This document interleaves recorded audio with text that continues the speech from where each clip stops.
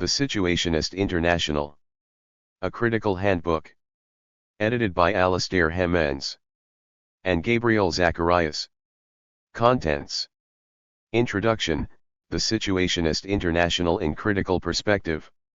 Alastair Hemmens and Gabriel Zacarias. Part I, Key Contexts. 1. Debord's reading of Marx, Lukács, and Wittfogel, A Look at the Archives. Anselm Japp. 2. The Unsurpassable, Dada, Surrealism, and the Situationist International. Krzysztof Fijalkowski. 3. Lettrism. Fabrice Flahiotes. 4. The Situationists, Hegel, and Hegelian Marxism in France. Tom Bunyard. 5. The Situationist International and the Rediscovery of the Revolutionary Workers' Movement. Anthony Hayes. 6. The Shadow Cast by the Situationist International on May 68. Anna Trespuka-Berthelot. 7. The Situationists' Anti-Colonialism, An Internationalist Perspective. Sophie Dolto and Necip Sidi Moussa. 8. Gender and Sexuality in the Situationist International. Ruth Baumeister. 9. Revolutionary Romanticism in the 20th Century, Surrealists and Situationists. Michael Lowy. Part 2, Key Concepts. 10. The Spectacle. Alastair Hemmens and Gabriel Zacarias. 11. The Constructed Situation. Gabriel Zacarias. 12. Unitary Urbanism, 3 Psychogeographic Imaginaries. Craig Buckley. 13. The Abolition of Alienated Labor. Alastair Hemmens. 14. Detournement in Language and the Visual Arts. Gabriel Zacarias. 15. The Situationists' Revolution of Everyday Life. Michael E. Gardner. 16. Radical Subjectivity, considered in its psychological, economic, political, sexual and, notably, philosophical aspects. Alastair Hemmens. 17. The Realization of Philosophy. Tom Bunyard. 18. Recuperation. Patrick Marcolini. 19. Internationalism. Bertrand Cochard. Bibliography. Notes on contributors. Index. Introduction. The Situationist International in Critical Perspective. Alastair Hemmens and Gabriel Zacarias. The central premise of the current book is that a radical shift in our understanding of the history and theory of the Situationist International is underway. For a very long time, the historical details and even the very content of Situationist activity remained poorly understood and something of a mystery. The Situationist International was a fringe subject that, thanks to its marginal status, retained an aura of esotericism and mythos that occasionally drew the interest of certain artists and political activists on the far left who looked to it for inspiration. Most famously, it was whispered that the group had predicted, or at least been a major source of inspiration for, the May 68 student uprisings in France. Others rumored that the group was more of an extremist avant-garde or political cult that purged its members for a lack of ideological purity. No term perhaps embodies better such misunderstanding and half-truths than the history of situationism. The Situationists anticipated the emergence of the term in the 1950s and gave it an entirely negative definition. It was, they said, a word without meaning. There is no such thing as situationism, a term which would signify a doctrinal interpretation of existing facts. Indeed, the very notion of situationism, the Situationists wrote, is evidently conceived by anti-situationists. Point 2. The Situationists wanted no part, in a direct criticism of many contemporary Marxist groups and previous avant-gardes, in the development of an ideology that demanded uncritical adherence and conceptual narrowness. Later, in the early 1960s, the term situationism became associated, equally negatively, with attempts by artists within the SI, to hitch their careers to the development of the Situationist International as another moment in the history of aesthetics. Such attempts were put down with the phrase, "There is no such thing as situationism, nor a situationist work of art." 3. However, although the situationists themselves rejected situationism, the use of the term became almost inevitable after 1968 when it came to be associated with the most radical tendencies within contemporary youth counterculture and political contestation. For those students who had taken part in May 68, and indeed anyone influenced by the events, a situationist was simply anyone, who rejected all authority, and who criticized commodity society. Situationism appeared, to the uninitiated, to be a kind of new political position between these two traditional left-wing tendencies. The fact that the situationists had originally emerged from the artistic avant-garde, and in some cases perhaps that it was an actual revolutionary organization with its own history, was largely unknown to them. Equally, when, several decades later, the group's roots in the artistic avant-garde came to light, situationism was mistakenly understood as another ism in the history of art, like Dadaism or Surrealism. The situationists, as such, were simply acclaimed as the very last avant-garde, while the political and theoretical critique of commodity society was, for the most part, marginalized or ignored. Nevertheless, as the situationists' texts have become more widely available, in both French and a variety of other languages, situationist theory and practice has gradually come to be seen as far richer and more profound than originally thought. It can no longer be simply pigeonholed as another ism in the history of art nor as a mere expression of 1960s youth contestation. Guide aboards the society of the spectacle, in particular, has increasingly come to be regarded as an important work of critical theory in its own right. Situationism, which could perhaps be understood today as the history of misunderstandings and misappropriations that have been heaped upon the SI, seems to be on its way out. We might even suggest that, although the battle is by no means over, the situationists may yet survive situationism. Moreover, we could say, with some confidence, that we have learned more about the SI in the first 2 decades of the century than we ever did in the latter half of the 20th. The problem remains, however, that this new mass of knowledge and the critical interest that comes with it, as welcome as it may be, remains diffuse and uncoordinated. Indeed, there are few fields of research that have produced such differing opinions and been undertaken on such an independent basis by researchers in such a variety of fields. Our objective in this book is to bring a balanced perspective to the SI that may provide the basis for a more complete understanding and, ideally, greater consensus on how to move forward. In so doing, we hope to present a new understanding of the situationists, to reconsider the SI critically, in a manner that both breaks with some of the misconceptions of the past, such as the reductive understanding of the spectacle as a mere critique of the media, and that addresses specific issues, such as race and gender, which were often previously neglected.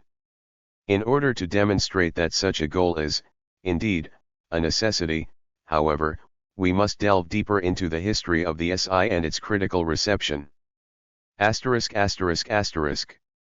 The Situationist International was founded in 1957 by a small and heterogeneous group of European artists based mostly in Paris. Its review, Internationale Situationist, published from 1957 to 1969, became the main organ for the diffusion of its revolutionary ideas and practices. The Situationist International, although at first formed mainly of artists, was from the very start concerned with the radical critique of capitalist society and the development of proletarian revolution. Art, rather than an end in itself, was to be superseded, to be abolished as a separate activity and integrated into the totality of everyday life. Later, the artistic dimension became incorporated into a more fully developed critical theory of capitalist society as a form of total alienation, a world dominated by an economy that had become autonomous from qualitative human need, where humanity no longer had control over its own creative powers and that, through consumerism, which artificially expanded what was considered necessary, prevented the producers from freeing themselves of work. Perhaps most importantly of all, the situationists rejected the authoritarianism of the various workers' states, parties, and unions in favor of wildcat strikes, workers' councils and other forms of autonomous proletarian radicalism. The radically of the Situationists' ideas found a receptive audience among young people who were eager to transform a post-war society dominated by patriarchal structures and a strict bourgeois morality that did not reflect their own values. The Situationists, indeed, first came to public attention thanks to their participation in the Strasbourg scandal of 1966. The SI was invited, by several students at the University of Strasbourg, to help organize a series of increasingly radical provocations that ultimately led to several expulsions and the publication, using up the entirety of the student union's funds, of a pamphlet, on the poverty of student life, that exploded onto the political youth scene. For practically overnight, the Situationists found themselves at the center of an international media frenzy. From Amsterdam to New York, the SI was cast as a shadowy revolutionary organization on the fringes of society, engaged in the corruption of French youth. Surrealism, despite being a household name at this point, had never earned for itself such a formidable reputation for political subversion. Such was the media circus that Gallimard, France's most important publisher, immediately reversed its decision to reject the manuscript of The Revolution of Everyday Life by the Belgian situationist Raoul Vaneigem. 5 The book was finally released in the winter of 1967 alongside Guy Debord's The Society of the Spectacle, published by Buch et Chastel. The first major moment in the reception of the Situationist International was, as such, in the run-up to, and aftermath of, what we now know as the events of May 68. Both books were reviewed side by side, over the winter, in all of the major national newspapers and even on Le Masque et la Plume, Radio France's premier literary discussion program. 6 Commentators were unable to deny the evident literary verve that characterized Situationist writing, but the arguments of the Situationists were so out of the ordinary as to be hard for most mainstream audiences to grasp on a more than superficial level. The more conservatively minded media was, moreover, on hand with the usual arguments in favor of the forces of order. One reviewer, for Le Nouvel Observateur, simply described the texts as terrorist Bibles. 7 Once the occupations broke out in Paris, extracts from these books, along with other Situationist slogans, began to appear in the form of graffiti all over the Latin Quarter. One long extract from The Revolution of Everyday Life appeared in bold letters daubed onto the courtyard of the Sorbonne University. People who talk about revolution and class struggle without referring explicitly to everyday life, without understanding what is subversive about love and what is positive in the refusal of constraints, such people have a corpse in their mouths. 8 However, although we can imagine many of these acts of graffito must have been spontaneous, we also know that the Situationists were producing a fair amount of graffiti themselves. Suffice it to say that Debord and Vaneigem suddenly found themselves to be best-selling authors and, for many contemporary observers, the books became the embodiment of all that was most radical about May 68. The actual extent of Situationist influence on the events has, almost from the day the occupations ended, been the subject of much heated debate. The Situationists and the enrages, radical students, such as René Riesel, closely associated with the SI, were present at key flashpoints, the universities of Strasbourg, Nanterre, and the Sorbonne. They took an active role in provocations and, later, the occupations themselves. Their greatest historical impact, however, is probably in the far more nebulous and less easily documented radicalizing role that they played for a French youth that was already on the verge of open revolt. Even here, our own historical distance might skew our understanding, as, despite the evident theoretical superiority we recognize in Debord today, it was arguably Raoul Vaneigem's work that was the most widely influential, not least because it was far more accessible to a general readership. 9 The SI wrote up its own account of its involvement in a text created immediately after the events while in exile in Belgium, Enrages and Situationists in the Occupation Movement, authored in the main by René Vinet. 10 However, although the French police kept close tabs on the group, official and, later, academic accounts of the occupations largely reduced Situationist involvement to a footnote or simply overlooked the SI altogether. Indeed, until relatively recently, the Situationist role in May 68 remained, and still remains to some extent, something of a major lacuna in most historical accounts of the occupations movement. 11. In the period after May 68, Debord argued that recent public interest in the SI had had a negative effect on the internal dynamics of the group. It was suggested that certain members had lost interest in active participation in the development of the group's activities and were, instead, resting on their laurels. At the same time, the SI had gained a number of obsequious hangers-on, whom he termed proscites, that, he argued, were not genuinely interested in serious participation. Disagreements over the future direction of the SI, often referred to as the orientation debates, led to a series of resignations and exclusions of core members, including Raoul Vaneigem in 1970.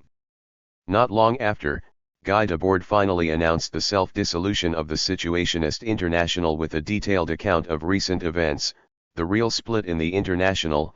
In 1972.12 it was Debord, from this time on, who was to shape much of the future reception of the Situationists. His account of the collapse of the group in the real split, for example, would become the main historical reference point for researchers going forward. Likewise, Debord went on to play a major role in the Champs Libre publishing house, which published the first history of the SI, Jean-François Martas' Histoire de l'Internationale Situationniste, in 1989.13. At the same time, or rather in the 1970s and early 1980s, certain situationist ideas took on a surreptitious second life through their, albeit largely unacknowledged, influence over post-structuralist authors such as Alain Badiou, Jean-Luc Nancy, and Jean Baudrillard 14, who found in Debord's description of the spectacle a particularly apt metaphor for an image-obsessed, consumer society. Equally, the C's proletarian politics and critique of everyday life came to influence new movements, including autonomist Marxism and new strains of anarchism, such as the ecologically minded social critique of Murray Bookchin. Thanks to Malcolm McLaren, manager of the Sex Pistols, the Situationists even had an influence over the emergence of punk and, later, the Manchester music scene of the 1980s. 15. It is also worth recalling that, although the group itself dissolved in 1972, Situationist activity as such did not stop. Debord continued to write books, most notably commentaries on the Society of the Spectacle 16, and to make films, including In Girum Imus Noct et Consumi Murigni and, for television, Guy Debord, Sun Art et Sun Temps. 17. Raoul Vaneigem, likewise, proved to be a most prolific author after his resignation from the group in 1970.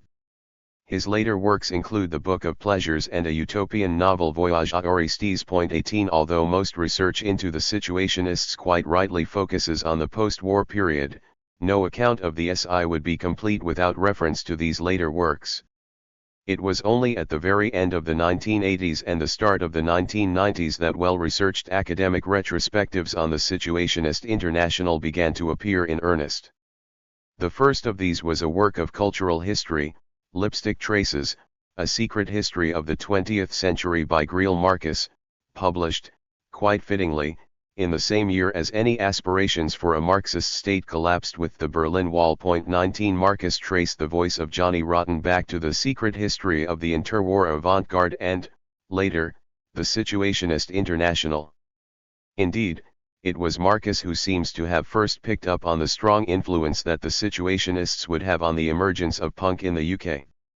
Then, in 1992, two different books devoted to the SI were published that opened up very different critical perspectives. The first of these was The Most Radical Gesture, The Situationist International in a Postmodern Age by Sadie Plant. 20. Plant had picked up on the connections between the work of post-structuralist authors such as Baudrillard and the ideas of the Situationists. However, although her work had the merit of being the first sustained study devoted to the Situationists in English, Plant failed to draw out the strong distinctions between these largely incompatible theoretical frameworks. Notably, the fact that Debord saw his critical theoretical perspective as precisely a paradigmatic argument against the underpinnings of structuralism, but not of the purely linguistic sort pursued by post-structuralism. In contrast, 1993 saw the publication in Italian of Guide Aboard by Anselm Japp. 21 Japp was really the first to subject situationist theory and practice to a rigorous and sustained critical analysis. Until this point, neither Debord nor the situationists as whole had been taken seriously as coherent Marxian theorists. Japp showed, however, that, not only was Debord a theoretical powerhouse but that he also in many ways anticipated the rediscovery of the most radical aspects of Marx's critical theory, specifically, his critique of commodity fetishism as form of quasi-autonomous domination of social life by the economy. Japp played an important role, therefore, in revealing the full extent of the theoretical and philosophical importance of situationist theory. The death of Guy Debord in 1994 sparked a new wave of public and academic interest in the situationists. It includes, and started off a fashion for, a series of biographies of Debord in French and English that were variously literary, intellectual, cultural, historical, journalistic, and even, occasionally, salacious in character. 22 Indeed, the mid-1990s marked the point at which Debord definitively became the focus of research into and debates about the SI as a whole. This is not, however, to say that such a Debord-centered approach is not perfectly valid. Debord was undoubtedly the main animator of the group and his achievements largely unmatched. It is only to underline the fact that the new focus on Debord marked a distinct shift in our overall image or reception of the SI. The French publishing industry, at the same time, began to catch on to the new and growing interest in material relating to the situationists. In 1997, for example, THIRD published a facsimile print of the entire run of Internationale Situationist in a single volume. 23 At the same time, the Alia publishing house began to produce a series of memoirs of various situationists and associated figures, along with new editions of unpublished and long out-of-print texts. 24 In France, as in the UK and the United States, it was becoming much more fashionable to talk about Debord in the mainstream media and in the academy. 25 Debord was increasingly recognized as a great innovator, a philosopher, and French stylist. Although he has yet to receive the Pléiade treatment, Debord's main oeuvres were published together as a complete edition by Gallimard in 2006. 26 One more significant moment was the publication of Guy Debord's correspondence in a series of 8 volumes published by THIRD between 1999 and 2010. 27 Mainstream recognition of Debord seemed to culminate in 2009 when the Minister of Culture officially labeled his archives a national treasure in order to raise the funds to stop them being sold to Yale University. The archives have since become part of the permanent collection of the French National Library and served as the basis for a large publicly funded exhibition, Guy Debord, un art de la guerre, in 2013. The most important part of the archives consists in Debord's collection of reading notes, gathered over decades, that give researchers a great deal of insight into who and how he was reading. 28 We are only just starting to see new academic studies based on these materials, some of which have informed important reference points for chapters of the current book. More new research is certain to come from the studies of other situationists' archives, many of which are now located in the Bain-Eck Library of Rare Books and Manuscripts at Yale University. 29 Nevertheless, despite the growing mainstream and academic interest in Debord and the situationists, there is still a very real lack of consensus over how the Situationist International should be approached and understood. Many artists and academics have treated, and continue to treat, the SI primarily as an art movement, that is, as just another moment in the aesthetical development of the history of the artistic avant-garde. Such an approach is not without merit, as the SI certainly did emerge in large part out of that history, as an attempt to bring new life to the demands of Dadaism and Surrealism. However, the driving political and critical theoretical basis of the group is all too often overshadowed or even goes simply unmentioned in such approaches.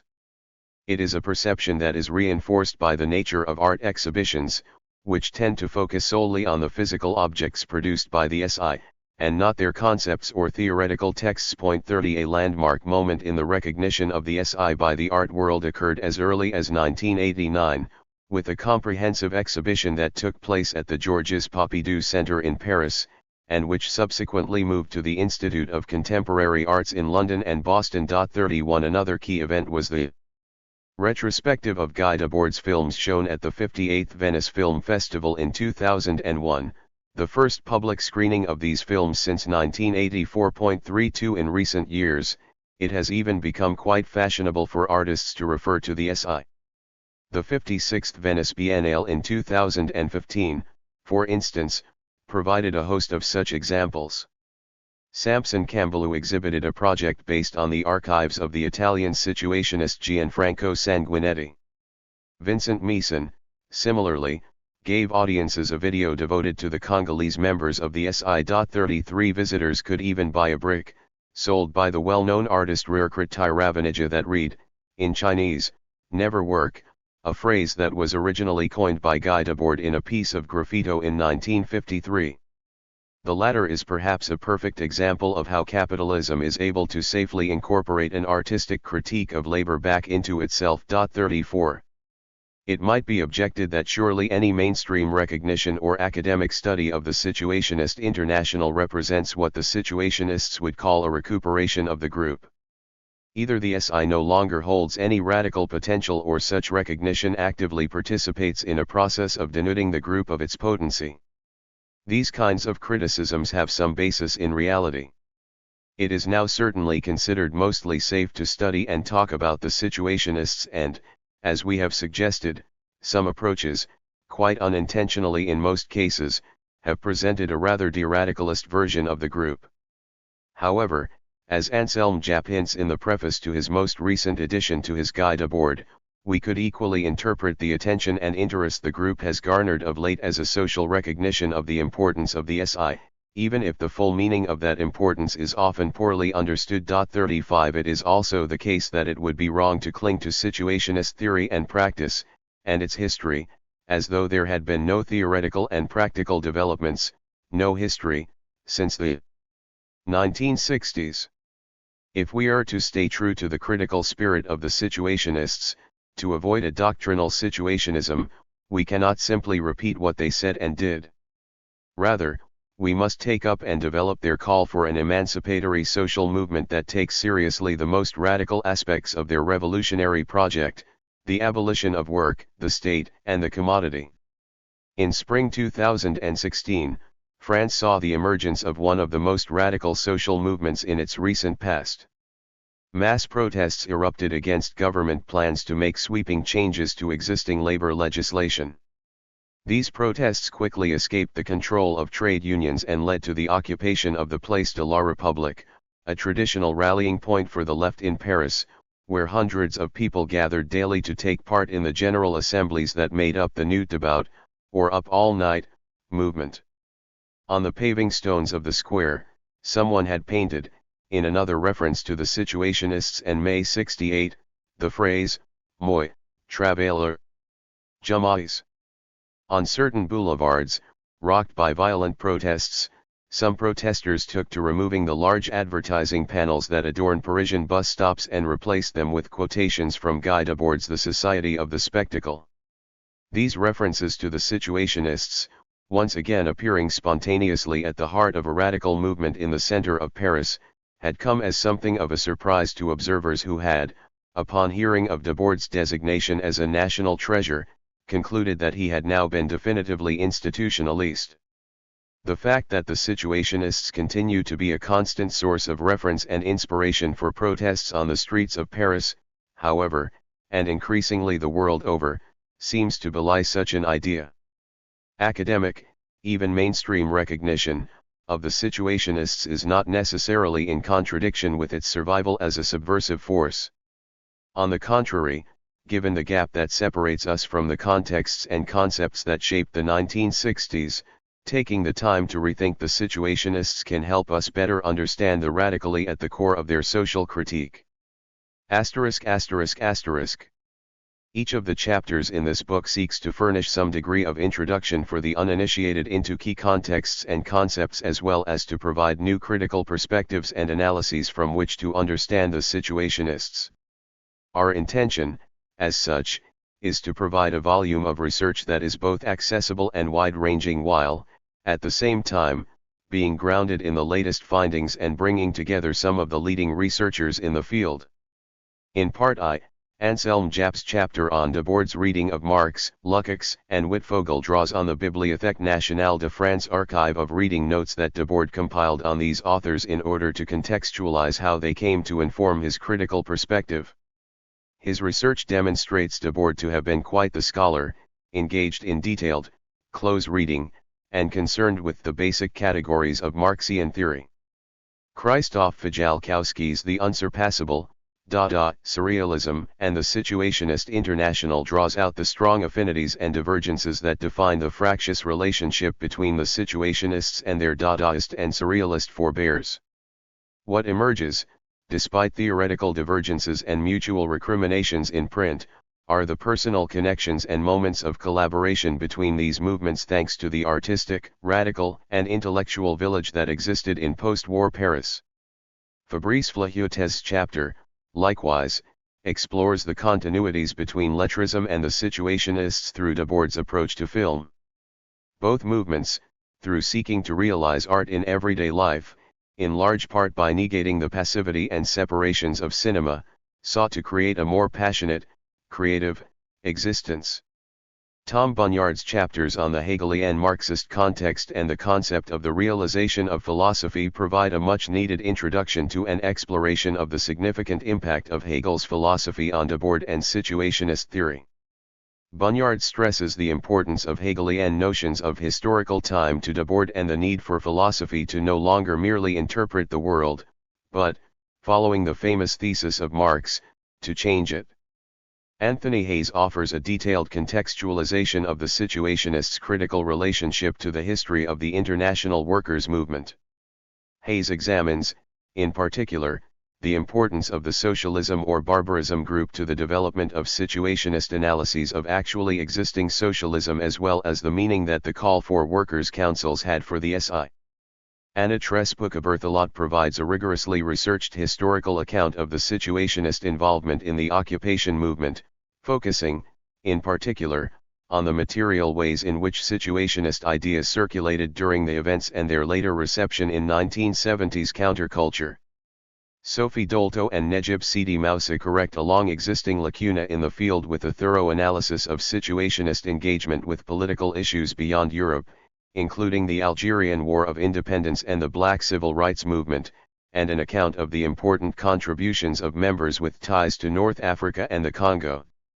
What emerges is that the Situationists, far from being a purely Eurocentric revolutionary movement, were highly engaged with anti-colonial struggles, albeit from an internationalist perspective that has now fallen out of fashion in contemporary left-wing politics. Ruth Baumeister, likewise, tackles another historical lack in our understanding of the SI, the historically neglected contribution of female Situationists, in particular, Jacqueline de Jong and Michelle Bernstein, and the group's overall approach to gender. Baumeister demonstrates, moreover, that, although undoubtedly not a central focus, modern gender relations were certainly a subject of Situationist critique, particularly the way in which post-war capitalism both promoted the role of the housewife and commodified the female body through its advertising imagery. Michael Lowy concludes our section on key contexts with an exploration of the place of the Situationists in the tradition of revolutionary romanticism. What emerges is that, while also being a decidedly modern movement, the SI was also decidedly anti-modern in its championing of modes of life and values that capitalism was fast erasing in the name of progress. Part 2 of the book examines concepts that are key to understanding the Situationists. It opens with a joint chapter by the editors on the concept of spectacle.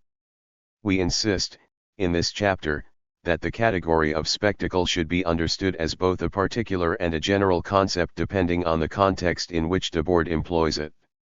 The theory of spectacle cannot therefore be reduced to a media theory, although the media can be understood as a particular instance of spectacle. Rather, it is a general theory of a society in which mankind has been reduced to a passive role in the production of its own existence by the dictatorship of a quasi-autonomous economy that has escaped our control and develops for itself. Gabriel Zacarias goes on to examine the concept, and practice, of the constructed situation, exploring its genealogy in, among other sources, Brechtian theatre and Huizinga's notion of play, and its goal of breaking the subject out of the passive role it has been reduced to in the spectacle. Craig Buckley provides an overview of the situationist critique of urbanism and forays into architecture with the concept of unitary urbanism, encompassing the notion of psychogeography and the practice of derive. Alastair Hemmens, in turn, provides an analysis of the roots of the situationist call for the abolition of alienated labor in the young Marx and the work of Schiller. Here the critique of work emerges as a clear point of demarcation between the situationists and other competing radical, and not so radical, positions. Gabriel Zacarias' chapter on détournement explores the full range of the concept, which can be understood as a strategy in the struggle against the reification of language, and its application to the visual arts, in particular, through an analysis of the paintings of Asturgeon and the films of Guy Debord and René Vinet. Michael Gardner examines the situationist concept of everyday life and its relation to the work of Henry Lefebvre, equally indicating some limitations in the group's approach to the theme, in particular, its problematic notion of authenticity. Alastair Hemmens' chapter on radical subjectivity focuses on the work of the Belgian situationist Raoul van Egem. Hemmens explores how the situationists took on the challenge of championing the subject in the name of revolutionary agency and individual autonomy. However, he also shows some of the stark problems with the approach to subjectivity adopted by van Egem, not least its explicit celebration of narcissism. Patrick Marcolini provides a detailed analysis of the concept of recuperation touched upon in this introduction. He demonstrates that although the situationists elaborated the concept at a theoretical level, it was already a common enough notion by the early 1960s to be talked about in the newspapers. Moreover, Marcolini explores the extent to which the situationists themselves could be said to have been recuperated by capitalism and suggests that this was partly the result of the group sharing certain aims with its enemies. Bertrand Cochard concludes our volume with an examination of the internationalism of the Situationist International. Internationalism was as much a political stance, rooted in the 19th century origins of the workers' movement, as it was a material reality for the SI in the international distribution of its membership. Cochard, moreover, provides some important insight into the organization of the SI and how it confronted the historical tension between centralist and devolved revolutionary organization. ******. A note on translation: despite the evident critical interest in the situationists in the English-speaking world, there remains a paucity of translations. Currently, there are 3 published collections of situationist texts in English: Ken Knabb's Situationist International Anthology, first published in 1981 and revised and expanded in 2006, Tom McDonough's Guy Debord and the Situationist International, Key Texts and Documents and the Situationists and the City. 36 Together these collections provide English readers with access to a good selection of important texts by Debord and from Internationale Situationist. Where possible, therefore, we have tried to refer to these existing translations. These editions, however, are by no means exhaustive. Although there are indeed many more unofficial translations that can be found online, which are no doubt a useful resource, the nature of the Internet means that these can be changed or disappear, and they vary greatly in quality. They do not, as a result, lend themselves to an academic volume such as this, and we have therefore tried to avoid them where possible. Even the existing official translations, as excellent as they may be for most purposes, can pose problems for the researcher. They do not always reflect the latest research and, due to the diffuse nature of the translation efforts to date, what is considered worth preserving in the original is not always agreed upon. In certain cases, therefore, we have provided our own translations from the French editions and adapted existing translations with the note translation changed while still providing a link to a pre-existing English translation. Finally, the editors felt it important to bring together, for the very first time, the best research in both French and English. Alastair Hemmens has therefore translated, from the French, chapters 1, 3, 6, 9, 18 and 19. Part I. Key contexts. 1. Debord's reading of Marx, Lukács, and Wittfogel, A Look at the Archives. Anselm Japp 1. In his autobiography, Les Temps de Méprises, the philosopher Henri Lefebvre, a fellow traveler of the Surrealists and, later, the Situationists, writes of how he visited André Breton around 1924. Breton had pointed to a copy of Hegel's Science of Logic that was lying on the table and said, disdainfully, "Have you even read that?" Lefebvre adds, perhaps not without some justification, that he doubted Breton himself had read beyond the first few pages. It is quite likely that the Surrealists' use of Hegel, as important as it may have been, was not based upon a very deep, first-hand, knowledge of his work.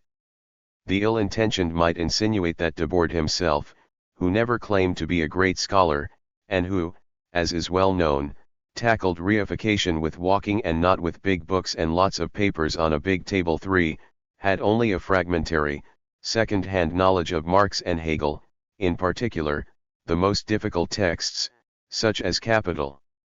Debord, we might reasonably imagine, had a more poetical attitude, quoting, from memory, those passages that most stood out to him. We can hardly think of him engaged in the monkish labor of compiling thousands of reading notes. Nevertheless, the archives recently acquired by the Bibliothèque Nationale de France demonstrate that Debord was by no means a stranger to this kind of dedicated patient study. Debord organized these reading notes, written upon record cards, into folders, one of which is entitled Marxism. It contains extracts and notes on the work of Marx and around 50 other works by different Marxist authors. The scope of extracts from each individual work varies from a sentence to quotations that cover as many as 24 record cards. These cards are never dated.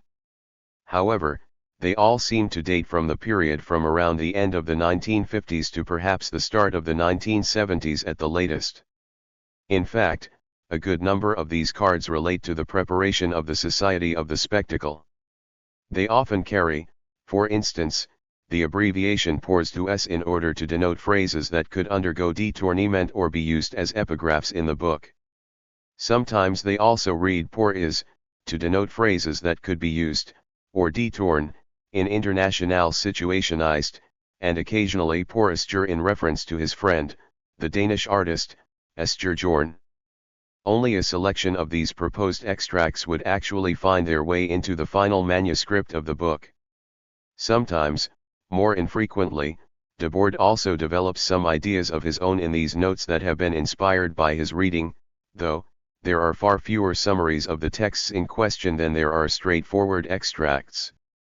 Some of the authors quoted that are particularly worth mentioning are, Ludwig Feuerbach, Bruno Bauer, Antonio Labriola, Edward Bernstein, Sidney Hook, George Lukács, the writings of Rosa Luxemburg, Paul Frolicka's book on Luxembourg, Karl Korsch, L. Shapiro, Antti Siliga, Georges Plekhanov, a number of books by Henri Lefebvre, Bruno Rizzi, Dionys Mascalo, Max Raphael, and Kostas Papayannou. Other Marxist authors, such as Herbert Marcuse and Wilhelm Reich, are found in the file marked Philosophy, Sociology. As for Marx, Debord owned a copy of his complete works that was translated by Jacques Molitor and published by Editions Alfred Kosts between 1920 and 1930.4. Although this translation is hardly used today, Debord evidently thought highly of it and he had it partially reprinted by the Champ Libre Publishing House in 1981. Debord also owned a copy of Marx's complete correspondence in 9 volumes by the same publisher. 5 He would later acquire the first 2 volumes of the Pliat edition of the complete works published in the 1960s and edited by Maximilian Rubel. 6 Debord also took several extracts from Rubel's biography of Marx as well as from a number of his essays. In Debord's library, moreover, we find other writings by Marx in different editions. These include the economic and philosophical manuscripts, a contribution to the critique of political economy and a copy of the first volume of Capital in 3 volumes, all of which were published by Editions Sociales between 1957 and 1962.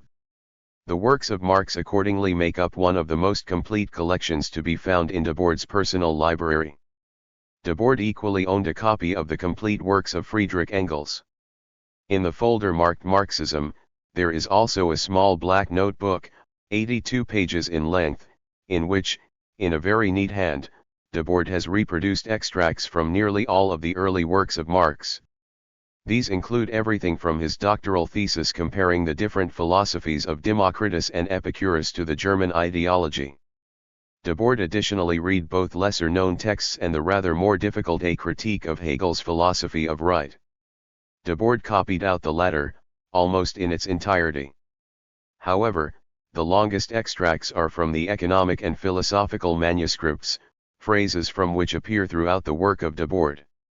The fact that Debord does not make any comments in the notebook, and makes no reference to the Society of the Spectacle, suggests that it represents a preliminary, or foundational, reading that precedes his preparations for writing the book.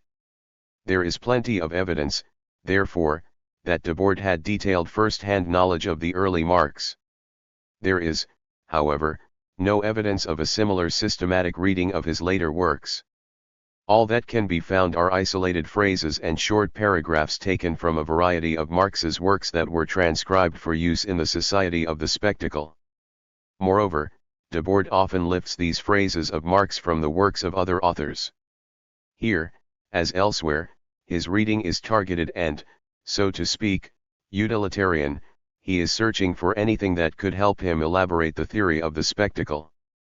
For a deeper understanding of Marx, Debord relies heavily upon the work of Henry Lefebvre and Costas Papaioannou. 7 was described in Internationale Situationist in 1966 as a superior borderline case of research with no use. Debord takes, from Lefebvre's Problems Actuels du Marxisme, a diagram entitled The Fundamental Concepts and Categories of Marxist Thought. Debord adds to it, in different ink, the comment, he seems to have forgotten the commodity. However, this is almost the sole mention of the commodity form that can be discerned in Debord's reading notes. Nothing precise can be found on abstract labor, fetishism, value and, even less so, on capitalism's tendency towards crisis. As was commonly the case among his contemporaries, Debord remained essentially a reader of the young Marx who was thought to be the more revolutionary Marx, whereas the Marx of Capital, and the Critique of Political Economy, was thought to bear the stain of resignation, reformism, determinism, and scientism. 8 Be that as it may, Debord was highly attuned to Marx's style and to the flamboyant phrases that are scattered throughout his early works. Of all the Marxists that Debord read, Ludwig Feuerbach receives his particular attention. The Society of the Spectacle opens with a quotation from Feuerbach, and his place in the genealogy of the concept of spectacle remains under examen to this day. Some of the authors that Debord studied, such as Karl Korsch and Bruno Rizzi, go on to be cited in his work, but there are others, such as the Italian Marxist Antonio Labriola and his book In Memory of the Communist Manifesto, whose work he clearly read, but of whom he makes no mention. Extracts, short ones, from Lenin and Trotsky mix with quotations from Anti-Siliga's Lenin et Revolution. 9 Debord also made 1 or 2 notes on each of the 3 books by Georges Sorel that he read. Alongside Henry Lefebvre and other French Marxists, notable attention is given to Karl Marx et Friedrich Engels, Leur vie et leur œuvre, Volume 1 by Auguste Cornu. It was in this volume that Debord found a reference to a book which had been almost completely forgotten, Prolegomena to a Historiosophy by August Tsiolkovsky, which was later republished by Champs Libre at his behest. The notes contain extracts from the work of Lucien Goldman. Equally, several pages are devoted to studies on Marx and Hegel by Jean Hippolyte. 10 Unsurprisingly, there is no reference to Althusser nor Sartre. Marcuse, on the other hand, earns Debord's attention, though he finds himself classed in a different file. 11 Another surprising find is notes on Max Raphael, a Marxist German art historian, who is hardly known in France despite the fact that his work had already been translated. The 2 most extensive sets of notes refer to Lukács' History and Class Consciousness, and Oriental Despotism by Karl August Wittfogel. 12 In my book Guy Debord 13 I analyze the profound influence that Lukács, and his cursed book, exerted upon Debord. In particular, on how he understood the relationship between reification and the division of labor, modern and bureaucratic capitalism, class consciousness and the commodity form, and the central role that the passive contemplation of a pre-fabricated world plays in bourgeois society. From Lukács, Debord took the idea that revolutionary activity essentially embodies a rupture with this contemplative attitude. Debord greatly admired the emphasis that Lukács placed upon the commodity form, his rejection of nearly all of the Marxists of the Second International, his rehabilitation of Marx's Hegelian roots and his assertion that Marxian theory ought to lead to immediate revolutionary action, and not submission to some supposedly gradual and inevitable evolution. Debord devotes no less than 18 pages of extracts and another 2 record cards to Lukács. These latter, in the main, relate to the first half of the book. The notes refer to phrases for détournement or direct quotation. Several of them are accompanied by comments. In the margins of a record card on a passage from page 33, for example, Debord writes, for the chapter on ideology, the work of making concrete and illustrating in the spectacle the false consciousness that George Lukács describes is missing. He stresses that the spectacle realizes within the spectator consciousnesses Lukács' intuitions about the false consciousness that arises out of a contemplative attitude. Debord also transcribes a passage from Capital that Lukács cites in his own book, a merchant could buy every commodity, but labor as a commodity he could not buy. He existed only on sufferance, as a dealer in the products of the handicrafts. Debord adds, S. The qualitative change to commodity labor is capitalism and it continues everywhere as such. Further, he quotes Lukács, in pre-capitalist societies legal institutions intervene substantively in the interplay of economic forces. Debord adds, S. A different passage from History and Class Consciousness prompts Debord to write, S. Cite this on the Leninist bureaucracy in power, coming across it at the exact moment where Lukács is writing about the bourgeoisie. Another passage is similarly commented upon, as to the meaning of these words, the entire struggle between theory and ideology. The Bolshevik made the proletariat struggle against itself by entrusting the struggle to a specialized representation, therefore, to the police. In this way, the ideological alienation of the proletariat has struggled against its own being. These notes, like the notes on Wittfogel, show us what détournement meant to Debord. It was not meant to be a quote, nor a fragment, as was the case for Walter Benjamin, for whom new meaning was supposed to emerge from the constellation of fragments, nor stylistic ornamentation. It is, rather, a form of rewriting. It extracts a new meaning from the original, a meaning that both has the potential to be more profound and can even be torn from the original against its will. This is the case here. Lukács argues that the Communist Party empowers workers to break out of the passivity to which the bourgeoisie and revisionist Marxism has condemned them. Debord, in contrast, argues that all that these allegations require is to undergo a détournement in order to show that the Bolshevik Party also organizes the same proletarian passivity for its own interests. Debord imparts his analysis of Lukácsian thought rather briefly, and without the use of détournement, at the end of Thesis 112 in the Society of the Spectacle. As such, the argument is already well known. What is most surprising, however, is the discovery in these archives of the important role that the work of Karl August Wittfogel played in the genealogy of the Society of the Spectacle. In the 1920s, Wittfogel, a German sinologist, was closely associated with Korsch, Lukács, and the future theoreticians of what would become the Frankfurt School. Prosecuted by the Nazis, Wittfogel was forced to flee into exile in the United States and became an anti-communist. In 1957, he published his major work, Oriental Despotism, which hinged on the concept of hydraulic empire. The earliest great civilizations were born in river valleys around large irrigation works. These latter required a heightened degree of organization that gave birth to the powerful caste of technicians and priests who tended to extend their control over the whole of society. Wittfogel believed the Soviet Union and Communist China were successors to this ancient form of totalitarianism, against which he wished to mobilize a Western democracy. Debord refers to Wittfogel only rather critically in Internationale Situationist, and he is not mentioned at all in the Society of the Spectacle. 14 We know that Debord recommended the book to Mustafa Keïta from a letter from May 1965, contained in his correspondence, with the warning to read it with blindingly obvious caveats. His review in Internationale Situationist No. 10 criticizes Wittfogel for writing an apology for the West. 15 However, over 17 pages of tightly written notes, in which commentary combines closely with extracts and paraphrasing, which is quite unusual, we get the impression that Debord gained a lot of ideas from the book, even if they were often contrary to his own. The Debordian stew is more clearly seen here. Debord appears to agree with Wittfogel that feudalism, based upon a fragmentation of power and the separation between religious and political power, was profoundly different from the absolute power of the hydraulic states. One of the reasons that Debord may have had a relatively positive image of the feudal society is the idea of this weakness of the feudal state faced with a society with many centers of power. Nevertheless, in contrast to Wittfogel, Debord sees a return to the absolute power of hydraulic societies not only in the East, but also in the West. The victory of the bourgeoisie has finally led to an all-powerful state governed by a technical and bureaucratic class without which society appears to be unable to survive.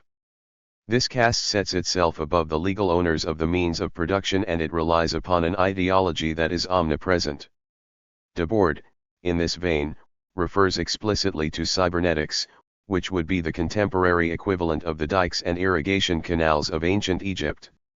Debord finds in Wittfogel a theory that emphasizes the centrality of the state, of bureaucracy, and of ideology, areas that he believed had been neglected by Marx and Marxists. He concludes therefore at the bottom of one of the extracts, Wittfogel gets to the heart of the problem of the state and of the economic development of humanity. One can only criticize him from the position of present-day radicalism. Before finalizing his notes on the liberty and revolt of Saint-Domingue 16, Debord indicates many passages from Wittfogel that he wished to use in the Society of the Spectacle. He ties them to chapters such as the economic foundations of the spectacle or décor, which eventually took other names. Here Debord mixes extracts and observations. The bureaucrat exploiters of post-colonial countries do not play the transformer role of the Soviet bureaucracy. Why? Because the industrial base does not call for such bureaucracies that exist only through the practical oppression and the spectacular models of Western and Eastern powers. Moreover, he makes a number of interesting digressions, such as the phrase, "Freud has enlarged the field of Stirner." Those who control, possess, that is the central idea that Debord takes from Wittfogel. Debord operates a détournement of Wittfogel therefore, by bringing his study into dialogue with contemporary conceptions of capitalism. Capitalism, at this point in time, was no longer imagined to embody the anarchy of the market that is caused by the continual clash between private owners. Instead, it was thought to consist of a bureaucratic management that, it was believed, had eliminated capitalist crises, to the point of abolishing all freedom. Although most orthodox Marxists contested these positions, they were, nevertheless, advanced by such authors as Karl Polanyi, Max Horkheimer, Friedrich Pollock, Bruno Rizzi, James Burnham, Louis Mumford, and the Socialism or Barbarism group. The genealogy of the concept of spectacle owes nothing to the media theory that was being developed in the 1960s. Rather, it had two very important sources of influence: Marx, by way of Lukács, and the theory of planned capitalism, in which the bureaucracy situates itself, in the East and the West, at the center of society. The archives fully support this impression. 2. The unsurpassable, Dada, Surrealism, and the Situationist International. Krzysztof Fijalkowski. Anyone encountering the history and ideas of the Situationist International soon grasps that Dada and Surrealism are two of the major, perhaps even the most significant, currents informing its development, and that both were roundly criticized and rejected as the SI carved out its own situation in its time and place. References to them are legion in letrist and situationist writings, whose key concepts often have direct antecedents in Dada and especially Surrealist practices, while significant aspects of these movements' tactics as collective, political endeavors are found in the day-to-day activities of the Letrist International and SI. Sporadic, fractious but meaningful encounters between Surrealists and Situationists before, during and after the lifespan of the SI show that, in practical as well as conceptual terms, the two movements share features that, in some respects, suggest as much commonality as distinction. Is this more than just footnotes, or another way to grasp what remains elusive about the SI? At stake here is the extent to which we might see it as located within or against the debates and engagements of its time, as continuation or break in the threads of a particular intellectual history, as unitary and coherent, or as complex and divergent. Under scrutiny is the idea that what these movements share is found in whatever lifts them out of the frameworks within which they are commonly viewed, notably the familiar repertoire of the Western avant-gardes, and that makes them a concerted cry of revolt, a claim for what remains tangible and meaningful within something one might not be ashamed to call real life. Indeed, to effectively set Dada, Surrealism, and the SI into correspondence, it is necessary, against the grain, to stop seeing the first two as cultural movements, and understand them instead as fundamentally philosophical proposals, albeit a philosophy as critical practice in which poetry, revolt, and liberty are conjoined in a speculative becoming. The extent to which any can be treated as specifically artistic endeavors is a key to what links and divides them, particularly given the extent to which, by the 1950s, Surrealism had become equated in the mainstream imagination with a circle of painters. In denying the eventuality of the term Situationism, defined as meaningless in the opening issue of Internationale Situationist, the SI surely has in mind the corrosive popularity that befell Surrealism during the 1930s, as its representations, especially those promoted by exhibitions and the media, percolated everywhere into culture, in the face of the call in André Breton's second manifesto at the start of that decade for the movement's profound, veritable occultation. 1 As though to armor itself against such an eventuality, the C's categorical rejection of any activity that might be seen as art or literature is conveniently summed up in Guy Debord's often cited positioning of the movement's intentions. Dadaism sought to abolish art without realizing it, Surrealism sought to realize art without abolishing it. The critical position since elaborated by the Situationists has shown that the abolition and realization of art are inseparable aspects of a single transcendence of art too, given that much of the C's borrowings from both movements came not from their art but from their theoretical texts and critical positions. This dismissal seems a touch disingenuous, even if by art Debord has all of the creative arts in mind.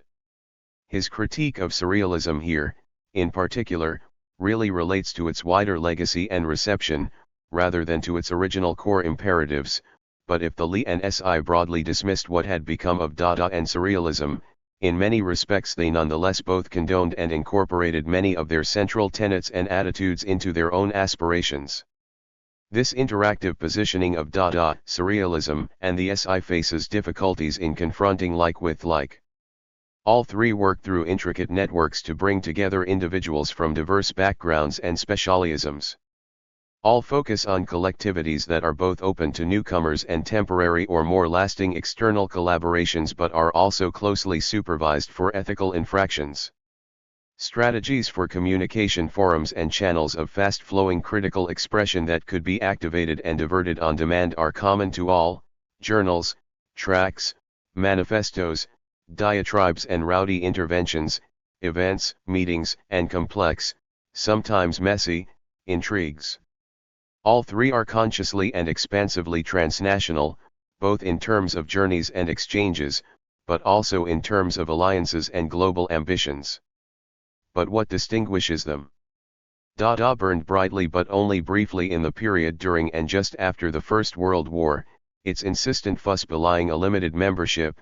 By the time the future SI members were discovering it, this would not only have felt like ancient history, but indeed the 1950s was a period in which Dada, against all its anti-art detonations, was well on the way to recuperation by historians, curators, and neo-Dada pretenders in Europe and America. Surrealism, in contrast, in many ways presents an entirely different order to either Dada or the SI, its extreme longevity, its spread around the world, participants numbering in many hundreds, and engagement on multiple fronts of activity, make it a far larger phenomenon. Founded in France in the early 1920s, Surrealism itself emerged in part through its turbulent experience of Paris Dada. But if Surrealism's heyday in France was the 1930s, and its scattering to the winds during the war made it easier to consider the movement's work as done, a lively reformed group consisting largely of young new recruits nevertheless remained active on the Paris scene throughout the 1950s and 1960s. It was this continued Parisian surrealist group that was the principal target for the Lees and C's persistent and sometimes frankly ad hominem attacks. 3 The post-war surrealist group in France was characterized by a complex and vulnerable political position, having rejected party communism, and largely outgrown the Trotskyist links forged in the late 1930s, it was now developing alliances with anarchist and other independent radical political causes, for yet it was also characterized by a fresh emphasis on magic, myth and the occult, themes derided by the group's adversaries, and the Lee/SI in particular. But, since its first decade, surrealism had been an international phenomenon, with each local group establishing its own positions and priorities, some markedly distinct from those in France. 5 So, as we shall see, if viewed through the eyes of surrealism in Paris, the SI appears a bothersome rival, seen from Brussels in the 1950s, Prague in the 1960s and 1970s, or Madrid in the present century. Affinities between surrealist and situationist theses may be as prominent as differences. Divergences, convergence.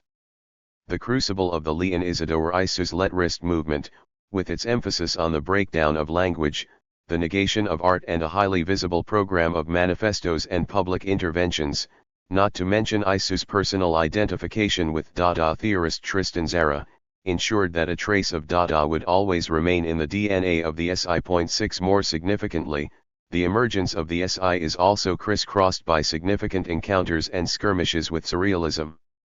Parisian surrealism's history of first an engagement with, then a dépassement of Paris Dada supplied a model that in turn allowed the Lee and SI to present themselves as logical successors to the now redundant positions of a surrealism that had originally been an intelligent and honorable enterprise. 7 At other moments, the argument was for a more radical break in the sequence. The 1958 Situationist essay A Mere Victoire du Surrealisme sees the movement as unsurpassable, since it prolongs an art and poetry already negated by Dada. Each move beyond surrealism returns to the problems faced at its outset. 8 This logic was perhaps one of the reasons why the Lee and SI laid frequent and deliberate claim to precursors who, as they well knew, were either also established as key surrealist ancestors or as early but rejected group members.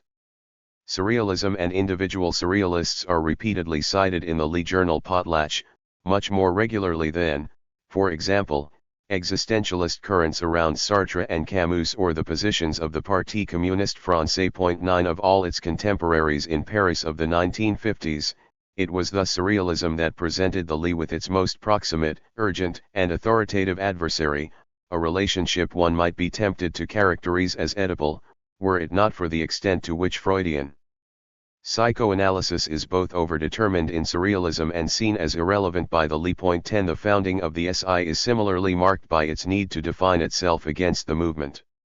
Debord's address to the conference in Cosio di Arasaya in July 1957, at which the SI was launched, the report on the construction of situations, cites Dada's destruction and surrealism's subsequent revolt as two key conceptual markers for the movement, both of which are now to be surpassed. The new journal, Internationale Situationist, was notable for devoting the two opening essays of its first issue, and the first essay plus another substantial text of its second, to the problem of surrealism. Establishing a symmetry of hostility, the opening essay of the new surrealist journal Beef, launched that November, ended on a sideswipe from poet Benjamin Parrott at the SI with its ambiguity and confusion. 11. Debord's contribution to the public debate on Is Surrealism Dead or Alive, a few days later was calculated to irritate the group, which sent a delegation to disrupt it.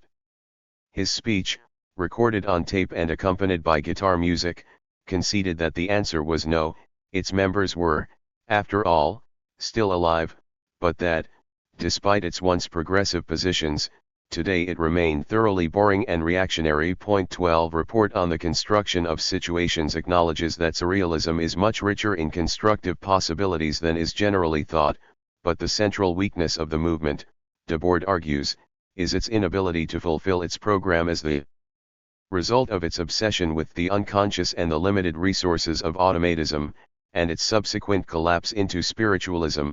The error that is at the root of surrealism is the idea of the infinite richness of the unconscious imagination.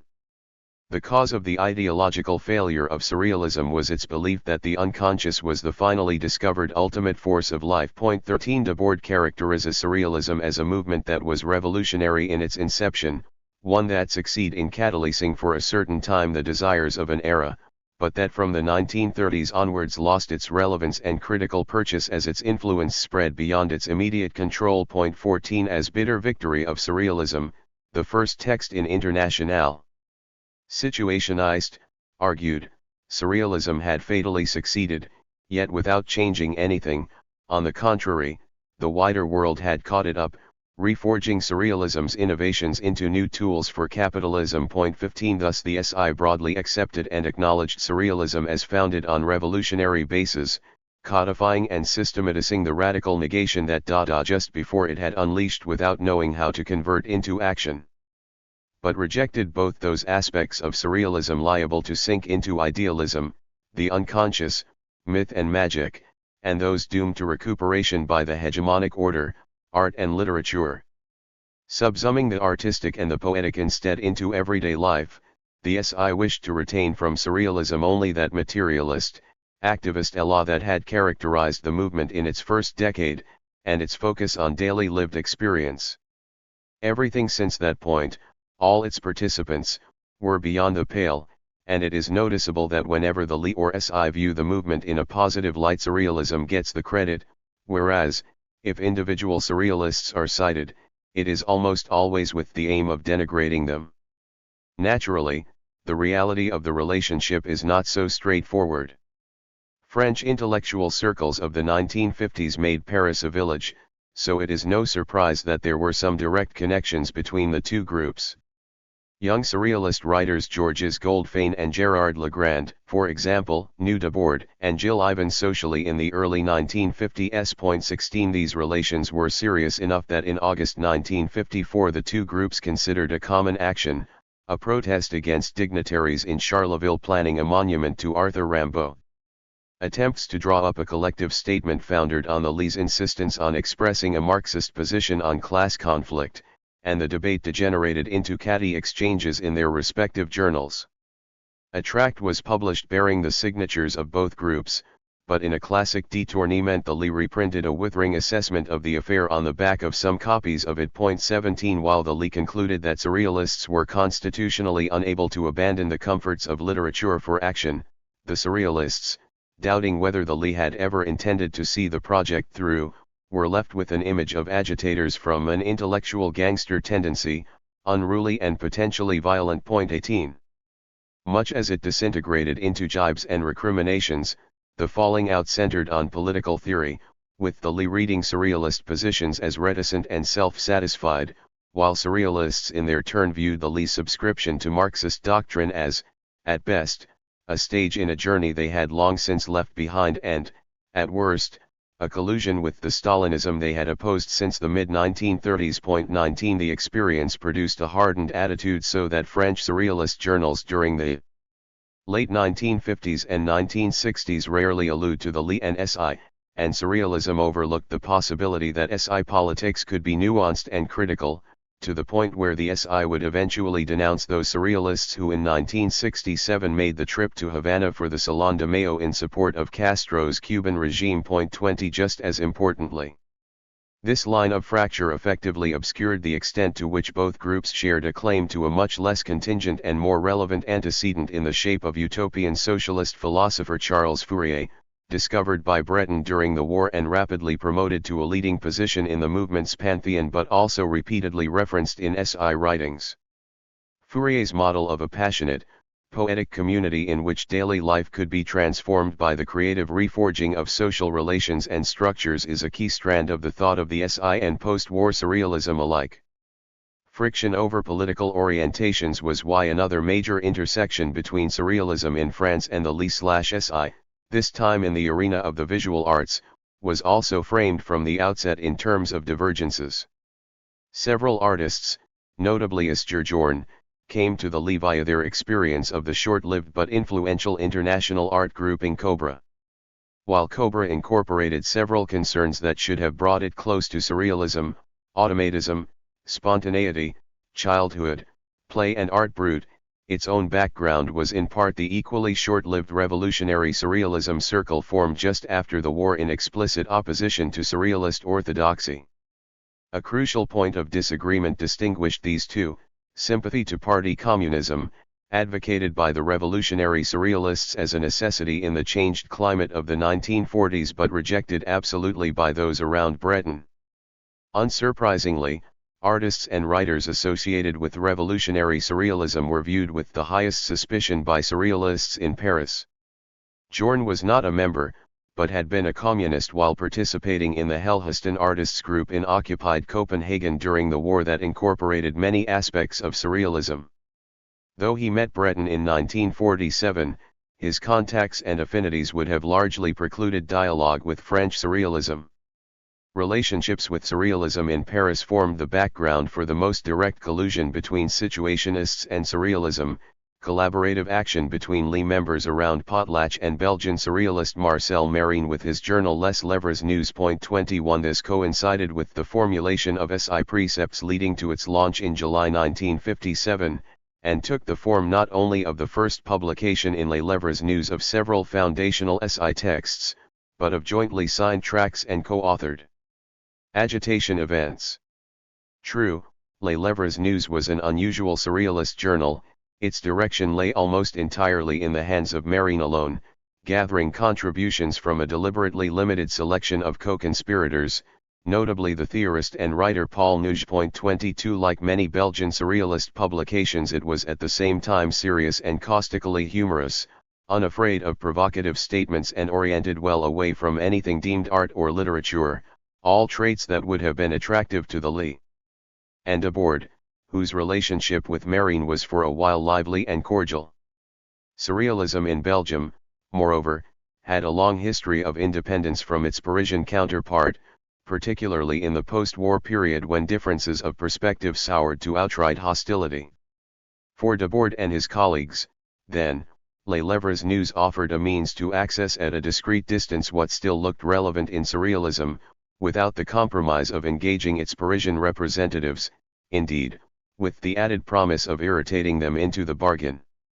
More than merely offering an expedient platform for the Lie, however, Les Lèvres News displays many aspects that are strikingly similar in tone and content to Lie/SI positions, for the most part already in place before Debord and Marine decided to make common cause, and grounded in established Belgian surrealist tactics. The clearest feature of in relation to literature, claimed Nuge in issue 1, is perhaps detachment, a certain detachment. And we consider possible the discovery of a new means which would cause us to relegate writing to the background and maybe abandon it altogether because of its far too limited effectiveness. 23 Marine was already deploying striking détournements such as the 1955 collage of perverted brand advertising images and slogans. 24 But he was also prioritizing topics such as cinema or anti-clericalism that were also familiar themes for the Lie. Les Lèvres News hosted the first publication of a number of key texts by Debord, including Introduction à une critique de la géographie urbaine, Théorie de la dérive and Mode d'emploi du détournement. Quirky, facetious, and acerbic, Les Lèvres News pursued an intransigent line on liberty, politics, and culture, including an overt anti-colonial agenda, that in many ways anticipates the tone and graphic style of Internationale Situationist. Party walls. Underwriting this alliance is the parentage of several SI concepts in Dada or surrealist practice. Insofar as it is based both upon corrosive anti-art strategies, which combine critical with subversive attitudes, and upon a Hegelian dialectic that harnesses the energy of ideology deflected towards its own negation. The tactic of détournement draws upon both Dada and Surrealist antecedents.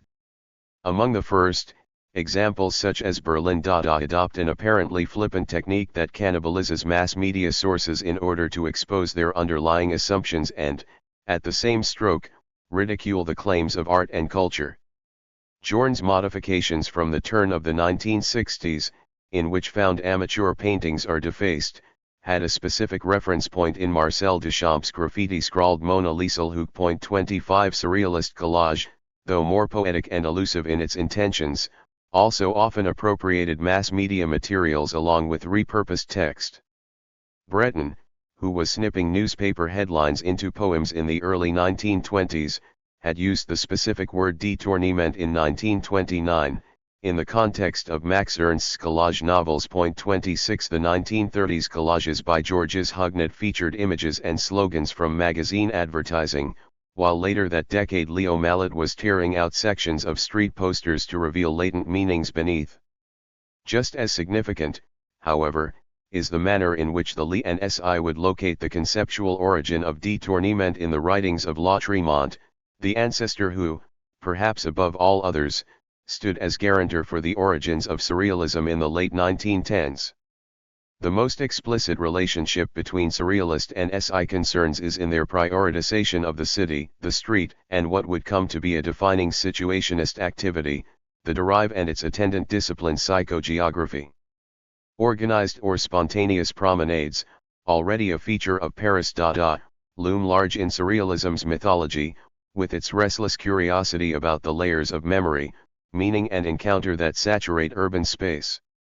If the specific term is not often deployed, the idea of the walker cast on the currents of the pavement, of a purposeful availability quite distinct from Baudelaire's dandy flaneur, is characteristic of Parisian surrealism from its earliest years.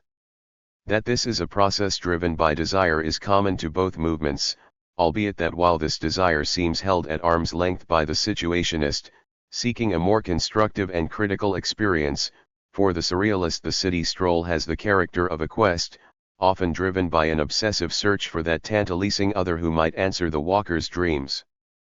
Thus the promenade in Breton's narratives Nadia and Mad Love navigates a stage set for meaningful and intimate encounters activating a passionate geography. 27 Eroticism, liberty, play and crime are all aspects of the Surrealist city that are also echoed in the sea's fascination with its environment, affinities nodded to early on in Debord's list of psychogeographic ancestors in clear reference to the famous list of precursors in the first Surrealist Manifesto. 28.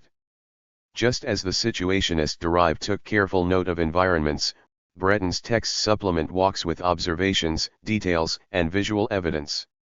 Surrealist photography is especially rich in testimonies of the city, from images of Paris by Brassai and Jacques-André Boyoford to the acute urban documentation by several generations of Czechoslovak surrealists since the 1930s. 29 The most striking example of this approach remains Louis Aragon's Paris Peasant, an intricate near-documentary account of two Parisian spaces, the soon-to-be-demolished Passage de l'Opéra Arcade, and the Buttes Chaumont Park, both subject to extensive investigation.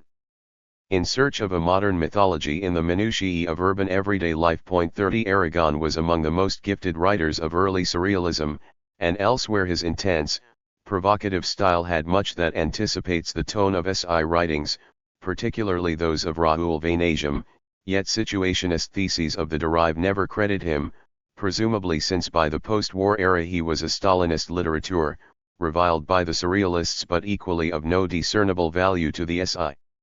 Urbanism and architecture are a major concern for the Si but rather less central to Parisian surrealism, more interested in poetic or subversive interpretations of monuments and buildings. 31 The specifically urban location of de Chirico's metaphysical paintings from the years just before the founding of surrealism, depicting deserted squares and arcades pregnant with anticipation and enigma, was a key influence in the development of surrealist painting but is also highlighted several times by Situationists for depicting the eloquent absence at the heart of modern existence. 32 While no surrealist project matches the scope of Constance New Babylon, a seam of architectural aspiration runs through surrealism, from the paintings and writings of Chilean artist Mata, via projects by Austrian architect Friedrich Kiesler to an interest in the spontaneous efflorescence of Ferdinand Cheval's ideal palace, extolled by surrealists and the SI alike.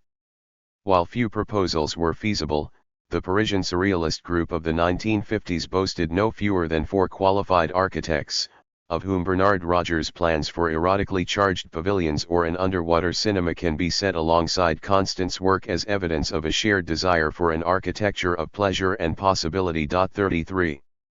Inevitably, the congruence between surrealist and situationist interests can only be laid out here in very broad terms. Many can be perceived above all in Vanasium's Revolution of Everyday Life, a book likely to be found on the shelves of many surrealists today. 34 Just as Debord had done before him, Vanasium repeatedly references Dada and especially surrealism, securing yet distancing himself from what he reads as a now anachronistic set of positions. But as well as the repeated acknowledgement of shared precursors, certain prominent themes, particularly in the book's final section, are immediately familiar for surrealism.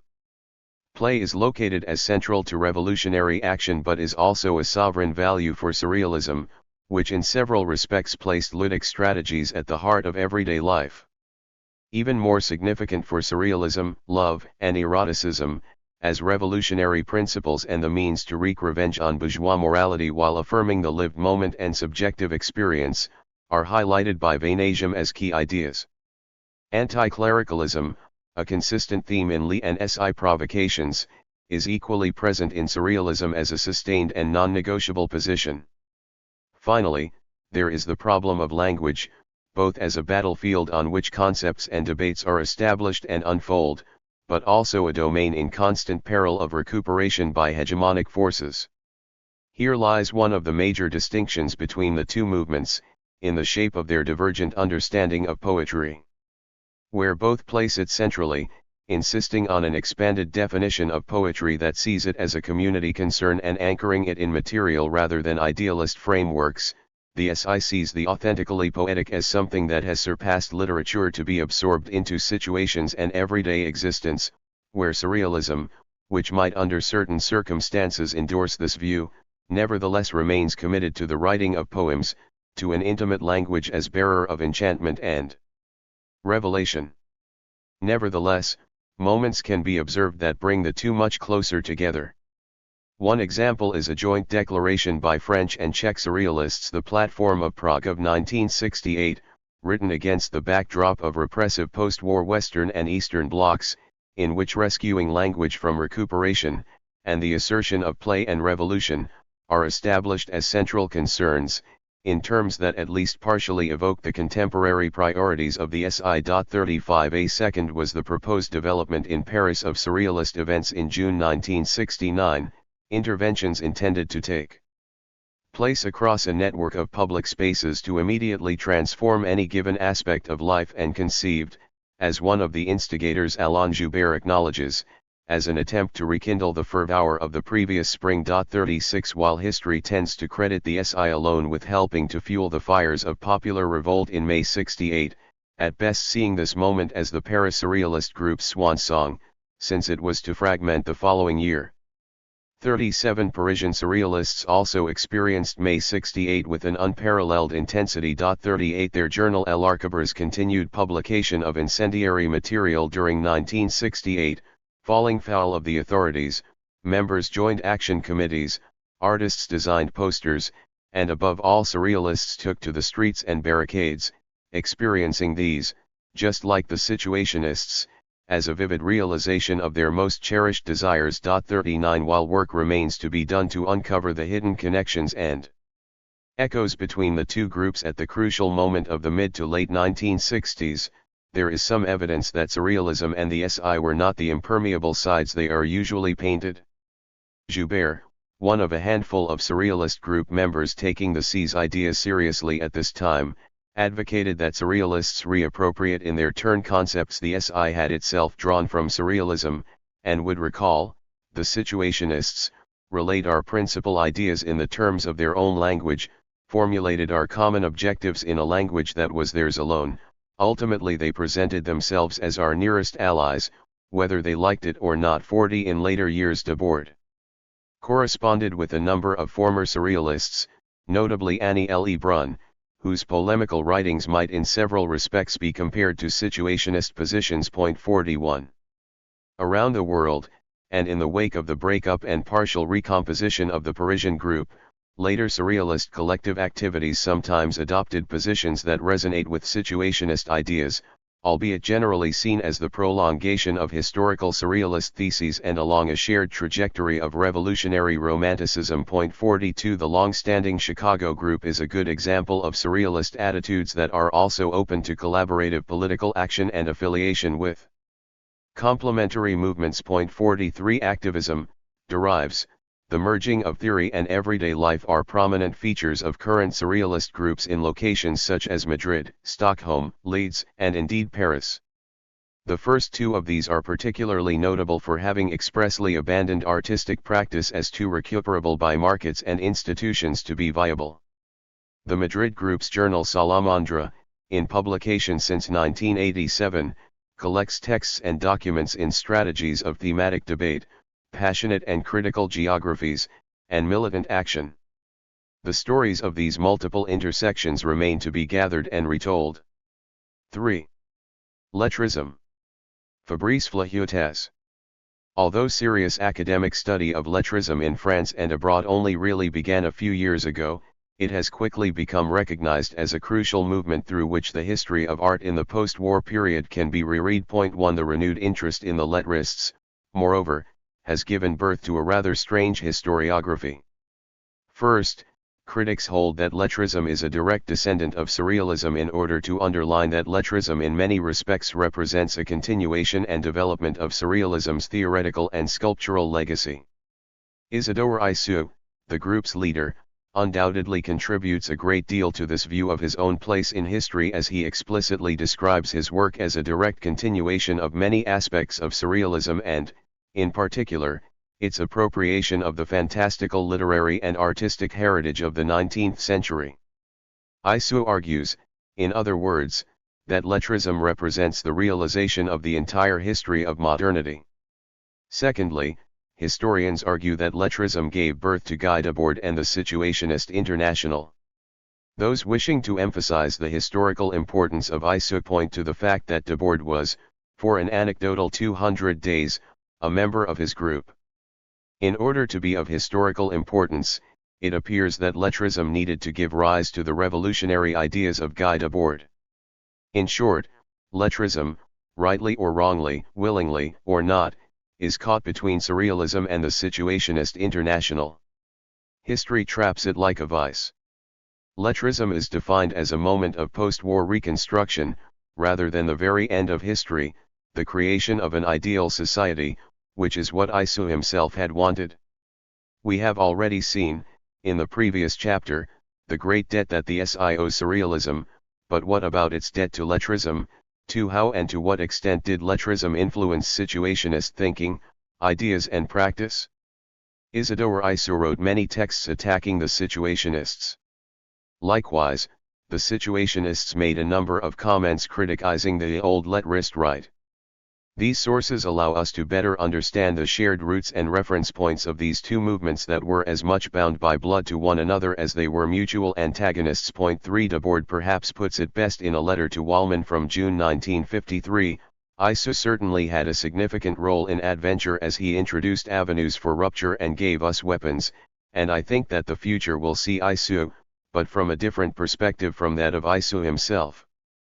Systems never succeed in passing themselves on entirely, for on the other hand, Debord was apparently quite piqued by the work of Robert Estival, who describes him as a kind of hybrid of Breton and Isou. 5 Debord therefore flits almost schizophrenically in his writing between laying claim to the legacy of Breton and Isou while, at the same time, taking great pains to underline everything that distinguishes him from these two otherwise foundational figures. Similarly, in 2000, Isou published a collection of caustic texts, against the Situationist International, written on and off since the 1960s, which speaks to the implicit continued importance of the SI for lettrism. 6 Now that some time has passed, we can perhaps better appreciate the passion, youth, and energy that characterized these two authors, a fact to which these comments and texts attest. In 1951, the lettrists released a number of films that had a profound effect upon Debord and, as such, could be said to mark the start of the relationship between lettrism and the future situationist, Isidore Issoud's Venom and Eternity, Maurice Lemettre's La Film Est déjà commence and Gil J. Wallman's Anti-Concept. Debord takes the framework and some key ideas from these films for his first piece of avant-garde cinema, Howling in Favor of Sada, that followed soon after. Specifically, Debord adopts the radical technique of using a soundtrack that is disconnected from the film image. At the time, it was a rather unusual technique, but it is one that has since gained a certain popularity. Debord, moreover, accentuates the break between sound and image in his film to such a point that he almost entirely suppresses the visual aspect by simply showing us a black screen. 7 Nevertheless, Issoud's filmography, like that of Lemaitre and Wallman, clearly has a direct influence on Debord. A little over a decade later, the Situationists would claim that Howling in Favor of Sada represents a negation and supersession of the Issoud'ian concept of discrepant cinema. 8 Debord, as a result, obviously admits to the immense debt that he owes to the films of Issoud, Wallman, and Lemaitre. The disconnect in his films between off-screen voices and biographical or detorn images allowed Debord to reinvigorate cinematic form. To date, however, critics have not sufficiently insisted on the foundational role played by lettrist film in these developments.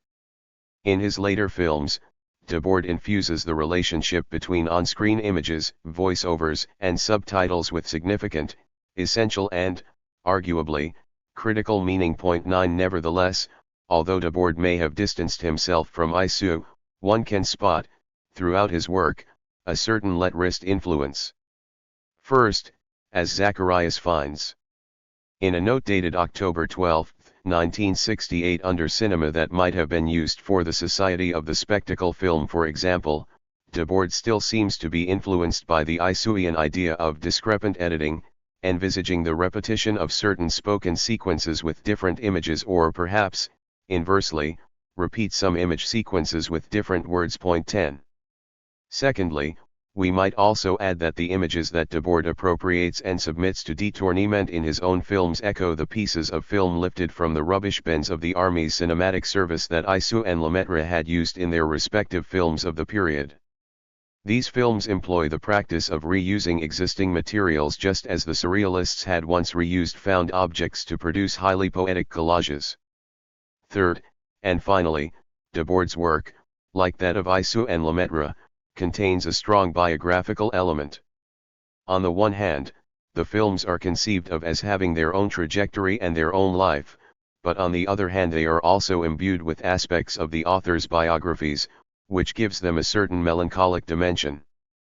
We might find an historical forerunner in Breton, Elyard and Man Ray's aborted film project attempt to simulate cinematic deliria, from August 1935 at Montfertin-Halos, in which the poets themselves take center stage. 11 As the project was abandoned, it is unlikely that Issoud or Debord ever caught wind of it. Nevertheless, the self-insertion of the author into the film image would go on to have a certain influence and can be seen in both Issoud's Venom and Eternity and Debord's In Girum Imus Noct et Consumi Murigna. Outside of the cinema, Debord and Issoud also echo one another in their radicalism. Issoud wishes to establish a certain end of history with lettrism leading to an eternal and paradisiacal society. The SI, in contrast, call for situations and, in a certain sense, for all artifacts of culture to be dissolved into life itself. In other words, for both the lettrists and the situationists, the audience, or even audiences, are not understood in traditional terms. Rather they become active elements in the apparatus generated by the creator, or simply people who have rediscovered the key to an everyday life that promises unalienated exaltation. Moreover, for both Issoud and Debord, the position of the artist had fizzled out and had found itself relegated to an obsolete category as eminently bourgeois. For Issoud, the artist became a creator who inserted himself into an entirely new hierarchy, whereas, for Debord, the artist dissolved himself into the anonymity of the social body. They both, undoubtedly, wanted to transform the very notion of the artist.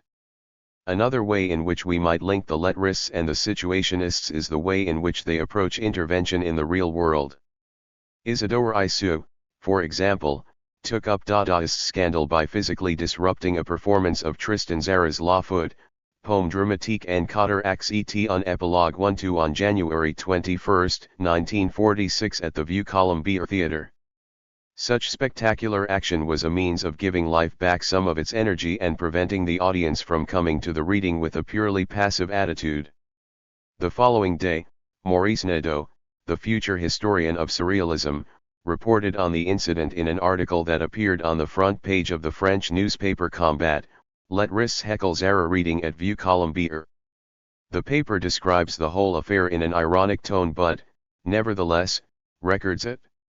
This, apparently gratuitous, act was a continuation of the Dada and Surrealist gesture.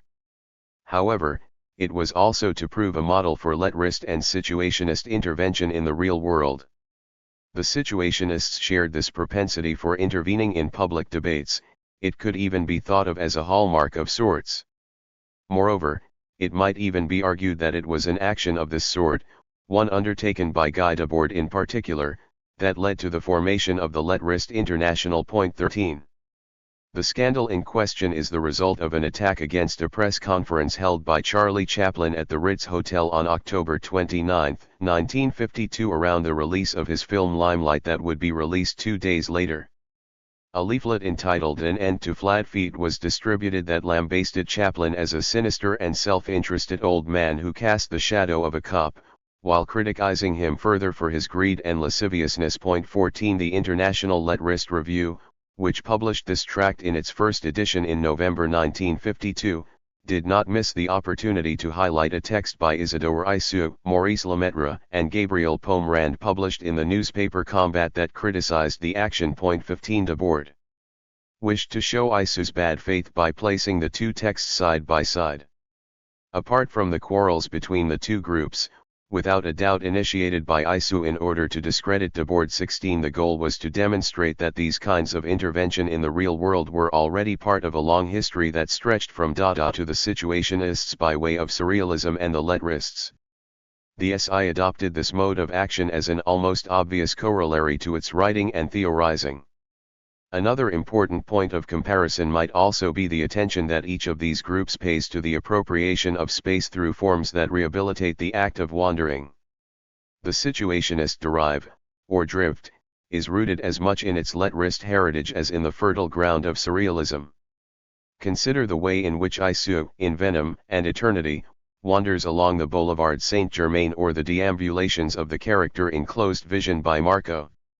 These examples demonstrate that, for these artists, walking aimlessly was tantamount to a semantic reading of the urban landscape. 17 The practice of derive is clearly the product of this long and complex history of understanding space as the site in which the self is constructed. Isou, in an article published in the journal Ion, suggests the importance of real space as the very grounds for cinema in an interesting way, drawing an interesting link between Venom and Eternity and Howling in favor of Sada. We spoke a lot about Venom and Eternity at the Cannes Festival. The day of the screening we were claiming that the film didn't even exist. Mark Gilbert Guillaumin and Guy Ernest Debord would willingly and concretely realize its absence. They came up with the idea of going to the director of the Cine Club, who had already screened several works by our group, and telling him about an even more sensational creation. The title had already been chosen, Howling in Favor of Sada. They would have sent invitations, made posters, and called journalists. They would have brought reels for another film in order to reassure the director who, moreover, would take us at our word. Then, when the screening was about to start, Debord would climb onto the stage and give a short introduction. He would have simply said, "There is no film." I thought about taking part and linking the theory of pure constructive debate to their scandal. Debord would have had to say, "Cinema is dead. No more films can be made. Let's debate instead, if you like." 18.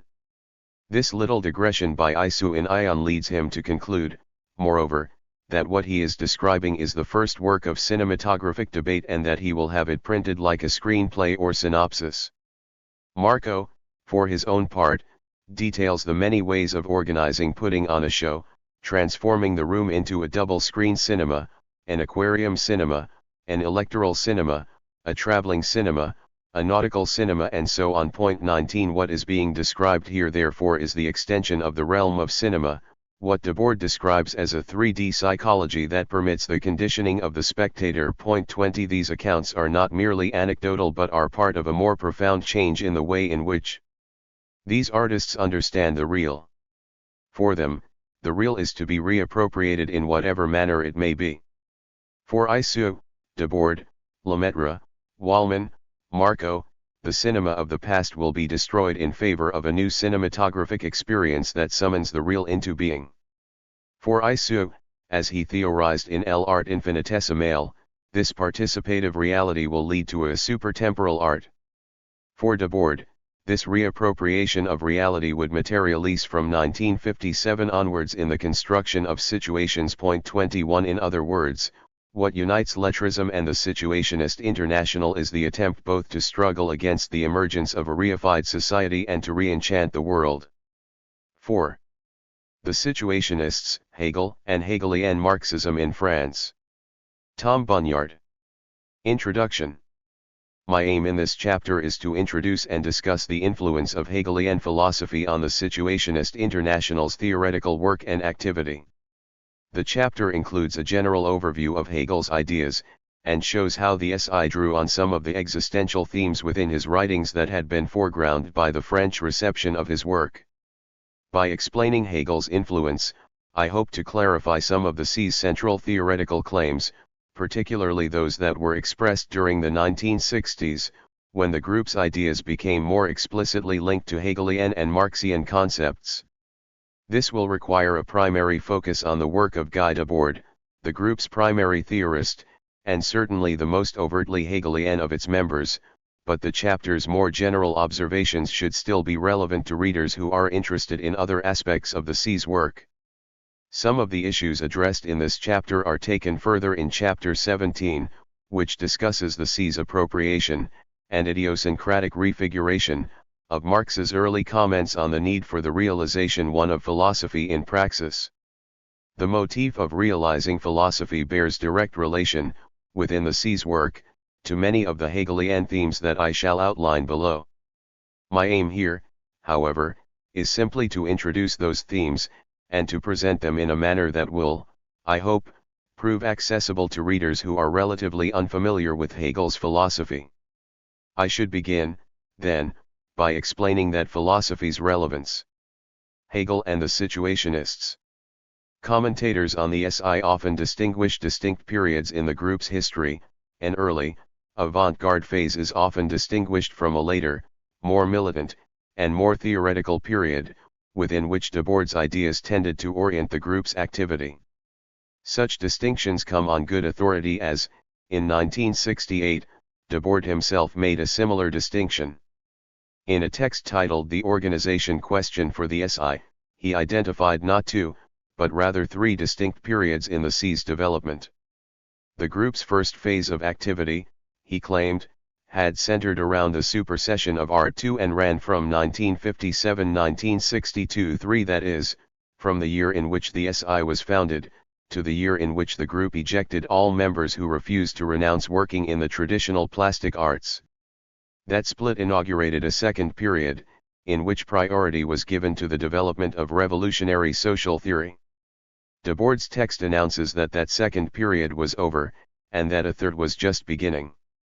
It was written in April 1968, and, with Debord's characteristic prescience, it declares, just 1 month before the occupations movement began, that the SI was about to enter a new phase, one in which the group's ideas would no longer be confined to a marginal underground and would begin appearing in the streets. Point 4. Rather than focusing on theory, the group would now be concerned chiefly with the actualization of theoretical ideas in real struggle.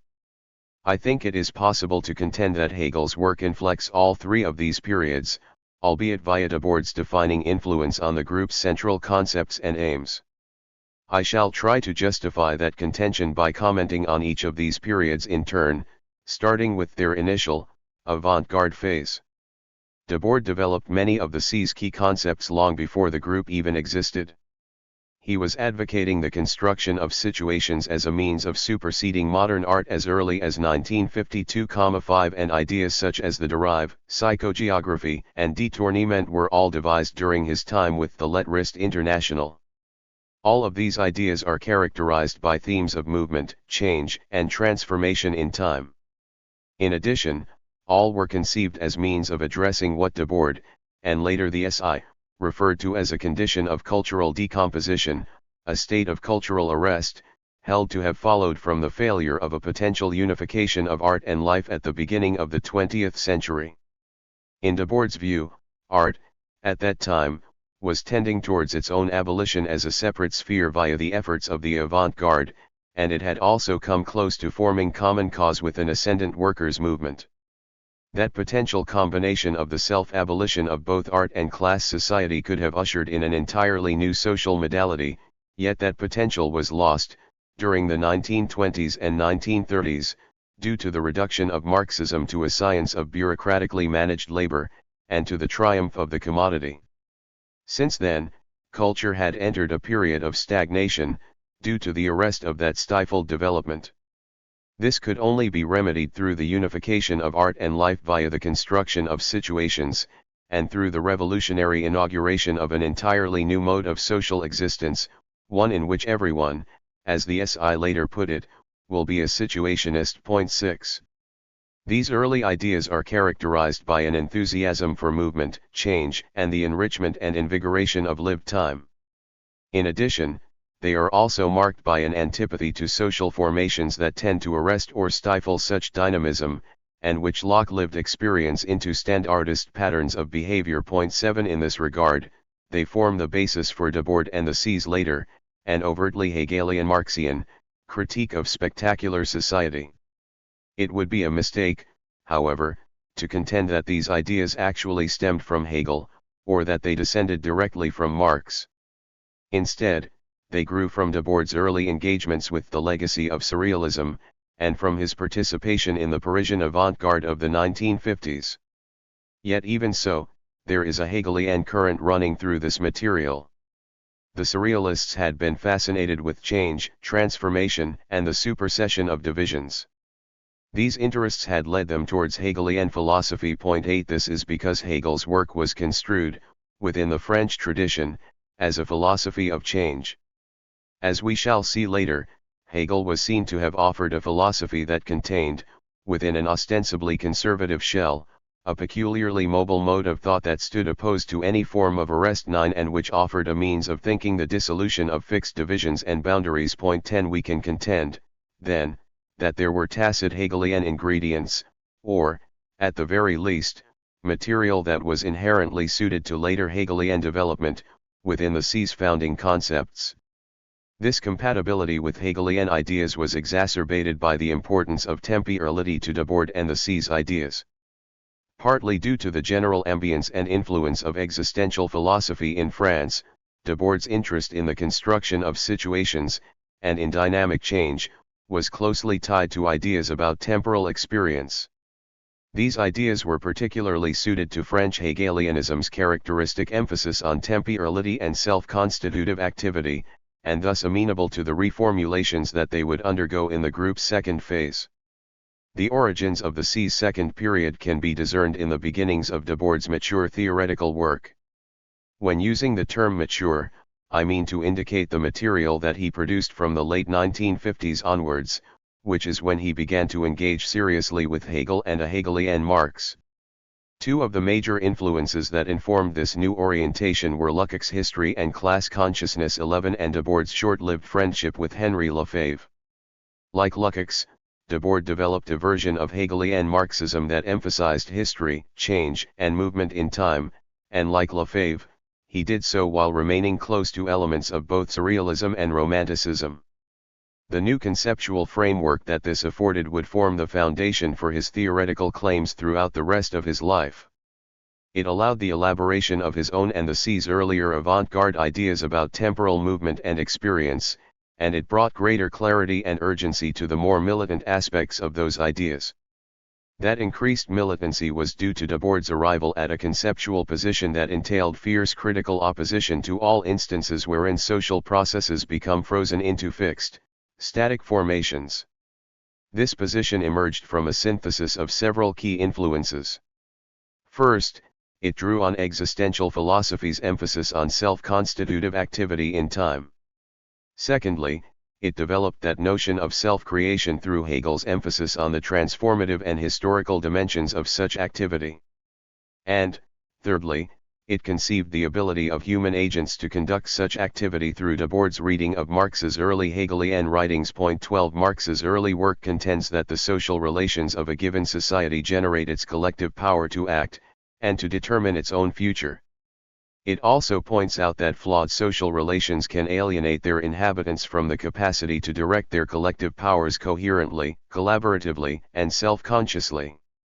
Taken together, these three lines of influence fostered a view of human temporality and social existence that had clear political implications. These implications can be schematized as follows: human beings are temporal and social creatures. Their capacity to govern and direct their own lived time is determined by the social structures that they inhabit. Their freedom, qua self-determinacy, thus requires social formations that allow them to direct their own lived time freely and self-consciously. This entails that social structures that undermine collective self-determinacy, and which involve modes of domination, must undermine the ability of these human agents to direct their own lived time.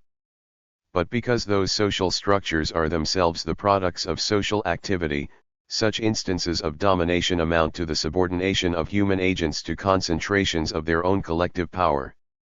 When this occurs, these agents become mere contemplative observers of their own collective existence, insofar as they merely play out roles and patterns of behavior that suit the needs of such bodies of power. These ideas would receive their clearest expression in 1967's The Society of the Spectacle, which describes a society that has become completely characterized by this problematic, due to its total domination by the social forms of capital. Point 13. The Society of the Spectacle is perhaps best understood as an account of a society that has become separated from its own history. This is because when Debord uses the term history, as he so often does in his mature theory, he is not just referring to the discipline of studying the past. Instead, history, in his usage, tends to mean a self-conscious awareness of actions and experiences in time. History, in other words, is something that is to be made through future-oriented activity. The problem posed by spectacular society is that it effaces and undermines that possibility. Yet while the Society of the Spectacle is by far the most important and definitive version of this idea, its beginnings were already apparent in the early 1960s. Point 14 as he put it in 1961. History cannot presently be used in everyday life because the people who live that everyday life are the product of a history over which they have no control. It is of course they themselves who make this history, but they do not make it freely or consciously. Point 15. During the 1960s, and thus during the second phase of the group's activities, the SI as a whole became increasingly centered around the theory of spectacles, diagnoses and prescriptions. Yet Hegel is also relevant to the third period of situationist activity that Debord announced in 1968, that in which the group's ideas would leave the theoretical underground, and begin appearing in the streets. The Hegelian aspects of the ideas involved here are discussed in Chapter 17, which discusses the C's idiosyncratic interpretation of Marx's remarks concerning the realization of philosophy. Here, we should simply note two primary issues. First, the need to unite theory and practice in a condition of praxis is a central feature of the Hegelian Marxian tradition that Debord's work draws upon. Secondly, Hegelian philosophy not only informed Debord's theoretical views concerning the need for such praxis, in addition, it also influenced his ideas about the actual conduct of such praxis. For Debord, part of the salience of Hegel's dialectical philosophy lay in its ability to think change and conflict in time. This, incidentally, is why Debord's Hegelian Marxism is so closely connected to his interest in strategy. Point 16. To sum up, all of the aspects of Hegel's influence that we have touched on so far have one common theme: Hegel, for Debord, and, by extension, for the SI, offered a means of thinking historical change, and of theorizing the collective agency that creates such change. This view of Hegel's philosophy was very much informed by the French intellectual context of the time. Hegel and the young Marx in France. Debord's and the C's engagement with Hegelian philosophy was heavily inflected by the lasting impact of debates that took place in the early 20th century. In 1935-17 the young Marx's overtly Hegelian economic and philosophic manuscripts of 1844 had appeared in French. The manuscripts' concerns with alienation and collective historical agency fostered the idea that the young Marx's work might be characterized by a youthful, romantic, and decidedly Hegelian spirit that had become lost, to a degree, in Marx's later writings.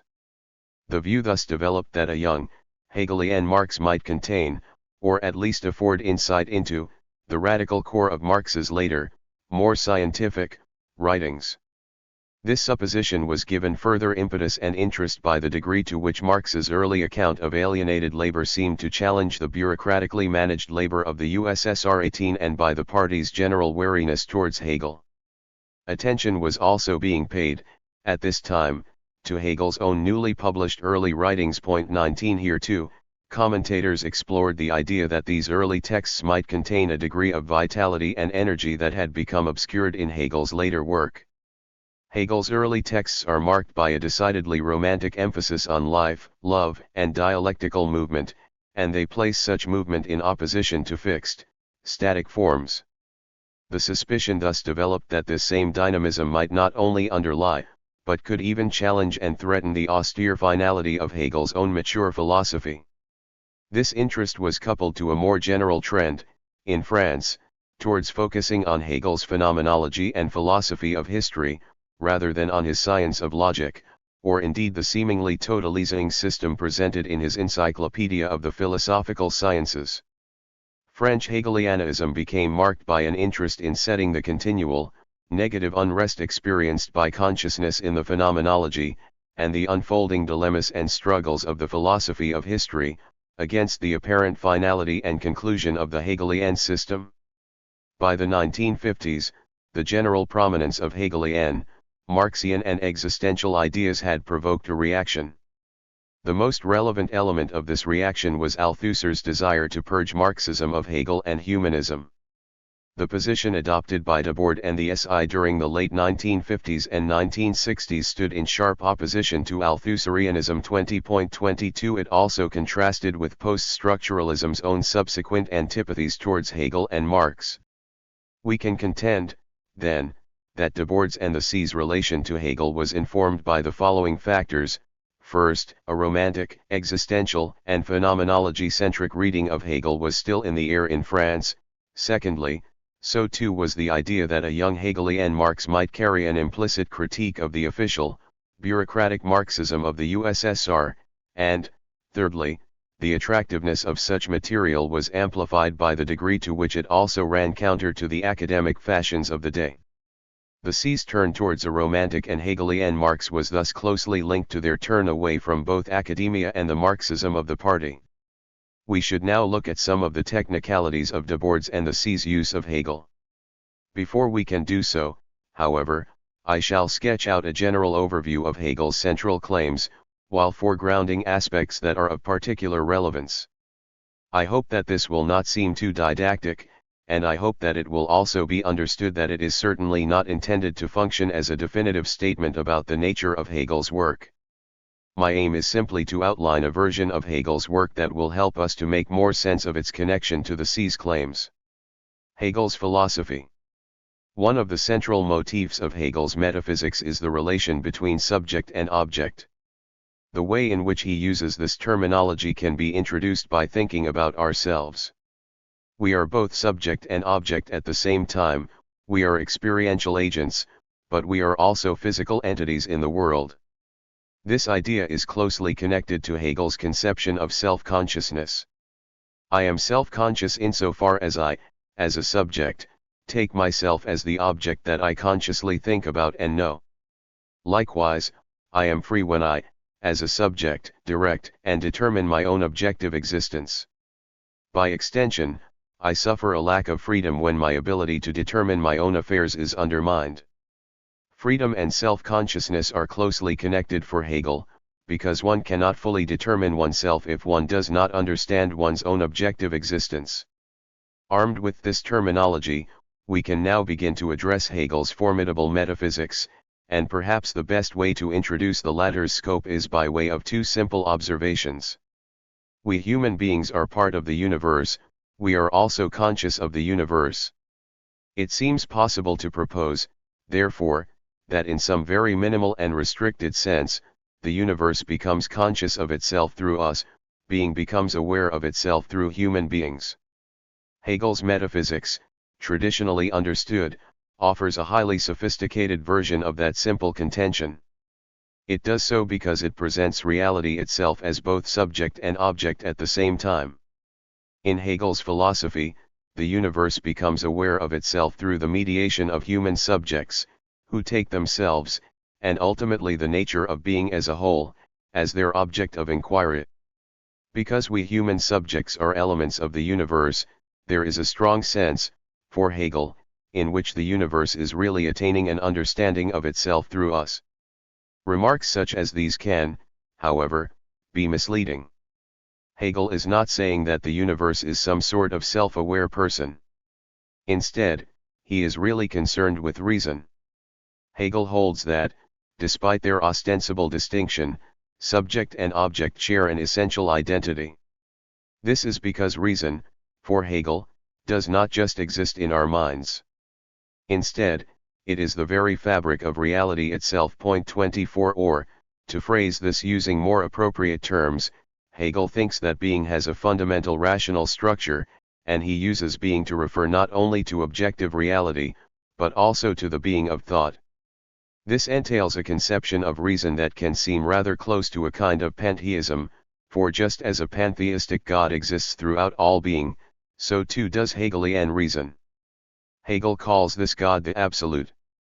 The Absolute is a strange concept, and its peculiarity is closely connected to that of Hegel's idea of reason. In Hegel's view, reason is not a static structure. Instead, it is inherently mobile. For Hegel, every positive identity is always linked to negative difference. Moreover, static, positive identities always exist in a constant, negative process of becoming. Now, if the Absolute is reason, and if reason is characterized by this continual, negative movement, then the Absolute must itself be in constant motion, and if the Absolute is the structure of being, then reality itself must be in continual flux. Hegel's account of reason is, therefore, an account of the logic that drives a changing universe. This means that understanding reason entails grasping the dynamism of existence itself. Furthermore, if reason is dynamic, if it determines itself to change and develop, and to take on new forms, according to its own intrinsic rationale, then it is, in Hegel's view, a kind of subject. The Absolute, then, is both subject and object at the same time. It is a fundamental logic that determines itself to take objective form as concrete reality. In doing so, it generates human subjects, and according to Hegel, we human subjects, as rational agents, have determined ourselves, throughout the course of the history of the world, to a point at which we have finally become capable of taking the true nature of reason itself as our object of philosophical inquiry. By grasping that ultimate object, the human subject realizes its fundamental identity with the generative power that drives reality itself, and thus sees that subject and object are truly one. Hegel's own philosophy purports to offer just such an understanding, but in order to explain this, we need to turn to his philosophy of history. Like Debord and the young Marx, Hegel does not think that there is any such thing as a fixed human nature. In his view, we are continually engaged in acting upon the world, and through doing so, we continually change both our environment and our own selves. Such changes take place in time. In consequence, he holds that we are fundamentally historical creatures. To know ourselves is to know our own history. Hegel also holds that the ways in which we think and act are always articulated by the social structures of the societies and cultures that we create and inhabit. These shared structures are the patterns of thought, belief, and behavior that articulate any given culture's collective life. Human history, for Hegel, is thus composed of a variety of such modes of thought and action, all of which are tied to particular societies and particular contexts. The term that Hegel uses to describe these changing patterns of thought and social activity is spirit. All of the forms of spirit that have existed throughout history are moments of the world spirit, which is perhaps best thought of as human historical existence in general, albeit understood as a single overarching subject whose instantiations are the particular cultures and civilizations of the world. Just as our individual lives are moments of the particular spiritual community that we inhabit, so too, on the grand scale, are such spiritual formations moments of the world spirit.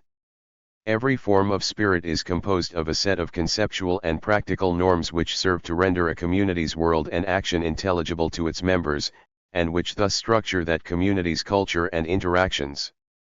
This is because spirit, in keeping with the metaphysics outlined above, is essentially reason, and as we also saw above, history, for Hegel, has been a path towards greater political instantiations and philosophical comprehensions of reason. This path is not conceived as some kind of smooth, effortless elevator towards greater rationality. Reason, for Hegel, develops and moves through negation and contradiction. In history, this takes the form of conflict and struggle. 25 Yet order slowly emerges through the chaos and confusion, and Hegel thinks that it is legitimate to compare societies along the route. Some societies, to put it very bluntly, can be seen, from Hegel's perspective, to be better than others. This is because they have afforded clearer and more effective instantiations of reason. In doing so, they have provided greater degrees of freedom to their citizens. Hegel associates greater rationality with greater freedom because he thinks that we use reason, via the social structures of spirit, to order our affairs. The more rational those structures become, the more we, as rational agents, are able to determine ourselves according to our own rational nature. This allows self-determinacy, and thus freedom. And because these structures are social and interpersonal, the freedom at stake here must be a kind of collective self-determination. Such freedom would not be afforded by structures that involve the subordination of particular individuals to external dictates from other particular individuals, or indeed by circumstances in which many such individuals are dominated by the shared social formations that they create and inhabit. They must, in consequence, provide a unification of the universal with the particular via the creation of a context in which the operation and organization of the former arises organically from the free actions and interactions of the latter. This would amount to the embodiment of rational freedom. 26 In a genuinely rational political state. Hegel's philosophy of history describes spirit as having struggled, throughout the past, towards the creation of such a state of affairs, and while there are grounds to dispute this view. 27 He is often understood to have seen the bourgeois society of his own day as embodying this conception of rational freedom. Bourgeois society is thus located at the apex of spirit's labors, or is at least cast as having come sufficiently close to that apex as to enable Hegel's philosophical claims. Spirit has three primary elements: art, religion, and philosophy. In Hegel's view, all three are means by which a culture expresses what it deems and determines to be true about human life. All three, therefore, have one common object, and, by extension, they have all addressed that same object throughout history. All have offered variously blurry and confused intimations of the one fundamental truth that spirit has always been fumbling towards, namely, the godlike reason of the absolute. And because philosophy is the clearest of these modes of thought, the philosophy that emerges at the apex of spirit's historical labors is, in effect, the final philosophy, because it grasps the absolute in its truth. Hegel, with seemingly outrageous presumption, appears to have cast his own philosophy as affording this insight. I shall return to that rather vexed notion of finality shortly. First, however, we should connect the ideas described here to Debord and the C's work. Subjects and objects. As I hope to have indicated, Hegel's philosophy revolves around the idea of a conscious subject slowly coming to realize that the object that it had misrecognized as an independent other is, in truth, its own self. Subject and object are one, although they initially appear as distinct. This separation entails forms of representation, because spirit finds itself confronted with picture thoughts of the deeper truth accessed via philosophy.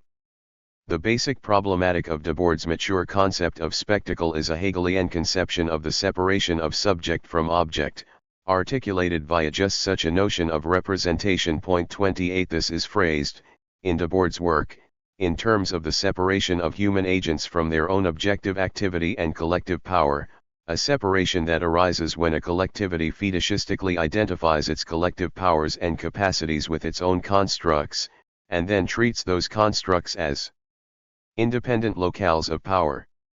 Thus, in effect, the theory of spectacle refigures the Hegelian absolute as the capacity of human agents to generate and direct their own history, a capacity that appears as a separate object, via distorted and misrecognized spiritual formations, but which is, in truth, an aspect of the subject that confronts and contemplates it. Yet where Hegel supersedes such alienation through philosophical knowledge, the supersession of spectacular separation requires the revolutionary destruction of these fetishistic social constructs. Like Hegel, Debord and the SI presented the possibility of actualizing such freedom as historically contextual, and as the product of a long history of struggle and development. I have argued that the basic problematic of spectacle is the subordination of human agents to alienated concentrations of their own collective power. Quite clearly, this issue is not restricted to capitalist society alone. In fact, Debord explicitly identifies forms of spectacular separation throughout the past. All separate power, he claimed, has been spectacular. 29 And when developing this point in his letters, he traced this problematic all the way back to classical antiquity. 30 This problematic, however, was held to have reached an identifiable and resolvable extreme within the C's era due to the complete colonization of social life. 31 By the commodity. Modern society was thus presented as a moment that had brought to the fore a predicament that had been present throughout the past. This can be explained by returning to Debord's existential Hegelian preoccupation with temporality. Like Hegel and the young Marx, Debord understood humanity's capability for self-determinacy to have been instantiated in more or less adequate ways in differing socio-historical circumstances. The temporalization of humanity, Debord writes, is always brought about through the mediation of a society. 32 And different societies, in his view, have afforded their citizens differing levels of awareness of their ability to shape their own temporal experience.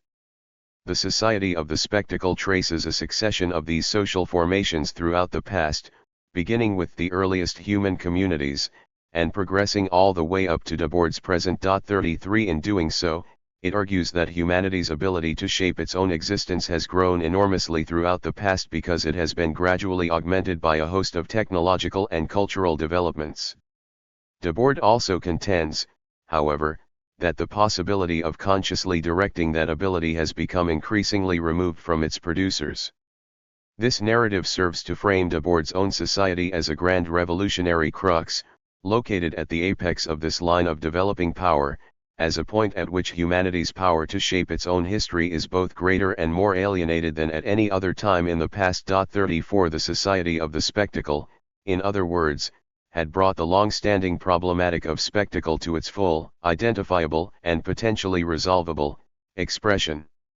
From this perspective, the task of the modern revolution, and the manner in which it must correct and go beyond the efforts of the past, stood clearly revealed, for it could now be seen that this task was not just the reclamation of the means of production, as in traditional Marxism, and that it could not be reduced to a demand for more equal distribution, as in so many of the struggles of the past. Instead, it had become a demand to take possession of the means of producing life itself. Historical time, to quote one of Debord's letters, was thus revealed to be both the milieu and goal of the proletarian revolution. 35. These issues bear a direct relation to the conception of revolution that the SI began to advance during the early 1960s. The modern proletariat, they claimed, were not simply those who had been separated from the means of independently maintaining their own existence, as had been the case for Marx.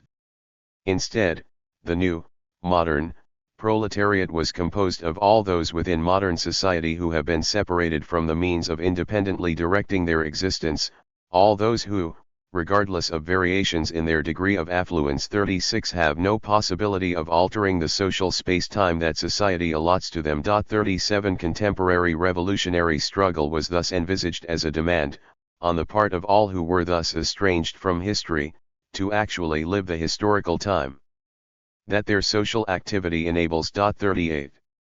This serves to illustrate the ways in which Hegelian and Marxian ideas refigured the C's earlier concept of the constructed situation. The ambitions associated with the latter had given rise to a vision of communism that amounted to a condition of free, collective historical self-determinacy. And this condition was clearly conceived as a form of subject-object unity, for it was described as a condition in which the subject of history would have no goal other than the effects it works upon itself, and would thus exist as consciousness of its own activity. 39. But is it not possible to identify a contradiction here, or at least a tension of some sort? As we saw above, in Hegel's philosophy, subject-object unity can seem to be associated with finality, resolution, and the conclusion to spirit's historical labors. Debord and the SI, on the other hand, appear to have refigured such unity as the ground of an open future. This, I will now argue, was informed by their engagement with the French reception of Hegel's work. French Hegelianism. Debord once described Hegel as having adopted a paradoxical stance. 40 On the one hand, his philosophy is ostensibly conservative, and seems to endorse the Western bourgeois state. It presents itself as a final philosophy that indicates, by the very fact of its existence, that spirit's historical labors have reached, or have at least approached, their final culmination. Yet on the other hand, it is also a philosophy of change, transformation, and constant movement. It describes constant, restless movement, but seems to lock that movement into a philosophical system that appears to bring history to a close. The identification of such a paradox has led many writers to try to extract this dynamism from the system in which it is housed. This is typically attempted by rejecting or deferring the conclusive subject-object unity that closes that movement. In marked contrast, however, Debord and the C's position appears to involve reframing that figure of arrest as a condition of permanent, self-determinate movement. This means that their ideas bear another strong resemblance to Lukács' history and class consciousness. For Lukács, the proletariat, qua subject, must come to recognize that the seemingly independent and immutable objective social world that confronts it, and indeed its own objective situation within that world, is really the result of its own collective activity. By taking itself as its own object, the proletariat could then comprehend its own agency, and recognize that its social world is susceptible to alteration through that agency. Lukács' book thus describes the supersession of a state of alienation via the emergence of a condition of self-determinacy, through which the proletariat becomes the identical subject-object of history. 41 That is, the self-conscious, subjective author of its own objective historical existence. As we have seen, Debord's position in works such as The Society of the Spectacle is very close to this view, although it departs from Lukács' justification of the party, and from his comparatively traditional notion of class. His adoption of this model was, however, also inflected by currents and echoes within the broader milieu of French Hegelianism.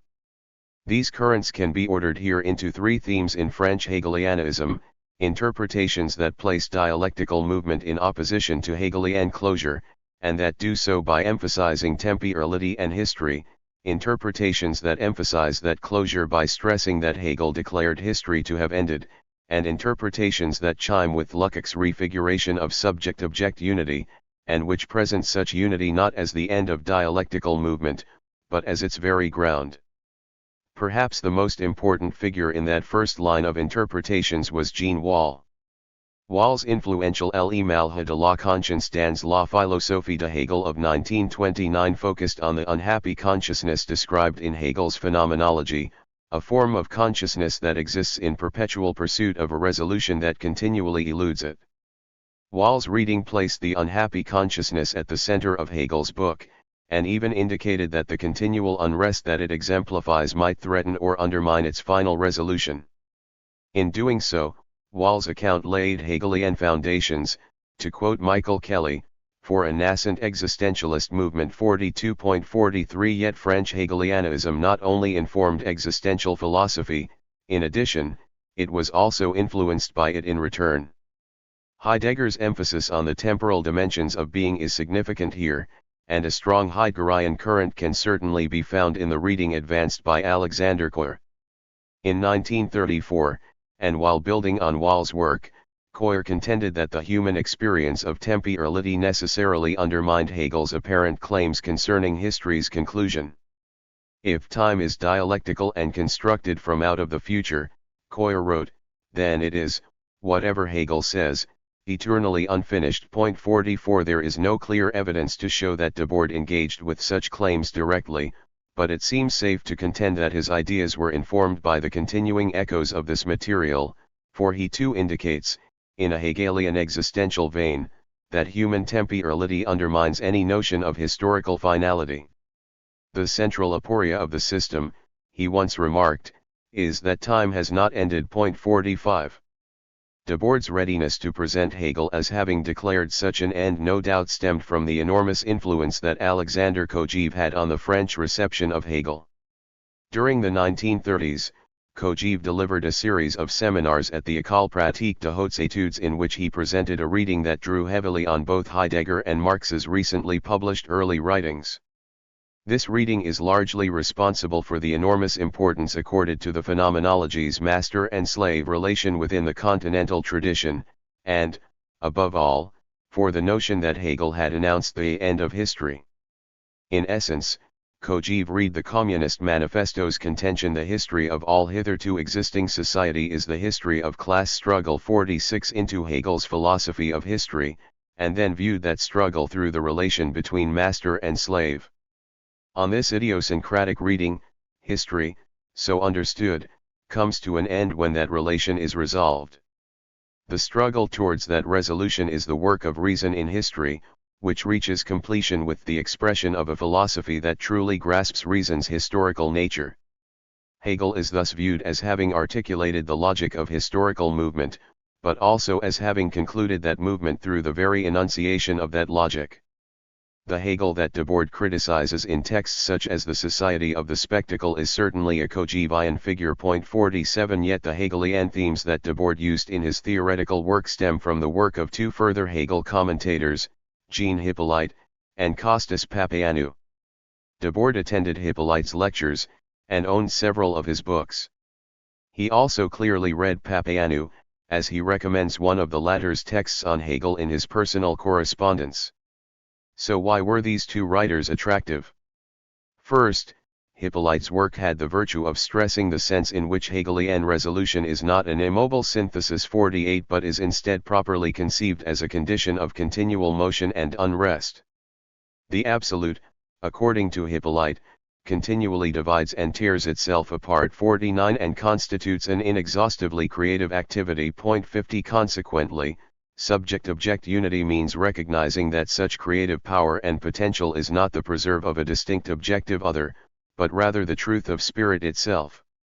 Hippolyte's interpretation, therefore, correctly describes Hegel's philosophy as having set out a permanent condition of perpetual change.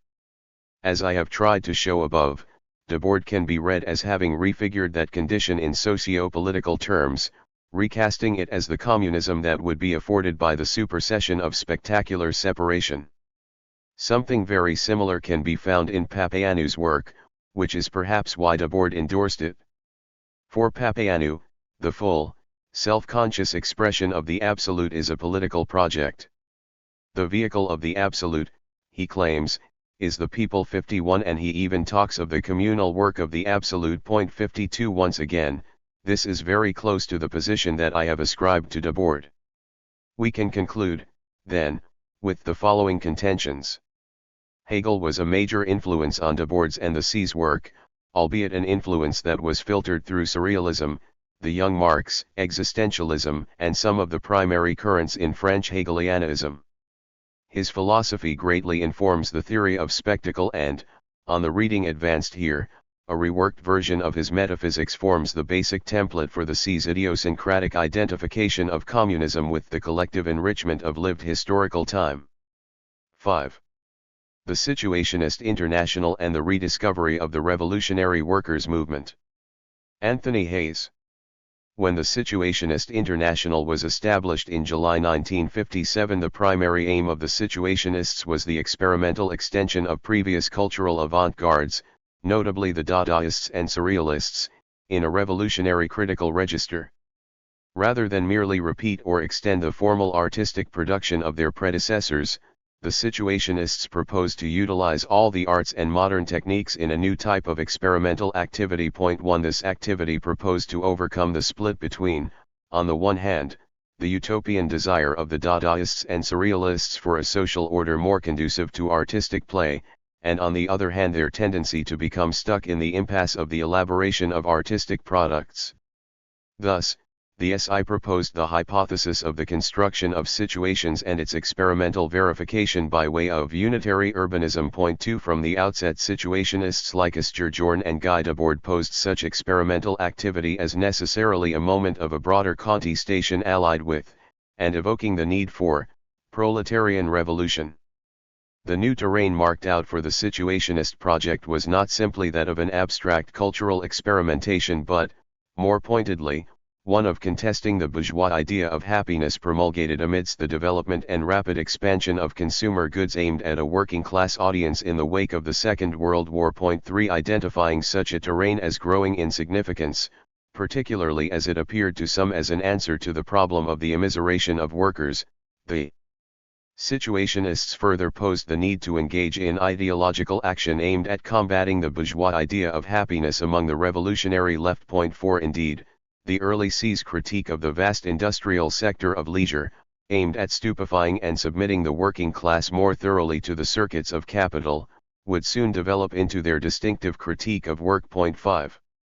Despite these first steps toward formulating a critique of orthodox conceptions of work and leisure in capitalist societies, the SI at its founding can be considered as holding to a variant of the orthodox or traditional Marxist conception of proletarian revolution. 6. As the historian Jean-François Martas mordantly noted some years later, the SI only eliminated the last traces of Trotskyist influence by 1961. 7. Thus, in the founding report on the construction of situations, Debord's critique of the workers' states of the East, albeit dominated by a profoundly distorted conception of Marxism, was redolent of Trotsky's theory of the degenerated workers' states. 8. Indeed, this orthodoxy was matched by the relative orthodoxy of the C's conception of what constituted a cultural avant-garde.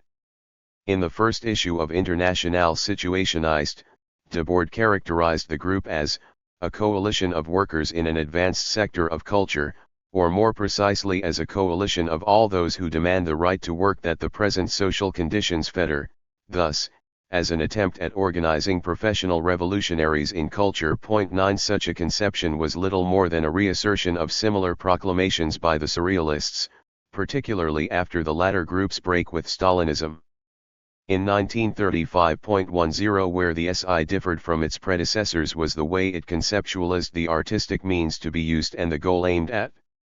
The question was not so much one of extending the notion of what constituted art but rather one of using any and all artistic means to the end of charting a beyond to capitalist and artistic alienation, embodied in the hypothesis of constructed situations. Nonetheless, the transformation of the SI into the self-proclaimed new type of revolutionary organization began almost from the inception of the group, though this transformation became retrospectively clearer between 1960 and 1962. 2 main pivots helped to propel the SI along this path. First, there was an internal dispute, initiated by Constant Nieuwenhuis, over what should constitute the chief focus of present situationist activity.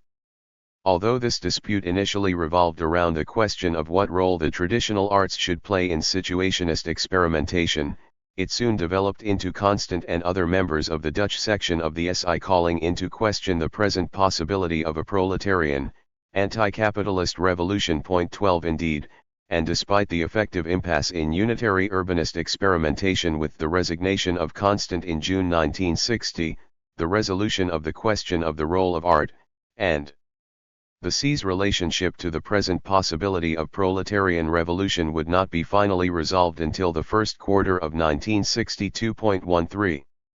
It was, however, another process, by no means completely separate from the internal dispute regarding art, that would have more far-reaching impact upon the group's future direction. In May 1958, on the verge of the SI publishing the first issue of its journal, military leaders in Algeria staged a coup against the civil authorities there, further threatening metropolitan France with military action. 14 This coup led directly to the end of the Fourth Republic and the accession of General de Gaulle to the presidency of a new, Fifth Republic. Of significance for the SI and indeed for the fate of proletarian contestation in France and elsewhere, was the almost complete absence of an autonomous working class opposition to the coup. Certainly, there was the beginning of a mass opposition, as witnessed by the anti-fascist mobilizations and the demonstration of around 200,000 in Paris on 28 May. 15 But a concerted effort to organize opposition outside of Parliament was undermined by the paralyzing political compromises and vacillation of the French Communist Party and its affiliated trade union confederation, the CGT. 16 The C's initial assessment of May 1958 did not go beyond a Trotskyist analysis.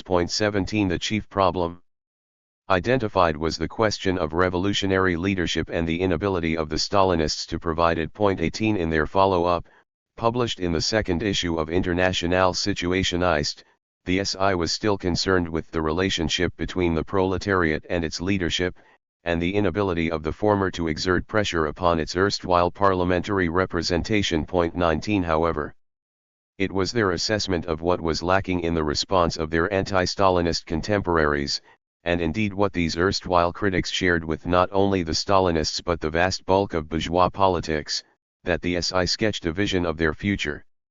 In short, they charged these comrades with sharing a bourgeois conception of the good life, namely that the poverty of everyday life was simply a question of the amelioration of material want in its mundane sense. 20 As the SI would later phrase this, here is no revolutionary problem of leisure, of an emptiness to be filled, but a problem of free time, of freedom all the time. 21 It was precisely this questioning of the everyday nature of the revolutionary project, and its coincidence with the ambitious project of experimenting with the hypothesis of the constructed situation, that would bring the SI, and Guy Debord in particular, into contact with the Socialisme ou Barbarie group. SB had its origins in the French Trotskyist movement of the immediate post-war period. Cornelius Castoriadis and Claude Lefort had formed an oppositional tendency in the Trotskyist Parti Communiste International in 1946, based largely on Castoriadis' developing critique of the nature of the Soviet Union. Castoriadis, a young Trotskyist militant from Greece, had become increasingly disillusioned with the official Trotskyist critique of the Soviet Union and Stalinism. Lefort, a young Trotskyist and philosophy student in France, had rallied to Castoriadis' perspective shortly after the latter had escaped from Greece to France in late 1945.22 By 1948 Castoriadis and Lefort had decided to exit the PCI, and early the following year their faction now constituted a separate Marxist organization. 23 Key to their split from the PCI was the rejection of Trotsky's belief that the Soviet bureaucracy was merely a parasitic layer superimposed upon the USSR's socialist economic base. 24 In an early article, appropriately entitled Socialisme ou Barbarie, Castoriadis outlined a distinctive critique which would remain with the group to its end. He argued that a counter-revolution had taken place in the Soviet Union such that a new exploiting stratum had arisen, the bureaucracy, overseeing the collective exploitation of the Russian proletariat in the interests of the bureaucratic management of Soviet society. 25 Further, Castoriadis believed that the process of bureaucratization was itself the result of a longer-term tendency in capitalism and the class struggle. 26 On the one hand, capital had tended toward greater concentration and bureaucratization since the 19th century.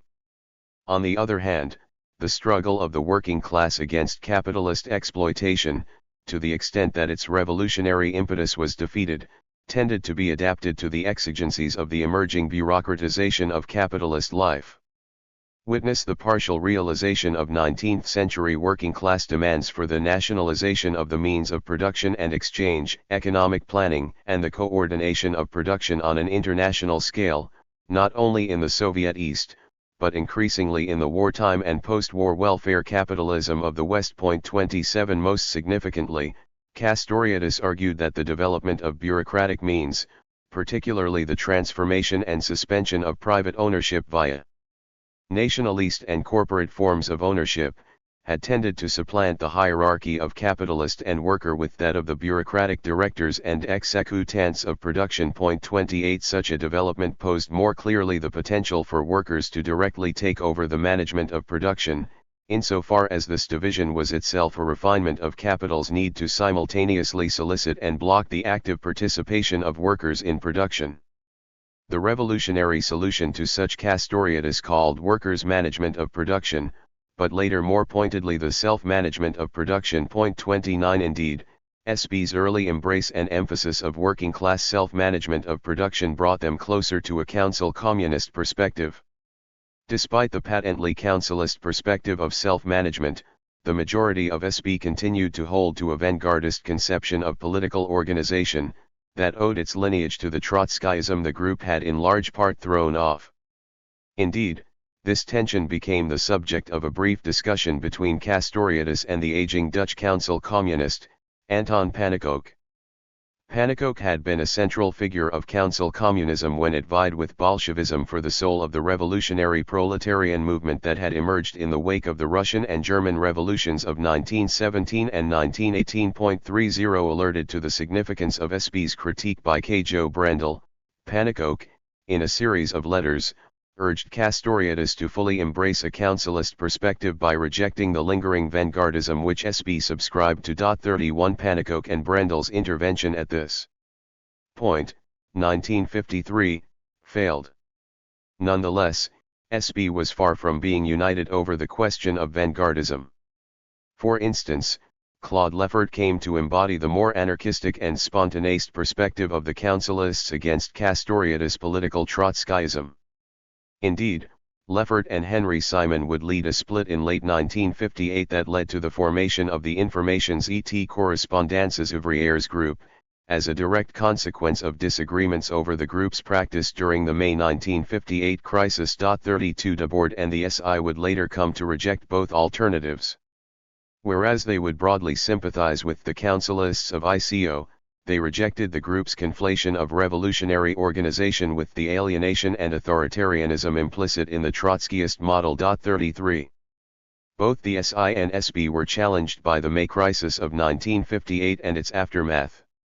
As a direct consequence, by the end of 1959 Debord would repudiate the Trotskyist idea of an existing revolutionary movement. 34 At the same time, Castoriadis turned to formulating his critique of the depoliticization and privatization of the working class as an explanation for not only the absence of a mass working class opposition in May but also the almost complete absence of a mass, popular opposition to the French state's brutal war in Algeria. 35 A first sketch of Castoriadis' theory was published in a SP internal bulletin in 1959, 36 but it was its longer elaboration, Modern Capitalism and Revolution, published between December 1960 and December 1961 over 3 issues of the journal that would more controversially cement it. 37 Certainly, the changes in the SP group after the May crisis in part contributed to the SI becoming more receptive to the group. But it was the fortuitous contact and resulting friendship of 2 members of both groups which helped to cement a brief confluence. Sometime toward the end of 1959, or the beginning of 1960, Debord met the social barbarian Daniel Blanchard. 38 Over the following months, Debord and Blanchard collaborated on a document, grandly entitled Preliminaries Toward Defining a Unitary Revolutionary Program, which attempted to bring the core ideas of the SI and SB into a fruitful communion. For instance, the situationist conception of the spectacle, replete with its division of modern life into actors and passive spectators, was made functionally equivalent to the directors and executants of SB. 39 Nonetheless, the document betrays a certain tension between the SI and SB.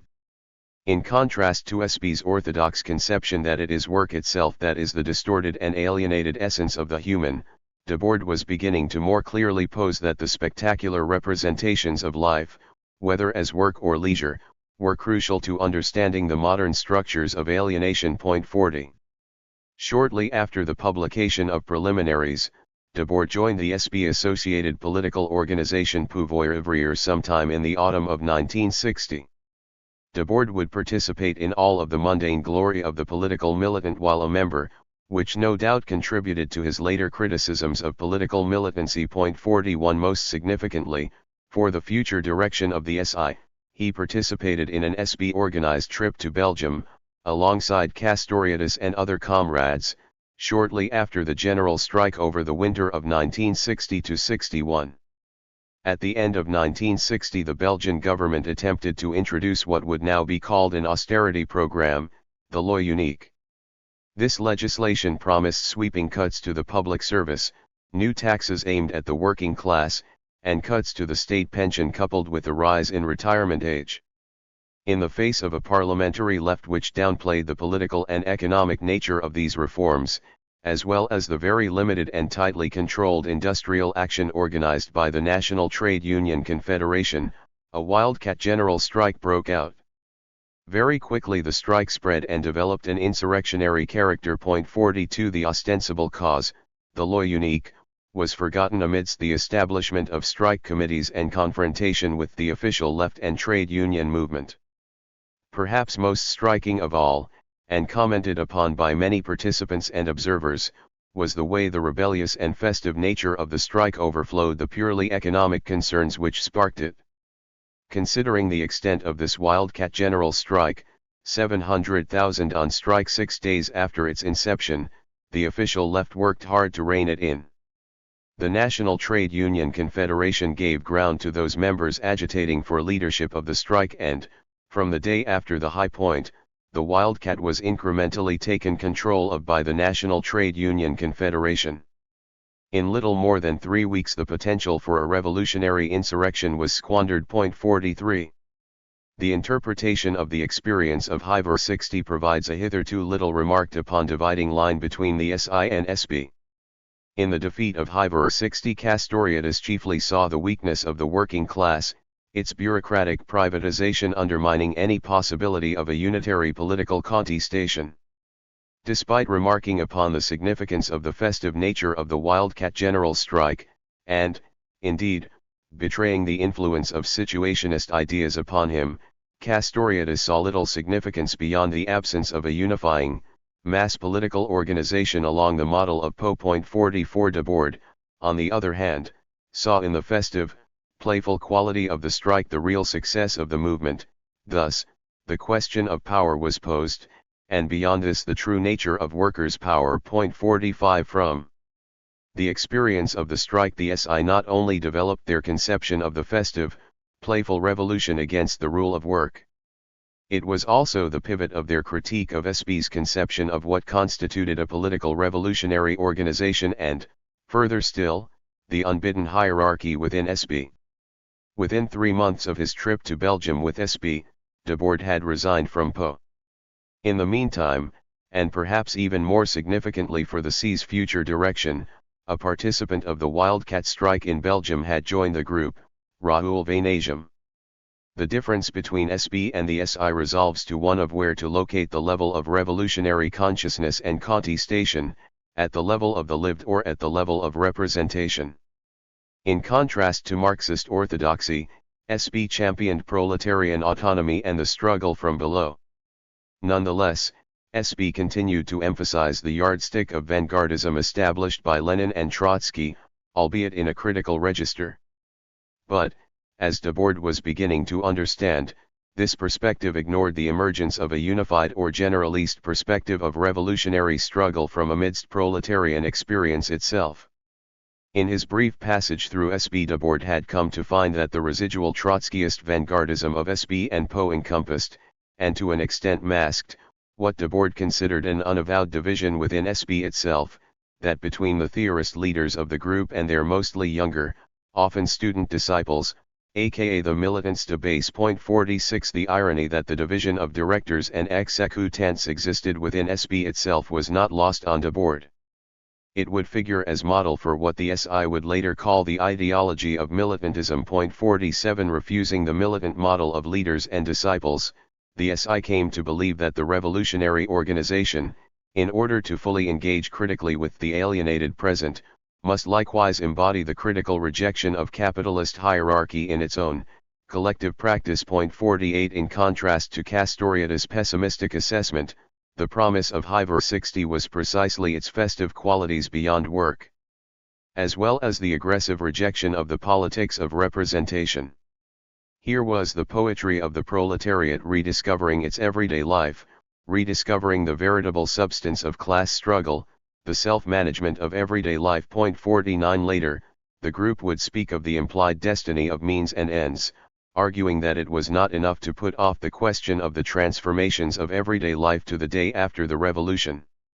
Without a doubt the SI benefited from their encounter with SB. 50 For instance, the SI took over aspects of SB's theoretical arsenal largely unchanged, notably the critique of bureaucratic state capitalism. 51 Additionally, when formulating the conception of recuperation, the SI drew not only upon their own critique of the commercial appropriation of avant-garde culture, but also SB's critique of the bureaucratic incorporation of working-class struggle into the capitalist state and market.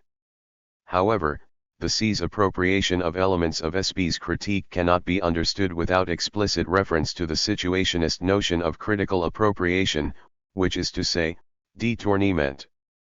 If we consider the central question of the nature of proletarian revolution, particularly the C's taking up of the demand for workers' councils and self-management, the critical aspects of their détournement become stark. For instance, Debord would later draw attention to the ambivalence of the demand for workers' councils. On the one hand he hailed them, in the words of Marx on the Paris Commune, as the political form at last discovered in which the economic emancipation of labor could be realized. 52 On the other hand, he spoke of the actual history of councils in the 20th century as no more than a brief sketch of a form that poses problems rather than providing a solution. 53 That workers' councils were the spontaneous product of revolutionary proletarian self-activity was their most important quality. 54 To limit them to the mere self-management of production as it existed, or to submit them to the political rule of a party as was the case with the Bolsheviks after October 1917, was to misapprehend willingly, or not, as the case may be, their revolutionary significance, the extension of the principle of self-management to the entirety of everyday life.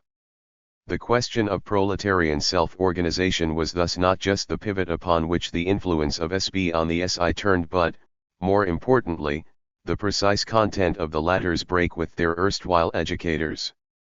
Where SB had justly elevated proletarian autonomy in the realm of production, and so too the consequent potential and historical instances of the self-management of production, the SI called into question the Marxist Dasein that production or labor was the essence or aim of such self-production. Given the reductive nature of proletarianization, that is, the reduction of the potential for activity to labor power for sale, the SI argued that the revolutionary supersession of such could not be equivalent to its mere self-management. Instead, self-management, insofar as it is a principle of the revolutionary contestation of the everyday reality of capitalist alienation in its entirety, necessarily poses a terrain of operation beyond the alienating division of labor and leisure time. Thus, the SI would come to oppose their conception of generalist self-management to the more limited notion of the self-management of production. 55 As Vainasium would argue, some years later, the SI revalorized its artistic critique against SB's reduction of self-management to labor and production. 56 Asterisk asterisk asterisk. The year following Hiver 60 and the close encounter with SB was an intense one for the SI. It is often remembered for the split with the refractory artists of the group in February and March 1962. In the 7th issue of the C's Journal, the group outlined its ambitious project for a new revolutionary movement. Two central arguments were made. First, against those commentators who saw only integration and the success of contemporary capitalism, the SI argued that one can find the potential basis for a new revolutionary project in the everyday experience of proletarian rebelliousness, whether manifested in wildcat strikes, the blossoming of juvenile delinquency, or the wave of vandalism against the machines of consumption. 57 Further, and against SB's conception of political militancy and organization, it was this experience that was the real basis of a dialect of avant-garde organization. As the SI would later phrase it, evoking Marx, within the various problematics of modernity, a mass of new practices are seeking their theory. 58 For the SI, contra the ICO in particular, the role of revolutionary organization was precisely one of formulating and circulating this theory. In this sense, groups like the SI were actual moments of the emergence of a more general revolutionary contestation, rather than an exogenous political leadership waiting to lead the class. Secondly, and related precisely to the insufficiency of the abstentionism of the ICO as much as the hierarchical political militancy of SB and the Trotskyist-Leninists, the SI argued that in order to better understand the present needs of proletarian contestation one must turn to a disabused re-examination of the classical workers' movement. Importantly, the SI insisted that such an examination, with an eye to its contemporaries attached to orthodox and heterodox conceptions of the workers' movement, should begin with the following premise, that the apparent successes of this movement are its fundamental failures, its failures are its most promising successes so far, for us and for the future. 59. The first fruits of this re-examination were the notorious theses on the Paris Commune. 60 By the early 1960s the Paris Commune of 1871 had come to be seen by many on the revolutionary left as a type of preliminary sketch of a workers' revolution. A corollary of this belief was that the Russian Revolution of 1917 best represented a successful workers' revolution in contrast to the Commune's failure. However, this belief, itself the work of Lenin and the later predominance of the Bolshevik interpretation on the revolutionary left, was called into question by the Situationists. 61 Debord, Vainasium and Attila Cotigny lauded the Commune as the biggest festival of the 19th century. 62 Against prevailing opinions that retrospectively judged the Commune as a historical failure, or at best as an outmoded example of revolutionary primitivism, the SI proposed to examine it as a positive experiment whose whole truth has yet to be rediscovered and fulfilled. 63 In this sense, the SI emphasized the Commune as a lived experience rather than mere historical residue, as the crux of a struggle over the possibility of a new world amidst the drag and inertia of the old. Indeed, one must not forget that for those who really lived the event, the supersession was already there. 64 The failure, then, of the Commune was seen not in terms of military defeat but rather its succumbing to the force of habit, the respect for bourgeois legality, the resurrection of Jacobinism, and so, the complicity of revolutionaries who merely think about revolution, and who turn out to still think like the defenders of the old order, in short, all the nightmares of the past. Weighing upon the living. 65 This analysis of the Paris Commune would become the point of departure for the C's re-examination of the Russian revolutions of 1905 and 1917, the Spanish Revolution of 1936-7 and, later, the German Revolution of 1918-19. Common to their reassessment was the idea, first posed in the Petrograd Soviet of 1905, that the Workers' Council was the finally discovered form of revolutionary proletarian self-organization implicitly present in the debacle of the Paris Commune.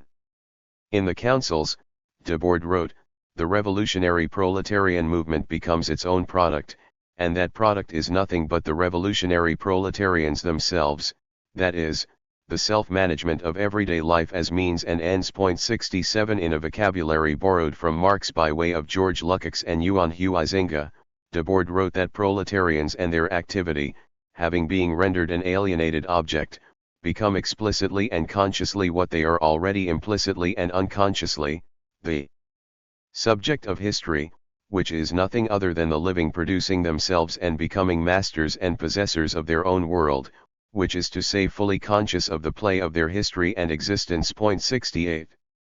Despite the proletarian practice of the Soviet, which is to say the Workers' Council, the radical theorists were slow to discover it. 69. Debord would later argue that the question of revolutionary organization was the most neglected and thus the weakest aspect of radical theory. 70. In the wake of the Commune, and the initial extreme difficulty faced by anarchists and socialists in the triumphant bourgeois reaction, the lineaments of a more contemporary leftist organizational practice arose, which is to say the recuperation of the revolutionary movement through its legitimate representation in the bourgeois political state and parastate.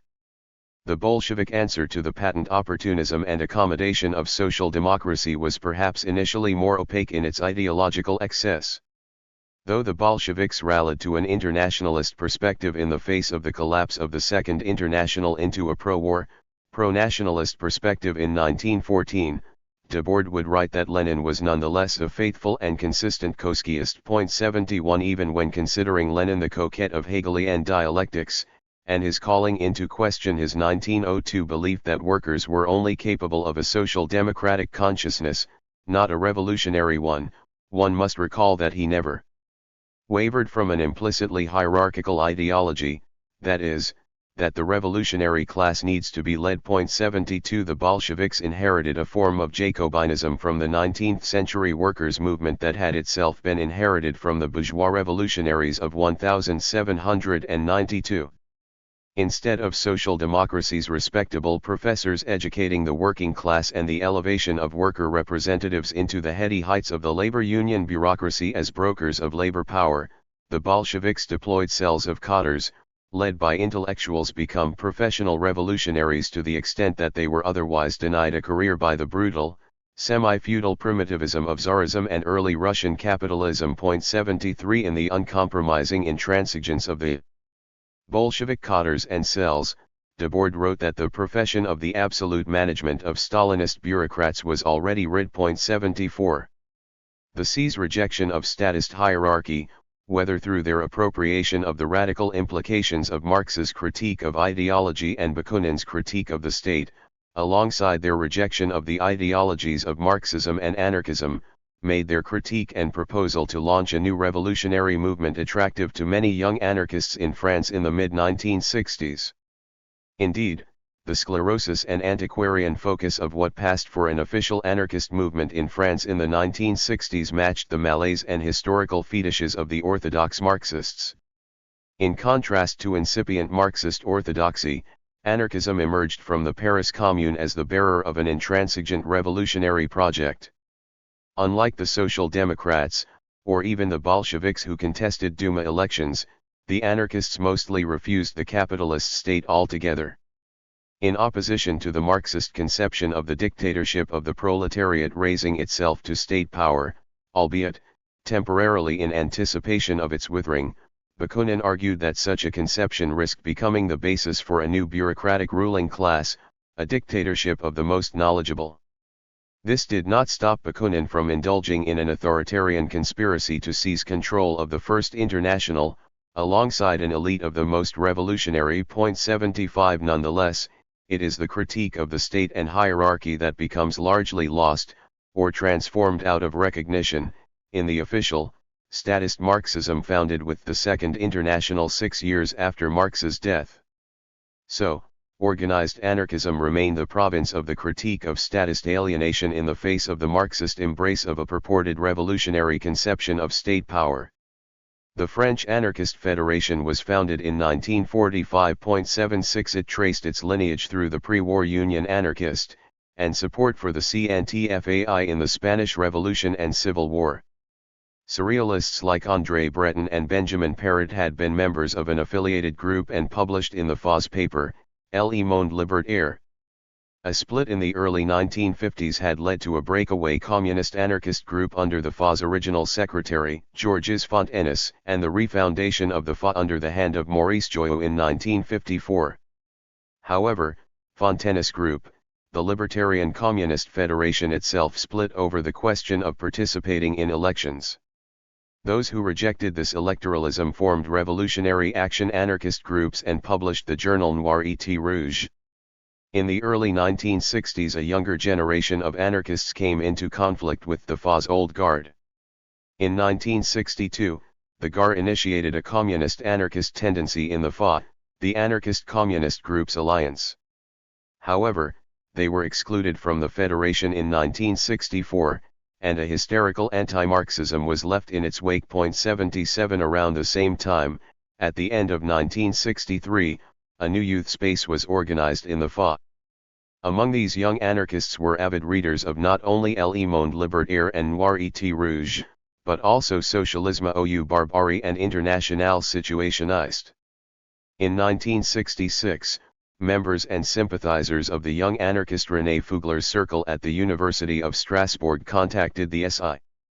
The resulting pamphlet and scandal, on the poverty of student life, helped to propel the SI into public consciousness, playing the role of hors d'oeuvre to May 1968. 78 Fugler had become attracted to the situationist critique of work and their evocation of the playful critique of the alienation of the capitalist city.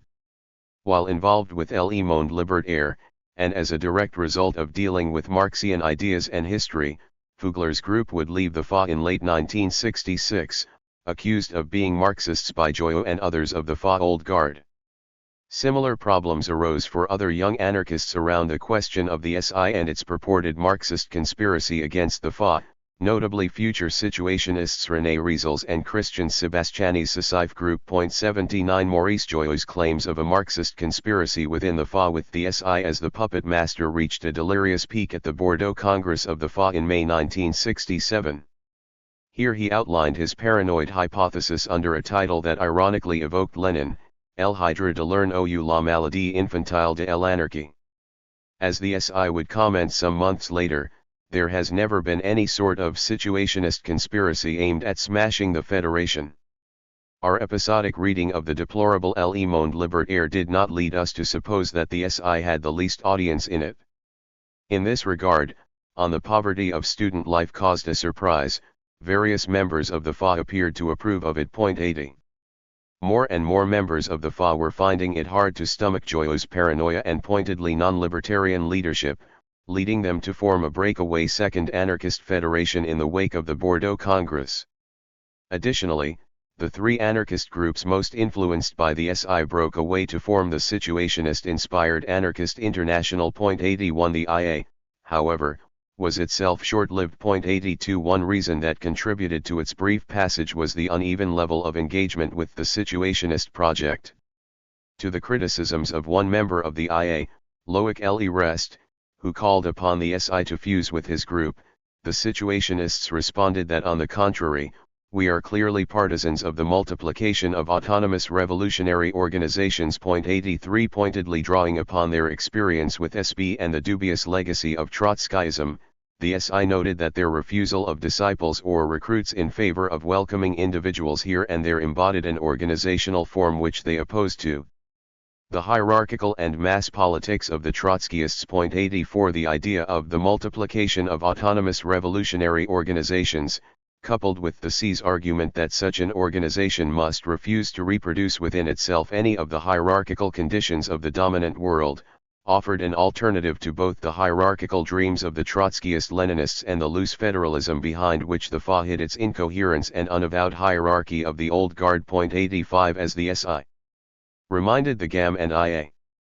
we believe our practical activity is located, inseparably, as means and ends in such an organizational form. 86 Hence, unlike the Trotskyists, and even some anarchists, the object was to contribute to the practice of generalist self-management, in the situationist sense of the term.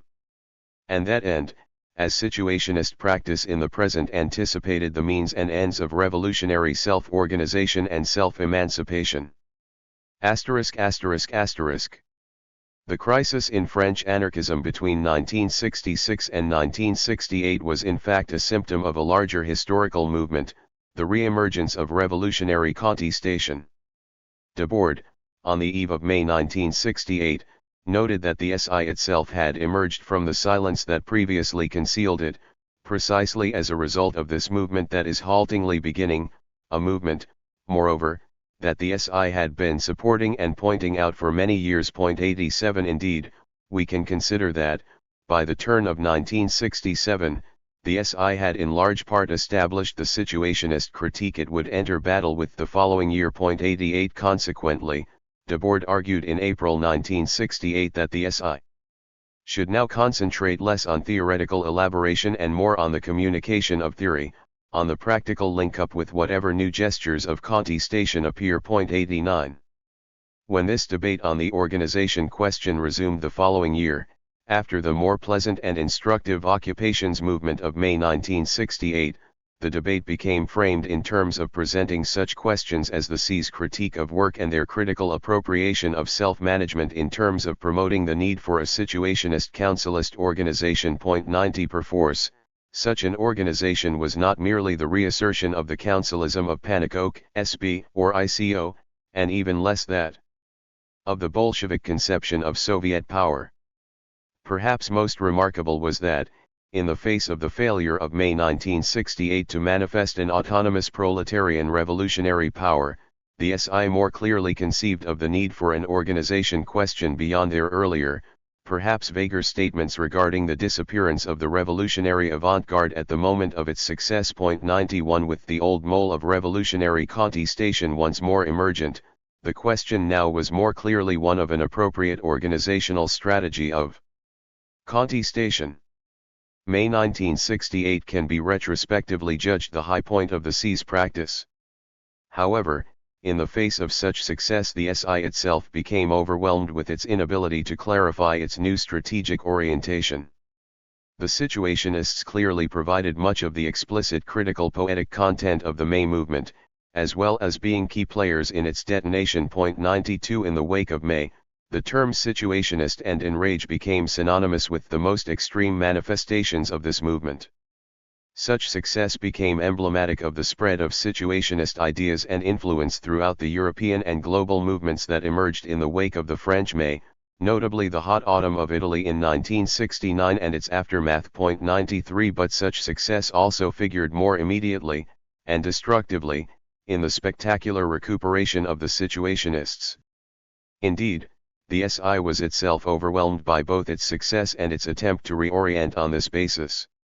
Soon after September 1969, in which both the last issue of its journal was published and its last conference was held in Venice, the SI was immersed in its orientation debate, which ground on interminably through 1970 and into 1971.94. By that year's end, only Debord and Gianfranco Sanguinetti remained to officially wind up the group early the following year. 95.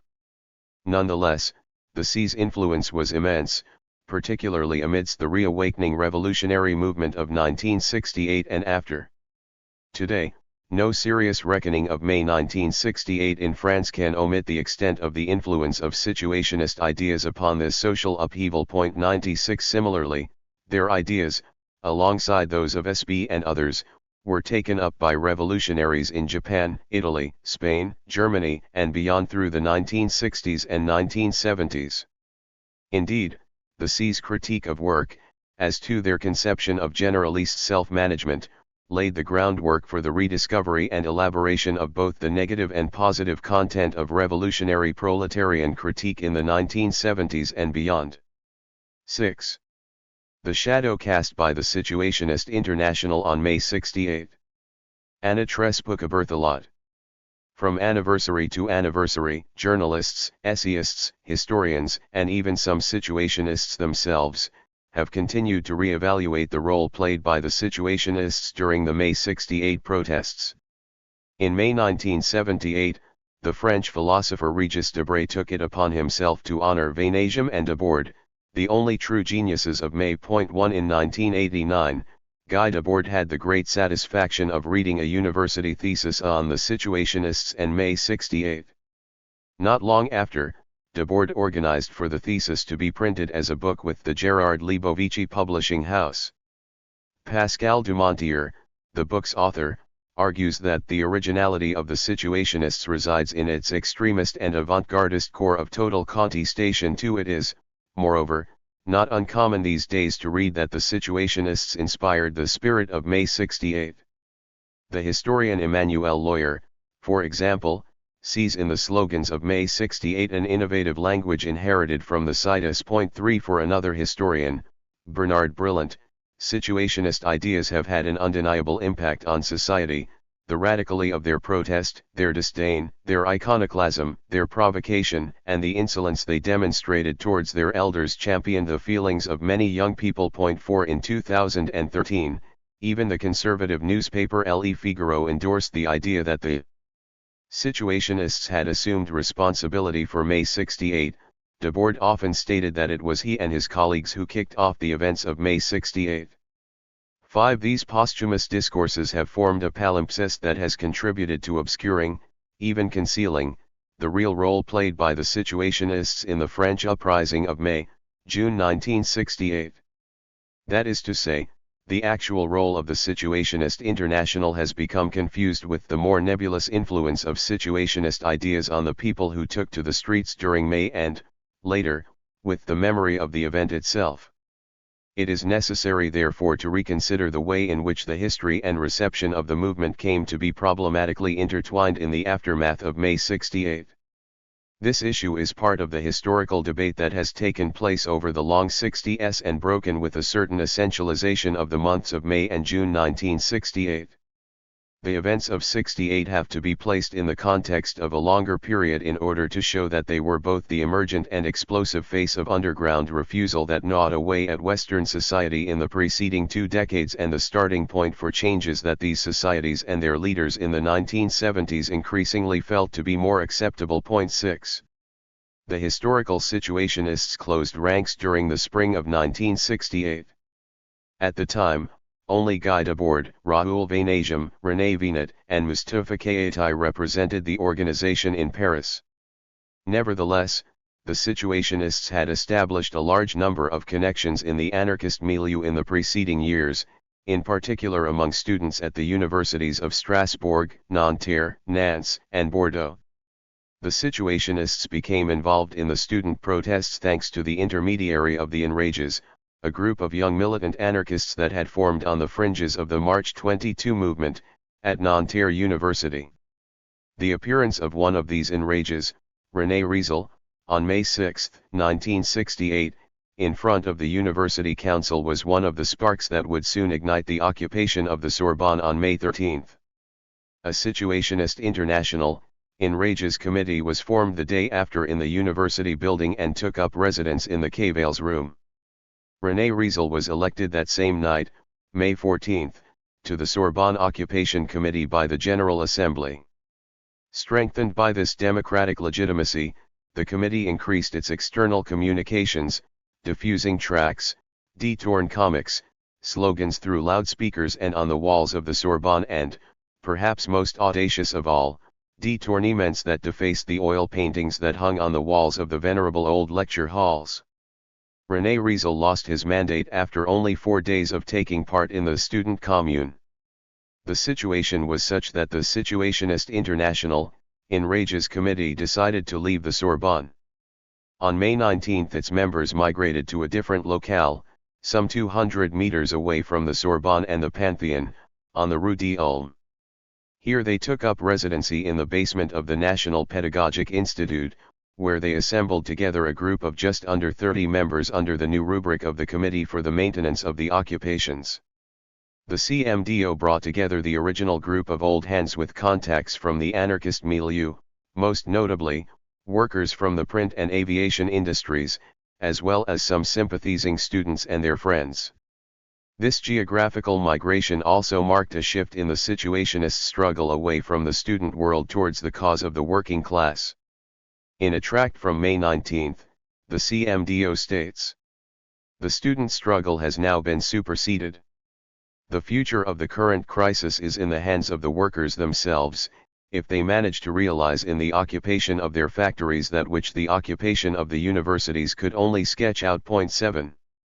In an address to all workers from May 30, the CMDO calls upon workers to create councils, to organize themselves outside of the political parties and unions, and to revolutionize their everyday lives.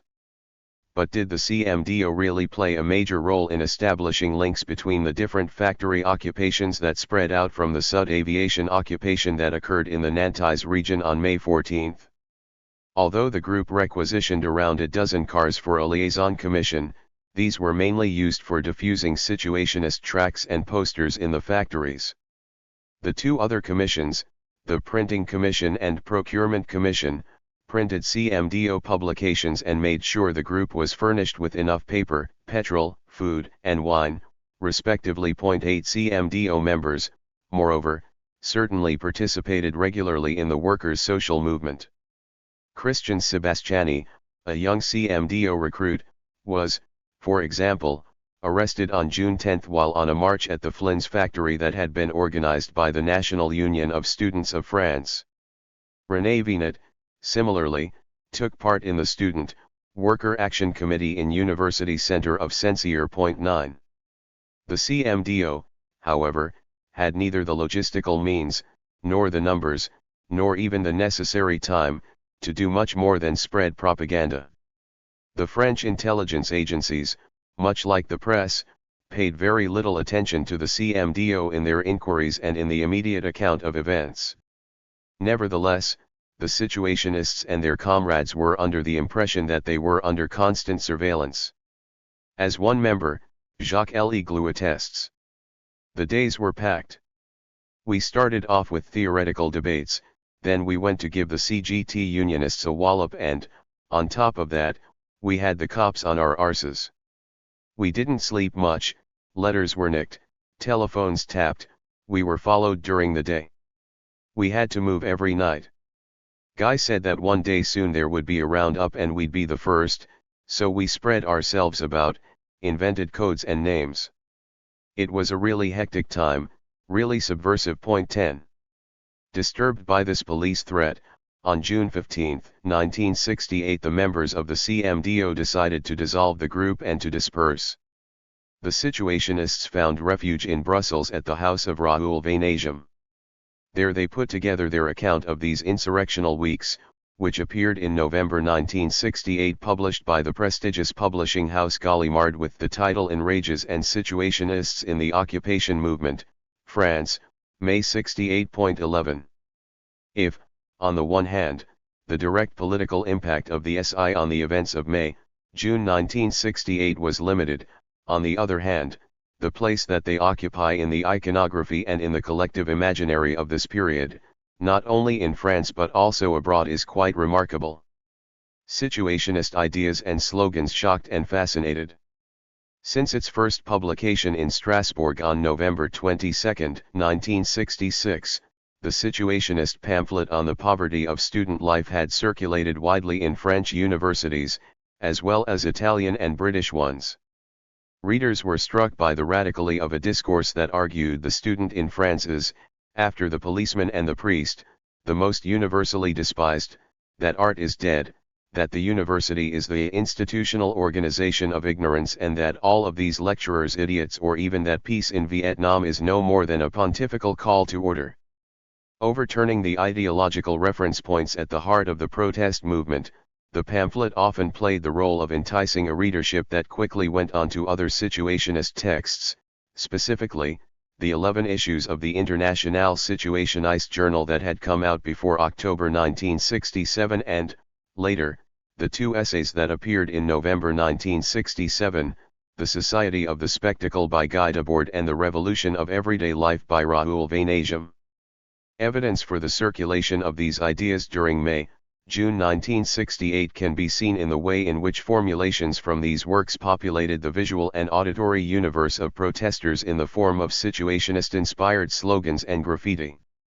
The Palais Universitaire Strasbourg, for example, was adorned with 2 citations, written in large letters, taken directly from The Revolution of Everyday Life, We do not want a world where the guarantee of not dying from hunger is exchanged for the certainty of dying of boredom, and those who speak of revolution without wanting to change everyday life have a corpse in their mouths. 12 In a September 1969 issue of International Situationist, the Situationists themselves claim to have been the authors of a famous piece of graffiti, "Never Work," that had been photographed on a wall of the Port Royal Boulevard in Paris. Walter Lewinot, a close friend of the SI, who published the first photographic account of the inscriptions that appeared on the walls of Paris between 1 and May 16, made sure to note the Situationist inspiration of those slogans, such as, "Consume more, you'll live less," and "Alienation behind here." 13 These slogans correspond completely with an aspect of Situationist critique, touching upon a cultural revolution that is envisaged on the level of the subject, calling for passion, hedonism and creativity. They are, in other words, the privileged themes of Raoul Vaneigem, which had a large audience not only in France but also abroad, particularly in Italy. 14. Contrary, however, to the image that has since been forged of them, the Situationists themselves privileged more strictly political slogans during the May 68 occupations movement. They hammered home their critique of the official left through menacing telegrams sent to the offices of the Soviet and Chinese Communist parties. "Tremble bureaucrats, stop, the international power of the workers' councils will soon topple you, stop." Likewise, the majority of the watchwords that the SI aimed at insurgents on a May 16 tract are largely political in nature. Occupy the factories. Power to the workers' councils. Down with spectacular commodity society. Abolish class society. End the university. Live without dead time, pleasure without limits. Abolish alienation. Death to pigs. Also liberate those four who were condemned for pillaging on 6 May. 15. The reception of Situationist iconography suffers from the same ambiguity. Having emerged from the artistic avant-garde, the Situationists distinguished themselves from other political groups with aesthetic codes that they had elaborated and honed since 1957, both to furnish a practical critique of the spectacular commodity system and in order to escape the process of recuperation by it. The Situationists disseminated playful, sometimes self-referential, détournements. At the Sorbonne, for example, on May 13, René Vinet defaced a portrait of Cardinal Richelieu with, in the form of a speech bubble, the words, "Humanity will not be happy until the day when the last bureaucrat has been hanged with the guts of the last capitalist." The next day, May 14, 1968, the Situationists posted up a détournement of a softcore porn image of a woman holding her breasts while whispering, "Ah." The Situationist International. Can permitted pleasures hold a candle to the far juicier, immeasurable, pleasures that are brought together through the breaking of social restrictions and the overturning of all laws? The SI, moreover, claimed to have created around 50 détourne comics. This form of expression would spread among their disciples outside of Paris. One such détournement, created by a group in Toulouse, shows Tarzan joining striking workers beneath a tagline taken from the revolution of everyday life, "Those who only do half a revolution dig their own graves." In June 1968, the CMDO even turned to writing songs in order to promote its main themes. 16. Nevertheless, Situationist materials that had a wider circulation mostly share the more sober visual language of standard militant production. Nothing figures in the 3 CMDO texts of May 16, in the May 19 report on the occupation of the Sorbonne, nor in the tracts that followed other than typewritten text. Likewise, the 6 signed CMDO posters contrast with the dominant spontaneity of the moment. Moreover, at the same time that the decorative arts and beaux-arts workshops were producing a long series of artisanal serigraphs on newspaper-quality paper, the Situationists went instead with slogans in white type on a black background. These slogans, strictly rooted in the Marxist tradition, call for a complete overturning of the political and social order. Power to the workers' councils. What can the revolutionary movement do now? Everything. What will it become in the hands of the parties and bureaucrats? Nothing. What does it want? The realization of a classless society through the power of workers' councils. The ambivalent image that the Situationist International gave of itself in its material production in the spring of 1968, between spontaneous creativity and traditional Marxist militancy, came to define its reception in the years that followed. Although the SI sought to exist within the leftist constellation as a revolutionary councilist group, it was perceived more as the avant-garde of French counterculture. The Situationists sought to combat this misunderstanding, but it ultimately contributed to the decline of the group, which THIRD finally dissolved definitely in 1972. At the very moment when the Situationists' subversive activities started to be taken seriously by the French intelligence services, the SI became an empty shell. THIRD, in the real split in the International, blamed the group's collapse on those disciples who had been unable to understand the Situationist project correctly. Indeed, as is often the case with cultural transference, Situationist writings, the circulation of which accelerated in France and abroad after May 68, were subject to a number of misinterpretations. Although the SI had pushed for a councilist revolution through political action, a good number of its readers retained only its opposition to the dominant cultural order. In Dusseldorf, for example, a couple, Susse Schluter and Stefan Holger, had a revelation upon reading The Revolution of Everyday Life. They found in it everything that they had experienced: work, survival, separation, fragmentation. 17 Not only did they take on the task of translating and publishing the Society of the Spectacle and the Revolution of Everyday Life into German, they also founded a commune in an old farm in the south of France. The latter was understood as a kind of experimental castle, with Raoul Vaneigem taken as its main source of intellectual inspiration. 18 This unforeseen alchemy between Situationist critique and hippie communitarianism completely escaped the control of the Situationists themselves. Likewise, Californian pro-Situationists, steeped in 1960s counterculture, developed a surprising interpretation of the Situationists. As Ken Knabb recounts, we sort of imagined the SI as really like a commune in the American sense, that is, a small thing where you share everything, and also perhaps in the American sense, these things mixed with a group culture, group psychology where you debate. 19.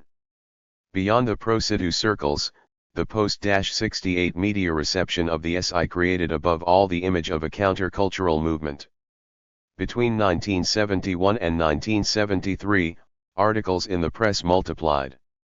The SI was presented not as a revolutionary group but as an ancestor. 20 The theorists of the liberation of social mores that came out of May 68, those of desire, imagination, language, play, festival, creativity.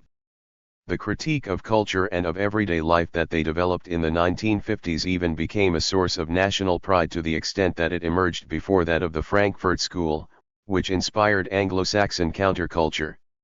The signs that the SI spread in May 68 are above all ambiguous. The group carefully sought a third way between theory and practice, between revolution through culture and revolution through workers' councils. Between 1969 and 1971, it chose to become a revolutionary organization among others, and it worked, like its sister groups, to make something out of May 68. Then it entered into an ineluctable crisis and was rediscovered, against its own will, as a countercultural movement. The inheritors of the spontaneity of May stole from the SI its subversive tools without taking its theory and its revolutionary goals. The heritage that the Situationists handed down in 1972 therefore left itself wide open to the process of integration into dominant culture. 7. The Situationists' anti-colonialism, an internationalist perspective. Sophie Dolto and Necip Sidi Moussa. Introduction. In 1997, two former members of the Situationist International commented on the legend created around one of its founders, Guy Debord, which tended to eclipse the political work produced by the group. Who would ever have thought that the SI as pictured by established wisdom had time for analyses of political events in the world outside? For example, the series of interventions in the evolving situation in Algeria, at the time of Ben Bella and Boumediene, culminating in the long article Les luttes de classes en Algérie. 1. One might add, what is the lasting significance of these analyses and their history? In 2013, for example, the Guy Debord exhibition at the Bibliothèque Nationale de France was silent about his links with Algeria, which existed from the beginning of the Lettrist International up until his death in 1994. The contacts between the SI and groups involved in anti-colonial struggles, in the Congo for example, have also yet to be fully explored. The marginal space occupied by the SI in the political milieu and in the anti-colonial struggles of its time partially explains these gray areas. In fact, the group's activities rarely overlapped with those of major French workers' organizations, any more than they did with those of nationalist anti-colonial parties. This situation made the SI, despite its limited audience, a unique pole of attraction and convergence for individuals from colonist countries sharing its radical views, such as Algerians Mohamed Daha and Abdel Hafid Khatib, Tunisian Mustafa Keïtai or Congolese N'Djamena Lungela. Gathering first-hand information, these members formed opinions on anti-colonial struggles that contrasted with the mainstream leftist perspectives of the time, as well as with communist and nationalist orthodoxies. The decolonization of Algeria, a major event in the 20th century, particularly in France, constituted an obvious starting point for the CI's political formation. As the process unfolded, it remained a central issue for the group, but also a point of comparison for other theoretical analyses.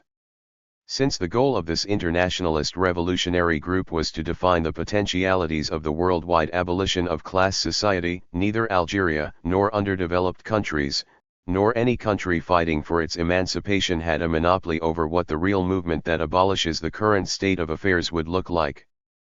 The history of the CI's relationship to anti-colonial movements is thus intrinsically linked to their analysis of modern capitalist society.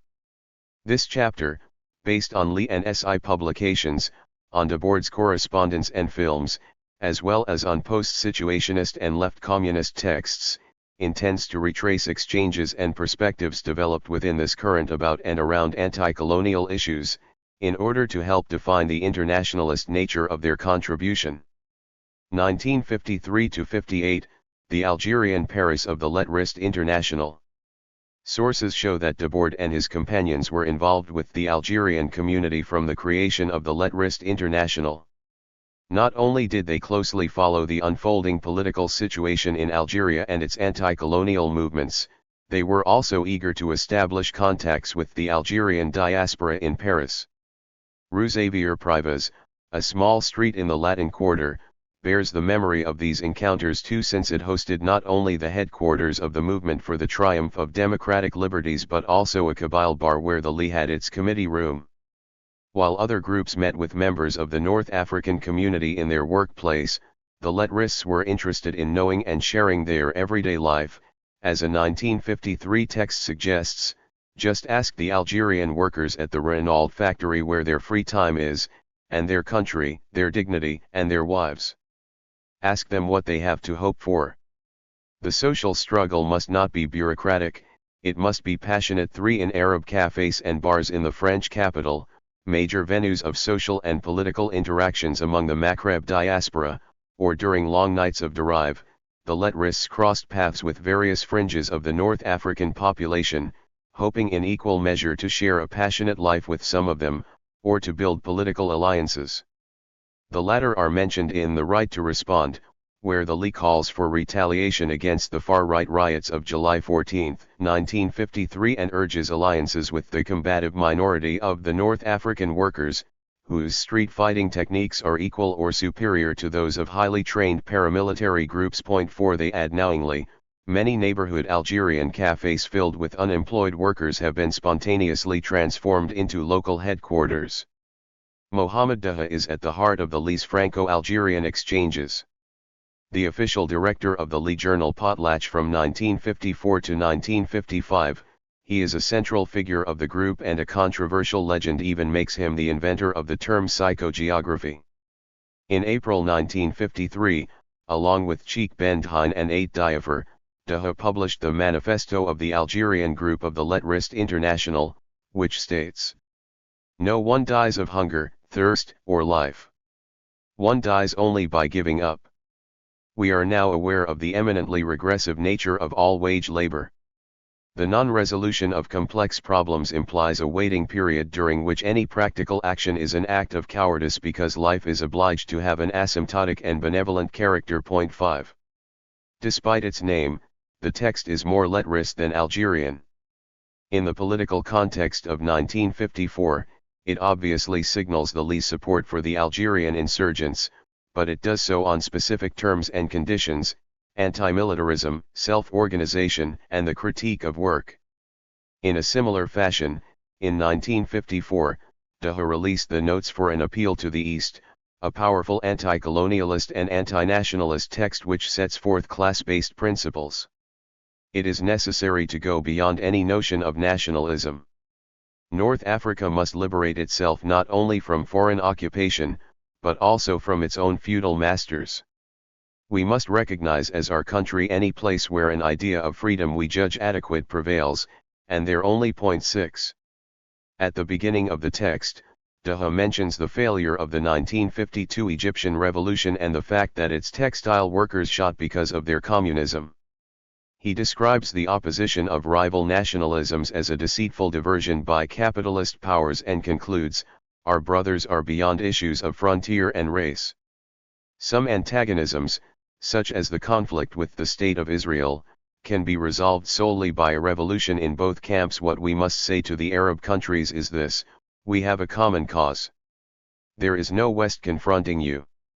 THIRD was the point of contact between Paris and the Algerian group of the Le. 7. The most significant accounts of these exchanges followed the 1954 earthquake in Orleansville, the most letrist city in the world. 8. The Parisian letrists, who went to Orleansville to help their comrades, witnessed the attitude of the French colonial state and denounced the official project to rebuild indigenous housing outside the city, which was nothing short of a premeditated ghetto. The subsequent issue of Potlatch reported on the joint intervention of French and Algerian letrists, a very violent agitation. 9. In France, the least support for the Algerian struggles left such concrete traces as their denunciation of the police's repression and intimidation strategies and their support for Pierre Moraine, the first Frenchman imprisoned for his pro-Algerian engagement. 10. They denounced the caste of the respectable specialized anti-colonialists 11 and bourgeois intellectuals who played the revolutionaries but whose practical actions did not measure up to their writings, including the Algerian writer Kateb Yassine, an impostor trying to establish his fame as a writer in the midst of a combative political climate. 12.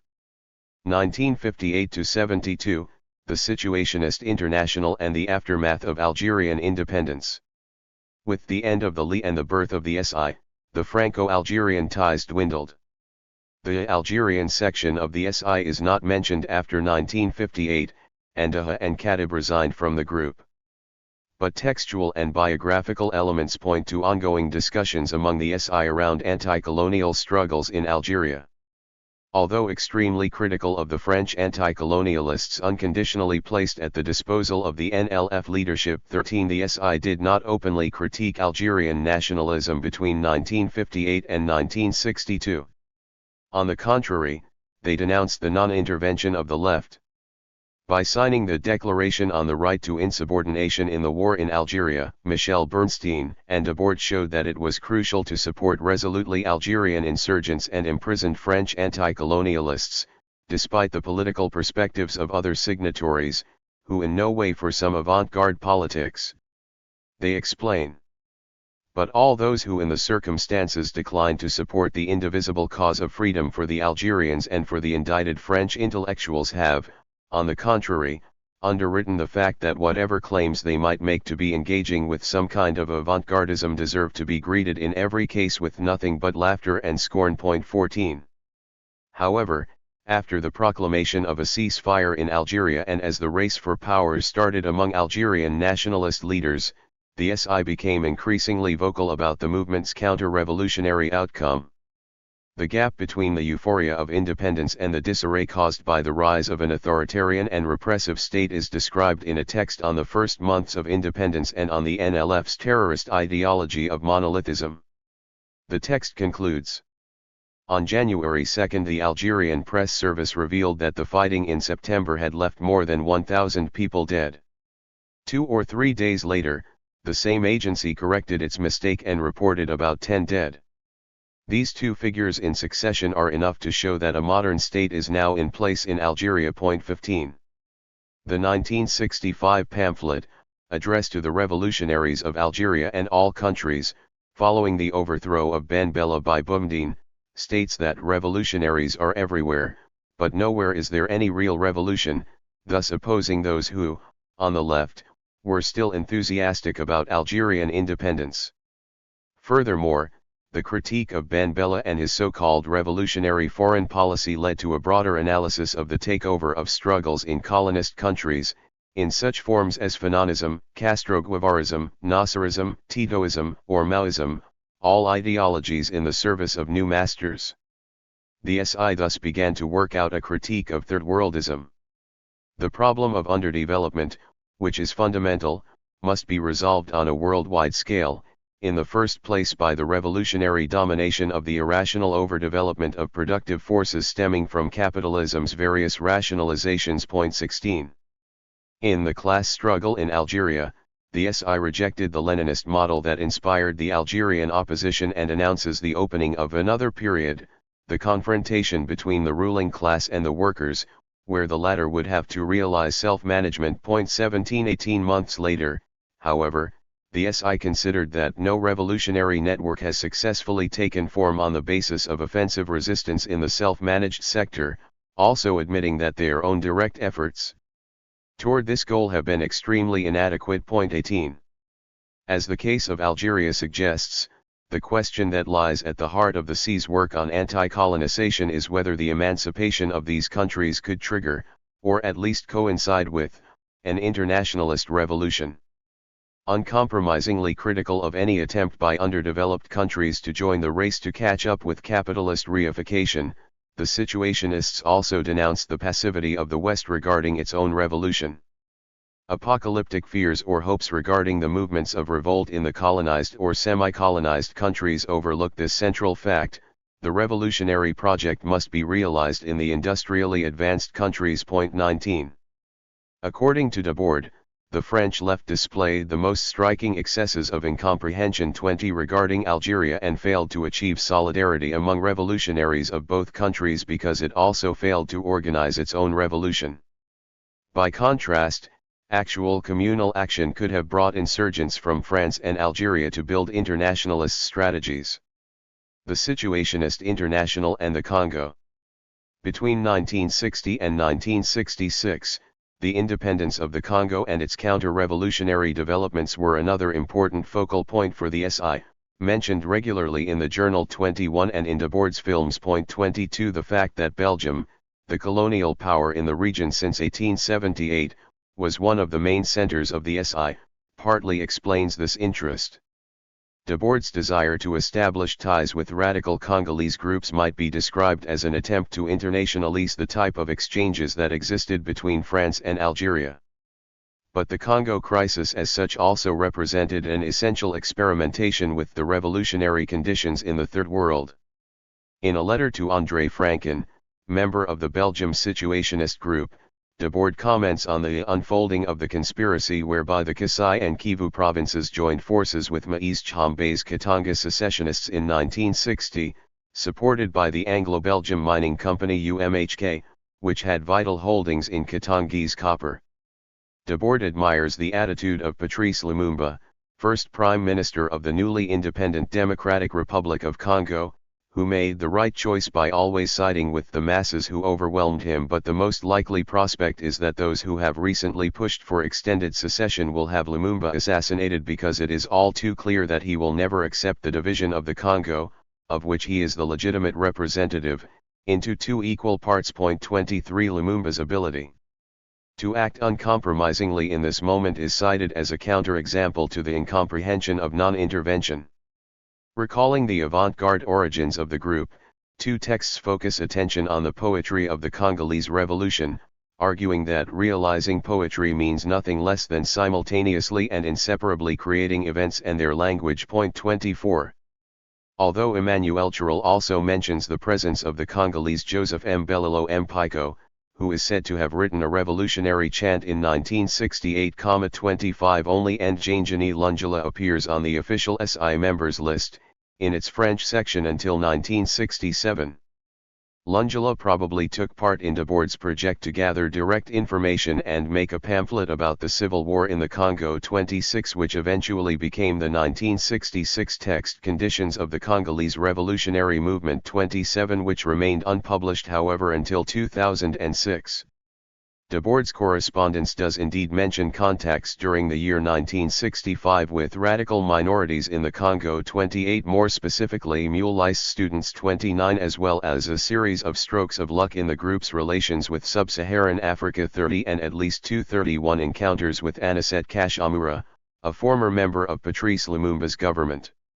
However, the collaboration with Kashamura did not succeed, and Debord wrote to Vainasium that it was totally impossible to join forces with him in a revolutionary proclamation. 32 This suggests that Debord's initial hope was for the text to be co-written with Congolese radical contacts and circulated in the Congo, on the model of the 1965 address, which was launched in Algeria as a pamphlet before being published in France.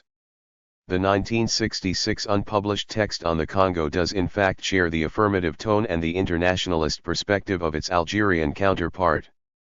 The revolutionary movement in the Congo is inseparable from a Pan-African revolution, which is in turn inseparable from the real global abolition of all class division, the fundamental division in a form of society now spread across the whole earth and the root of all national and racial conflicts. 33. Although the text was not published in 1966, a comparative analysis shows that significant parts were used for Keita's 1967 setting straight some popular misconceptions about revolutions in underdeveloped countries. 34 The common passages illustrate the Situationists' intention to produce a vast work. 35 On the counter-revolutions of the 1960s, in which a local ruling class achieves a measure of independent domination, but solely for itself, all the while remaining under the sway of foreign powers and subordinate to the aims of global industry. Recalling the address, Keita's text states that the rush to catch up with capitalist reification remains the best road to reinforced underdevelopment, a perspective also present in Revolution Internationale, which asserts that it is a hoax cleverly maintained by capitalist ideology, to present each nation of the Third World as a potential 19th-century England. 36 In a letter to Béchir Trilly, Debord suggests that the only revolutionary option for a small country outside the two blocs like the Congo or Cuba would be to expose publicly and completely its conception of world revolution, and thus to address the masses in the East rather than their rulers. 37 Israel and Vietnam, beyond anti-colonialism. From this global revolutionary perspective, the Situationists take stands on conflicts dividing the political class. In Two Local Wars 38 Keita describes the Arab-Israeli war as a dirty trick on the good conscience of the left. He reiterates Daha's 1954 affirmation that certain oppositions, such as the conflict with the State of Israel, can only be resolved by a revolution in both camps. 39 Or that of the 1965 address, the repressive forces of the State of Israel can be undermined only by a model of revolutionary society realized by the Arabs. 40 The first critique is directed against Zionism, the contrary of a revolutionary solution, which did not strive to abolish injustice, but to transfer it. The text states, the revolutionary workers' movement saw the answer to the Jewish question in proletarian community. The emancipation of the Jews could not take place apart from the emancipation of humanity. Zionism started from the opposite point. 41. On the other hand, the text declares that the general situation in the region has been constantly maintained and aggravated by the surrounding Arab societies and their ruling classes, which recuperated the armed insurgents of 1936 to 1939 and the 6-month general strike in Palestine. They made reactionary compromises that had devastating effects, including the rise to power of Nasser and of a new exploiting class. Nevertheless, Keita puts his hopes in the future Arab revolutionary forces and resolutely internationalist and anti-state perspectives, which might dissolve the State of Israel while gaining the support of that state's exploited masses.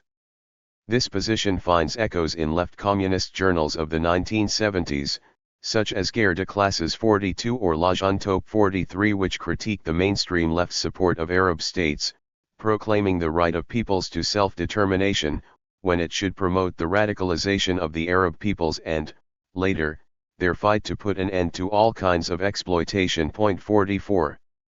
Further on in the text, KATI compares and opposes the Arab-Israeli war to the situation in Vietnam, where the peasants' liberation struggle was also recuperated for the interests of the rising state. But in this case, the National Liberation Front's victories provoked the increasingly massive intervention of the Americans, which reduced the conflict to an open colonial war. KATI concludes, "It is first of all necessary to put an end to the American aggression in order to allow the real social struggle in Vietnam to develop in a natural way, i.e. to allow the Vietnamese workers and peasants to rediscover their enemies at home, the bureaucracy of the North and the propertied and ruling strata of the South. The point is not to give unconditional support to the Viet Cong, but to struggle consistently and uncompromisingly against American imperialism.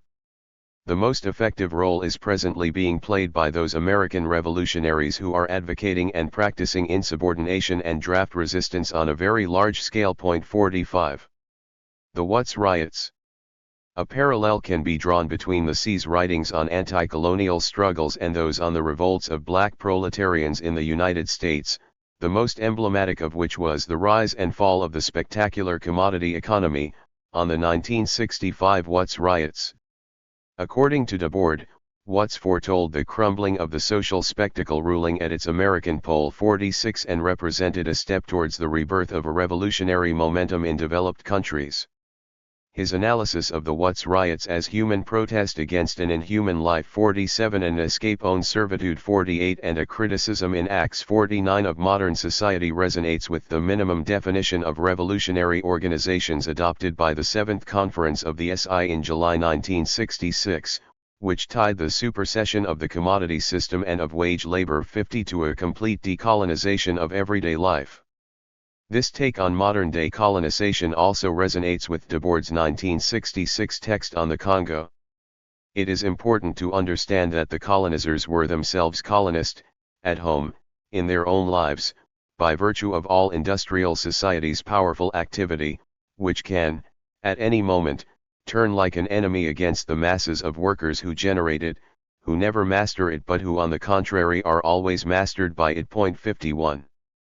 According to Debord, Watts was therefore not a racial conflict, but a revolt against a world of commodities which subordinates everyone and everything to its logic. It affects black people as well as white people, but the necessity for the commodity and for the spectacle to be at once universal and hierarchical leads to a universal imposition of hierarchy which remains unacknowledged because it is irrational. This unacknowledged hierarchizing process produces crazy ideas and grotesque values, namely racisms everywhere, and resembles modern-day colonization. The barbarians are no longer at the ends of the earth, they are right here, barbarist, in fact, by this very same forced participation in hierarchical consumption. The humanism cloaking all this is opposed to humanity, the negation of human activity and desires. It is the humanism of commodities, the benevolence of the parasitic commodity towards its host. Point 52. African Americans are thus not alone in this revolt against the commodities in humanism, because other strata of the American proletariat are becoming increasingly conscious that they are not the master of activity, of life. According to Debord, this is why those whites who want to escape their own servitude must needs rally to the black cause. But he adds, not in a solidarity based on color, obviously, but in a global rejection of commodities and, in the last analysis, of the state. Point 54. Only a joint destruction of the commodity form could break the economic and psychological gulf between blacks and whites. Conversely, Debord foresees that if such an alliance were to be broken in response to a radicalization of the conflict, the upshot would be the development of a black nationalism and a confrontation between the two splinters exactly on the model of the prevailing system. Point 55. He is especially critical of the black Muslims' attempts to build a separatist or pro-African black nationalism, which offers no answer to the reality of oppression, and of the political agenda of the Black Power. Star 56 who are walking the tightrope between the vague and undefined extremism necessary to establish themselves at the head of the black masses and the actual unavowed paltry reformism of a black third party. 57. Debord's critique resonates with that of Ferreira, which recalled in 1964, "We were waiting for Malcolm X to build a bridge between the struggle of the blacks and that of the oppressed workers, but apart from the violence with which he attacked the European colonialists in Africa and the American imperialism, his political analyses were non-existent or even racist." 58. Or with ICO's critique of the Black Panthers in 1972, "No group, whatever the acuity of its problems, has a privileged role in the future process of social transformation. Its struggle will only come to fruition if it fits into the struggle of all the oppressed." 59. For them, as for the SI, none of these political groups had an actual revolutionary perspective, as they put forward a self-management of the existing world by the masses for which the SI had criticized anti-colonial movements. In a similar fashion, Debord predicts that the black revolts in Watts, Detroit, and Newark might be recuperated by a growing black political elite, like those that emerged out of the other American minorities, thus reproducing the hierarchical conditions of the dominant world, rather than attack this world as a whole. 60. The C's analysis of the social conditions of black people in America also echoes that of underdeveloped countries. Like Revolution Internationale, which asserted that it was as illusory to conceive of a without underdeveloped countries as to imagine it without proletarians, the SI considers that the lower segments of the proletariat in developed countries are promised that, with patience, they will join in America's prosperity, but they realize that this prosperity is not a static sphere but, rather, a ladder without end. 61. That perspective is emphasized nowadays by such groups as Endnotes, which writes, "Inherited black disadvantage could only be overcome by challenging the basic workings of capitalist markets." 62. In 2015, Andrea Gibbons 63 rightfully pointed out that little is known about Daha and Khatib's whereabouts after 1960. The argument she draws from this fact is however ill-informed.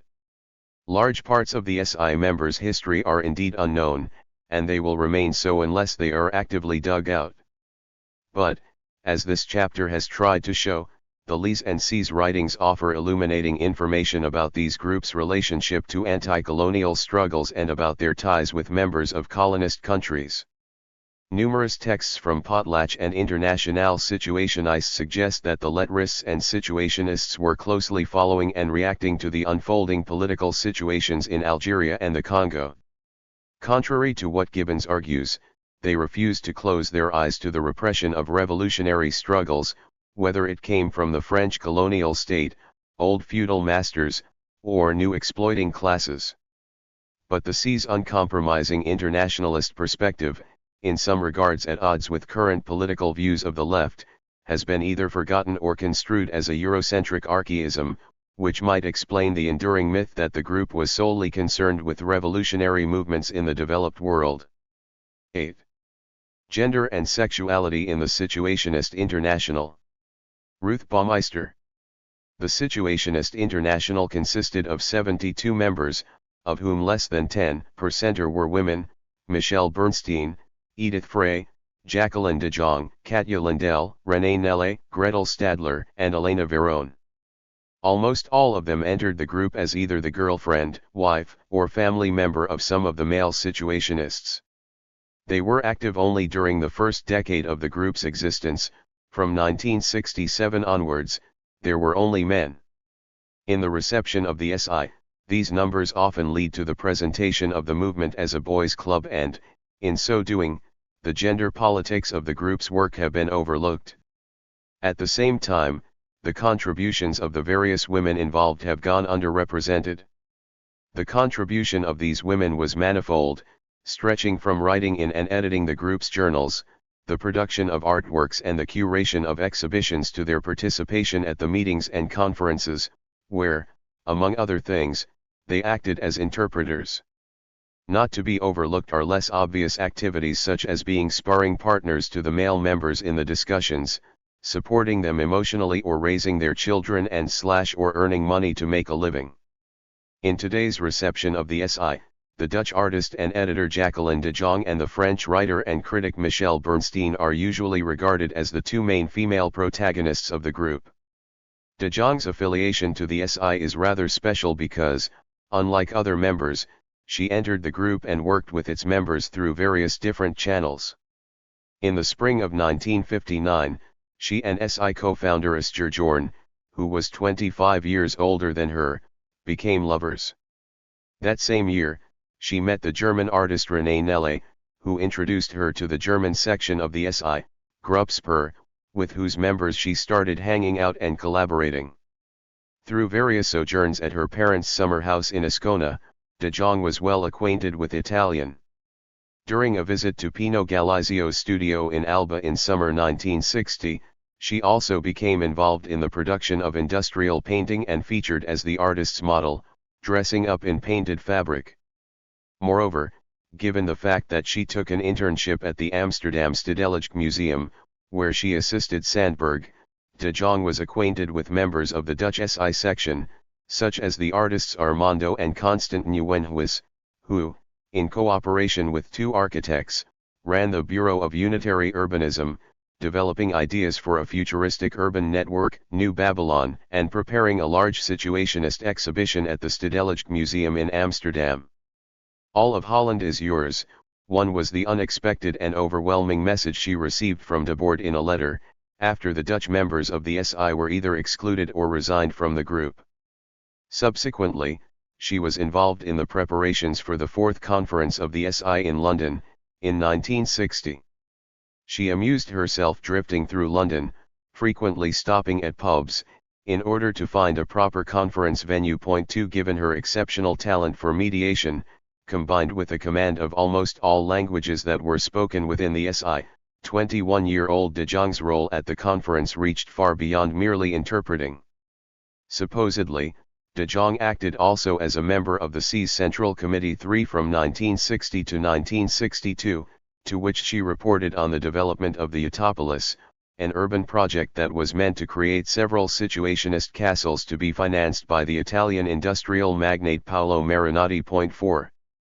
To accompany the existing situationist organs, Spur, the magazine of the German section of the SI, and Internationale Situationist, published in French, de Jong suggested another, English-language one, which she would coordinate and edit. The project was approved by the Central Committee in a meeting in Brussels in 1961, and she started conceptualizing the first issue of the Situationist Times, a transdisciplinary, multilingual and cross-cultural magazine. Point 5 Upon the question as to whether or not Jorn influenced her as an editor of the magazine, de Jong retrospectively answered, "Of course he did. He influenced me spiritually as well as practically in many ways, although he often denied that or did not agree." 6 During this period, Jorn had already become an internationally recognized painter. He was selling well and was able to support the SI, not only with his own artistic and intellectual activities, but also financially. The latter was especially true for the Situationist Times and the film So ein Ding muss ich haben, on which de Jong collaborated with Gruppspur. Describing her development as an artist during her 10-year relationship with Jorn, she concludes, "After all those years I had made my own way, which actually was respected by Jorn.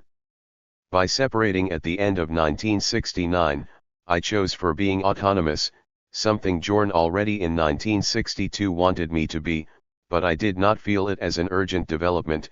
Only when I really found my way as a painter around 1964, I started in a way an outlook on art of mine, but until all this time very much in agreement with his views and opinions, surely with frequent discussions.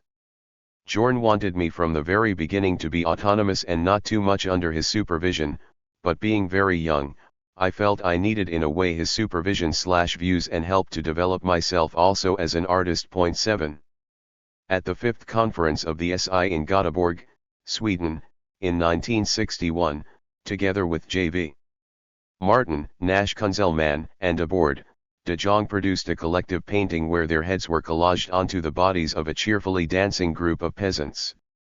Finally, however, the gap between the artists and the revolutionaries in the group became unbridgeable. Only a couple of months later, in February 1962, Debord expelled the Spur artists and, in solidarity with them, De Jong and the Scandinavian section also left the group. Consequently, by the time the first 6 issues of her magazine The Situationist Times appeared, she had already left the group. Michelle Bernstein was the only woman among the founding members of the SI, and she stayed with the group for the exceptionally long period of 10 years, from 1957 to 1967. Bored by her studies at the Sorbonne, she had started frequenting a bar called Chez Moineau in Paris during the early 1950s. There, she became affiliated with the Lettrist International, a circle of writers, artists, and vagabonds, among them Guy Debord, whom she married in 1954. In an interview, when she was asked why she married Debord, Bernstein stated retrospectively, "Guy and I were married, I do not know why, now people do not marry, and in that time people would marry. Even a situationist is sometimes the result of the way society is.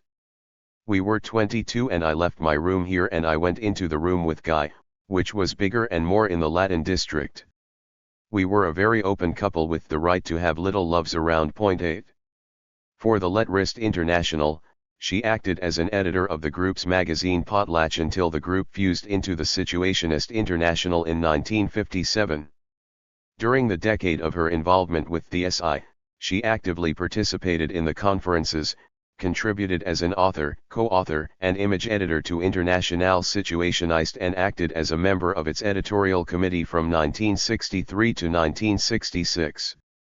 Her situationist activities include a eulogy to Pino Galizio's Industrial Painting 9 as well as relief models of battlefield scenes for the SIRSG 6 exhibition at Galerie Exil in Odense in 1963, organized by the Circle around the Danish artist and situationist J.V. Martin. Her ability to write not only in her native language but also in English enabled her to introduce the SI to the Anglophone world, publishing an article in the Times Literary Supplement in 1964.10. Moreover, she financially supported her husband, Guy Debord 11, who already in 1953 had painted the imperative, "Ne travaillis jamais" on a wall of the Rue de Seine in Paris. 12 Bernstein earned her money as a journalist, in advertising, and as the author of the novels, All the King's Horses and the Night, which are today considered important examples of situationist writing. Retrospectively, Bernstein described her role as the breadwinner in her relationship with Debord.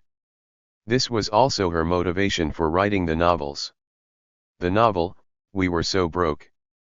In that time, I was in a publishing house which did not pay very much, and for Guy, I added some little stamps and small things for the reviews, but that was not enough.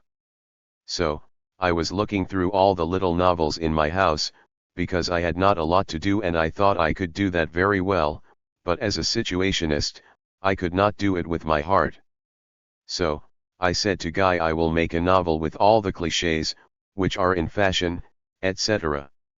And that will be a novel, and without anybody recommending me, I sent it to the publisher. But that was a joke, of course.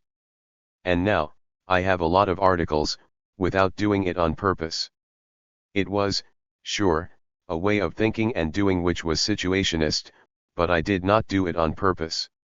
I was infected with their ideas. 13.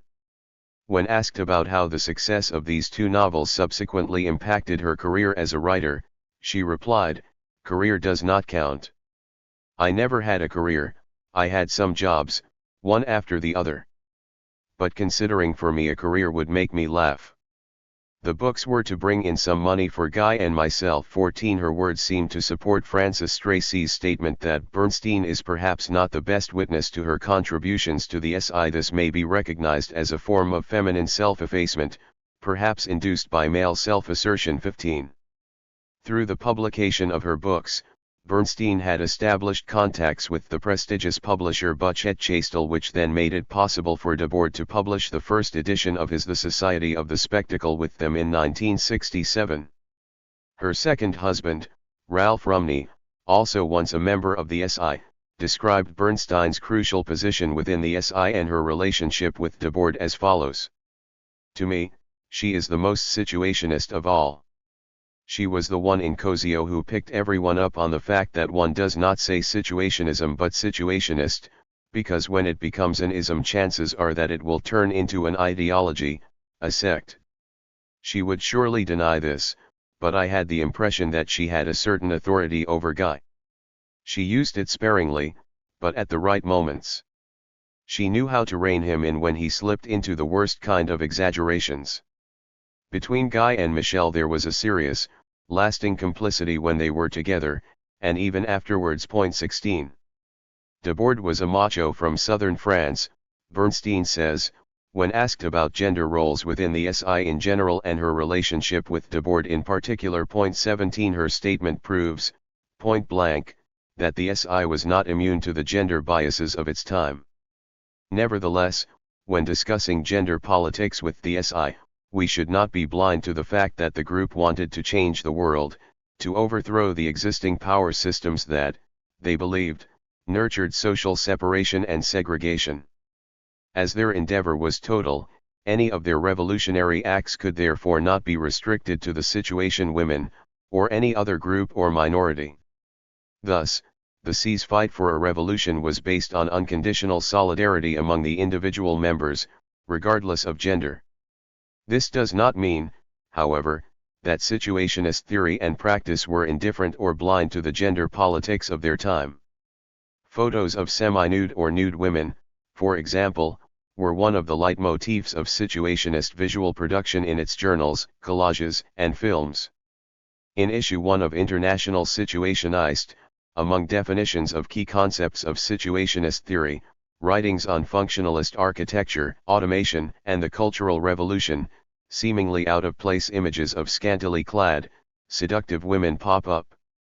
As Baum says of these images, far from a frivolous addendum to or a curious departure from an otherwise progressive political and philosophical agenda, images of women were in fact one of the many platforms from which the situationists launched their rebuke to capitalism and spectacle. 18 Surprisingly, it was not a male member of the group, but Michel Bernstein who was responsible for the selection and implementation of these photos, which were clippings from French women's magazines, such as Elle and Marie Claire.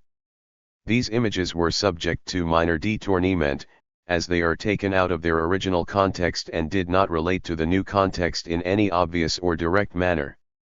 The new placement of the images renders them absurd due to the absence of the commodities they were supposed to sell in the first place. And yet, it did not exactly erase their initial purpose, as eye candy for the reader, rather, given the fact that these clash with the contents of the texts they accompany, they trigger an alienating effect. Thus, the decontextualizing of these images results in a deconstruction of their original meaning as communicated in the relationship between text and image. Frances Stacy, in her chapter The Situation of Women, lays out the critical strategy lying behind the situationists' appropriation, détournement, and reuse of these images.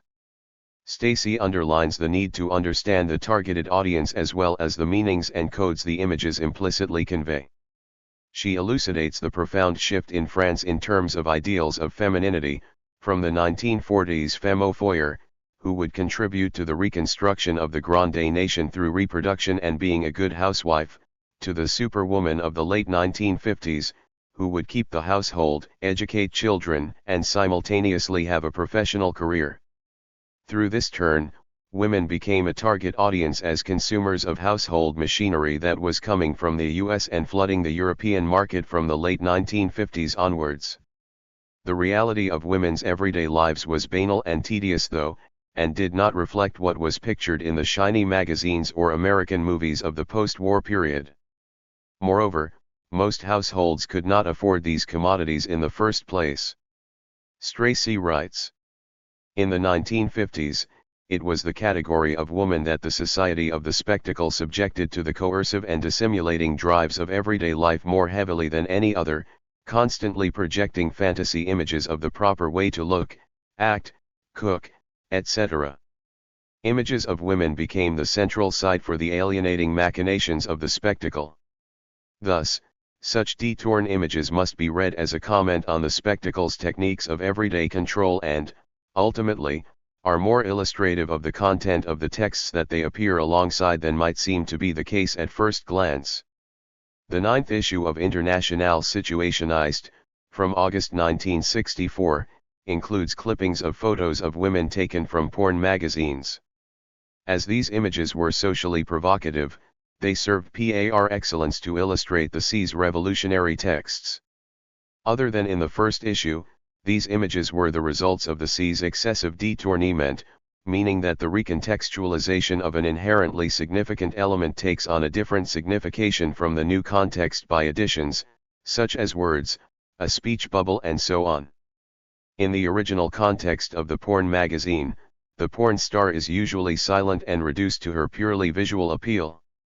However, by giving her a message in a speech bubble, she starts to speak to the viewer. Consequently, on the one hand, the privacy of the male gaze is interrupted, by setting the image into the forum of the group's journal, which is both public and ungendered. On the other, during the 1960s, when porn was breaking social taboos by unashamedly exposing bodies under the flag of sexual liberation, the female body was simultaneously turned into a sexualized commodity in the service of the porn industry, which represented the mass commercialization of sexuality. 19 Thus, such loosening up of moral taboos consequently led to a process of redisciplining, namely the control of the female body for purely monetary reasons. Rather than seeing pornography as a vehicle of sexual liberation, the SI conceived of it as yet another means to support the spectacle, because of its inherent commercialization of sex. Debord's films, most famously The Society of the Spectacle, which uses such images in a similar manner, have also been an important part of the existing discussion around gender in the SI. 20 Another, overlooked experimental film, So ein Ding muss ich haben, is also revealing. The film was conceived by Jürgen Nash 21, Katja Lindell 22 and Asger from the Scandinavian section of the SI in collaboration with the Danish constructivist artist and experimental film director Albert Mertz. Featuring in the film beside Nash and Lindell were members of the German section of the SI as well as Jacqueline de Jong, Maurice Wickert, and Heike van de Loo. 23 It was produced in early 1961. Shortly before Asger left the SI and the same year the German Situationist art group Gruppsper was put on trial for blasphemy. The film communicates its message neither through a plot, nor with language. It pictures everyday life in Munich during the Wirtschaftswunder 24 years in a series of disconnected scenes, men in a local beer hall, people buying kitsch paintings in the street, a family in their apartment, war ruins, and functionalist architecture of the Reconstruction period. Several passages are repeated, showing men cleaning the streets and a mass of people walking through the city. These rather static scenes are disrupted by artists, who are, in one moment, situated in the ruin of a bombed-out building playing dissonant melodies on flutes, in another moment, being chased around, or running through the city center armed with guns. They go all the way up to Felder-Rognal, the famous site of Hitler's beer hall putsch in 1923.25. It ends with a still that says sweet, indicating that there is more to come. The film was neither conceived as a commercial product, nor for the sake of a pure aesthetic experience. Museum Jorn, Silkeborg, holds an unpublished manuscript 26 in which Albert Mertz, Katja Lindell, and Jürgen Nash describe their intentions for the film to Jorn, who financed it and, in collaboration with Jean Dubuffet, provided the soundtrack. 27 The idea to make a situationist film here in Munich arose spontaneously. Its mode of production, the entire work around it must therefore also be spontaneous in manner. 28 The trio declares. They further elaborate that this kind of spontaneity has nothing to do with the strongman's artistic bodybuilding, which nowadays is very much appreciated by art snobs, galleries, and art journals.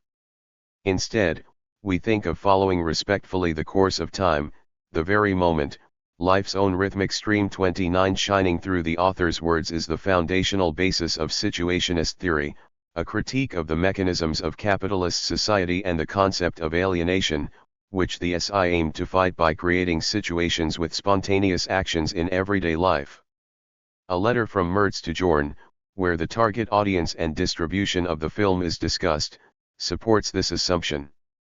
The film was directed against the advertising industry and consumption in general.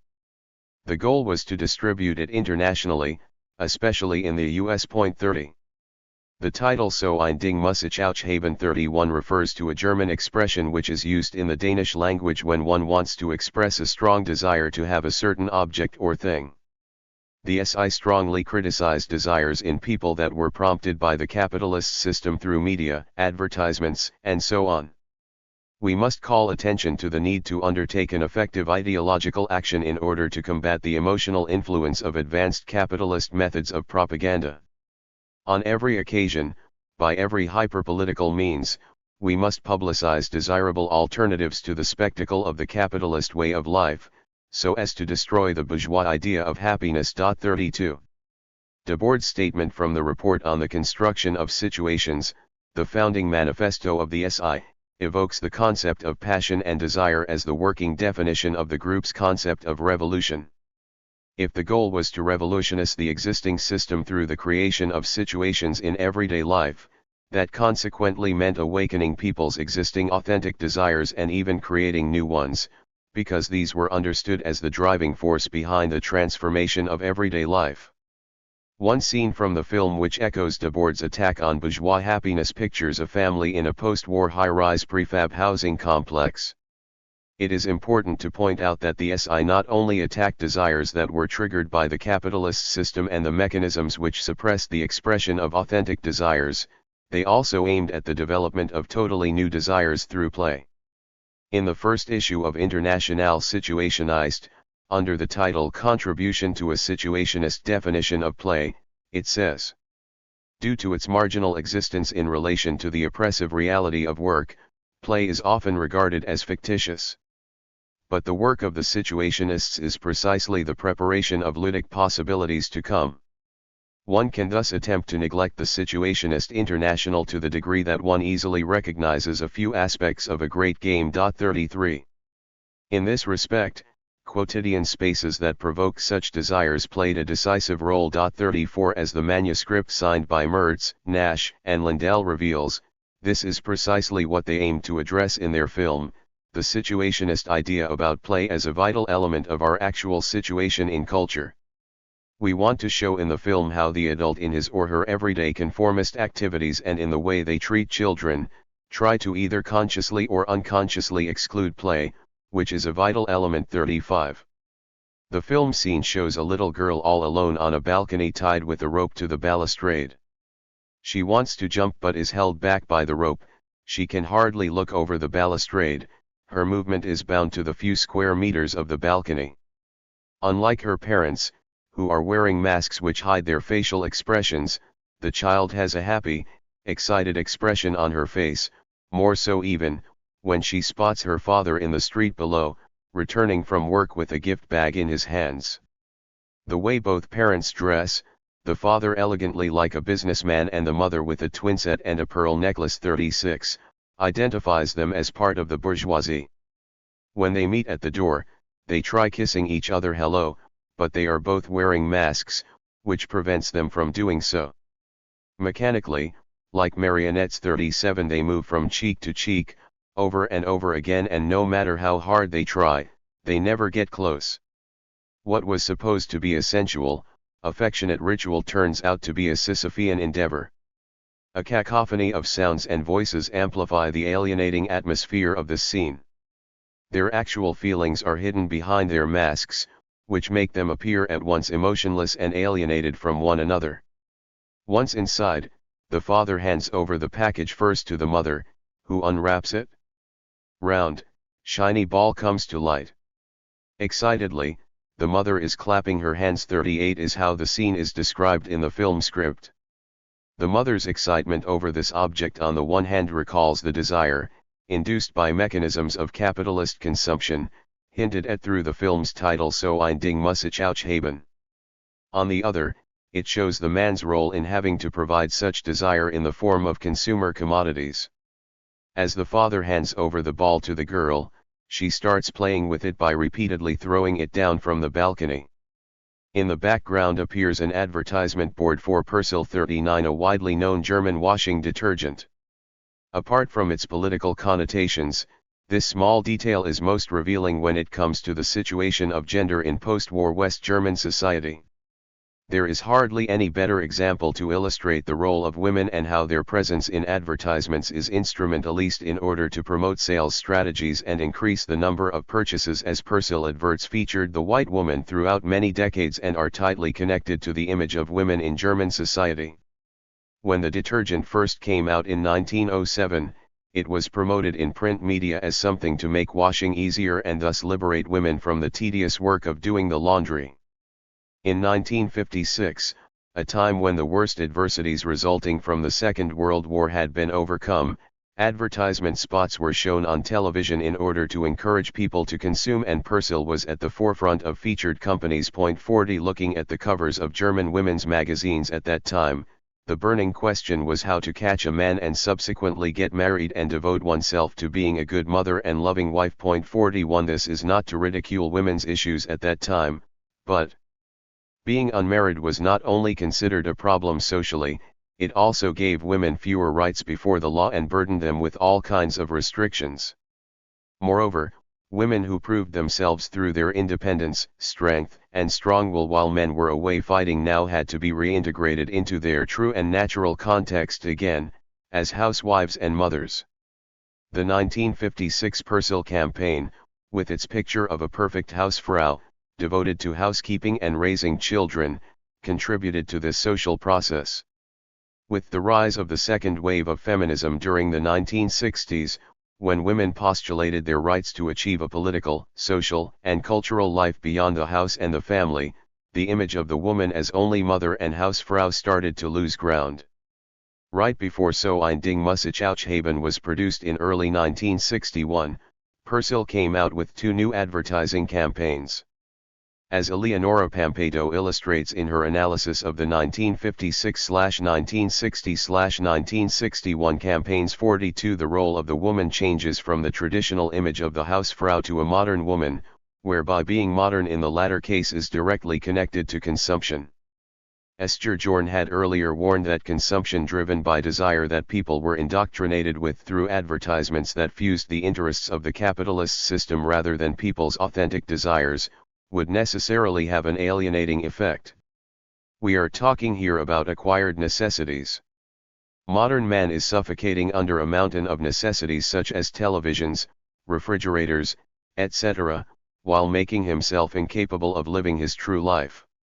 We are obviously not opposed to modern technologies, but we are against any notion of an absolute need for objects. In fact, we question their actual utility. 43.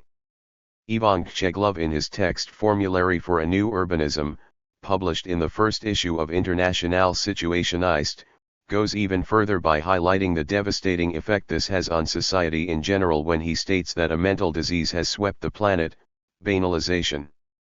Everyone is hypnotized by production and conveniences, sewage systems, elevators, bathrooms, washing machines. 44. What is striking about the family scene mentioned above is how the man finds himself in yet another hopeless, Sisyphean situation which is paralleled by the passivity of his wife. There is no real interaction between the child and the mother, the latter's role is characterized by absence and distant observation. She only monitors the girl for a brief moment when she opens the door from the living room to the balcony. Consequently, the girl is all alone, left to herself, literally incarcerated in the tight space of the balcony. Interestingly, although the 1956 and 1960 Persil advertisements show a man and a woman discussing the advantages of the detergent, in the 1961 version, the woman is absent, just like the mother in the film, except for when she receives the desirable object, the ball. Eventually, after having run up and down the stairs a great many times to fetch the ball for the girl, the father is completely exhausted and destroys it. He breaks down at the feet of his wife, takes off his mask, and so does she, finally realizing what has happened. Horrified, she starts shouting hysterically. The scenery changes, once again a cleaner is mechanically sweeping the street, but with the sound of the woman sobbing and crying in the background. In her analysis of women's visual representation in International Situationist, Frances Tracy points out that most French households at the time did not have enough money to buy these goods, which put enormous pressure on men, who were expected to acquire these items to make their wives happy. Besides the situation of the businessman, described in the family scene above, there are two other settings portraying men in the film, which perfectly illustrates Tracy's claim and provide a strong alienating effect. In a local beer hall, a group of male, blue-collar workers are pictured taking a break. While plates of food are being served in the background, the men drink one beer after the other, staring at the abundance of the meat and sausages hanging from the ceiling of the room with total indifference in their eyes. Their facial expressions are alienated, which is not surprising, given the fact that this is the generation of men who, not too long ago, had undergone famine when fighting in the war. The third group of men who repeatedly appear in the film are street cleaners, acting like robots, disconnected from their environment. Their work appears tedious, endless, and meaningless. The look on their faces is bitter, staring at and questioning the world created by those they need to clean for, businessmen walking by with briefcases. With this scene, the film stresses class exploitation as a theme by exposing the social distinction pictured between those who serve and those who are served.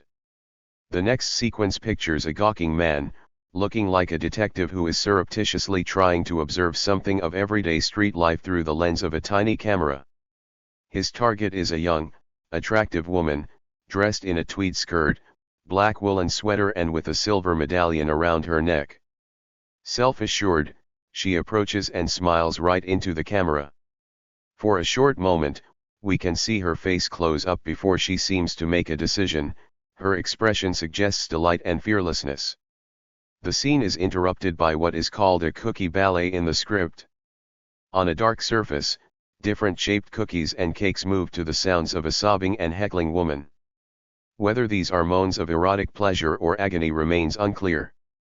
They end with a loud cry and the film goes back to the detective with the camera.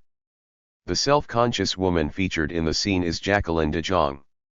Towards the end of the film there is a sequence where, in the mass of people moving through the streets, a group of armed gangsters walk up to Felder Regnal, a historically charged location. 45 among them is one woman and, apart from her fellows, whose faces are not recognizable, for a short moment, she stares right into the camera.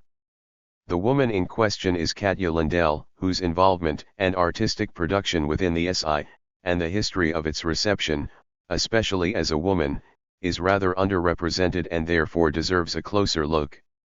Lindell came to the SI around 1959-60 through Jorn and his brother, the Danish poet Jørgen Nash. The latter, she had met and fallen in love with at a Beatles concert in Paris. At that time, she was working for the Swedish-German writer, artist, and film director Peter Weiss 46 and script writer Barbro Bowman 47 on the film The Flamboyant Sex.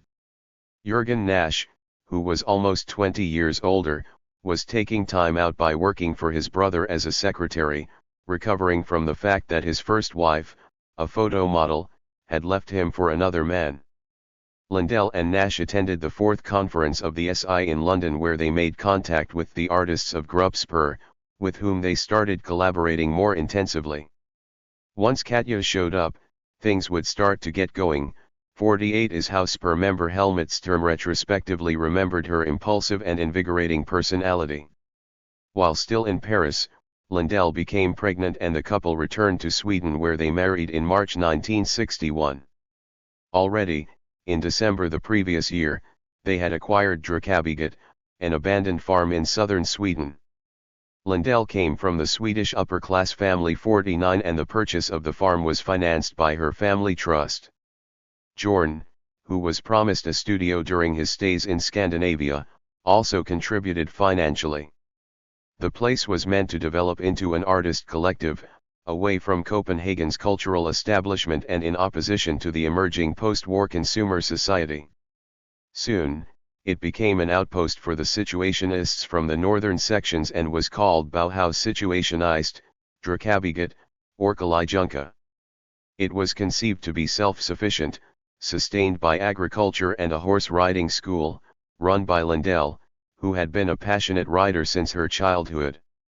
Anyone was welcome on condition that they would dedicate a certain number of hours per week to working on the farm, though the rest of their time was free for artistic experimentation. A photograph pictures Lindell on a field in workman's clothes behind a horse drawing a plow. Life was simple and the farm was run with as little machinery as possible. Experimentation was not restricted to the arts, but comprised all aspects of human life and challenged established norms of capitalist consumer society, such as private property, the family, religion, morality, and sexuality.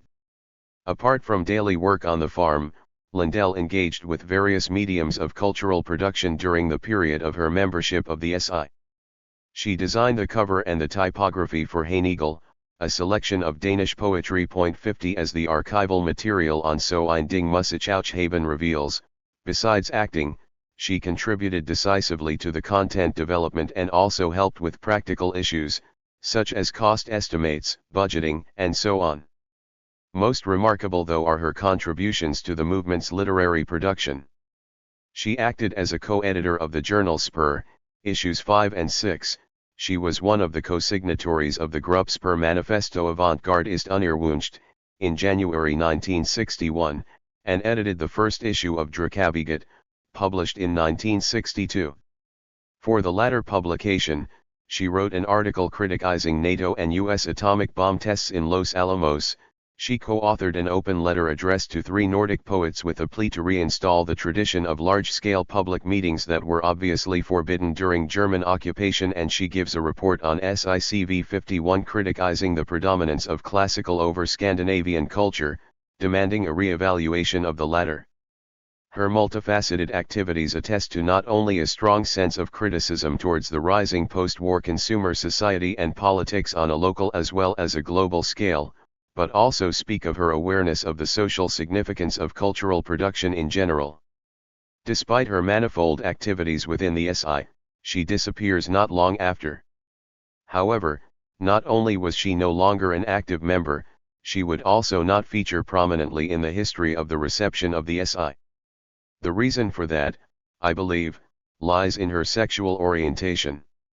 Even though Michelle Bernstein, retrospectively stated in an interview, when asked about her sexuality, "I do not know if I was bisexual then, even though I looked like a boy and was thought to be a dyke.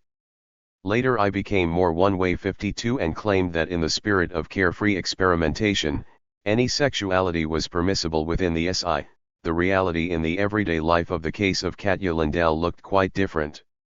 After all, the Situationist revolution was not supposed to take place in parliaments, university lecture halls or libraries, but in everyday life.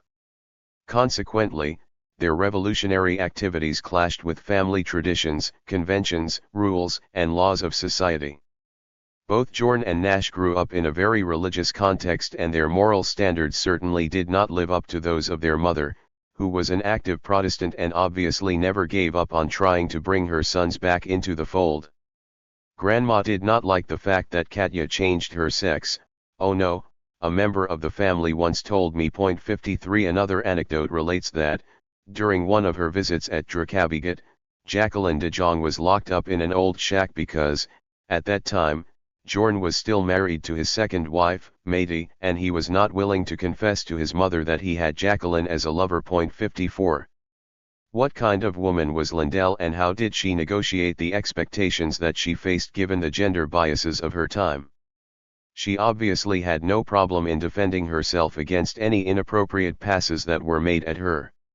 She once socked in the jaw, after he had touched her on her bottom when following her up a stair. 55 One of the guests at the farm recalls. The artist met Ara, who was a frequent visitor at Druckabegott during the 1960s, still vividly remembers that she was a master of disguise. At the farm, Katja was walking around in a dirty parka jacket, her glasses were broken and fixed with plastic tape. At an exhibition opening in Copenhagen, all of a sudden though, surprisingly the opposite. The door opens and there comes freshly groomed and tart up a high society lady dressed in a shiny white suit. Katya attracts the attention of the whole room and dominates the scene with her aura. 56.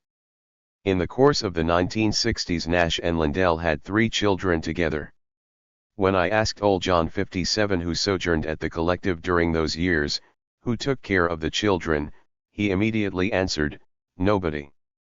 They were left to themselves in the playpen all day. 58. Most obviously, being a good housewife was not compelling to Lindell, but neither was it to Nash. Certainly, Lindell did not fit any of the previously discussed female categories of the post-war period. According to Aura, the children were neglected and the place stank of urine. She concludes that Lindell failed as a mother and describes her as a witch, not in the negative sense though, but in admiring her intelligence, temperament, and initiatives at the same time. 59. Lindell was originally educated as a journalist, but it was her interest in avant-garde film, which led her to Paris during the late 1950s. She spoke German, English, Swedish, and Danish fluently, and in addition she studied French while staying in Paris with Nash. Freedom of sexuality was one of the aspects that constituted the collective at Zacarias, and Nash and Lindell exercised it extensively, which resulted in a turbulent relationship with many fights. During the second half of the 1960s, Lindell decided to become a man. The fact that she was a mother of 3 made it very difficult, and she had to go abroad to undergo hormonal therapy and operations. Even though the marriage was bad and Nash had become involved with one of his students, the young artist Liz Zwick, the decision came as a surprise for him. They finally got a divorce, accompanied with many fights about money, children, and property. In his memoirs, Have a Frumerderen Kritzer Sign Spore 60, Nash retrospectively recounts their marriage, their life on Zacarias, and the many fights the couple had. Here, he ridicules Lindell's change of gender and, while doing so, presents himself as the worst kind of male chauvinist, hurt in his male pride. In 1970, Lindell publicly spoke about his change of gender and his initial concerns about how the children would take it in a newspaper article. He assures the reporter that they had much less problem with it all than most grown-ups. 61. German artist Ottmar Bergman recalled that during the early 1980s, when he arrived at Zacarias, it was Nash and Zwick who ran the place and discussion of Katya Lindell was taboo. 62. These artists, who I spoke to personally, told me that they lost track of her. Undoubtedly her gender change not only created a rupture in both her personal and professional life but also led to the end of her artistic production. Whether the reason for the latter lies in the fights with Nash and the family, the break with the artists from around that time, or maybe in her own decision to start a new life, remains unclear. Most certainly though, it had consequences for the reception of her artistic works within the SI later on. 63. Eventually, Peter Albert Lindell left Sweden and moved to northern Jutland, where he got married and started another horse riding school in Frostrup. The traces of this part of his life are not to be found in books and archives about the SI, but within the community of horseback riders in Jutland. One of his former pupils describes Peter as a very passionate and competent instructor. He was running the riding center with a lot of love and just as much discipline. His didactic approach was very much advanced. 64. As various oral histories within the community of horseback riders in Jutland reveal, Lindell in a way was still pushing boundaries, if not within the context of international avant-garde cultural production, then at least in the horse business. Blacksmith Jens Jacobsen once assured me that even though people laughed at Peter Lindell's unconventional way of running the riding school, and the way he spoke to and treated the horses, retrospectively he admits that Lindell was probably quite ahead of his time. 65. Acknowledgement. My thanks for giving me access to source material as well as sharing their precious memories of everyday life to Met and Snild Ara, Ottmar Bergman, Jacqueline de Jong, Karsten Nash, Ole John, Lone Mertz, Helly Bronze, Casper Rees Jensen, Jens Jacobsen, and Preben Orts. 9. Revolutionary Romanticism in the 20th Century, Surrealists and Situationists. Michael Lowy. What is revolutionary romanticism? Romanticism is generally described in encyclopedias and dictionaries as a 19th-century artistic and literary movement. It should, however, be understood as a much more wide-reaching and profound phenomenon. Expressions of Romanticism can be found in the realms of philosophy, religion, law, political theory, and historiography. Moreover, the history of Romanticism did not come to an end in 1830 or 1848. It continues to this very day. Romanticism should be thought of as a vision of the world that stretches across all cultural domains. Quintessentially, it is characterized by the cultural contestation of modern capitalist civilization in the name of certain values of the past. That which Romanticism rejects in modern bourgeois, or industrial, society is above all the disenchantment of the world, that is to say, the decline, or disappearance, of religion, magic, poetry and myth, and the coming into being of a world that is completely prosaic, utilitarian, and commercial. Romanticism is a protest against mechanization, abstract rationalization, reification, the dissolution of communal ties and the quantification of social relationships. It makes this critique in the name of pre-modern social, moral and cultural values, presented as traditional, historical, and concrete, and, in many respects, it embodies a desperate attempt to re-enchant the world. Although Romanticism is manifestly a sensibility that is profoundly marked by nostalgia, it is not, for all that, any less an aspect of modernity. In a certain light, it could even be understood as a cultural form in which modernity criticizes itself. As a vision of the world, Romanticism was born during the second half of the 18th century. Jean-Jacques Rousseau could be thought of as its first great thinker, and it continues, in our own time, to be one of modern culture's principal forms of sensibility. 1. At the end of the 19th century, German sociology systematically formulated a romantic nostalgia for the past by opposing the qualitative values of spiritual and moral Kultur and the organic and natural Gemeinschaft against the purely quantitative values of industrial civilization and the individualist and artificial Gesellschaft. Of course, the nebula of romantic culture is far from homogeneous. It contains many different currents, from conservative and reactionary Romanticism, which sought the restoration of the Ancien regime, to revolutionary Romanticism, which took on the mantle of the conquests of 1789 and which aimed at, not a return to the past, but a detour through a communal past towards a utopian future.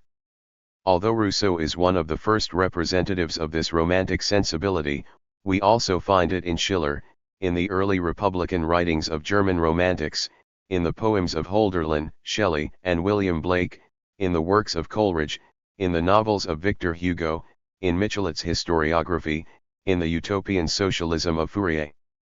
Revolutionary Romanticism can also be found, at least partially, in the work of Marx and Engels, and in the work of other Marxists and socialists such as William Morris, Gustav Landauer, Ernst Bloch, Henry Lefebvre, and Walter Benjamin.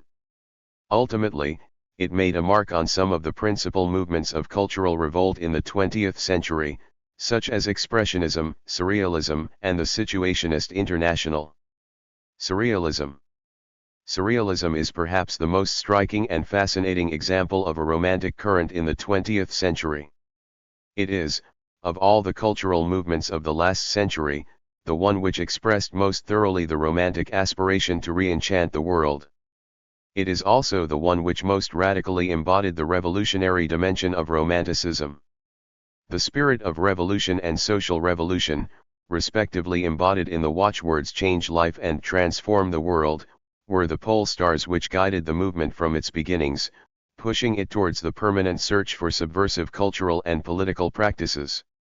At the cost of multiple ruptures and defections, the core of the Surrealist group around André Breton and Benjamin Parrot in Paris never gave up its obstinate refusal of the established social, moral and political order, nor its autonomy which it guarded jealously, despite adhesion to or sympathy for different currents of the revolutionary left, first, communism, then Trotskyism and, finally, anarchism. The Surrealist movement's opposition to modern capitalist civilization is neither reasonable, nor measured, it is radical, categorical, and irreducible. In one of their first documents, Revolution Now and Forever, its founders proclaim: wheresoever Western civilization reigns, all human attachments have ceased, with the exception of those whose sole reason for existence is self-interest, payment in hard cash. For more than a century, human dignity has been reduced to the level of exchange value. We do not accept the laws of the economy and of exchange. We do not accept the slavery of labor. Point 2. Looking back many years later on the very beginning of the movement, Breton observes that, at this time, Surrealist refusal was total, absolutely incapable of letting itself be channeled into politics. We held all of the institutions upon which the modern world rests and which had just produced as a result the First World War to be aberrations and scandalous. 3. This visceral rejection of social and institutional modernity did not, however, stop the Surrealists from referring positively to cultural modernity, to which Baudelaire and Rimbaud claim to adhere. The privileged objects of Surrealist attacks against Western civilization were limited and abstract rationalism, realist platitudes, and positivism in all its forms. Point 4. From the first Surrealist manifesto, Breton denounced the attitude that sought to banish under the colors of civilization, under the pretext of progress, anything that hints of a chimera. In the face of this sterile cultural environment, he affirms his belief in the omnipotence of dreaming. Point 5. The search for an alternative to this civilization would remain throughout the history of Surrealism, including in the 1970s, when a group of French and Czech Surrealists published La Civilisation Surrealiste. Point 6. Breton and his friends never hid their profound attachment to the 19th century Romantic tradition, whether it be German, English or French. What is Romanticism for the Surrealists? Nothing seemed more detestable to them than the narrow academic approach that presented it only as a literary genre. Breton spoke about this in a paper, The Romantics' Concept of Freedom, at a conference in Haiti in 1945. The image of Romanticism that scholars want us to accept is a false image. The way in which it is pigeonholed and categorized by nation prevents us from gaining an idea of the whole. 7. In fact, for Breton, Romanticism is a worldview, in the sense of a Weltanschauung, that crosses nations and centuries. Is it necessary to make people see that Romanticism, as a specific state of mind and mood, the function of which is to establish in every respect a new general conception of the world, transcends these, very limited, aspects of feeling and saying which have been proposed after it? Beyond the jumble of works that preceded or derived from it, most notably symbolism and expressionism, Romanticism imposes itself as a continuum. Point 8. Surrealism is part of the long historical continuity of Romanticism as a state of mind. Criticizing the pompous official celebrations of 100 years of French Romanticism in 1930, Breton comments in the Second Manifesto of Surrealism: we say, and insist on saying, that this Romanticism which we are today willing to consider as the tale, but then only as an amazingly prehensile tale, by its very essence remains unmitigated in its negation of these officials and these ceremonies, and we say that to be 100 is for it to be still in the flower of its youth, that what has been wrongly called its heroic period can no longer honestly be considered as anything but the first cry of a newborn child which is only beginning to make its desires known through us, and which, if one is willing to admit that what was thought classically before it came into being, was tantamount to good, undeniably wishes naught but evil. Point 9. One cannot, at least in the 20th century, think of a more categorical proclamation of the continued relevancy of Romanticism. Nothing would be more wrong, however, than to conclude, from this explicit statement of allegiance, that the Romanticism of the Surrealists is the same as that of the poets and thinkers of the 19th century. Rather, it is, in its methods, its artistic and political choices, its ways of feeling, something radically new, which belongs fully, in all its dimensions, to the culture of the 20th century, and which can in no way be thought of as a simple reboot or, even worse, an imitation of earlier Romanticism. Of course, the Surrealist reading of the Romantic heritage of the past is highly selective. What attracts them to the gigantic facades of Hugo, to certain texts by Musset, Aloysius Bertrand, by Xavier Fourniret, by Nerval, is, as Breton writes in Le Merveilleux contre le mystère, the will for the total emancipation of mankind. They likewise value the spontaneous hatred of the typical bourgeois, the will to absolute nonconformity with the reigning class, the domination of which is a sort of leprosy against which, if one wishes to prevent the most precious human acquisitions from being perverted from their meaning and from serving only to ever further debase the human condition daily, brandishing the whip is not enough, rather one day it will require branding with irons, that is found in a good number of Romantic and post-Romantic writers. 10. The same is true for the German Romantics. Breton fully recognizes the rather confused and ultra-reactionary doctrine expressed by Novalis in his essay Europe or Christianity or HMD Arnhem's hostile position towards the French Revolution. This did not, however, stop their works, which were veritable thunderclaps, from shaking the very foundations of the bourgeois cultural order by questioning the separation between the real and the imaginary. 11 Their thought, in this sense, takes on a profoundly utopian and subversive dimension. In his philosophical fragments, for example, Novalis adopts for himself that which is the magical postulate par excellence, and, although he does so in a way that excludes all limitations upon himself, it is up to us to ensure the world conforms to our will. 12. The surrealist passion for pre-modern cultural forms and traditions is also selective. The surrealists would without hesitation draw upon alchemy, Kabbalism, magic, astrology, the so-called primitive arts of Oceania and the Americas, and Celtic art. 13 All of their activities in this area had the aim of overcoming the limits of art, as an institutionalist, ornamental, and separated activity, in order to engage in the limitless adventure of re-enchanting the world. Nevertheless, like those revolutionaries who were inspired by the spirit of the Enlightenment, Hegel, and above all Marx, they were the most resolute and unmoving adversaries of the values which are at the heart of reactionary romantic culture, religion and nationalism. As the Second Manifesto proclaims, everything is still to be done. All means must be good for being employed to ruin the ideas of family, fatherland, and religion. Above the entrance to the lost paradise of surrealism, in letters of fire, the well-known libertarian watchwords can be found inscribed: no gods, no masters. The Situationist International. Despite the polemics and mutual excommunications, it is impossible not to notice the profound elective affinity between situationist attempts at cultural subversion and those of André Breton and his friends.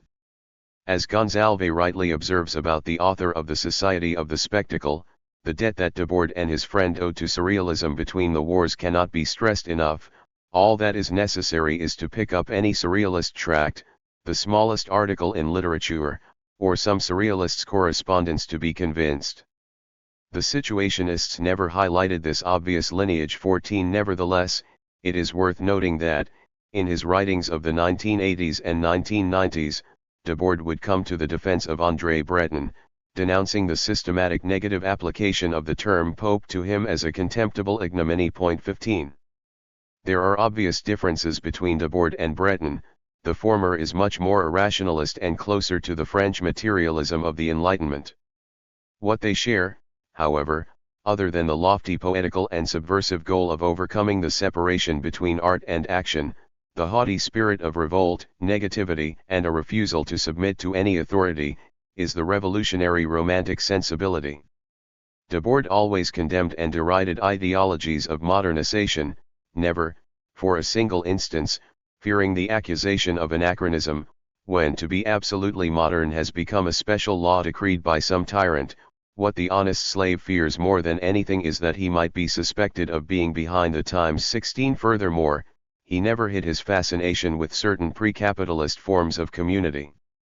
Exchange value and the Society of the Spectacle dissolved any human community founded upon the direct experience of things, real dialogue between individuals and communal action to solve problems, the Greek polis, the medieval Italian republics, villages, local neighborhoods, and the taverns of the lower classes. Debord thus condemned the spectacle as a society without community. 17 Implicitly adopting Ferdinand Tani's well-known distinction between Gesellschaft and Gemeinschaft. 18 In commentaries on the Society of the Spectacle, Debord recognizes the bitterness of this loss, for the agora, the general community, has gone, along with communities restricted to intermediary bodies or to independent institutions, to salons or cafes, to workers in a single company. 19. An illustration of Debord's Gothic Romanticism, in the sense of the English Gothic novel of the 18th century, can be found in his film In Girum Imus Noct et Consumi Murigna. Like his romantic forebears, Debord has only disdain for modern society. He ceaselessly condemns its dirty and lugubrious bad buildings, its technical innovations that usually only benefit their creators, its modernized illiteracy, its spectacular superstitions and, above all, its hostile landscape that reflects the concentration camp-like inclinations of modern industry. 20 He is particularly ferocious towards the neo-Haussmannian and modernizing urbanism of the Fifth Republic, which promoted the sinister adaptation of the city to the dictatorship of the automobile, a policy, according to Debord, responsible for the death of the sun, the darkening of the Paris sky by the false fog of pollution that permanently covers the mechanical circulation of things in this valley of desolation. 21 He could only reject therefore the present infamy in both its bureaucratic and bourgeois versions. The only escape from these contradictions that he could see was the abolition of class and the state. 22. This revolutionary anti-modernism was accompanied by a nostalgic glancing back to the past, whether it was the ancient home of the King of OU, reduced to ruins, or 1950s Paris, which had itself become, thanks to contemporary urbanism, a gaping ruin.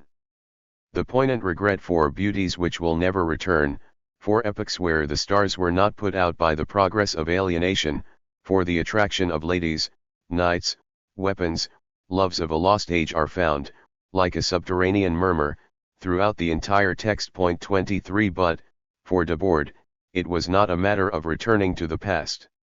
Very few 20th century authors have succeeded as well as Debord in turning nostalgia into an explosive force, into a poison-tipped weapon, against the existing order of things, into a revolutionary break towards the future.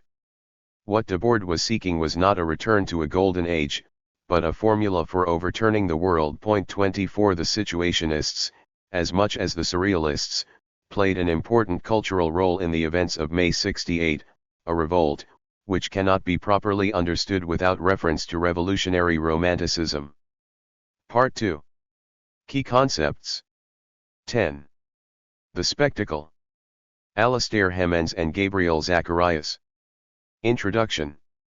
First published in the winter of 1967, just months before the May 68 student uprisings, The Society of the Spectacle by Guy Debord is today rightly recognized as one of the most important works of anti-capitalist critique of the 20th century.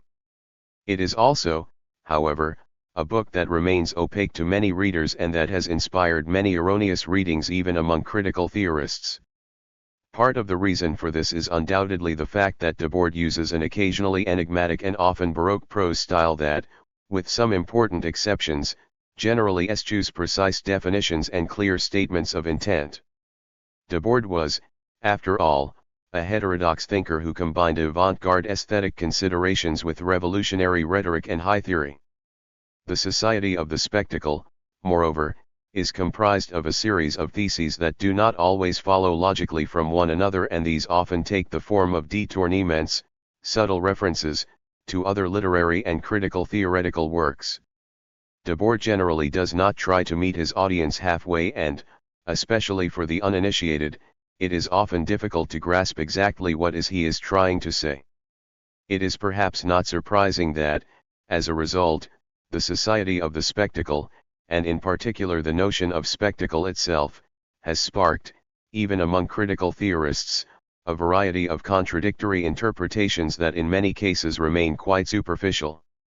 When Debord is evoked in mainstream publications, for example, it is more often than not as a kind of media theorist who is supposed to have described our image-obsessed age, and, these days, he is even seen as a critic of social media avant la lettre. Although such readings have some basis in reality, Debord was certainly interested in describing our empirical existence and the importance of images in our society.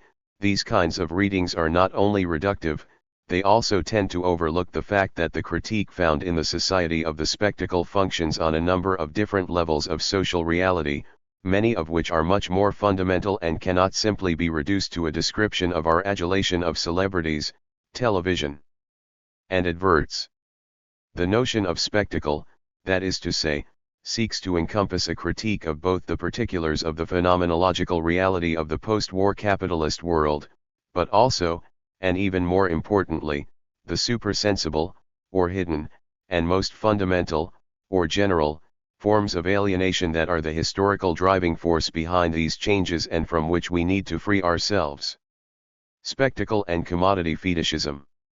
As Bunyard demonstrates in Chapter 4, Debord's thought is deeply rooted in the Hegelian tradition and, as a result, in the logic of dialectics. Much of the confusion surrounding his work results from the difficulty of following the dialectical movement of his argument, which flits constantly from general concepts to particular phenomena.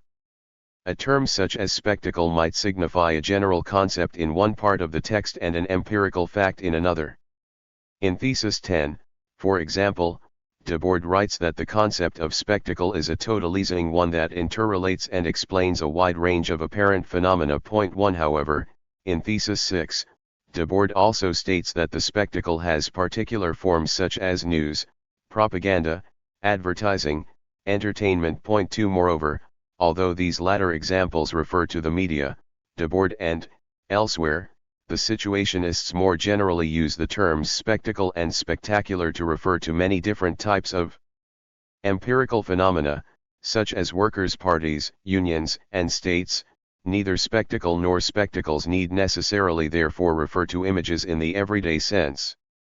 Readers of the Society of the Spectacle must discern for themselves the instances in which Debord uses the term to refer to the general concept or to particular empirical objects. Debord, in adopting this mode of presentation, wishes to underline that spectacles are a result of the spectacle as a general form of social being. Although it is true that this rhetorical approach has undoubtedly contributed to the difficulty of understanding his argument, Debord is, nevertheless, quite consciously adopting the technique in order to emphasize, in true Hegelian fashion, that the particular, concrete, or empirical reality that we inhabit is ultimately shaped or overdetermined by a more general, hidden, abstract form.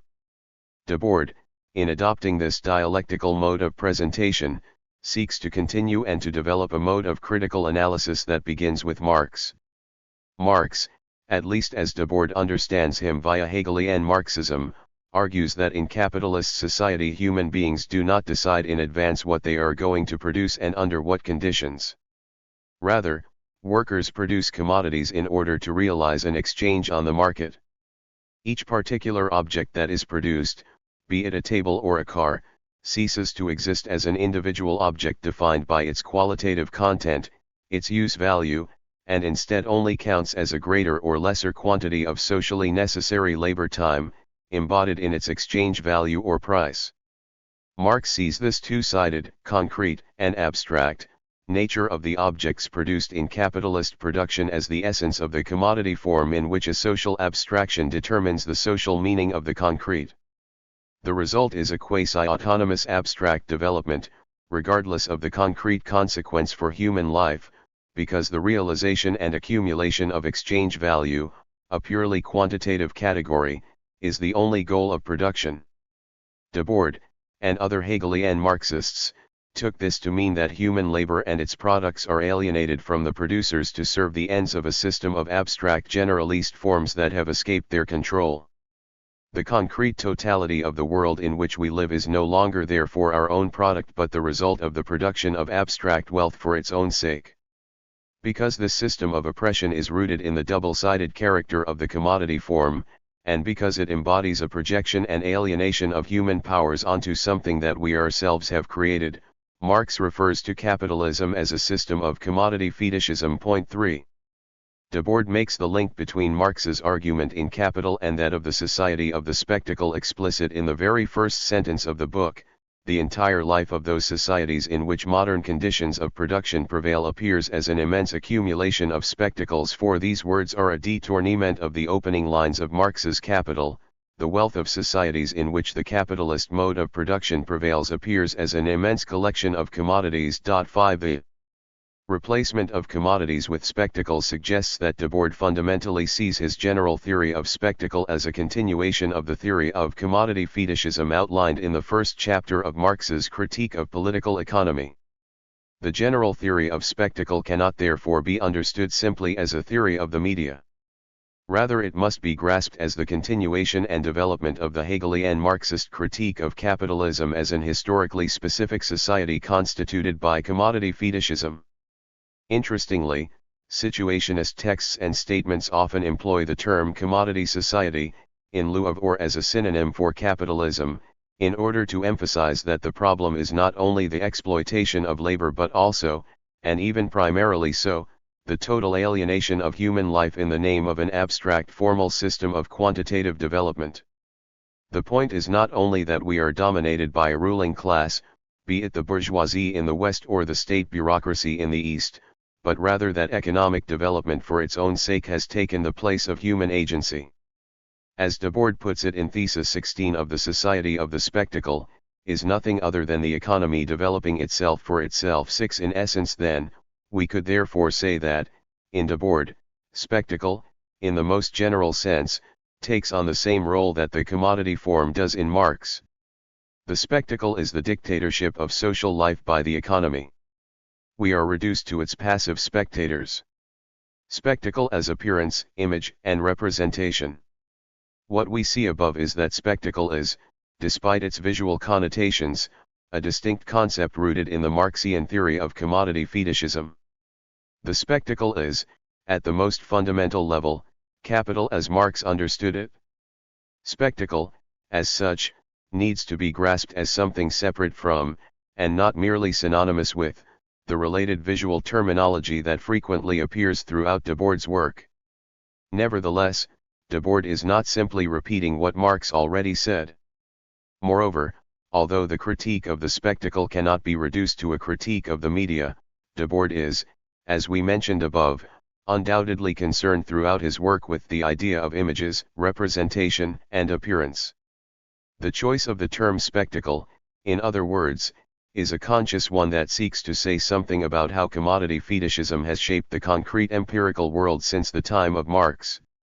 As Debord puts it in Thesis 34, the spectacle is capital accumulated to such a degree that it becomes an image. 7. Debord, in naming capital in the post-war era spectacle, seeks to describe therefore how the world of images has been transformed and why a certain relationship to images has become so central to capitalism in the second half of the 20th century, that is, as a new phase in the runaway system of commodity fetishism or the dictatorship of the economy. 8. The supersensible category of capital, Debord argues, has, over the course of the past 100 years, created a phenomenological reality full of empirical spectacles.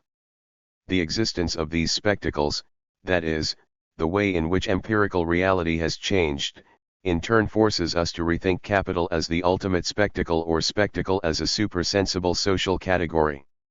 This link between spectacle and the visual language of image, representation, and appearance has been a point of confusion for many critics in the past, and part of the difficulty is that Debord often subverts the traditional meanings that these words have historically had in Western philosophy. 9. The spectacle is the fundamental separation that has occurred as a result of the alienation of humanity from its activity and its products. It is, for the most part, also to be understood as an historically specific category and not as a logic that has defined all societies in all times and all places. In contrast, these other categories, image, representation, and appearance, are just that, forms of appearance that, nevertheless, are manifest in everyday life.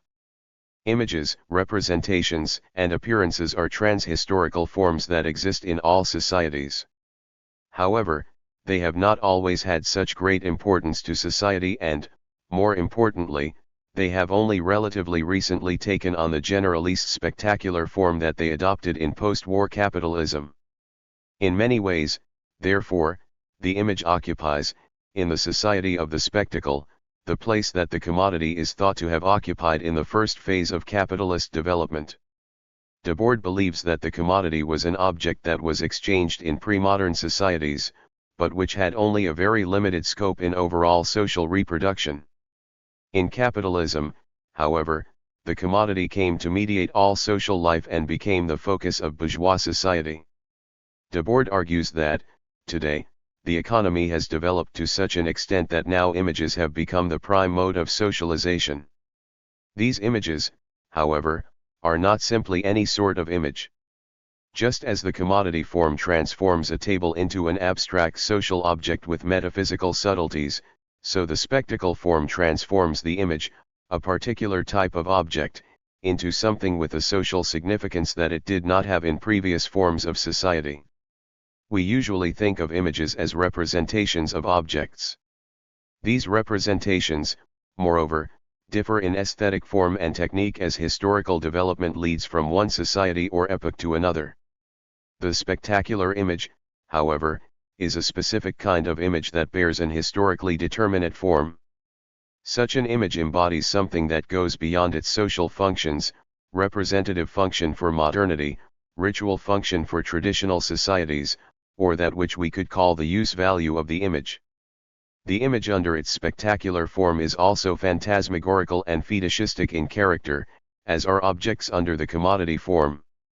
For they seem to retain as intrinsic qualities those characteristics that can only be understood as part of the social process that generates them, and which remains hidden. As happens with commodities, this image is formally subsumed. It is no longer an image that serves a concrete purpose and that is attached to that purpose, but a replaceable image, equivalent to any other. The same light might be shed on the concept of representation.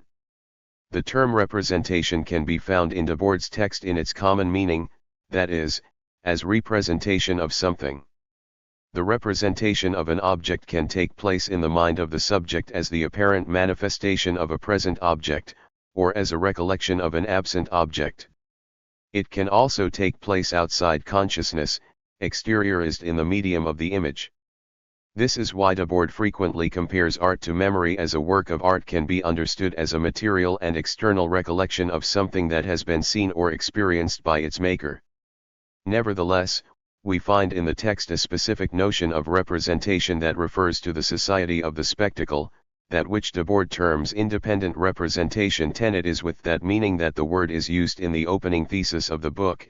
Everything that was directly lived has receded into a representation. 11 In that case, the representation has lost its connection to life, and the objects it portrays no longer refer to any concrete experience, past or present.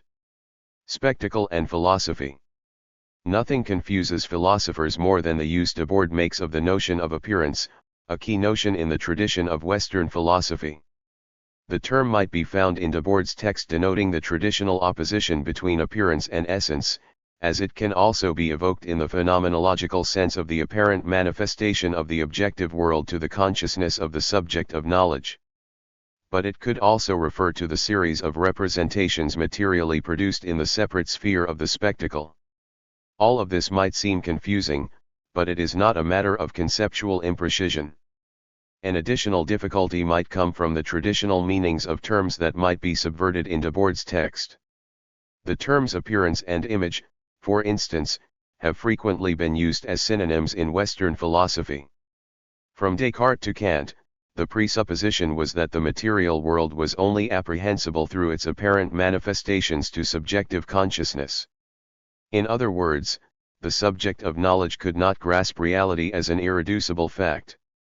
On the contrary, the world would unveil itself only through the mediation of its images, that is, the appearance of its objects as apprehended by the mind's eye. Philosophy would thus mean speculative philosophy. But what are we to make of such philosophical paradigms when we find ourselves in front of an objective world that is already composed of materially produced images? What are we to make of speculative philosophy when all experience is mediated by images that are equally part of the sensible world? That problem is addressed by Guy Debord in the 19th thesis of the Society of the Spectacle. The spectacle inherits the weakness of the Western philosophical project, which attempted to understand activity by means of the categories of vision, and it is based on the relentless development of the particular technical rationality that grew out of that thought. The spectacle does not realize philosophy, it philosophizes reality, reducing everyone's concrete life to a universe of speculation. Point 12. Similar to the Frankfurt School theorists, Debord notes here how Western reason has reduced itself to mere technical rationality, achieving the domination of nature but betraying its broader claims for human emancipation. Point 13. His understanding, however, is different from that of Horkheimer, Adorno, and their peers. Debord believes that our progressive domination of nature has developed so closely in dialectical relation with the progress of knowledge that we have essentially created a speculative material world. The society of the spectacle therefore realizes the de facto existence of appearances as the sole form of mediation through which we can access the objective world. Philosophy claimed that the world could only be known through its images, its forms of appearance, but now such images are industrially produced and widely circulated to serve the purpose of abstract wealth creation. The sensible world itself essentially becomes an appearance. The subject can no longer directly access the objective world, rather a series of images, of apparent phenomena, are offered to delight the spectator's eyes. Many commentators, especially philosophers, have referred to Debord as a metaphysician or as a late Platonist. Point 14. This, however, is completely incorrect. Metaphysics is surely present in Debord's theory, but not because the author adopts it. What happens in fact is that the world he intends to describe has become itself metaphysical. The intertwining of the sensible and the supersensible that Marx had identified in the commodity form, unfolds in the images of spectacular society. In this sense, denouncing the spectacle as false does not mean clutching at a Platonic notion of truth, for it is the world of ideas that has come down to earth. In other words, Debord is not arguing in favor of idealism, but rather denouncing the world of ideas in its attempt to take possession of the material world. The sensible world is substituted for a selection of images that is above it, and that at the same time presents itself as the sensible par excellence. Point 15. Spectacle and class consciousness. Besides its direct dialogue with Marxian philosophy, Debord's theory is also marked by the intellectual debates of his time. A major influence in his understanding of capitalist society came from reading George Lukács' forbidden book, History and Class Consciousness, which was rediscovered in France at the turn of the 1960s. Point 16. In his theory of reification, Lukács sought to understand the relationship between objective and subjective transformations in modern capitalism. Significant changes in the way objects were produced implied equally meaningful changes in the subjective consciousness of producers. The rationalization and growing division of productive activities in the modern industrialist system, Lukács was thinking specifically of Fordism, meant individual producers could no longer apprehend the entirety of the production process. Not only that, but individual workers were rationally integrated into the production process as pieces of a machine, and their activities were reduced to standardized and pre-calculated movements. This meant that, with the progress of industrialization, workers' activities became less and less active and more contemplative. Point 17. Consciousness played little or virtually no role in action, and the worker became only a spectator of production. Debord employs the concept of spectacle therefore to argue that the alienating, passively contemplative, characteristics that Lukács observed in the production process had now become a general feature of the whole of modern society. The separation of consciousness and action, the contemplative character of the producer, would find its logical continuity outside of work in the consumption of modern leisure and cultural goods. Moreover, in the same way that producers, according to Lukács, were increasingly unable to recognize the commodities they produced as the product of their own labor, so too did the rest of the world as a whole find it seemingly impossible to recognize that the totality of the social world, and its history, was the product of its own activity. Instead, just like the production process, society appeared as a closed system governed by seemingly immutable and unquestionable natural laws. What Marx had referred to as a second nature. The scenario thus described might seem excessively grim. However, in depicting a world of profound alienation, both Lukács and Debord sought to assert the absolute necessity and even the imminence of revolution. As the title of his book suggests, Lukács' goal was to demonstrate that class consciousness and historical transformation are one and the same. Reification, although it was the basis for alienation, is also what made workers potentially revolutionary, as they could only become subjects, truly in control of their own lives, by overthrowing the social conditions that objectified them. The proletariat therefore could be understood as the privileged subject of history because it needed to transform society as a whole in order to realize itself as a free agent. Lukács was therefore profoundly Hegelian in his reasoning. His understanding of class consciousness evoked a notion of final resolution in which the separation of subject and object would be overcome. The proletariat, for him, is the identical subject-object of the social and historical processes of evolution because its own class aims are simultaneously the conscious realization of the objective aims of society. 18 Significantly, this argument implied that the realization of the working class would also mean that it would cease to exist as such. Such an idea was obviously displeasing to the ruling Communist Party, which drew its legitimacy from the claim that it was the official voice of class consciousness. As a result, it had no intention of overcoming the objective existence of the working class and therefore suppressed any argument, such as Lukács', which threatened the basis of its continued rule. Lukács, who did not want to be at odds with the party, withdrew his argument. 19. The Situationists would employ the same Hegelian schema that is found in Lukács'.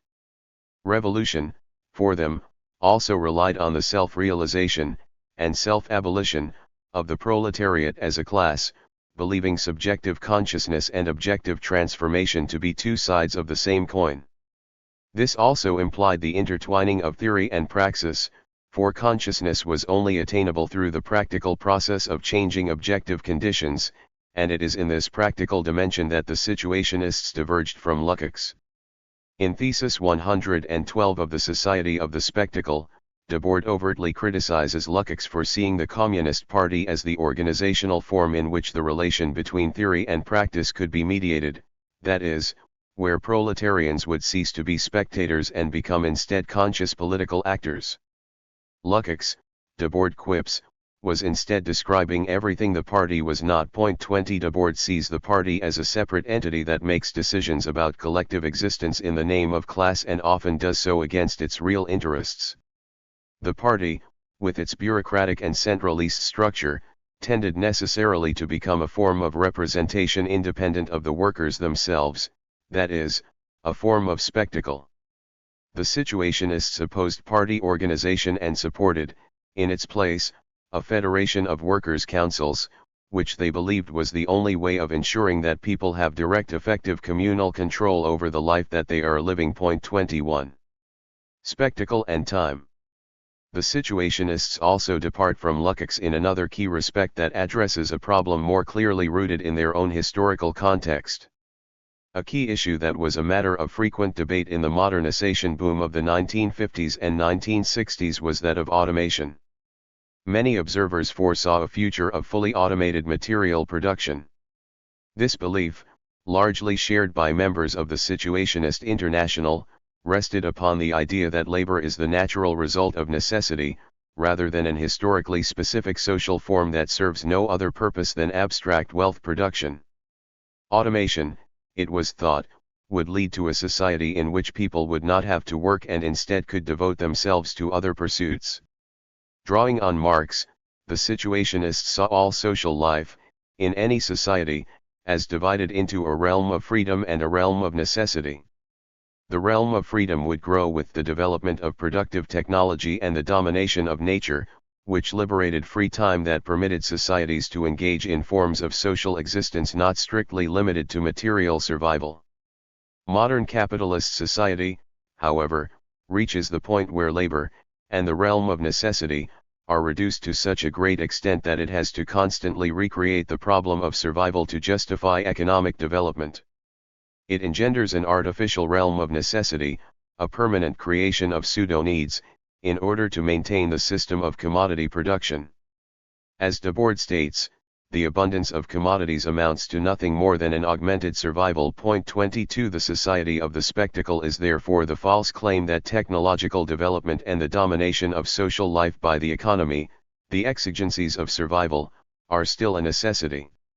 In this sense, situationist theory can be understood as an argument against the specific way in which capitalist society has responded to the immense increase in productivity that characterized the second and, then burgeoning, third industrial revolutions. 23. The situationists therefore believed that the issue of automation, the reduction of necessary labor, placed the relationship between history and class consciousness under a new light. It was no longer a question of simply who controlled the means of production, but who had control over the free time outside necessary labor, that had been created through technological development. False consciousness therefore consisted in an insufficient understanding of the material possibilities for freedom from work brought about by automation. In this way, the society of the spectacle is the preservation of the unconscious in the practical changes in the conditions of existence, that is, the possibilities for social transformation, not so much through propaganda, but simply through the artificial extension of the realm of necessity as augmented survival. 24 As another situationist, Raoul Vaneigem, puts it in more popular terms, the need to drink is replaced by the need to drink Coca-Cola. 25 The result is that all of the liberated time that has been released by the revolutionizing of the production process, which could allow for a free or historical usage of time, is simply devoted to the reproduction of more of the same. Time remains reduced to the form of commodity time, as Debord terms it, the quantitative measure of abstract value, instead of being the qualitative flow of lived experience. In this sense, if spectacle is false consciousness, it is above all the false consciousness of time. 26. The problem of time had then a central place in Debord's theory, as we saw in Chapter 4 also, and in situationist thought in general. 27 Just as Marx sees the expropriation of the means of production as the precondition for the emergence of capitalism, so too Debord speaks of the violent expropriation of time as the original precondition for the emergence of the society of the spectacle. 28 The situationists therefore seek to win back the time that is expropriated and alienated by capitalist production. This implies, as a result, a major shift of revolutionary theory in relation to the traditional Marxism of the workers' movement. Traditional Marxism sees the collectivization of the means of production as essentially the sufficient condition for overcoming capitalist alienation. Under such a revolutionary schema, however, production as such remains untouched, even venerated, and, as a result, so does the most fundamental, underlying, abstract logic of capitalism as a destructive system of commodity fetishism. The situationists, in contrast, take an existential turn. Revolution, for them, consists in the directly democratic questioning of the very use of time, all time, beyond its submission to the perpetual cycle of the production and consumption of commodities. Automation, because it was at that time believed to be the key to eradicating necessary labor, forces revolutionary theory to confront the effectively obsolete nature of a society founded upon labor. Labor cannot, as is the case in traditional Marxism, serve as the basis for a positive, revolutionary identity for the working class. Rather, as we explore in Chapter 13, the true revolutionary position, the situationist position, is to be anti-work. Integrated spectacle. Debord would not revise his theory until 2 decades later with the publication of Commentaries on the Society of the Spectacle. Written on the occasion of the 20th anniversary of May 68, Commentaries begins with a bitter assessment of the failure of the May movement. Debord, nevertheless, does not renounce the central tenets of his previous work. On the contrary, he argues that what has since come to pass is only the further development of the very logic that he had identified in the Society of the Spectacle. In all that has happened in the last 20 years, the most important change lies in the very continuity of the spectacle. 29 In other words, the spectacle has pervaded everyday life as never before and, in so doing, made the tyranny of the economy more visible than ever. Debord does, however, Note one important shift in the way in which spectacular societies had come to be governed on a global scale.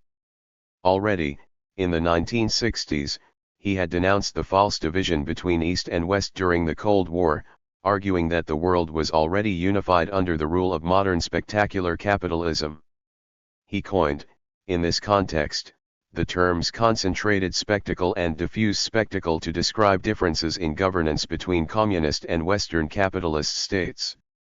Diffuse spectacle, originally identified with Western capitalism, is characterized by the seductive abundance of commodities and consumer culture mirrored in the apparent freedom to choose between lifestyles and political representatives.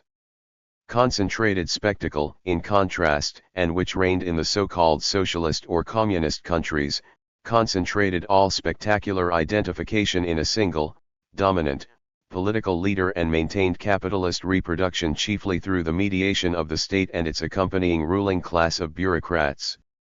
However, by the time of the publication of commentaries in 1988, the year before the fall of the Berlin Wall, Debord had already concluded that the distinction between diffuse and concentrated spectacle was outdated. He foresaw in its place a new form of spectacular power, the integrated spectacle, built upon the foundations of the victory of diffuse spectacle, but also inheriting many of the core features of concentrated spectacle. This integrated spectacle would unite the apparatus of the police state, continuous control over the population and secrecy over key political decisions with the merely apparent democratic freedom and seductive power of the mass consumption of commodities. Such an integrated form of spectacle would become, from henceforth, the dominant form of governing spectacular societies throughout the globe, meaning, in other words, a generalization of formal democracy while, at the same time, suppressing civil liberties. The general concept of integrated spectacle, however, does not refer solely to the empirical forms of spectacular power. Debord also uses it to refer to a deeper, structural, dimension of the society of the spectacle, the relationship between reality and representation. The distinction was central to his theory in 1967. Debord had argued, as we have seen, that the society of the spectacle is chiefly characterized by the growing remoteness of representation, its increasing distance from real, lived, experience. Everyday life diverges from its on-screen representation in much the same way as the class interests of workers diverge from those of its official representation in political parties and trade unions. 20 years later, however, Debord claims that the spectacle has come to reshape reality so completely according to its own logic that it has seemingly rendered the former distinction between reality and representation obsolete. The notion of an integrated spectacle would therefore also account for this major shift. For the final sense of the integrated spectacle is this, that it has integrated itself into reality to the same extent as it was describing it, and that it was reconstructing it as it was describing it. As a result, this reality no longer confronts the integrated spectacle as something alien. 30. Debord provides several empirical examples of integrated spectacle to support the idea of a generalist collapse in the distinction between representation and reality. He refers, for example, to the restoration of historical cities, public monuments, and artworks. For Debord, the refurbishment of historical city centers, in particular the practice of facadism, that is, the destruction and modernization of the interior of a building while preserving its surface appearance, which became prominent in Paris in the 1980s, as well as the restoration of Renaissance frescoes to give them brighter colors, indicate a society that prizes these objects solely as consumable items, designed for postcards and holiday snaps, to promote the tourism industry. Debord criticizes specifically the replacement of the Marly horses in the Place de la Concorde, or the Roman statues in the doorway of Saint Trophime in Arles, by plastic replicas. He also evokes the recent restoration of the ceiling of the Sistine Chapel in the colors of a cartoon strip. 31 These examples of, or rather, consequences of, integrated spectacle demonstrate how unimportant the real, authentic, object itself is for society. Everything is replaceable and matters almost exclusively for its appearance rather than its material qualities. What is being described here is, Once again, the universalization of the commodity form and, with it, the subjugation of concrete reality to the abstract paradigm of value. A common mistake is to see the new phenomenological changes that Debord describes in the commentaries as the result of the spread of image-based culture. Debord, however, is still referring to the structural development of capitalism as an historically specific, dialectical, and material process of social reproduction. The world is becoming increasingly abstract because capitalism is a form of society based upon the accumulation of abstract wealth. The need for economic growth, which is abstract and quantitative in character, leads to a loss in the social importance of the concrete, qualitative, world. Reality itself can only be conceived, transformed, and experienced, within the confines of the spectacle, according to abstract economic criteria. When, therefore, Debord states that the modern restoration of historical facades and frescoes is done in such a manner as to better fit the photographic register of tourists, he is not only referring to the dissemination of images and the popularization of photography. He is also, even primarily, describing the fact that today every aspect of lived experience is shaped first and foremost by the mediation of the commodity form. The restoration of historical cities and monuments is now chiefly oriented towards the economic criteria of mass consumption instead of the traditional paradigms of beauty and authenticity that had previously been central to the preservation of artistic and historical knowledge. This falsification of the world, likewise, implies a commensurate and drastic loss of social knowledge. The situation of the modern wine industry is an example Debord raises to justify his assertion.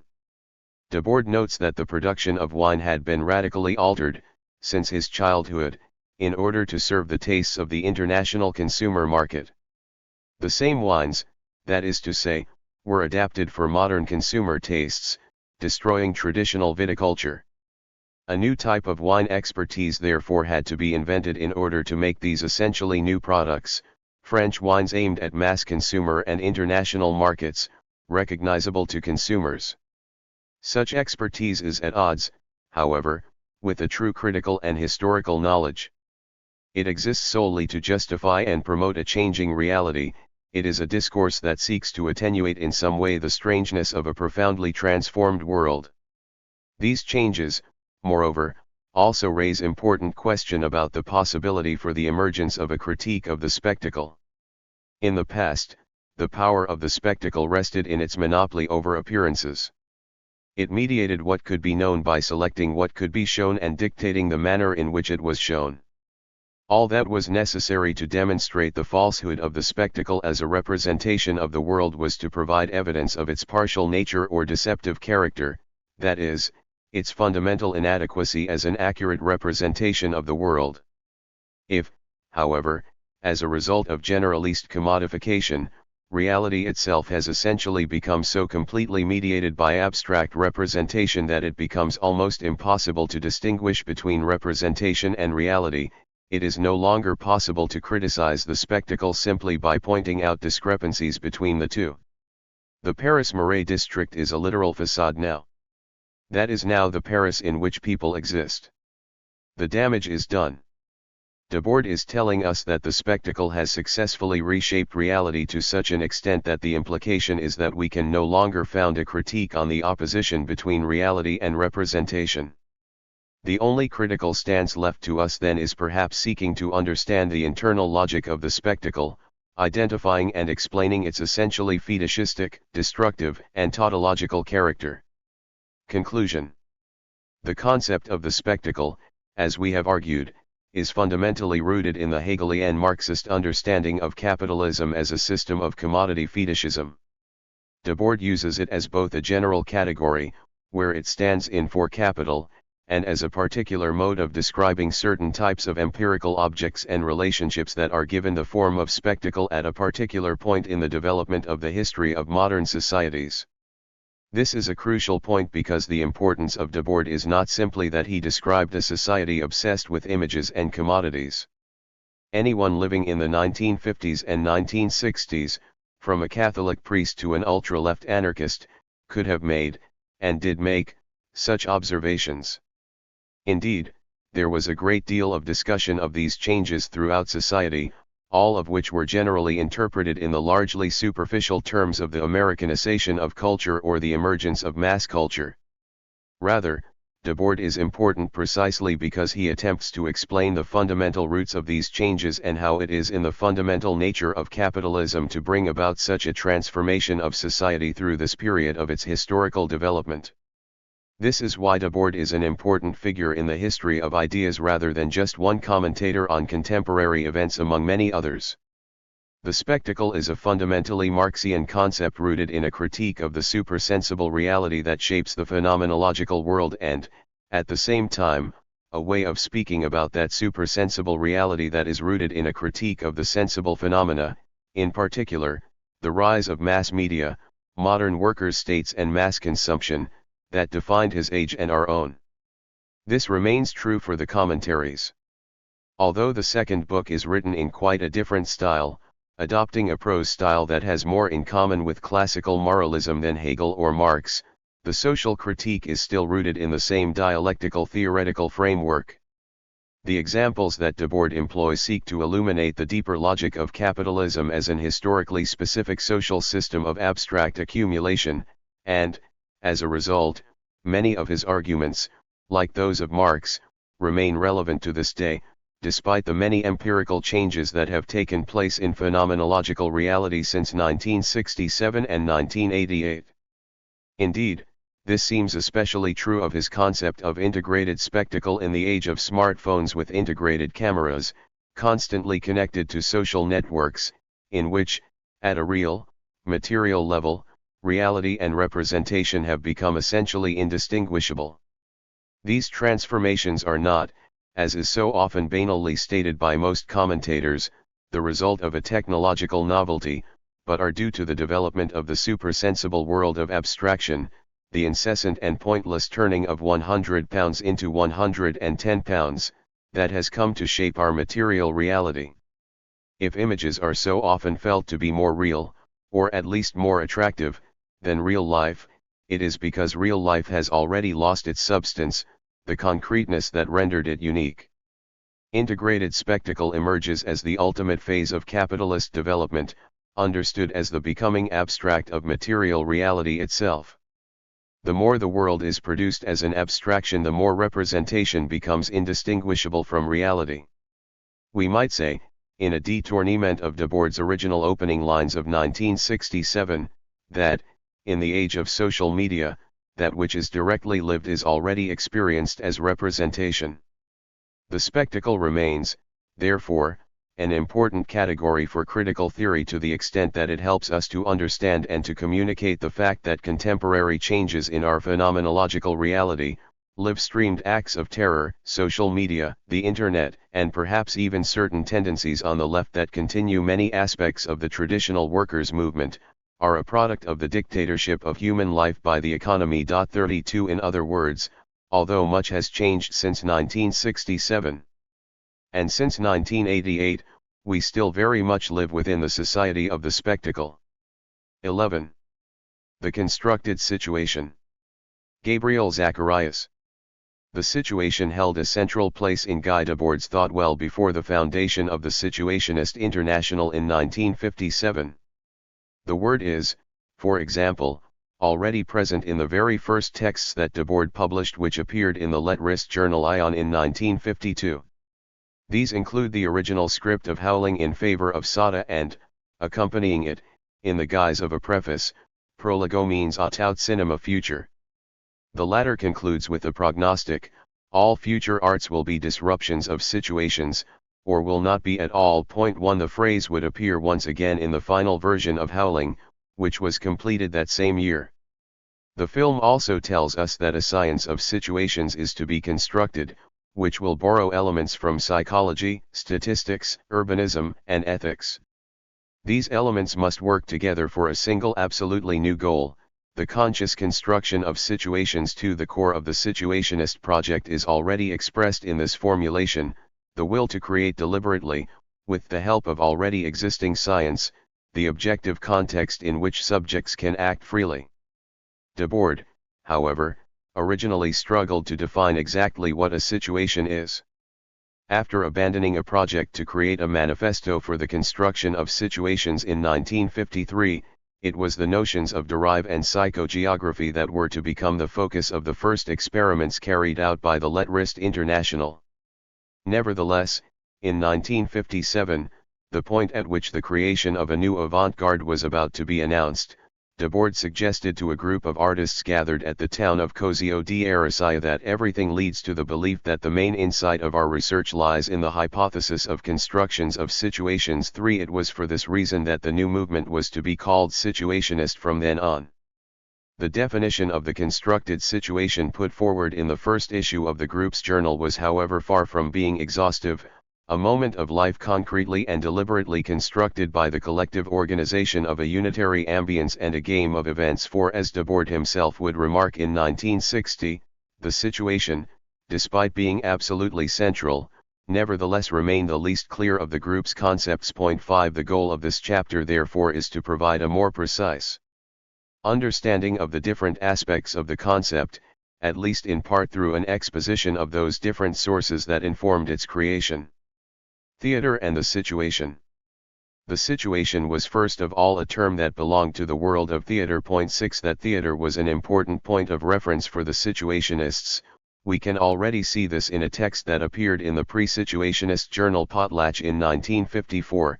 The construction of situations will be the continual realization of a great, deliberately chosen, game, the alternating movement through those theatrical sets and conflicts in which the characters in a tragedy die in the space of 24 hours. 7. The desire for an active appropriation of tragic theater certainly has echoes in the ideas of one of the most influential dramatists of the 20th century, Bertolt Brecht. Brecht famously sought to develop techniques, and apply them to all of the different elements that make up a theatrical performance, that would break the audience's identification with the characters. In so doing, he hoped to make the audience conscious of the performative apparatus. Brecht termed this the distancing or estrangement effect. Brecht put forward the technique in his A Short Organum for the Theatre, several extracts of which were published in the French journal Théâtre Populaire in 1955. The dramatist's ideas came to the forefront of cultural debate at this time and attracted the attention of the future situationists. 8. Debord, in fact, would refer to Brecht in highly favorable terms in Report on the Construction of Situations. In the Workers' States, only the experiment led by Brecht in Berlin, in its questioning of the classical idea of theater, is close to the constructions that matter for us today. 9. The classical notion of theater was that of separated representation, the performance by a small number of actors of an adventure that the audience enjoys passively by identifying with the characters. Debord recognized that the most valid of revolutionary cultural explorations have sought to break the spectator's psychological identification with the hero, so as to incite the spectator into activity by provoking his capacities to revolutionize his own life. 10. The constructed situation begins beyond the other side of the modern collapse of the idea of the theater. 11. As Debord writes in the report, culture is part of the more general context of alienation. It is easy to see to what extent the very principle of theater, non-intervention, is attached to the alienation of the old world. 12. Breaking with the contemplative state, the situation is thus made to be lived by its constructors. 13. There is, as such, a line of continuity between the notion of a constructed situation and avant-garde theater which had questioned the separation between actors and spectators. The role of the public, if not passive at least a walk-on, must ever diminish, while the share of those who cannot be called actors but, in a new meaning of the term, livers, will increase. 14. Here the construction of situations resembles a new kind of theater without spectators, where each and every one must act, but not as actors in the traditional sense, since this participative theater is no longer experienced as a performance but as a lived experience. Hence the appearance of this new term livers, which is understood as a dialectical supersession of the antithesis between actors and audience.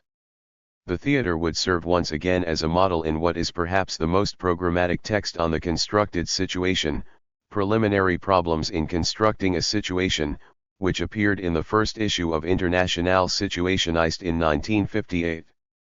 In this text, the Situationists foresaw an initial period of rough experiments, the necessity for a temporary subordination of a team of Situationists to the person responsible for a particular project, foreseeing at the same time a director of the situation. 15 However, the Situationists warn against the use of terms that are taken from the dramatic arts, the use of which they understand as a purely temporary necessity, these perspectives, or the provisional terminology describing them, should not be taken to mean that we are talking about some continuation of theater. 16 The Situationists subscribe, like many other avant-gardes, to the idea of the end of art, understood teleologically as an historical necessity.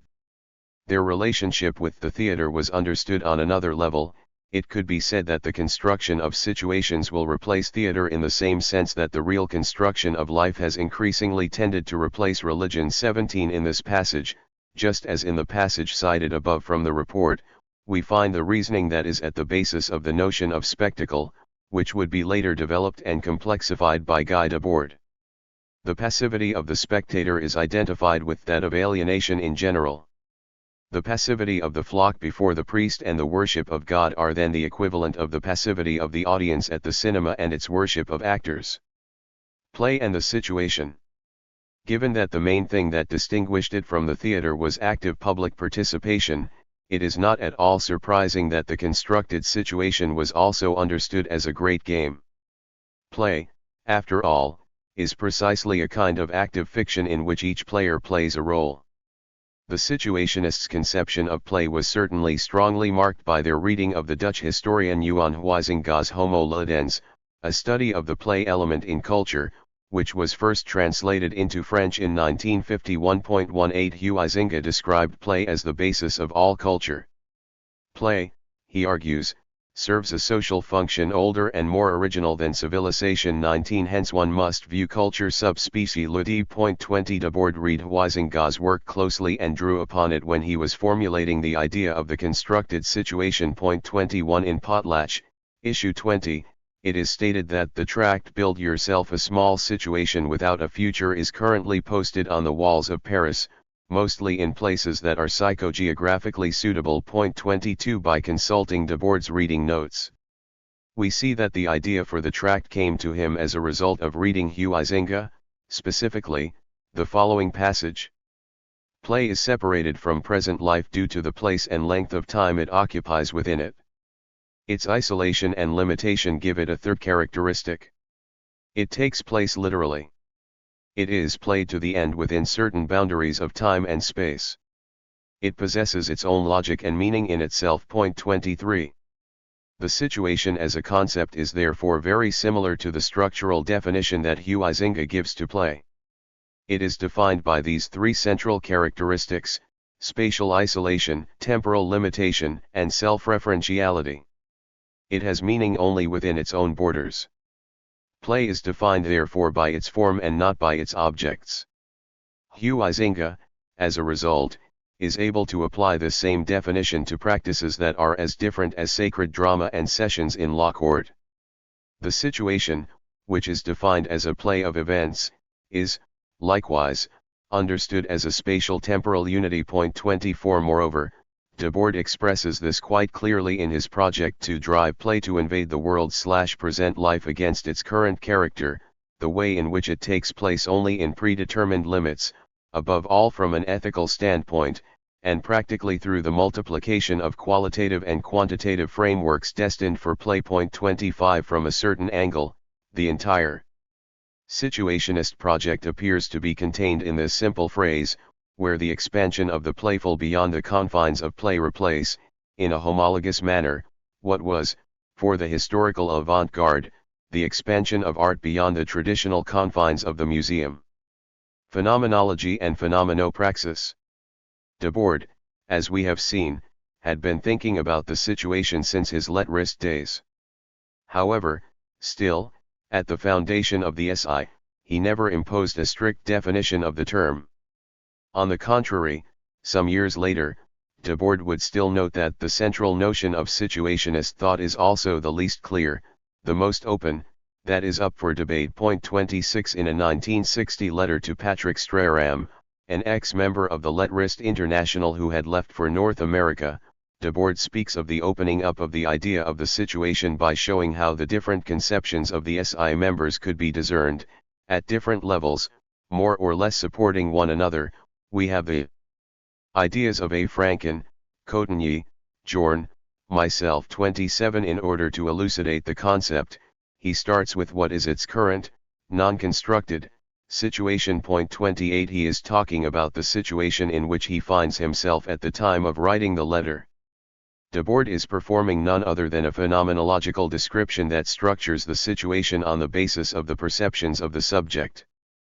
The subject is first of all situated in space, then his different sensual perceptions follow. He sees two windows, he hears the noise of the trucks which mingles with music from a Vivaldi concert, he smells the scent of a glass of rose. The difference is that the situation encompasses the subject's actions. He writes a letter. The action is not the contemplation of the visible phenomena of the objective world, nor is it a matter of contemplating consciously manifest sensual information. To speak in Husserlian terms, there is no bracketing. For phenomenologists such as Sartre, who are heirs of Husserl, the situation was intersected with intention. At the moment of perception, the subject performs a cognitive framing through choosing the objects that interest him and, in this way, he orders the objective world, or, rather, its manifestations, in his consciousness. The above description of a non-constructed situation shows us how close Debord's way of thinking was to Husserlian phenomenology. On this basis, Debord attempts an extra step.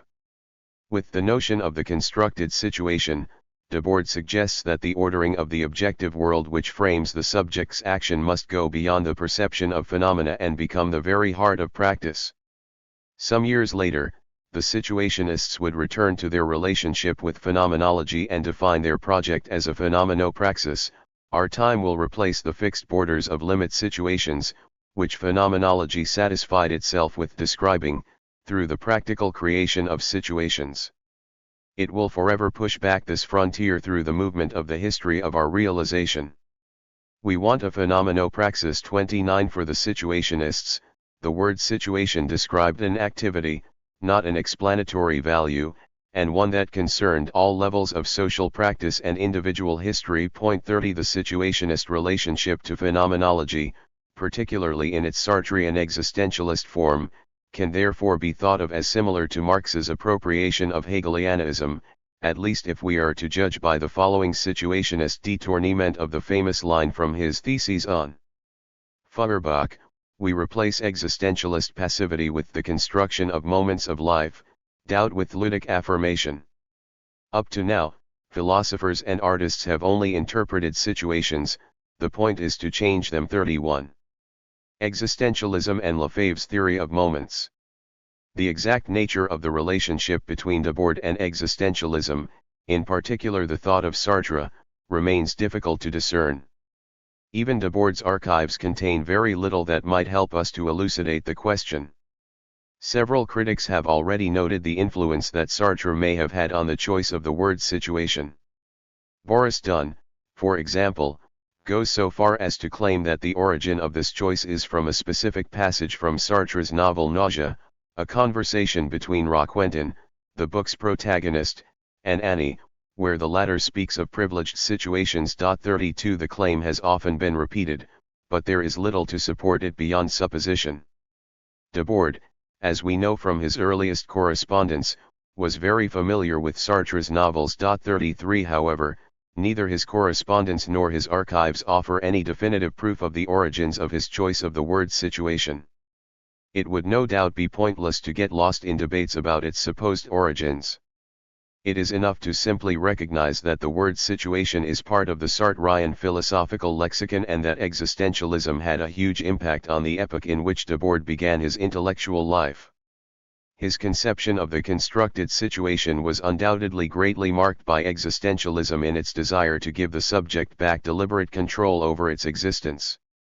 Nevertheless, Debord tried to distance himself as much as possible from the influence of Sartre, who was, moreover, an object of many derisive remarks in the pages of Potlatch and Internationale Situationist. We could understand the rapprochement between the Situationists and the French sociologist Henri Lefebvre as part of that effort to distance themselves from Sartrean thought. Like Sartre, Lefebvre was a philosopher who laid claim to Marxism and, at the same time, concerned himself first and foremost with the transformation of everyday life. He proved himself nevertheless openly critical towards existentialism. 34 This manifested itself notably in La Somme et le Reste 35, in which Lefebvre, who had just left the French Communist Party, provided an account of his intellectual history. The Situationists Sturgeon and André Franquin brought the book to the attention of Debord. 36 Having read and liked the book, Debord asked Franquin to write a text in which the concept of the constructed situation would be compared with Lefebvre's theory of moments. 37 This text, entitled The Theory of Moments and the Construction of Situations, would appear in the fourth issue of Internationale Situationist. 38 As the text was unsigned, it was probably written collectively. 39 What, then, are the moments that Lefebvre describes? In a long paragraph that Debord recorded in his notes, Lefebvre explains that moments are substantial, although they cannot be defined as such under the classical model of substance, as they are neither interior accidents nor operations but specific modes of communication. They are forms of presence. 40 It is difficult to grasp exactly what Lefebvre means. The moment is essential, but not as the substance of being. It is not therefore an ontic essence, but it is an essence all the same. The moment is not an accident, but, equally, it cannot be reduced to subjective will. It is ultimately defined as a form of presence. Lefebvre attempts to clear up what he means in a parenthesis. I would not have said categories of existence or existential categories. I have not used this vocabulary, though there is a bit of that.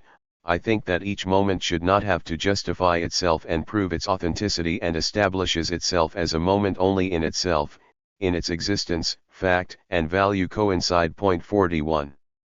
As Lefebvre himself makes explicit, to speak of forms of presence is another way of speaking about the existential. He avoids existentialist language, but admits a degree of conceptual proximity. We can see therefore how dialogue with Lefebvre's theory becomes a means by which the Situationists could deal with the same questions posed by Sartrean philosophy, which are those of its own epoch. Moreover, this allowed them to avoid being assimilated into contemporary intellectual fashions, in which, for various reasons, they wanted to have no part. It is useful to analyze further this relationship that the Situationists established between the notion of situation and Lefebvre's theory of moments.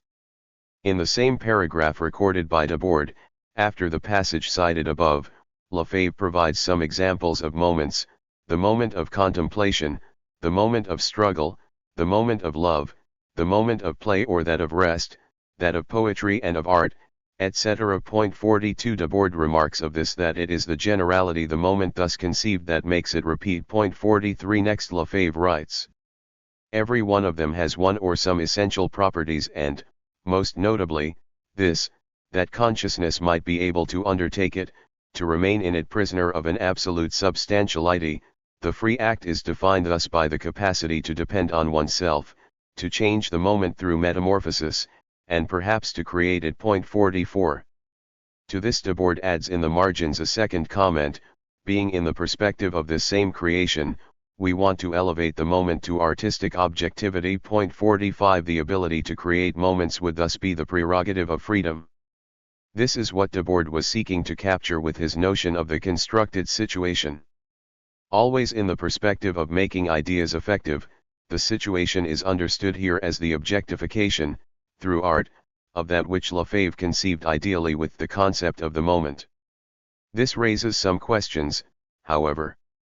Is there not a risk that of eliminating the specificity of experience by turning it simply into the objectification of moments whose essence is predetermined?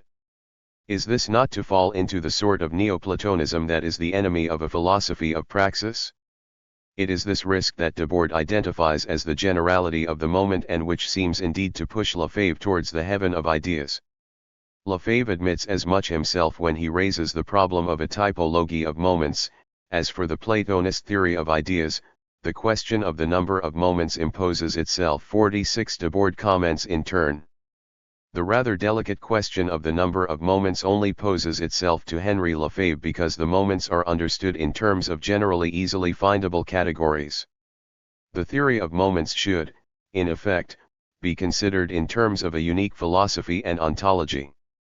It may eliminate historicity, but it is surely to be situated on the ethical aesthetic framework. But here, the search to see clearly the limits of this stability to the point of refusing the very idea of a lasting work. Moments constructed as situations are points/moments of rupture, revolutions of everyday life. 47. Let us note, finally, that if Debord speaks of artistic objectivity, it is as much in order to underline the concrete character of the situation, by opposing it against the ideal dimension of the moment, as it is to avoid the notion of an artwork. The situation is the objectification, which brings the moment into effect, but it should not be the object. The risk announced by the problem of generality is not only that of a Neoplatonic idealism. It is also the very material one of reifying experience through the work of art. The situation, as moment, can expand in time or be shortened. But it wants to found itself on the objectivity of artistic production. Such artistic production radically breaks with enduring works. It is inseparable from its immediate consumption, as use value essentially estranged from conservation in the form of a commodity. 48. The work of art was seen by situationists as a reified objectification of past experiences, which would be degraded into a sellable commodity. Opposingly, constructed situations were conceived as lived experiences that would not leave material traces, therefore avoiding commodification. As Debord would later find out, this identification between materiality and commodification was too reductive.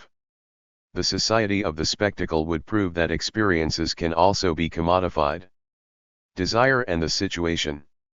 After examining the relationship between situationist thought and its intellectual context, it might be possible to better grasp the nature of the constructed situation. It is worth returning at this point to the definition put forward in the report on the construction of situations. Our central purpose is the construction of situations, that is, the concrete construction of temporary settings of life and their transformation into a higher, passionate nature. We must develop an intervention directed by the complicated factors of two great components in perpetual interaction, the material setting of life and the behaviors that it incites and that overturn it. 49. The situation was therefore understood as the merger between the construction of the environment and the actions that result from it during a discrete period of time.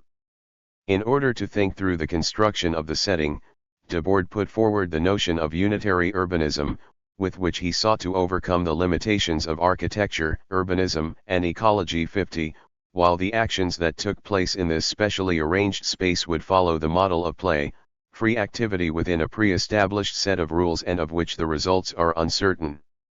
These new species of games, 51, playful and non-competitive, would be organized around poetic subjects. 52. They could make use of provocation or be closer to theatrical play with the use of temporary scenarios.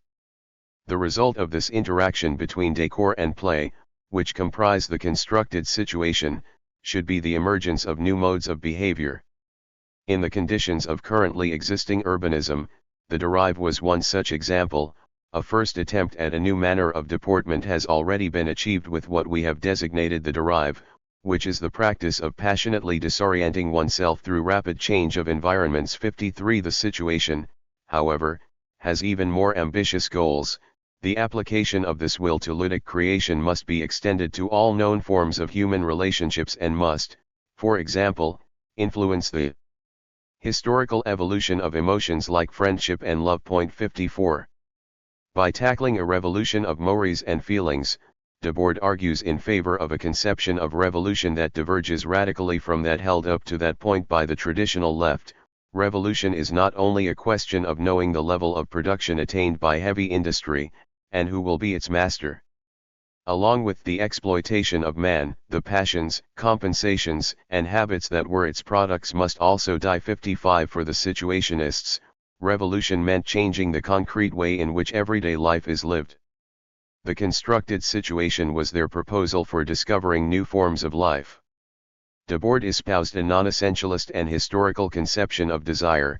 We must define new desires that reflect the possibilities of the present 56 and, paraphrasing Marx once again, in this way define the immediate task of the situationists. We have sufficiently interpreted the passions, today the point is to discover new ones. 57. In preliminary problems for the construction of a situation, these kinds of preoccupations are once again a central focus. Here the situation is defined as a unity of behaviors in time made of gestures contained in a transitory decor. 58. These gestures are the product of the decor and of themselves, and they produce other forms of decor and other gestures. 59. The situation thus acquires the form of a continuous experiment, the goal of which is to tackle, once again, the problem of desire. The really experimental direction of situationist activity consists in setting up, on the basis of more or less clearly recognized desires, a temporary field of activity favorable to these desires. This alone can lead to the further clarification of these simple basic desires, and to the confused emergence of new desires whose material roots will be precisely the new reality engendered by situationist constructions. 60. To begin from more or less clearly recognized desires, it was necessary, as usual, to turn to already existing science. One might then envisage a sort of situationist-oriented psychoanalysis in which, in contrast to the goals pursued by the various currents stemming from Freudianism, each of the participants in this adventure would discover desires for specific ambiences in order to fulfill them. 61. Each situationist engaged in the construction of situations must equally take his own experience into consideration and seek what he loves, what attracts him. 62. This combination of psychoanalysis and self-understanding required a warning. What is important to us is neither our individual psychological structures nor the explanation of their formation, but their possible application in the construction of situations. 63. It should not therefore be a method for enumerating the constitutive elements of the situations to be built. 64. It is rather an inversion of psychoanalytical logic as, instead of clarifying the psychic conflicts of the individual, the idea is to identify desires and to objectify them in the ambience of the situation so that they can be collectively shared. Even at this stage, this sharing is not understood as an end in itself, as it may bring about the confused appearance of new desires. The situationists put forward an historical conception of human nature and a dialectical conception of the subject. The latter forms itself through the very process of transforming the objective world.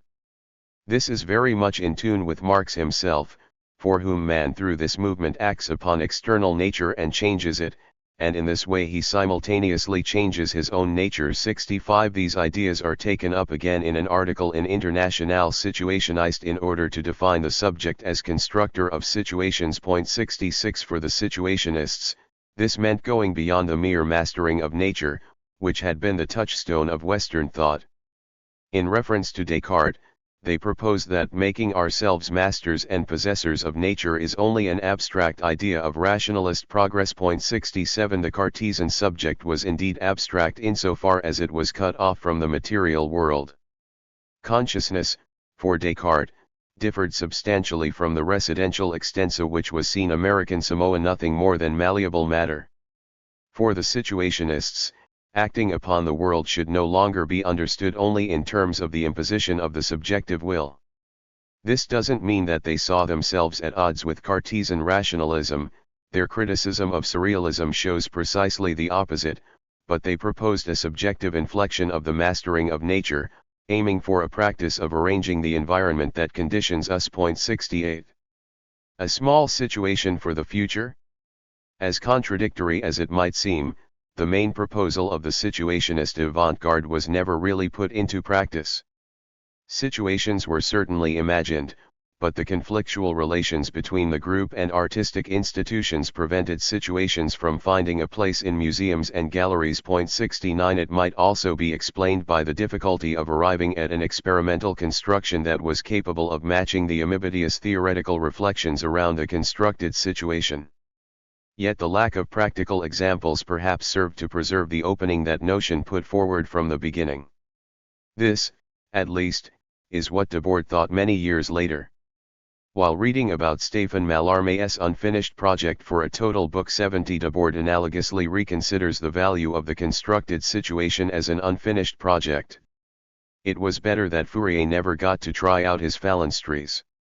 It was better that Mallarmé dreamt of a book without realizing these real representations. It was better for us, in 1954 to 1960, to talk about situations than to try to build them. In all of these cases, the light of the goal had a meaning, to clarify a social destination, while the supposed and artificial goal itself would be ridiculous without the society. Have we had this society? The constructors of situations are in fact the constructors of festivals. But not today. 71. The interest that the notion of the constructed situation can still excite today, to which its constant reprising in the artistic milieu attests, might it be a sign that our society is closer to the society of festival constructors that Debord dreamed of? It is unlikely that the author of commentaries on the society of the spectacle would agree.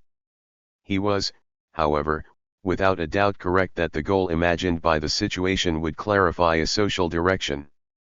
The constructed situation manifested the will for a life marked by the constant change and by the unending accumulation of experiences.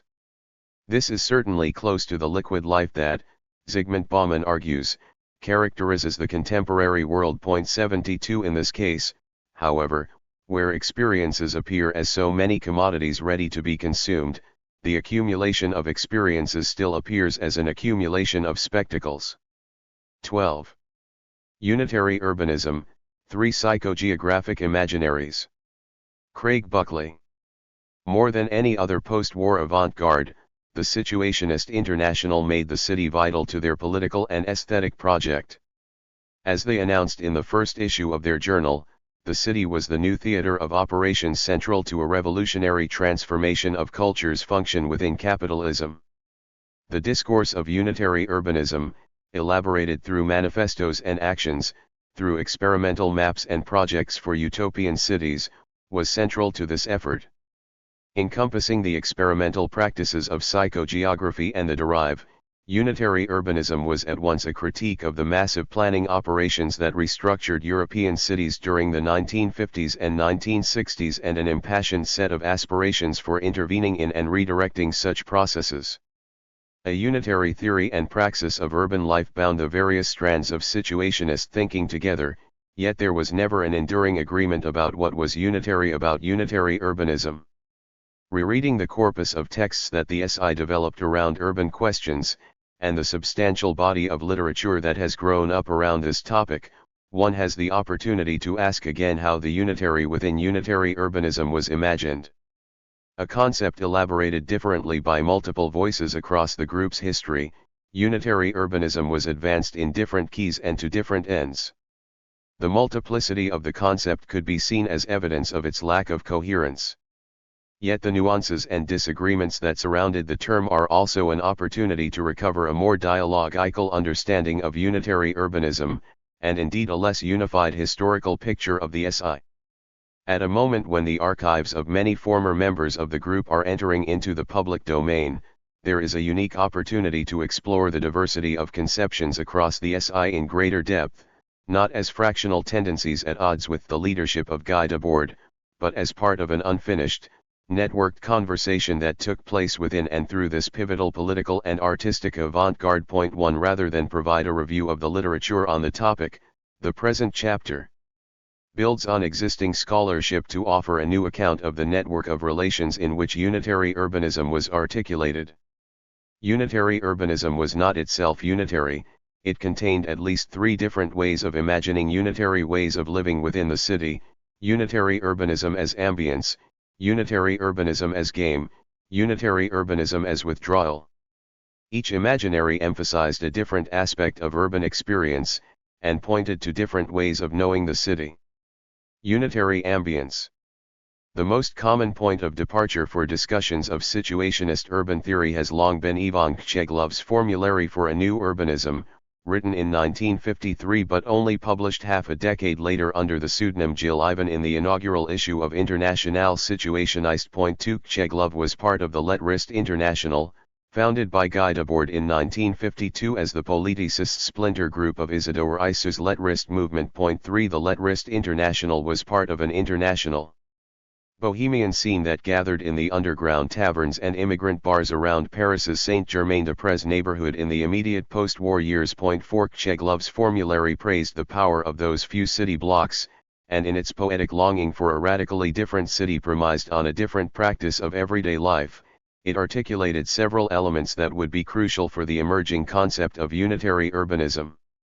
As Simon Sadler has traced in detail, Cheglov's rejection of the Paris described in the literary works of Surrealism belied the strong formative role that Surrealist Paris played for the group. 5 The city's streets and places, Cheglov argued, retained a small catalytic power that could be effectively intensified. Yet these were not the arcades, theaters, gardens, and cafes described by Aragon and Breton, nor was their formal configuration or sociological profile their most important aspect. For Cheglov and the Lee, it was the particular affective and emotional qualities of a locale and the manner in which these influenced behavior that was paramount. 6 Secondly, the formulary suggested that these qualities could be the basis of a new constructive project, from new urban decors and architectural complexes, to the arbitrary assemblage of districts designed to produce feelings that ranged from the bizarre, the sinister and the tragic, to the useful and the historical. Thirdly, the main value of these effective complexes was the articulation of time, space, and behavior in ways definitively at odds with dominant patterns of social organization, most famously in the text's call for a practice of aimless and extended drifting, known as derive. The more a place is set apart for the freedom of the game, Cheglov argued, the more it influences behavior and the greater its force of attraction. 7 In its insistence that play and non-work were paramount for any new urbanism, the formulary stood in direct contrast to the urbanism of the interwar modern movement, which had envisioned improving basic living standards, ensuring the efficient circulation of goods and people, and assigning work and leisure to separate spheres. The sensibility of unitary urbanism was further decanted in the humble typewritten sheets of potlatch, circulated by means of mimeograph to unsuspecting recipients by members of the Lee from 1954 to 1957. Picking up Cheglov's appeal to spaces that exerted attraction and influence, the editors argued that the real revolutionary problem of the 1950s was not the improvement of conditions of labor, whether in the factory or the home, but the problem of organizing the surplus time freed from labor. 8 The counterpart of a truly liberated non-work time was a radically different and experimental way of living, to be pursued through the construction of situations and games, the passage from one conflicting decor to another, as well as an influential urbanism as a technique of ambiances and relations. 9 The notion of attraction was drawn from the 19th century utopian Charles Fourier, whose theory of passionate attraction was integral to his theory of unitary architecture, emblematist in plans for ideal communities known as phalansteries. 10 Rather than a quality immanent to a class or created from a rational social contract, the unity described by the Lee was a force of attraction exerted by a milieu. Potlatch's appeal to passionate attraction consciously reappropriated an aspect of 19th century utopian socialism derided by Marx and Engels, a reminder of how at odds their ideas were from the official Marxism espoused by the French Communist Party.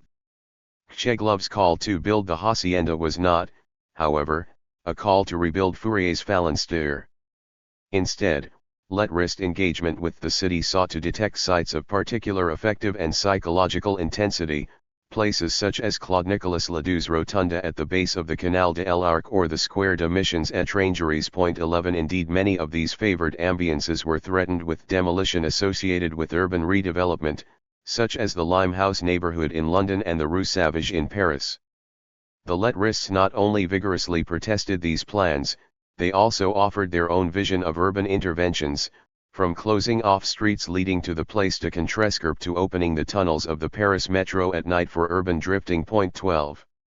These various currents only came together under the name unitary urbanism in 1956, in a text presented at the First World Congress of Free Artists held in Alba, Italy by Gil J. Wallman of the Lettrist International. The Alba platform asserted the necessity of the integral construction of the living environment according to a unitary urbanism employing the entire range of modern arts and technology, the inevitable outmodedness of any renovation of an art within its traditional limits, the recognition of the essential interdependence of unitary urbanism and future styles of living. 13 Unitary urbanism was designed to appeal not only to members of the Lettrist International but also to the international movement for an Imaginist Bauhaus, a group of artists committed to experimental art in the broadest sense under the leadership of Sturgeon, as well as to the Dutch artist Constant, a former member of the Cobra group who had turned away from easel painting to pursue a fusion of architecture and color in the early 1950s. Both were steeped in, and highly critical of, the limited scope of post-war debates about a synthesis of the arts which aimed to foster more engaged collaborations between painters, sculptors, and architects. Fusing the Lettrist fascination with ambience and urban attraction to a synthesis of the arts discourse, unitary urbanism aimed to go beyond collaboration, indeed to negate artistic specialization in order to bring about a new and transformative synthesis between art and everyday life. Less than a year later, Debord expelled Wallman from the LI, yet he retained the term unitary urbanism, making it central to the formation of what was shortly to become the SI. In his report on the construction of situations, a long programmatic text offered for debate at the group's founding meeting, Debord defined unitary urbanism as the use of all the arts and techniques as a means contributing to the composition of a unified milieu. Secondly, unitary urbanism is dynamic, in that it is directly related to styles of behavior. The most elementary unit of unitary urbanism is not the house, but the architectural complex, which combines all the factors conditioning an ambience, or a series of clashing ambiences, on the scale of the constructed situation. Point 14. The emphasis on milieu and ambience in the definition are noteworthy. The term milieu had long been associated with the conservative 19th-century historian Hippolyte Taine, for whom it encompassed the combined influence that a broad range of conditions, from geography and climate to politics and society, exerted on a work of literature. Point 15. Milieu was not urbanism in the sense of the hard surfaces of buildings and streets, it encompassed the less tangible interrelation of elements that make up a living environment in the broadest sense, from atmosphere and lighting to signs, to sounds, social dynamics, and nourishment. Milieu for Taine had been broadly geographic and quasi-natural, for the SI it was urban, aesthetic, mutable, and technological, a surrounding subject to continual construction and change. The term milieu was also central to urban geography at mid-century, particularly in the work of Paul Combert de Lowy, whose attention to class and use of aerial photography, as Tom McDonough and Anthony Vidler have argued, were pivotal for Debord and the C's emerging urban imaginary. Point 16. The group's emphasis on milieu and ambience still merits further analysis, as they were understood not only as properties of urban space but as media intimately connected to the senses, whose agency needed to be analyzed in order to be used constructively. The group may well have picked up the importance of these terms not only in urban geography, but also for phenomenological and psychopathological discourses, a discursive history that has been of great interest to recent media theory concerned to rethink questions of media and communication in environmental and elemental terms. Point 17. In this sense, milieu and ambience carry an unresolved tension within situationist urban discourse. Ambiences were specific unitary qualities within the city, qualities identified through the practice of psychogeography, which was defined as the study of the specific effects of a geographical milieu on emotion and behavior. Point 18. Psychogeography was devoted to the interaction of milieu, ambience, and behaviors, and entailed immediate experiments with extended urban drifting, as well as secondary, theoretical elaborations of these derives, and counter-mapping practices such as Debord's Guide Psychographique de Paris, which remains one of the most emblematic works produced by the SI. Point 19. Insofar as urban ambience was an effective, sensory, and qualitative whole, its qualities as a medium could only be suggested by means of fragmented cartography, its ambient character resisted representation and instrumentalization. If the attractive power of an ambience resisted being broken up into discrete elements and made into a tool, how then was it to become the revolutionary medium sought by the SI? Unitary as play. The concern for ambience and milieu carried over into the second major site of unitary urbanist discourse, the New Babylon project initiated by the Dutch artist Constant in the late 1950s and developed for nearly 2 decades. New Babylon was a sprawling, multifaceted, and continually changing project for an urban megastructure of undetermined scale that was to transform everyday life into an endless experimental drift. New Babylon, Mark Wigley has argued, was a hyper-architecture, an effort to polemically exceed the accepted boundaries of the architecture, engineering, and planning professions under the post-war welfare state, an architectural science fiction of expansive outlines and variable configuration that was envisioned and described through a similarly changing array of models, photographs, lectures, drawings, newspapers, exhibitions, and films. 20 New Babylon has often been seen as identical with unitary urbanism, yet it might more appropriately be seen as but one articulation of the concept. 21 In contrast to early proposals that focused on the qualities of specific places, Constant's unitary urbanism entailed the conscious recreation of man's environment, which he identified with the production of a high-technology building erected above the existing urban and suburban landscape. Within this experimental terrain, the ambiences, the social interactions and the spaces were themselves subject to continuous change. If unitary urbanism took on a more utopian scale with New Babylon, it also became more pragmatic. In 1959 Constant, with other members of the CI's Dutch section, Armando, Anton Alberts, and Harudigens, founded the Bureau of Unitary Urbanism in Amsterdam to lay the groundwork for New Babylon's realization. 22 The Bureau led the preparations for a large-scale exhibition, Die Welt als Labyrinth, at Amsterdam's Stedelijk Museum in 1960. The exhibition envisioned transforming a portion of the museum into a disorienting and changeable maze composed of contrasting ambiences, an interior connected by means of walkie-talkies to situationist teams undertaking extensive drives in the streets of Amsterdam. 23 Due to conflicts with the Stedelijk, the SI withdrew at the last minute, and the exhibition never took place, yet the model of a participatory labyrinth designed by artists was taken up by the museum as the basis for 2 other influential exhibitions in the early 1960s. 24 Tensions between the Dutch section and the Paris-based members of the SI grew over the next year, and by the summer of 1960 Harudigens and Albert had been expelled and Constant had resigned. Rather than disappearing, unitary urbanism was transferred again, taken up by the group's newly formed German section, which consisted of the Munich-based Spur Group, connected to the SI by Jorn. 25 The Spur Group were active as painters, as filmmakers, as organizers of situations, and as polemicists through the pages of their eponymous magazine and in manifestos distributed in the streets of Munich. 26 The importance of unitary urbanism to the German section is evident in a special issue of their magazine Spur that collected and translated a corpus of texts on unitary urbanism, the closest the SI ever came to compiling its discourse on the city. Yet even it was not complete, while it included the formulary of Jill Ivan, a selection of texts from Potlatch, Wallman's speech at Alba, and a host of recent writings from the IS Journal, it suppressed everything published by Constant. Yet the issue also provided evidence that ideas of unitary urbanism were spreading, as indicated by the inclusion of new texts by the Viennese architect Gunther Feuerstein and the Spur member H.P.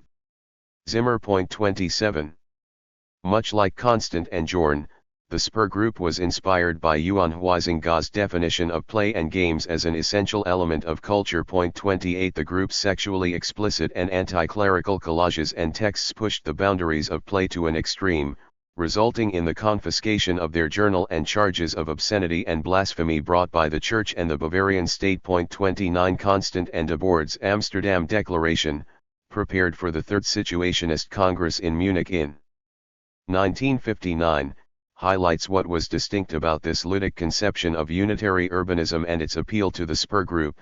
The appropriation and radical transformation of an urban milieu was not only to generate different behavior, It was rooted in a new type of collective creativity. Point 30 The emphasis on collective creativity had been present in Constant's writings since his Kober days of the late 1940s, and had been further inspired by Aldo van Eyck's numerous designs for Amsterdam playgrounds in the 1950s. 31 The question, however, was not simply to make more room for play, rather he argued that the creative freedom enjoyed by the artist as individual needed to be negated, in order for creativity to be asserted and realized at a collective level. 32 Unitary urbanism, he noted in 1960, is neither town planning nor art, nor does it correspond to concepts like integration and synthesis of cultural forms.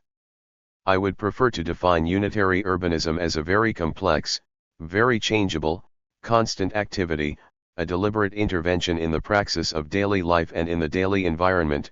33 New Babylon was not a playground alongside everyday routine, it was to be an urban structure where everyday life was conceived as a creative game, less the suspension of daily habits for the sake of play than the continual reinvention of life's practices, conventions, and rules. If an ever-changing ideal of collective creation was the basis of the unitary in Constant's vision, the corollary was an insistence that such creativity entailed a correspondingly drastic transformation at the level of the urban environment.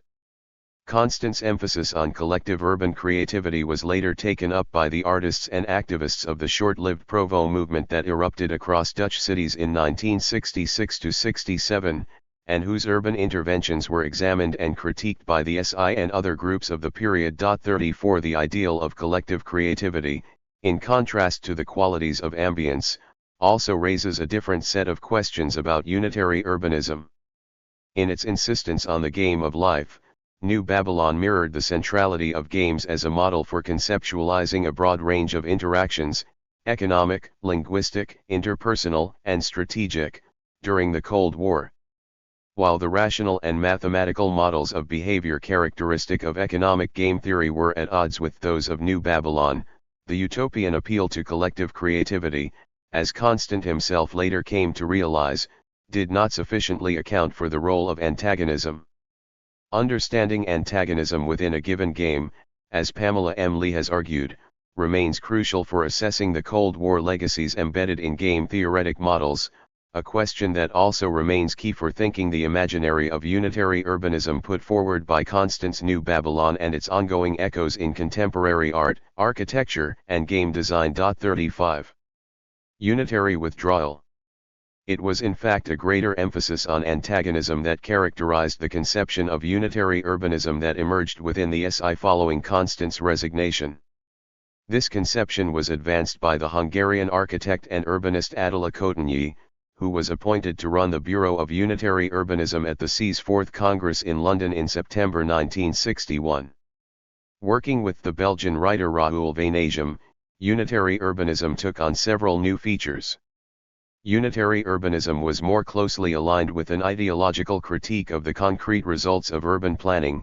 It outlined an epistemological critique of the ways in which space was measured and represented, and it turned toward the spatial practices of urban struggle.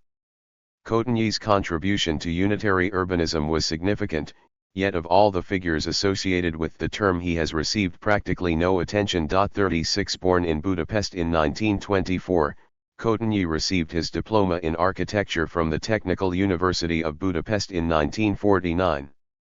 During the 1940s and 1950s, Kotényi came into contact with currents of Western Marxism, particularly the writings of Karl Korsch, through a group known as the Budapest Dialogical School. During the same years, he was engaged as an architect in rebuilding war-damaged housing blocks and hospitals. A participant in the uprising against the communist regime in 1956, Kotényi fled Hungary with his family following the Soviet occupation. Emigrating to Belgium, he completed a master's degree in urbanism under André Wagenskij, a close collaborator of Le Corbusier. Kotényi's profile was unusual for an architect-urbanist, and a perfect fit for the changing puzzle that was the SI at the beginning of the 1960s. Critique of Urbanism, an unsigned text in the 6th issue of the IS Journal in August 1961, highlights the alignment of unitary urbanism with ideological critique. 37 Rather than general critiques of the Garden City tradition, of interwar functionalist zoning or the influence of Le Corbusier, the article took aim at the specific example of Morinx, a new town in the southwest of France. Built from scratch beginning in 1957 to house workers for a nearby gas plant, Morinx was emblematic of the emergence of the suburban housing complexes developed by government agencies and private contractors beginning in the late 1940s, known as grandes ensembles. The article argued that modern capitalism's bureaucratic consumer society was not a set of relationships within existing cities, but had begun to create surroundings that were strictly in accordance with its needs. 38 The C's focus on Morinx highlighted the importance of Henri Lefebvre, who was associated with the group during these years, and had studied the complex since its beginnings in the 1950s. Lefebvre influentially analyzed it as an architectural and urbanistic projection of the class structure of the corporation. The complex's 12-story towers were for supervisors, its 4-story slab blocks for workers' families, and the surrounding detached housing for upper management. 39 Cotigny and Vainasium's elementary program of the Bureau of Unitary Urbanism, in the same issue, extended Constant's critique of the family dwelling as basic element of planning discourses to a general indictment of the domestication of space under capitalism. 40 The vision was one of more total control via urbanism, a city shaped strictly to the needs of the private family home and a domestic dwelling simultaneously subject to the permanent information network of television and radio. 41 Whereas Constant sought to evoke a positive urban model founded on anti-domestic forms of collective creativity. For Cotigny and Vainasium, the more urgent task was to foster disidentification with the grandes ensembles and new towns understood as hegemonic behavioral models. If the initial discourse on unitary urbanism had appealed to milieu and ambience, and Constant had insisted on games and creativity, it is telling that Cotigny's first text in the journal emphasized the role of the urban gangs. Gangland and Philosophy, in IS4, proposed replacing the concept of the neighborhood with gangland, social organization with protection, and society with racket. 42 Drawing on a period account of the New York Mafia, and implicitly, perhaps, on his experience in Hungary, he argued that a particular racket dominated territory not through force alone but by controlling basic information. The systematic falsification of basic information, Cotigny wrote, is one of the basic reinforcements of the big lie that the racketeering interests impose on the whole gangland of social space. 43 Cotigny underscored the role of a Euclidean, metric, idealist conception of space as key to the power wielded through representational techniques of cartographic projection. The unities of ambience that Debord visualized by cutting up maps in the 1950s found a consequent theorization in Cotigny's critique of the hegemonic role of Euclidean geometry, which was not accepted as a neutral foundation of spatial representation, but seen as a technique that sustained coercive power relations in urban social space. The critical move was to shift from lived urban experience and the discourses of urban planning, to address the epistemological frameworks through which space was conceived. In doing so, Cotigny echoed the writings of Jorn and Jacqueline de Jong, in particular Jorn's essay Open Creation and Its Enemies. 44 Jorn's and de Jong's fascination with topology in the later 1950s was part of a widespread interest in the subject, yet the bond between non-Euclidean geometry and open creation in Jacqueline de Jong's magazine The Situationist Times, with its dense pages devoted to topological figures such as knots, labyrinths, rings and chains, espoused an intellectual, formal and editorial pluralist situationism polemically at odds with the strict regime of the Paris-based editors of International Situationist. 45 Jorn had looked particularly to Henri Poincaré's conception of analysicidus, the first systematic treatment of algebraic topology, as the source for something he called sidography. He questioned not the validity of Euclid's postulates about points, lines, and planes, but the consequences of the general equivalences these established between different entities. Jorn seized on Poincaré's notion of homeomorphism, a form of topological mapping in which the properties of one space can be transformed into another, entirely different space, through a process of continuous deformation. For Jorn, a situation was analogous to what he called the morphology of the unique, the manner in which a form could be transformed topologically into something entirely different yet remain unique. Accordingly, unity was not an identity underlying differences, it was a homeomorphic constancy that underlay changes in form and space. An echo of this epistemological critique appeared in Cotigny and Vainasium's elementary program of the Bureau of Unitary Urbanism, which sought to throw a bridge between a critique of Euclidean geometry and an appeal to political struggles in urban space. Its sixth point declared, "All space is already occupied by the enemy, who have even domesticated the elementary rules of this space, its geometry, to their own purposes. Authentic urbanism will appear when the absence of this occupation is created in certain zones. What we call construction starts there. Materializing freedom means beginning by subtracting a few patches from the surface of a domesticated planet. 46. Appearing under the heading The Landing, unitary urbanism was likened to a tactical operation. Rather than the expansive, homogeneous, and newly built structure of Constance New Babylon, whose scale implied the enormous capacities of a post-war welfare state, Cotigny and Vainasium's vision of the unitary stemmed from the forces that subtracted and withdrew a portion of space from enemy control. Unitary urbanism at this stage was drawn between two very different registers, geometric space and the physical stuff of a concrete site. The absence of occupation in Cotigny and Vainasium's manifesto could be read as a maneuver in the realm of representation and conception, whereas the task of subtracting a few patches from the surface of a domesticated planet implied the occupation of physical sites.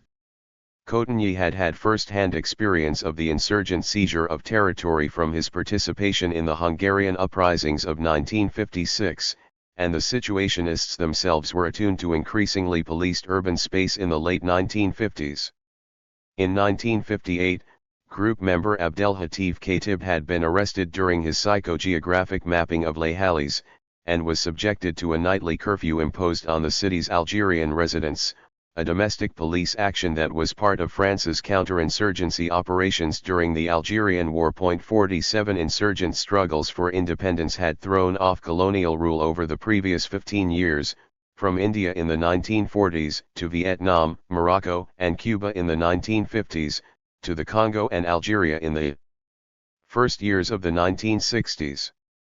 Anti-colonial struggles in Morocco, Algeria, and Vietnam were regularly present in potlatch and mass media imagery of the aftermath of uprisings from Algeria, Tokyo, Detroit, Paris, and Los Angeles would increasingly appear in the C's publication during the 1960s, often detourned with the caption Critique of Urbanism. 48 During these years the Tunisian-born Mustafa Keïta, who joined the SI in 1965, played a key role, coordinating and theorizing the group's links with student movements in Strasbourg and Nanterre, and with revolutionary groups in North Africa and the Middle East. 49 Writing about resistance to the coup in Algeria in 1965, or about the urban uprisings in Watts, the SI theorized these not through the lens of national, religious, or ethnic liberation, but as part of an international movement for worker self-management, a tradition of radical democracy that was localized and urban, at odds as much with the state as they were with transnational capital.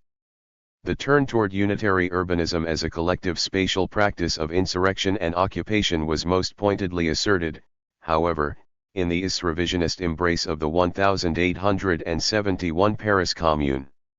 Against the French Communist Party's interpretation of the Paris Commune as a heroic failure, the SI 1962 pamphlet Sur la Commune declared the fundamental failures of the Commune, centrally, its inability to establish an enduring bureaucracy and representative government, to be its greatest achievements. 50 The Commune was retroactively seized as an example of revolutionary urbanism, whose participants understood social space in political terms by refusing to accept the innocence of a single monument. 51 The concern for unitary urbanism and the reappraisal of the Commune were so close at this moment that Cotigny and Vainasium transposed the critique of Euclidean geometry from the elementary program of the Bureau of Unitary Urbanism wholesale into Sur la Commune.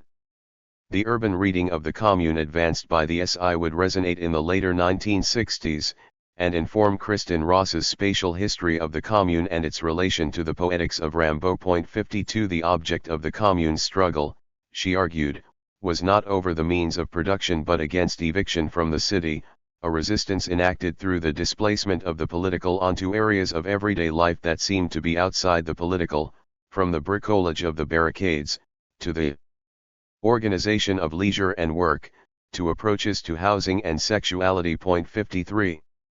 During its earliest phases, unitary urbanism had been concerned with specific ambiances, looking to alter the collective psychological and behavioral effects produced by particular urban milieus. Under Constant, this discourse asserted the primacy of collective creativity and oriented itself toward the speculative construction of a future experimental city.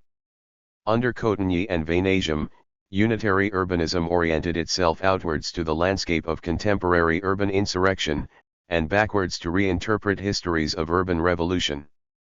Cotigny, however, would not be a member of the SI for very long.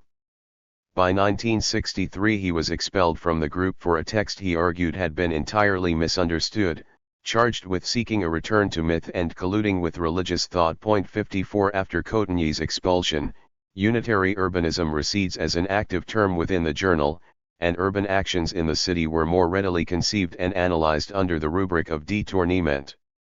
The group's attention to the urban nature of political struggle continued throughout its existence, most notably in the prominence their thinking gained during the strikes and occupations of May 1968. 55. Unitary urbanism, Thomas Levin has argued, is the best prism through which to refract the group's double identity as an avant-garde movement and as a political formation. 56 In the numerous refractions on the C's urban theory and praxis there are many recurring patterns, but little consensus on the afterlife of this concept.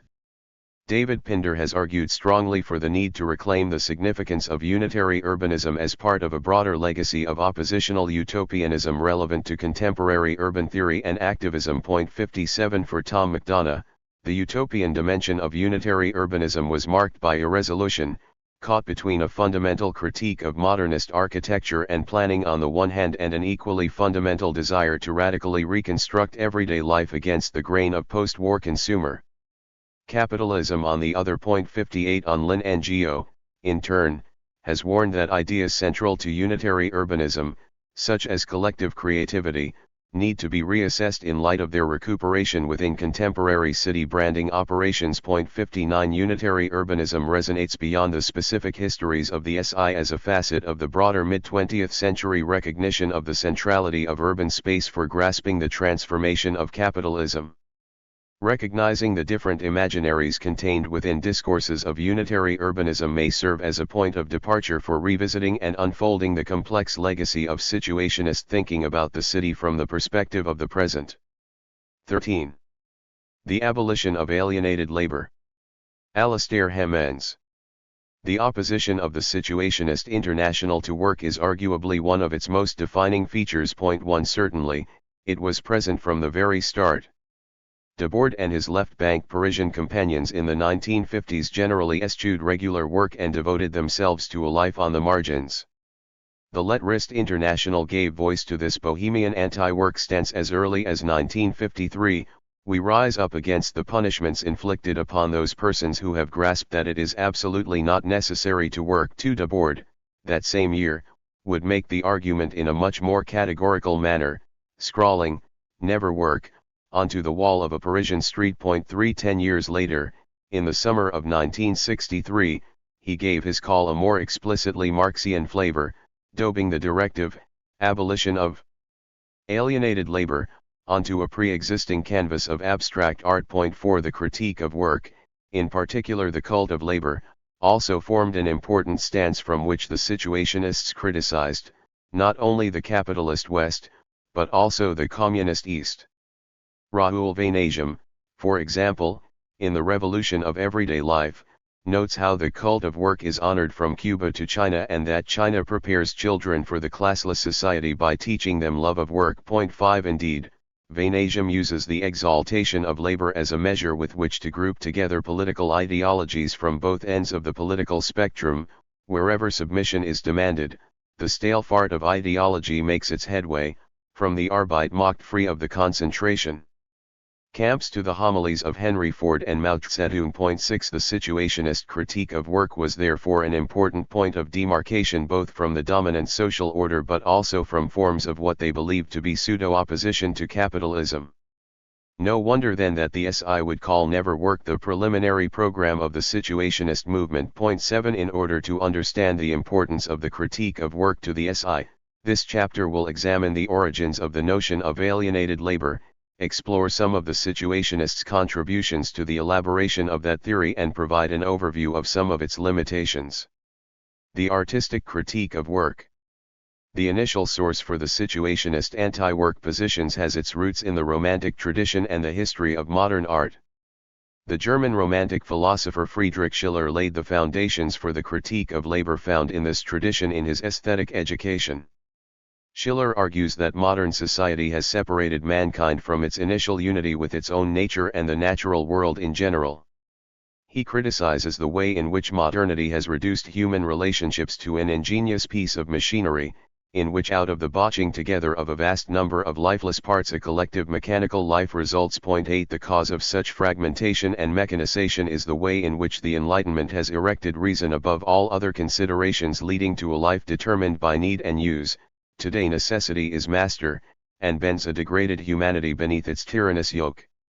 Utility is the great idol of the age, to which all powers must sow service and talents swear allegiance. 9 Schiller notes that human beings have essentially been instrumentalized into the working capacity, the community makes function the measure of a man. 10 The result is that enjoyment was separated from labor, means from ends, effort from reward. 11 Schiller goes on to contrast work with play.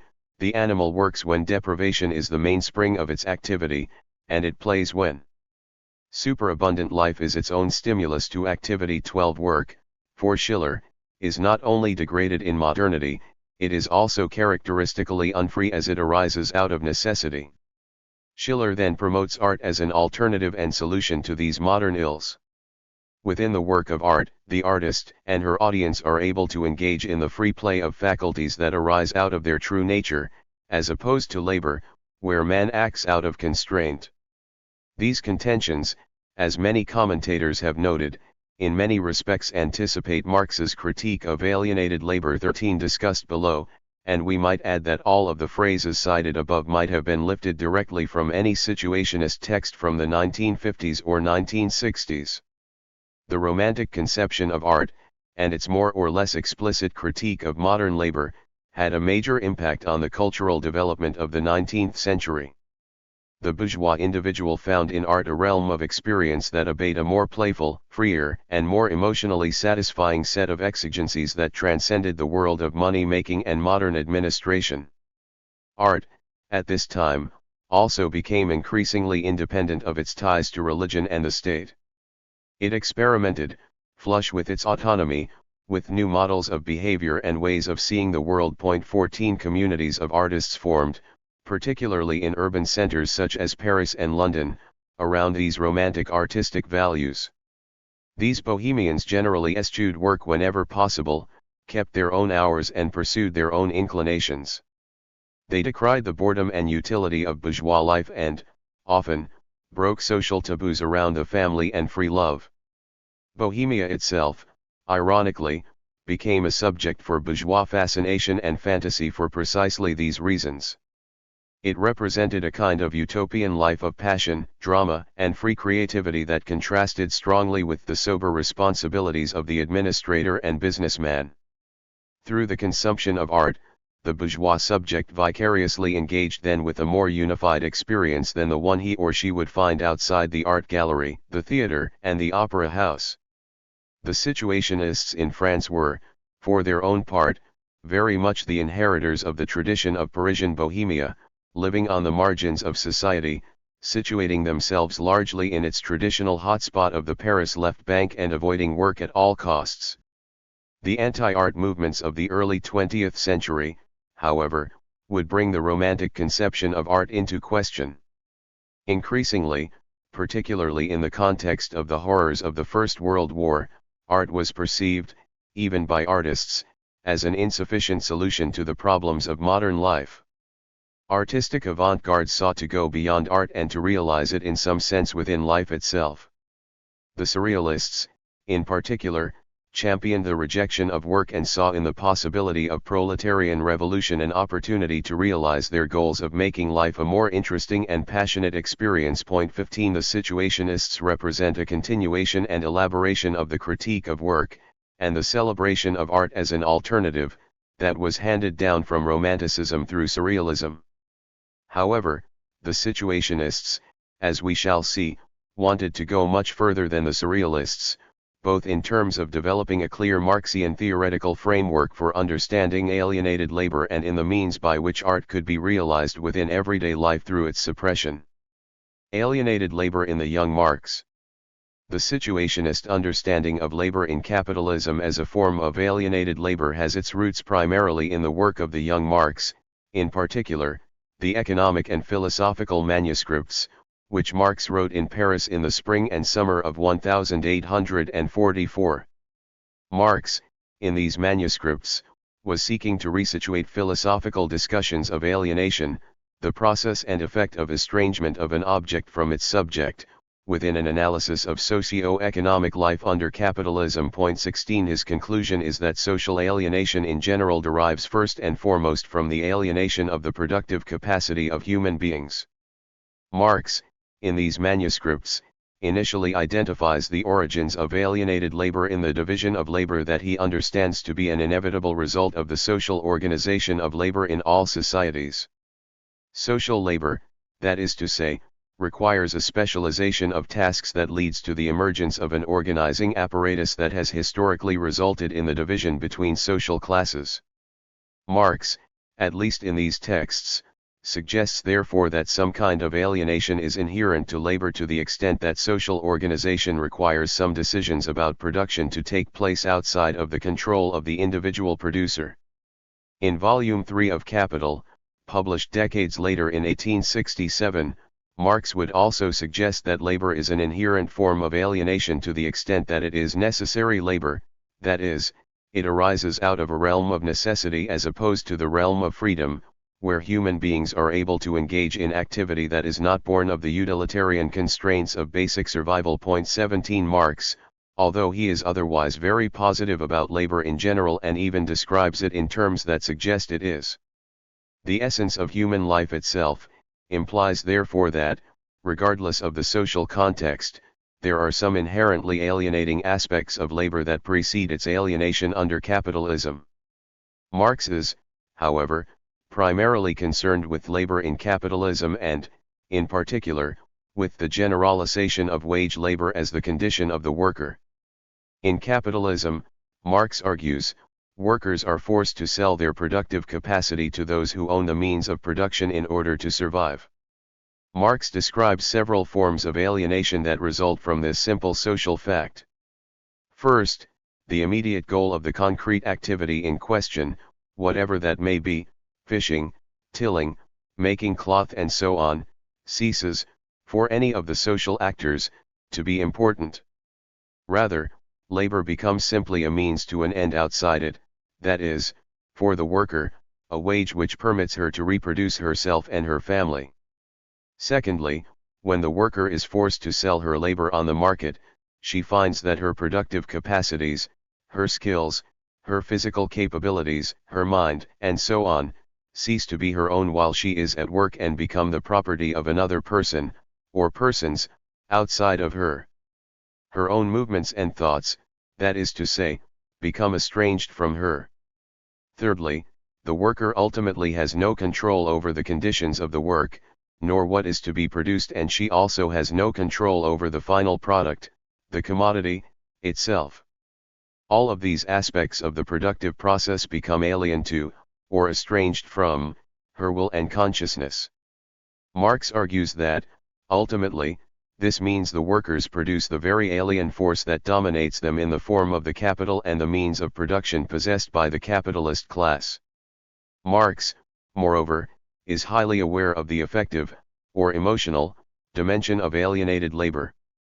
The fact that labor is external to the worker, i.e., it does not belong to his intrinsic nature, that in his work, therefore, he does not affirm himself but denies himself, does not feel content but unhappy, does not develop freely his physical and mental energy but mortifies his body and ruins his mind.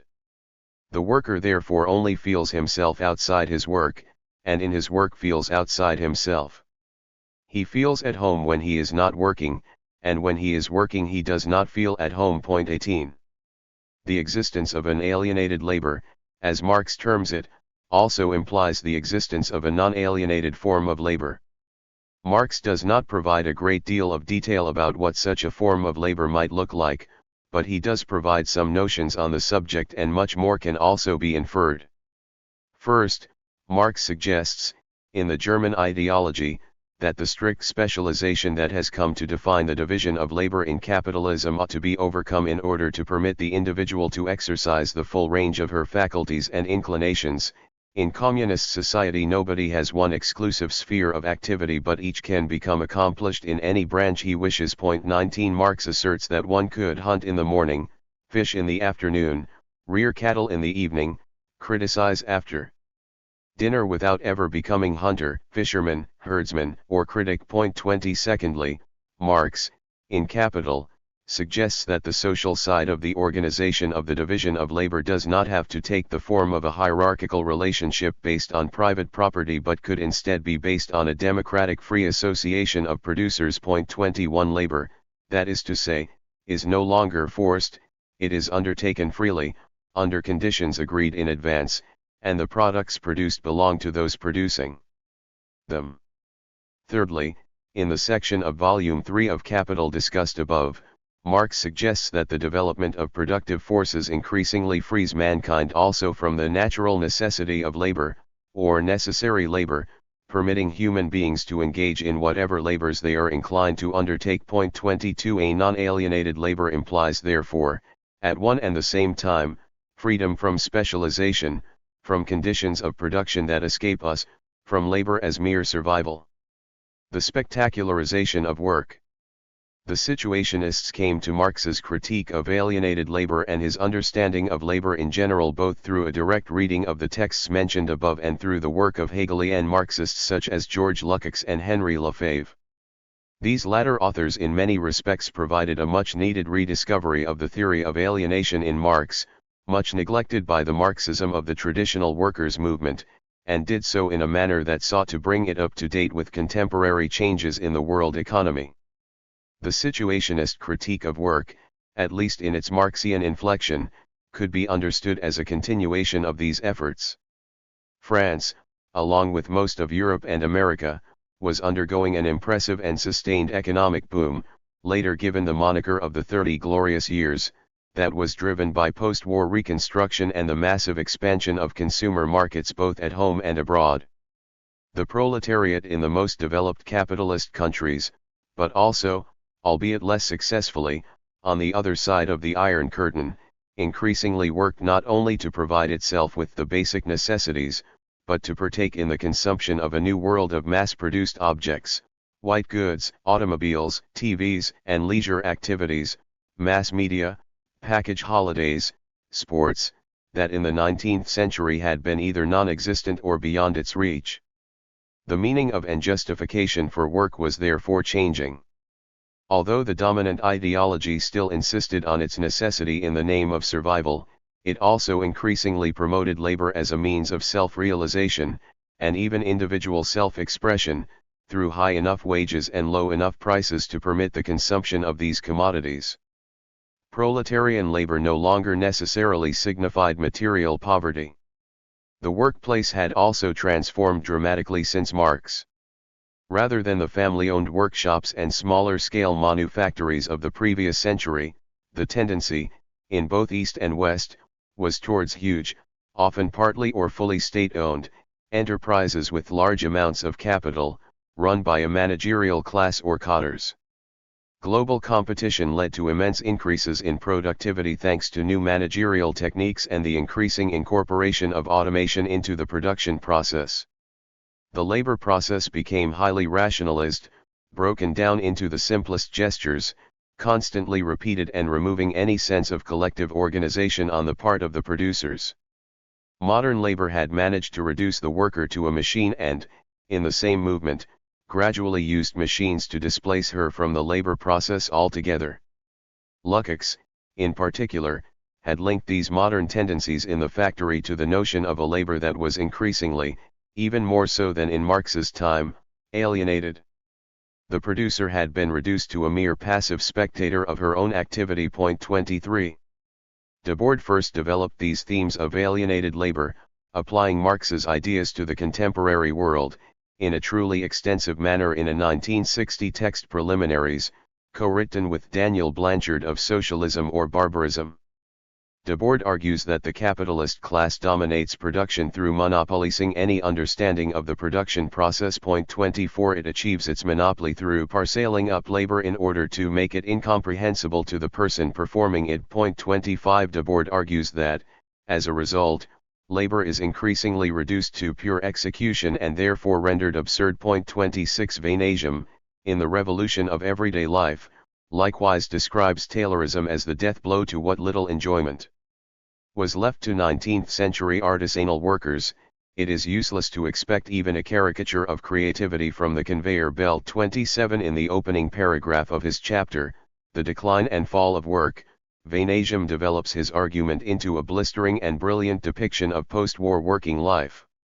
What spark of humanity can remain alive in a being dragged out of sleep at 6 every morning, jolted about in suburban trains, deafened by the racket of machinery, bleached and steamed by meaningless sounds and gestures, spun dry by statistical controls and tossed out at the end of the day into the entrance halls of railway stations where the crowd communes in a brutish weariness.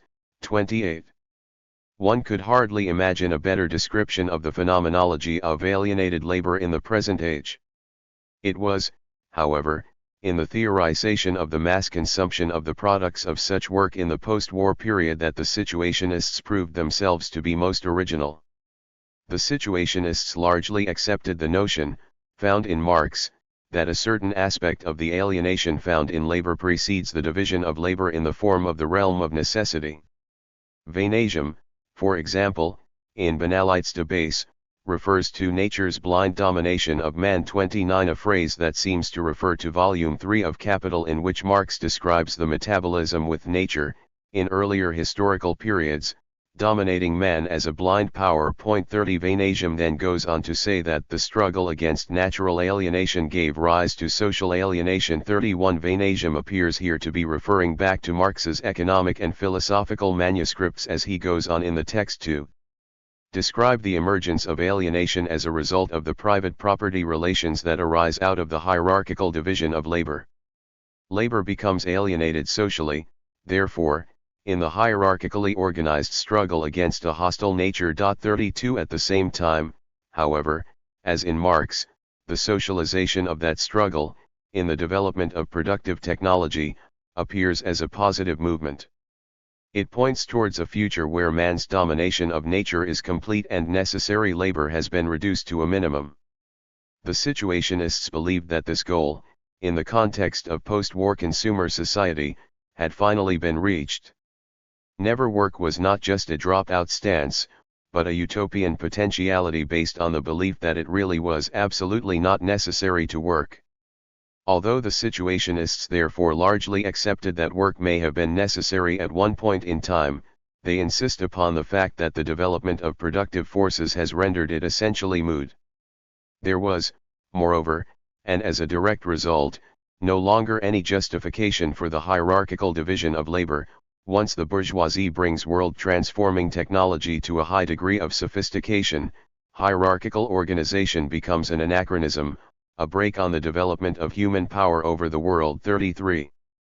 That anachronism of alienated labor, however, remained the central focus of modern life. The Situationists therefore turned to the massive expansion of consumer society for an explanation. As Vainagem writes in 1967, statistics published in 1938 indicated that the use of the most modern technology would reduce necessary working time to 3 hours a day.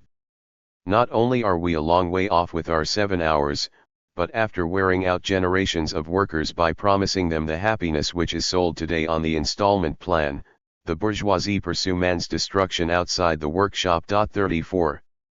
The pursuit of mankind beyond her place of work to which Vainasium is referring is nothing less than the world of mass-produced commodities produced by the alienated labor in question. In essence, the Situationists argue that the entire goal of the expansion of consumer society was to create a new, artificial, realm of necessity based on pseudo-needs. The problem of survival could thereby always be posed at a new level regardless of the degree of productive technology reached. The reduction of working time came just when the ideological variety show produced by consumer society seemed able to provide an effective replacement for the feudal myths destroyed by the young bourgeoisie. 35. Vainasium goes on to note sardonically that people really have worked for a refrigerator, a car, a television set.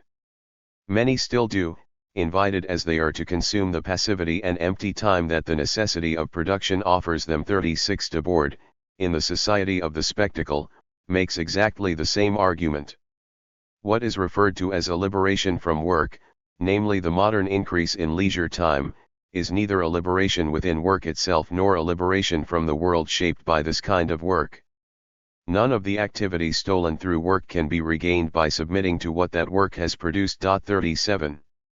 The Situationist demand for the abolition of alienated labor therefore also called for the suppression of consumer society, as the latter existed solely to maintain labor in its alienated state. In many respects, this argument underpinned the essence of what the Situationists considered radical opposition to the spectacle. Beyond alienated labor, the Situationist conception of what might replace alienated labor in many respects represents a combination of the notions of free, non-alienated, activity first laid out in Schiller and Marx described above. First, with the suppression of commodity production and the spectacle of consumerism, work itself would cease to be an important form of natural alienation, as basic needs could be easily provided for with very little actual labor. A proletarian revolution would, that is to say, effectively achieve the freedom from necessity and utility that both Schiller and Marx had identified as the origin of labor as opposed to play. Secondly, through the free association of producers in the form of workers' directly democratic organization into councils, the hierarchical division of labor would be suppressed, leaving the aforementioned producers free to define what it was they wanted to create, under what conditions, and to employ its products in the manner of its choosing. Such organization would also permit the suppression of the fragmentation of human praxis by permitting everyone to engage in a range of productive and creative activities. This would, that is to say, realize Marx's idea of freedom from specialization. Third, and finally, art, defined as the unified free spontaneous play of the faculties, would finally be realized as all social activity would take on the form of realizing the will, consciousness and desires that belong to the individual and the collective. The old specialization of art has finally come to an end. There are no more artists because everyone is an artist. The work of art of the future will be the construction of a passionate life. 38. The abolition of alienated labor and the realization of art are, for the Situationists, therefore one and the same goal. *******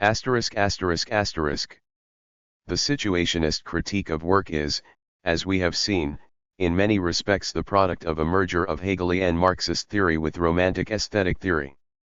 It was arguably the most powerful combination of ideas that the Situationist International ever launched into the revolutionary ferment of the 1960s.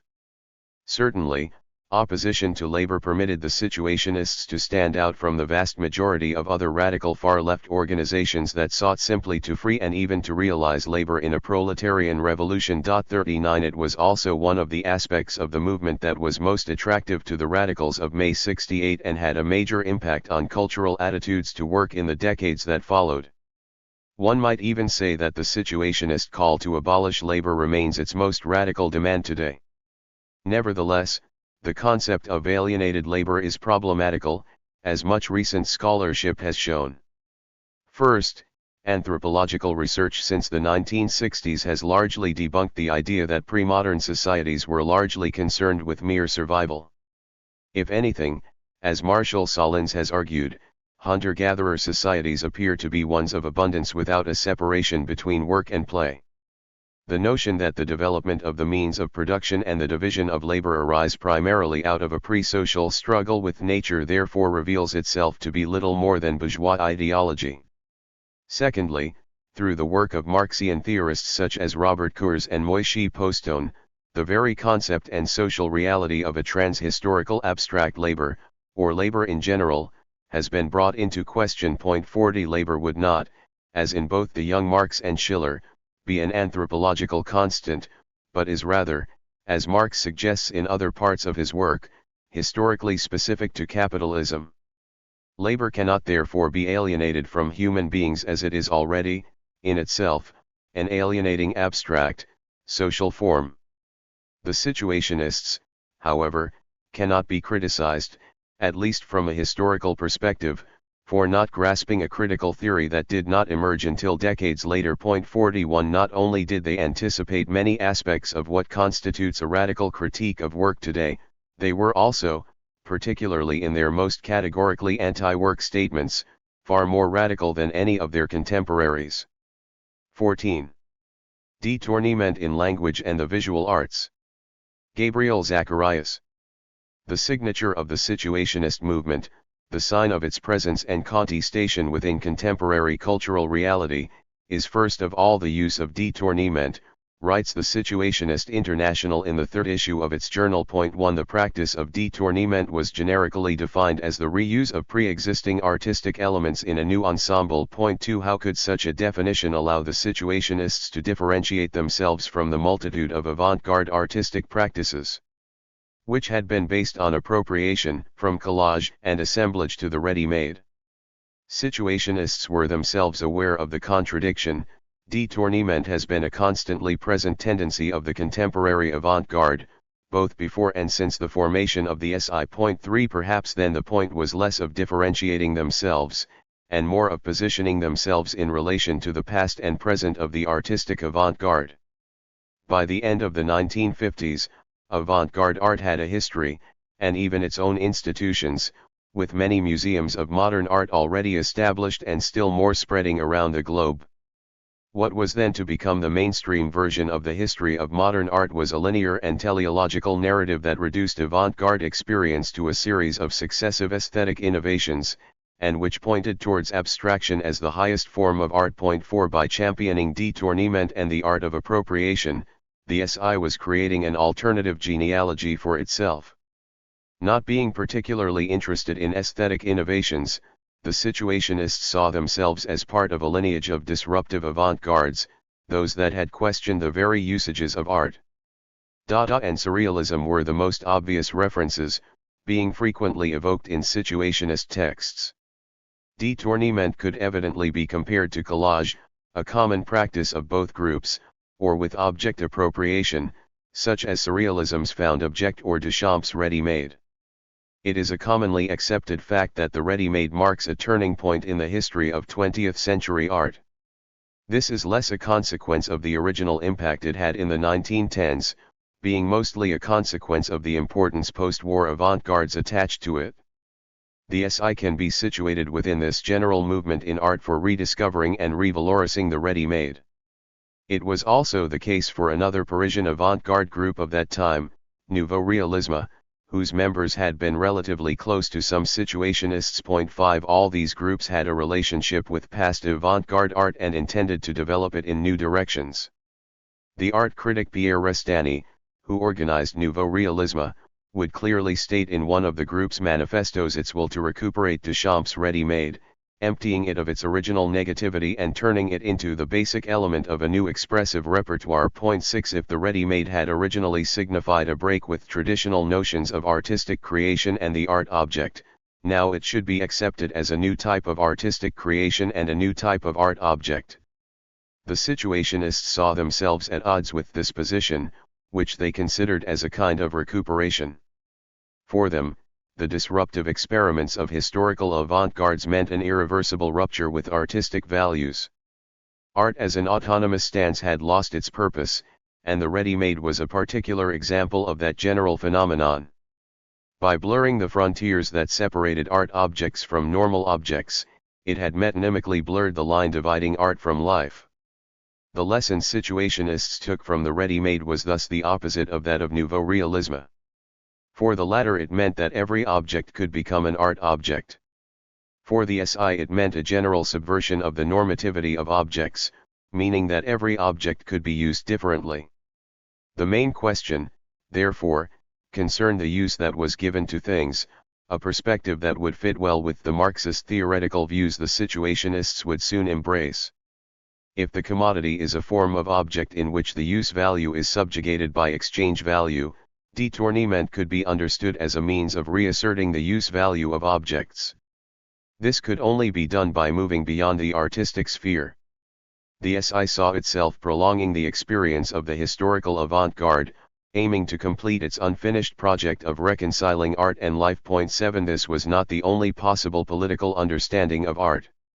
An opposite view of modernism stressed the autonomy of art as a form of resistance to economic and political imperatives, and, from that perspective, abstract art appeared to be a critical form with its own self-referential concerns. 8 The SI believed nevertheless that art had to be used for revolutionary purposes, and that conversely revolution had to be rethought with the aid of art.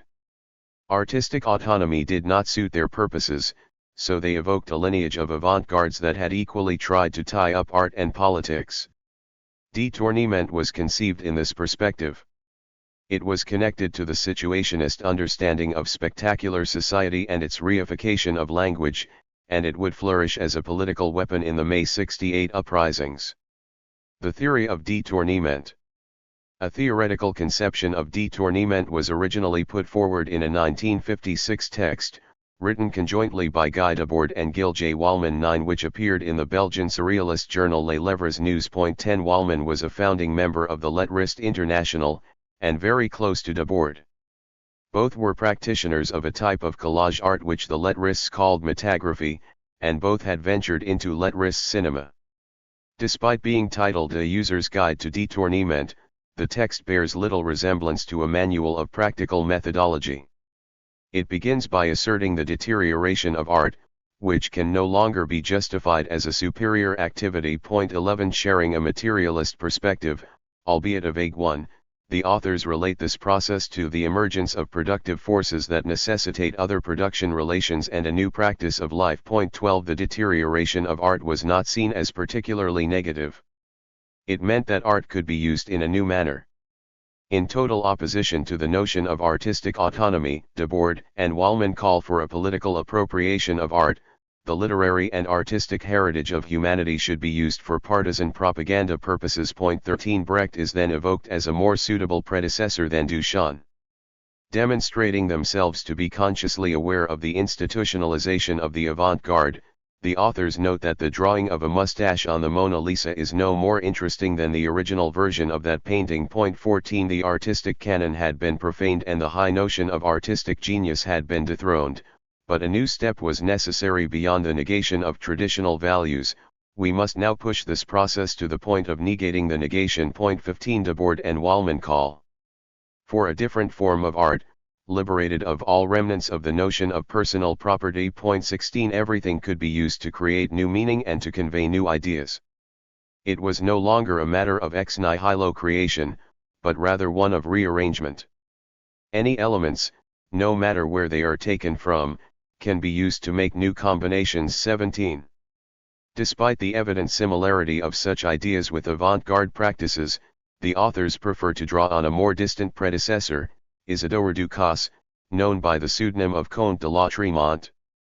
Ducasse was an obscure writer, who died young and left few writings. Surrealists had been the ones who rediscovered La Tremont and gave him a place of honor in the history of subversive literature. In the Surrealist Manifesto, André Breton evokes La Tremont as the primary example of what Surrealist writing was seeking to achieve. He saw his use of metaphors as an anticipation of free association and as a thorough rejection of Cartesian logic. Hence the motto Surrealists borrowed from La Tremont to define the beauty of casual encounters, beautiful like the chance meeting of a sewing machine and an umbrella on an operating table. By likewise championing La Tremont as a precursor, Debord and Wallman betray their debt to Surrealism. At the same time, they make clear their profound divergence from Breton's movement.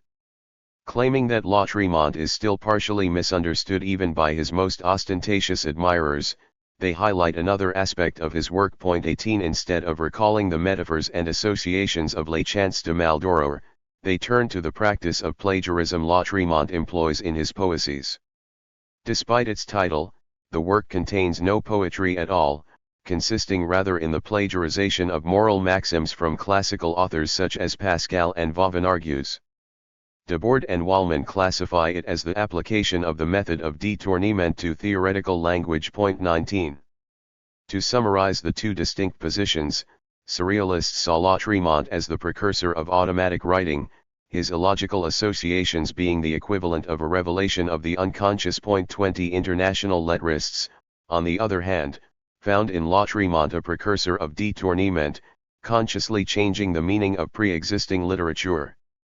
As disdainful as Duchamp in his disregard for intellectual authority, Lautréamont would furthermore open the way for a constructive and politicist use of appropriation.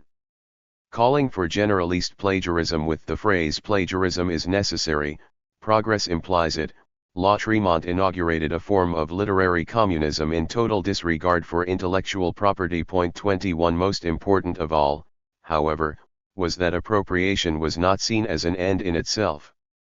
It should have a communicative purpose, it sought to convey a certain truth.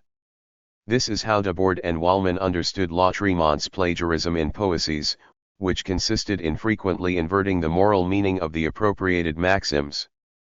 In this sense, when Debord and Wallman speak of détournement, or deviation, it is because they are aiming at a deviation of meaning, that is, resignification.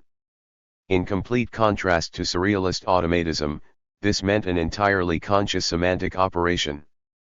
The authors even foresaw a series of laws that should guide the different kinds of détournement. It is not necessary to revisit them all, but some points are worth remembering. First of all, they discern two types of détournement that vary according to the kinds of material which were subject to deviation.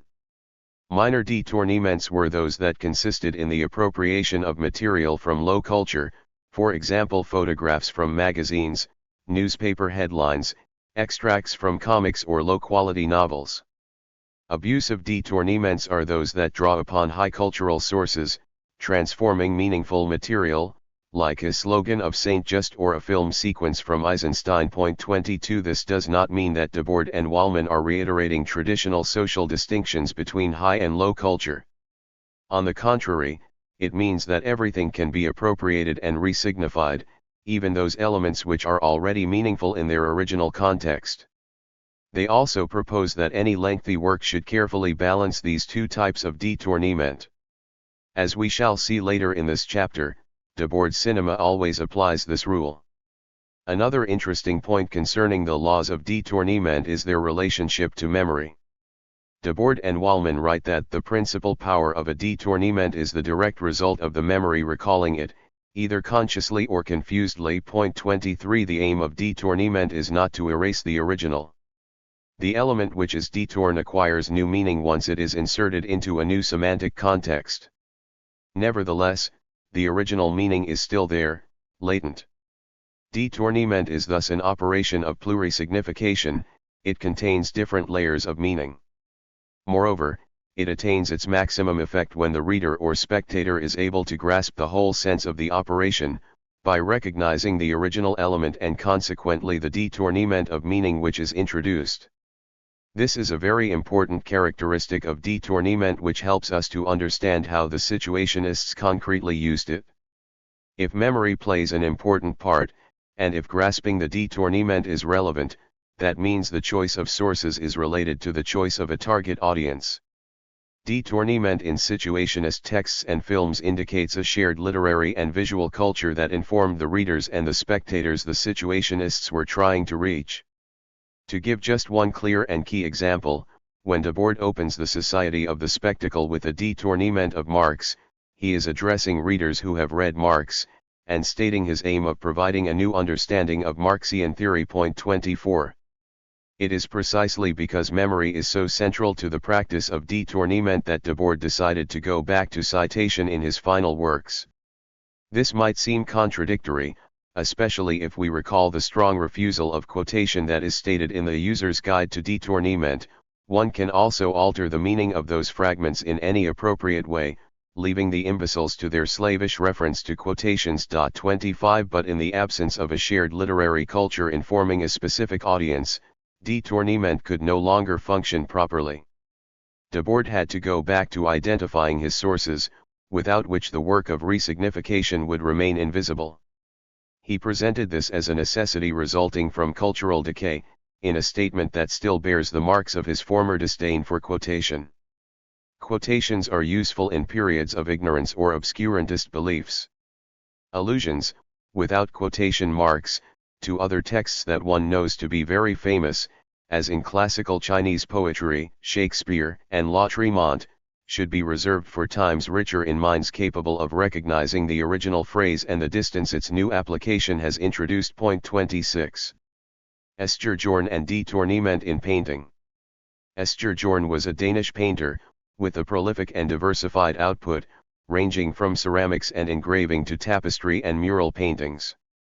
Before founding the SI, he had already been a founding member of the international avant-garde group Cobra, and had been active in the circles of the European post-war avant-garde for more than a decade. Aesthetically closer to Expressionism, his paintings were deeply gestural, with strong colors and impastos, but never entirely abstract, usually presenting simplified anthropomorphic figures. Considered strictly from an aesthetic perspective, his proximity to the Lettrist international group might seem surprising, since most of his artwork was distant from the Dadaist matrix that inspired the young Debord and his colleagues. Point 27 Nevertheless, after joining the SI, Jorn would engage in détournement on several occasions. First, by collaborating with Debord on two collage books, Fin de Copenhagen and Memoirs. Both works combine appropriated sentences and images from newspapers, books, and magazines, arranged according to Debord's notions of minor and abusive détournement, with painterly interventions by Esturgeon. Far from being purely decorative, the painting sets the text in motion and interferes in the reading, sometimes connecting dispersed sentences, and other times overshadowing the content of the text. The painting techniques chosen by Jorn are also to be noted. Abstract and colorful, made of splatters and drippings of paint, such painterly interventions mimicked characteristic techniques of abstract expressionism, a highly prominent artistic fashion at that time. But while in abstract expressionism gestural painting was presented as a high form of self-expression, rendering the work idiosyncratically tied to its maker, in Jorn's interventions, on the contrary, the same procedures were tied to reproducibility and standardization. His use of abstract gestural painting went, then, in the opposite direction to the institutionalization of high modernism. Jorn would take a step further in that direction, applying détournement directly to existing paintings. The idea of modifying old paintings is something he had already in mind during the Cobra period. Between 1949 and 1950, he experimented with modifications on art reproductions, like commercial postcards, and advanced the idea of creating a section for the improvement of old canvases. Point 28 But it was only as a member of the SI that he would put these ideas fully into practice. He held two exhibitions of Peintres détournés at the Galerie Rive Gauche in Paris, in 1959 and 1962, with a series of what he called modifications and disfigurations. Those consisted of second-hand low-quality paintings that Jorn would buy at flea markets to then paint over. Jorn's paintings had many points in common with previous artistic experiments, especially those of surrealism. The exploration of flea markets had been a common practice of surrealists in their quest for found objects, and many surrealist painters had explored forms of overpainting. Point 29 But Jorn's détourné paintings, partially self-mocking, were far from the grandiloquent claims of historical avant-gardes, and for the same reason departed from the general standards of late modernism. His modified paintings never entirely overshadowed the previous paintings, thus incorporating part of their former aesthetic qualities. To a certain extent, Jorn welcomed the bad painting into his own painting. Which meant, conversely, that his painting was never completely his own. The strong subjective quality of gestural painting was deflated by its juxtaposition with the pre-existing painting, markedly standardist. At the same time, this did not mean refusing subjectivity in toto, since the overpainting bore the strong marks of Jorn's own pictorial style. What is particularly interesting about Jorn's Detourn paintings is how they seem to cross over traditional dichotomies around modern art. There is no clear distinction between high and low, no dispute between avant-garde and kitsch. On the one hand, Jorn's interventions on the canvas are very refined. The play of colors and the materiality of paint, the flow of the gestures and the intensity of the brush strokes, all these carry the marks of modern art in its highest form, owing little or nothing to the most acclaimed painters of the 1950s. 30 On the other hand, by relying on the appropriation of low-quality commercial paintings, these works profane the credo of high modernism, refusing to embody its transcendental claims and its elitist cultural distinctions. Détournement in cinema. In the user's guide, cinema was presented as the art most suited to détournement. It is obviously in the realm of the cinema that détournement can attain its greatest effectiveness and, for those concerned with this aspect, its greatest beauty. 31 This should not come as a surprise since cinema is an art of montage. But in traditional cinema the act of montage has to disappear, it must be invisible, so that the illusion of reality can be maintained. Détournement, in cinema, would mean precisely the opposite. It brings montage to the forefront, revealing the film as a construct and rejecting the illusion of reality. The Situationists were not the only ones to envisage cinema in this way. When it comes to the history of cinema, détournement must be considered as part of a larger context in which similar cinematographic experiments gave rise to montage cinema and to found footage cinema. We can think of names like Bruce Conner, Alberto Griffi, and Chris Marker as forerunners of montage cinema in the course of the 1950s, 60s and 70s. Even Pier Paolo Pasolini would venture into this domain with the exceptional experiment of La Rabbia. But the Situationists can surely be counted as among the earliest and most conscious developers of montage cinema in the post-war context. This is especially the case of Guy Debord, who made his way into cinema as early as 1952, and who had theorized détournement already in 1956. Debord's first film, Hurlements en faveur de Sada, was a film without images. It can be seen as a Dadaist gesture of negating that art, as is hinted by Isidore Isou's line in the film, "Cinema is dead. No more films are possible." If you wish, we can move on to a discussion. But it is important to remember that the text of the film was already composed of détournements. When Debord went back to making cinema at the turn of the 1960s, he started to work with the détournement of images. His two short films present a variety of détournements together with original filmed sequences. After a gap of more than 10 years without making films, Debord finally created a long film, which was entirely composed of images détournées. This was the cinematographic version of the Society of the Spectacle, which came out in May 1973. That same year, another former member of the recently dissolved SI, René Vinet, also launched a film entirely based on détournement, Can Dialectics Break Bricks? Let us examine those two cinematographic experiments, each one indicating different uses of détournement in cinema. The cinema of René Vinet. René Vinet had already argued in favor of the necessity of producing situationist films as a form of promoting a media guerrilla warfare against spectacle. In 1973 he launched Can Dialectics Break Bricks, which he presented as the first film in the history of cinema entirely détourné. At a first glance, Vinet's film is apparently simple.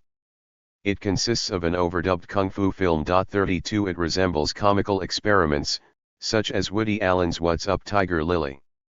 And there is undoubtedly a great deal of humor in Vinet's film as well. The content of the text, however, gives it a decidedly political and subversive tone. It is profoundly connected to the spirit of May 68. The conflicts it evokes are those of the French ultra-left, and the revolutionary slogans it recalls are those that covered the walls of the occupied Sorbonne. The main character of the movie is the dialectician whose mission is to mediate the relation between class and its representation. In true situationist vein, informed by anarchism, this means helping the proletariat to liberate itself from the subjugation of the bureaucrats who represent them. What was originally the struggle of a subjugated Korean village against Japanese occupiers becomes here an anti-spectacular revolt. The dialectician helps the unarmed proletariat, a martial arts master and his pupils, who organize everyday revolt and exercise their radical subjectivities, to fight against and defeat the armed bureaucrats. Vinet's work therefore has little to do with the theory of détournement as a whole, in particular, its idea of balancing abusive and minor détournements. Nevertheless, it can be seen as an application of one specific idea that was anticipated in the 1956 text. In the user's guide, Debord and Wallman foresee a very simple form of cinematographic détournement. Replacing the soundtrack would permit recuperating films that were formerly interesting but whose content was questionable. Vinet's film is an application of this simple strategy. It is conceived as an example to be followed, as is made clear in the opening sequence of the film, where a female voice calls upon the audience to disseminate détournement in cinema. Let it be said, all films can be détourné, potboilers, Vardas, Pasolinis, Cadillacs, Goddards, Bergmans, as well as good spaghetti westerns and all commercials. Its formal simplicity was therefore linked to a desire to provide people with a strategy that they could easily use. In this sense, it is true to the original intention of détournement, for, as Wallman and Debord had written, the cheapness of its products is the heavy artillery that breaks through all the Chinese walls of understanding. 33. Vinet would author 2 more movies in a similar manner. The Girls of Kamare was an appropriation of a Japanese pinky violence film, a type of soft porn mixed with violence. 34. This time Vinet only inserted new subtitles, keeping the original sound column. The film, which portrays conflicts in a girls' reformatory, became a very suitable scenario for the countercultural claims that Vinet continued to sustain in the vein of May 68. But that is not all. It also opposes colonialism and reflects demands of the feminist movement. The torture scenes in the film, originally conceived to titillate the audience, are used by Vinet to denounce torture in the French colonies. In another scene, a character recalls the case of the last woman to be guillotined in France, Marie-Louise Giroux, sentenced to death by a collaborationist military court in 1943 for performing abortions. The judges are still alive, she asserts, in a call for reparation. 35. Vinet's film was also aimed at the industrialization of pornography, which was on the rise in the 1970s, as a counter-effect of the demands of 68. He indicts censorship and inserts footage of sex scenes in the film, shot in 16mm, which clearly differ from those of the original movie. Just have to organize an alternative distribution system of political porno films, claims one of the characters. In many senses, his film can be seen as a continuation of the liberating demands of May, and as a reaction to its recuperation by the cultural industry. Years later, Vinet would create a film that differed from the previous ones, and which was, in terms of form, closer to the films of Guy Debord. Peking Duck Soup is a documentary film composed of détournements. Its theme is the history of post-war China. It narrates the rise of Mao Zedong, the years of the Cultural Revolution and those that followed up to the disappearance of the chairman. The Situationists were from the very beginning, fierce critics of the Maoist ideology in France. 36. Being a sinologist, Vinet was the main person responsible for informing the Situationist understanding of Maoist China. Peking Duck Soup is a remarkable documentary which employs vast archival material. It offers a well-informed and profoundly critical view of the China of Mao Zedong, notably demystifying the Cultural Revolution. And as in all of Vinet's films, it still uses humor as a weapon. The cinema of Guy Debord.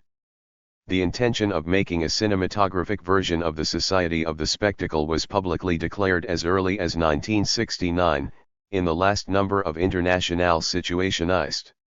Reinforcing the analogy between Debord's theory and that of Marx, the Situationists compared the intent of filming the Society of the Spectacle to Sergei Eisenstein's unrealized project of filming Marx's Capital. 37 One of the peculiar characteristics of Debord as an artist is that he never agreed to anything unless he was to have complete freedom to realize his goals. He got that chance at the end of the 1960s thanks to Asturjorn's financial support. It would take him years to find the ideal conditions that would allow him to work on the filmed version of the Society of the Spectacle. This only became possible after he met Gerard Leibovici, founder of the publishing house Champ Libre, which would publish texts by many authors related to situationist thought. Leibovici was originally a cinema agent, and since Champ Libre was already editing Debord's text, he agreed to produce his films as well, in so doing inaugurating a partnership that would last for more than a decade, resulting in several publications and films. 38. Debord gave a lot of thought to how to turn his book into a film. He was very attentive to the nature of the medium, and he knew that certain strong passages from the book might not work as well on film. As he writes in a preliminary note, many of the beauties of the film could be powerless, useless in the film. 39 The text, he notes, should now be revised with the images in mind. 40 One of his first approaches was to revisit his own films in order to see what solutions he had found in the past. He was nevertheless disappointed, thinking that the short films had few strong sequences. He notes the importance of the music and of a certain mastery of images. 41 But the intent of those films was entirely different. In his earlier films, Debord had wanted to represent the Drive, hence his use of long filmed sequences of Parisian urban landscapes. The intent now was to represent spectacle, which was already a form of representation. He thus had to do the opposite, détourner instead of tourneur. As he would write in a note, it was a matter of reappropriating what spectacle had stolen, the life that had been deported behind the screen. This meant that he needed to détourner le spectacle en bloc. 42. In order to turn his book into a film, Debord had to deal with three different sets of problems. First, that of adapting the text of the book to compose what he called the commentary, the text of the voice-over, which would be read by the author himself. Secondly, that of finding and choosing the images for the visual track, which implied memory, ideas, and archival research. And finally, most important of all, he needed to find the correct way of bringing the images and the text into relation. For the text of the film, Debord selected a third of the theses from his book. He did not make any changes in the content of the original text. Nevertheless, the order of the text was partially altered. The theses on détournement, for instance, were brought forward to the beginning of the film, producing an interruption of its initial rhythm. The idea was to present a self-reflexive intermezzo where the very form of the film was problematist. The end of the film also differs from that of the book. The concluding chapter of the book, Ideologie Materialiste, was entirely excluded. Conversely, the theses from chapter 4, The Proletariat as Subject and as Representation, were moved to the conclusion of the film. Debord chose to end his film with the discussion about revolution, for it was conceived as a call for revolution, or, more specifically, as a call for a multiplication of uprisings similar to that of May 68.43. The search for the images was also an interesting process. Leibovici had a team to undertake the necessary archival research. Debord would provide them with lists of themes and the kinds of images he wanted them to find. His indications were sometimes very precise. He requested specific movies or advertising campaigns, like the Colgate White Teeth campaign from the 1950s with Genevieve Clooney.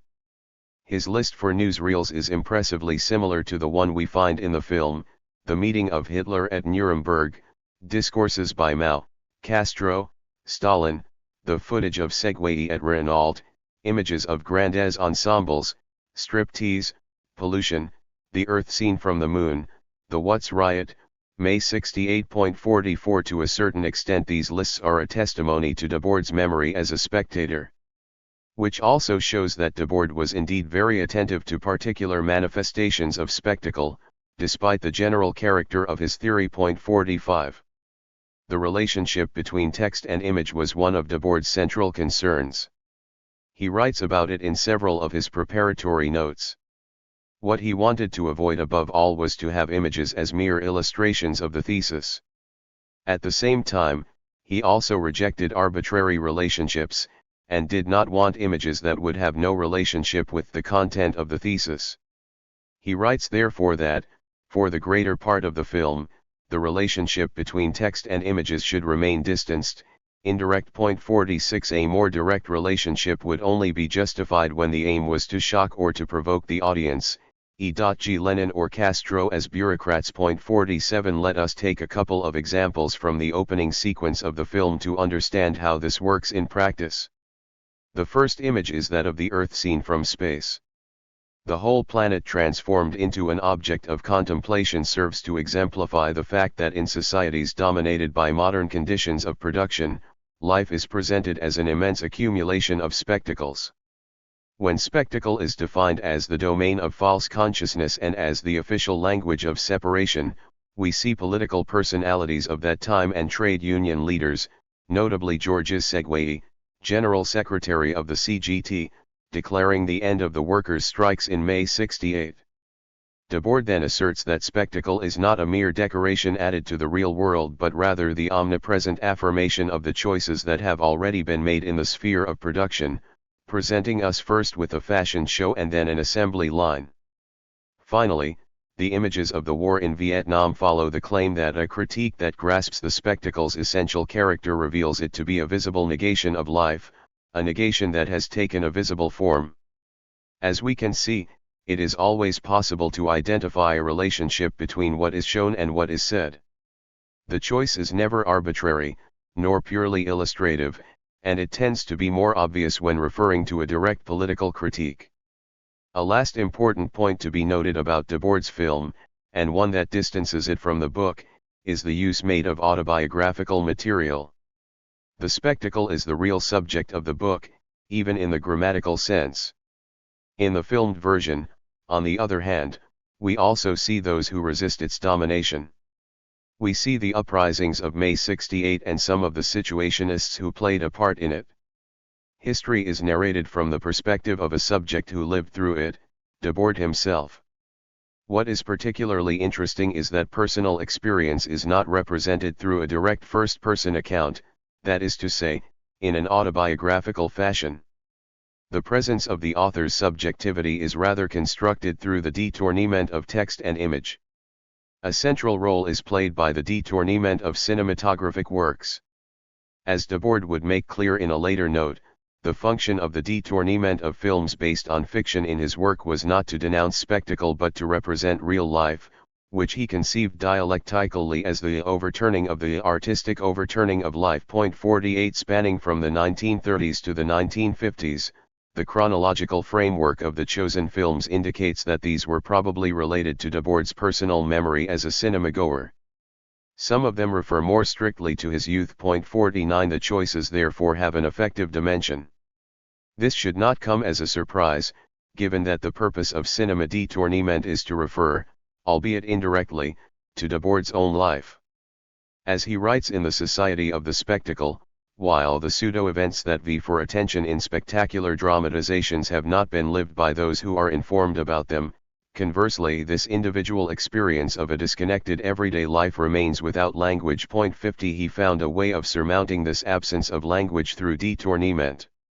The appropriation of existing images to represent actual lived experiences would allow for reconciling life and representation, overcoming the gap between those two stances which characterize spectacle. Perhaps nothing indicates better the gap between life and representation than erotic images. The more attractive they are, the more the spectator feels the impossibility of actual fulfillment. This explains the persistent use Debord makes of pin-ups and cover girls in the film The Society of the Spectacle. Seen from a distance, it betrays Debord's unreflective affinity with the predominant masculine gaze. But that does not mean his use of such iconography is entirely uncritical. On the contrary, if he dwells on it, it is precisely because he recognizes the female body as one of the main targets of commodification. Hence the analogy he establishes between cover girls and the commodity. A series of commodity girls 51 is used to make visible the triumph of the commodity form, the globalization of the commodity. 52 But Debord's thought is dialectical, and thus he sees the falsehood of spectacular images as containing a certain truth. The true moment of the false can be recaptured through the practice of détournement. His appropriation of the images of the cover girls contains therefore the recognition of an actual beauty, which has been imprisoned by commodification. To this he opposes real life, similarly represented, but containing the truth of actual experience. The détournement of Pin-Ups must be seen then in relation and in contrast to the dedication to his wife, Alice Becker-Ho, portrayed in photographs at the opening of the film. As Debord writes in a note, one of the purposes of the film is precisely that of showing the real life that emerges from under the spectacle. 53. After the Society of the Spectacle, Debord would further develop this subjective vein in his cinematographic works. The most significant work in this sense is certainly his film In Girum Imus Nacht et Consumi Muirigna. In this film, Debord takes himself as the main object of study, believing his life to be a feasible example of how it is possible to resist the spectacle and to live in a different manner. The use of literary references becomes increasingly important. Debord believes himself to be living in an epoch of cultural decay, where spectacle tends to erase historical knowledge. He then turns to revisiting the literary past as a way of recovering an understanding of the world that is different to that of spectacular hegemony. Given the author's intent to reinforce a lyrical discourse centered on subjectivity, poetry stands out as an important source. 54 The détournement of cinema as a means of indirectly representing the author's life is present once again, as are the pictures of friends and lovers. The passage of time is the general theme of the film, which brings the particular experience of the author into relation with the general perception of social and cultural decay. The inexorable passing of time is evoked through the allegory of running water, reiterated through Chinese poetry as well as through the filmed sequences of the Venetian lagoon. Despite its melancholic tone, a final citation, an excerpt of a letter from Marx to Ruga, comes to turn desperation into hope. You will not say that I have had too high an opinion of the present time, and if, nevertheless, I do not despair of it, that is only because it is precisely the desperate situation which fills me with hope. 55. Détournement and language.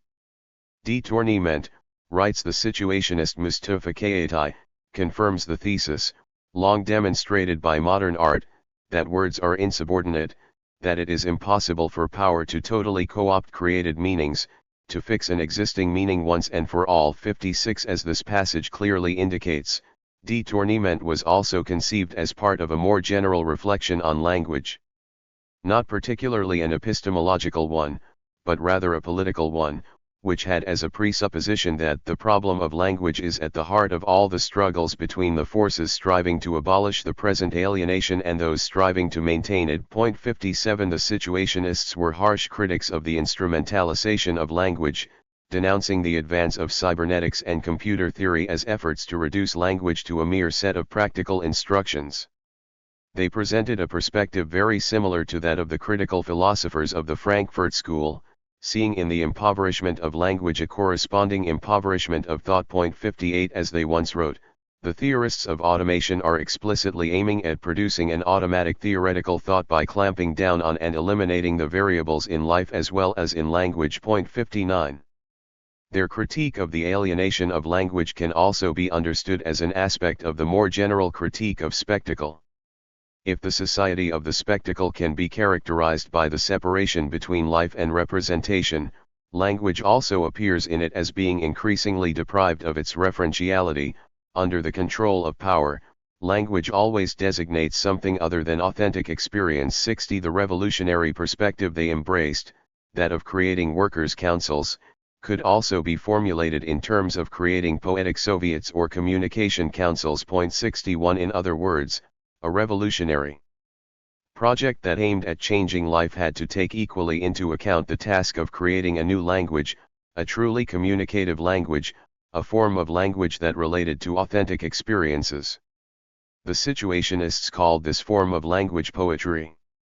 It was in this sense that they expressed one of their most remarkable claims: the point is not to put poetry at the service of revolution, but to put revolution at the service of poetry. It is only in this way that revolution does not betray its own project. 62. For the Situationists, poetry was not a literary form, it had little to do with versification. Poetry was the form of language that could reach life. It was the opposite of the self-referential and tautological language of the spectacle, where language was put to work, subjugated to the equally tautological needs of the commodity production system. For revolution to occur, it was therefore necessary to liberate language from its state of subservience to commodity production. This is why détournement was seen as the perfect weapon. Détournement was a means for stealing language back from the stronghold of power. It was a way of taking it out of work and bringing it back into play. 63. This is the sense in which détournement is used in situationist texts. The situationists were constantly seeking a different use of language, one that would point in the direction of poetry. This meant mobilizing past literature in order to go beyond the limitations of spectacular language. But those past references had to be actualized in some way, they had to say something meaningful about present life. Détournement was a way of doing that because citations were integrated into the text, they had no force of authority, but rather depended on the meaning they conveyed. The situationists also saw détournement as a means of avoiding recuperation and declared, with Raoul Vaneigem, their intent to popularize the tactics of détournement. 64. In a text published in October 1967, another situationist, René Vinet, reinforced that idea by offering a series of concrete examples of how to use détournement in a political struggle against spectacular language. 65. Vinet's text was a kind of guerrilla manual for a fight in the realm of language which would be put to use only months later.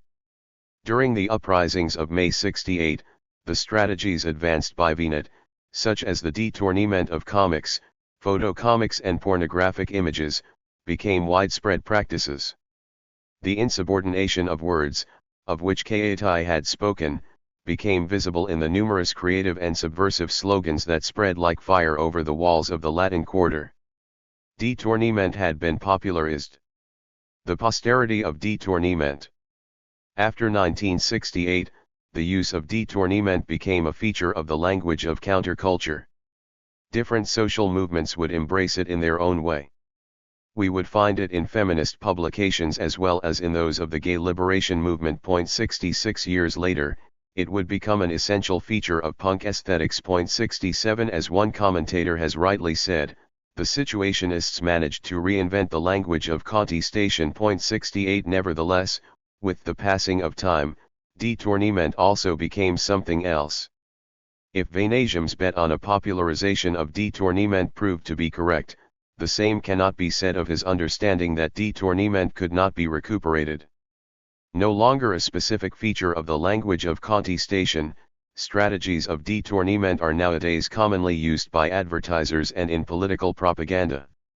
The combination of recognizable images with short texts as a means for quickly conveying messages has become banal in the everyday use of social media and its simplified language. To a certain extent, détournement has also been recuperated and put to work. How are we to understand such a process? From a historical perspective, it is possible to see that the rise of strategies of appropriation in culture was related to the development of technologies of reproducibility.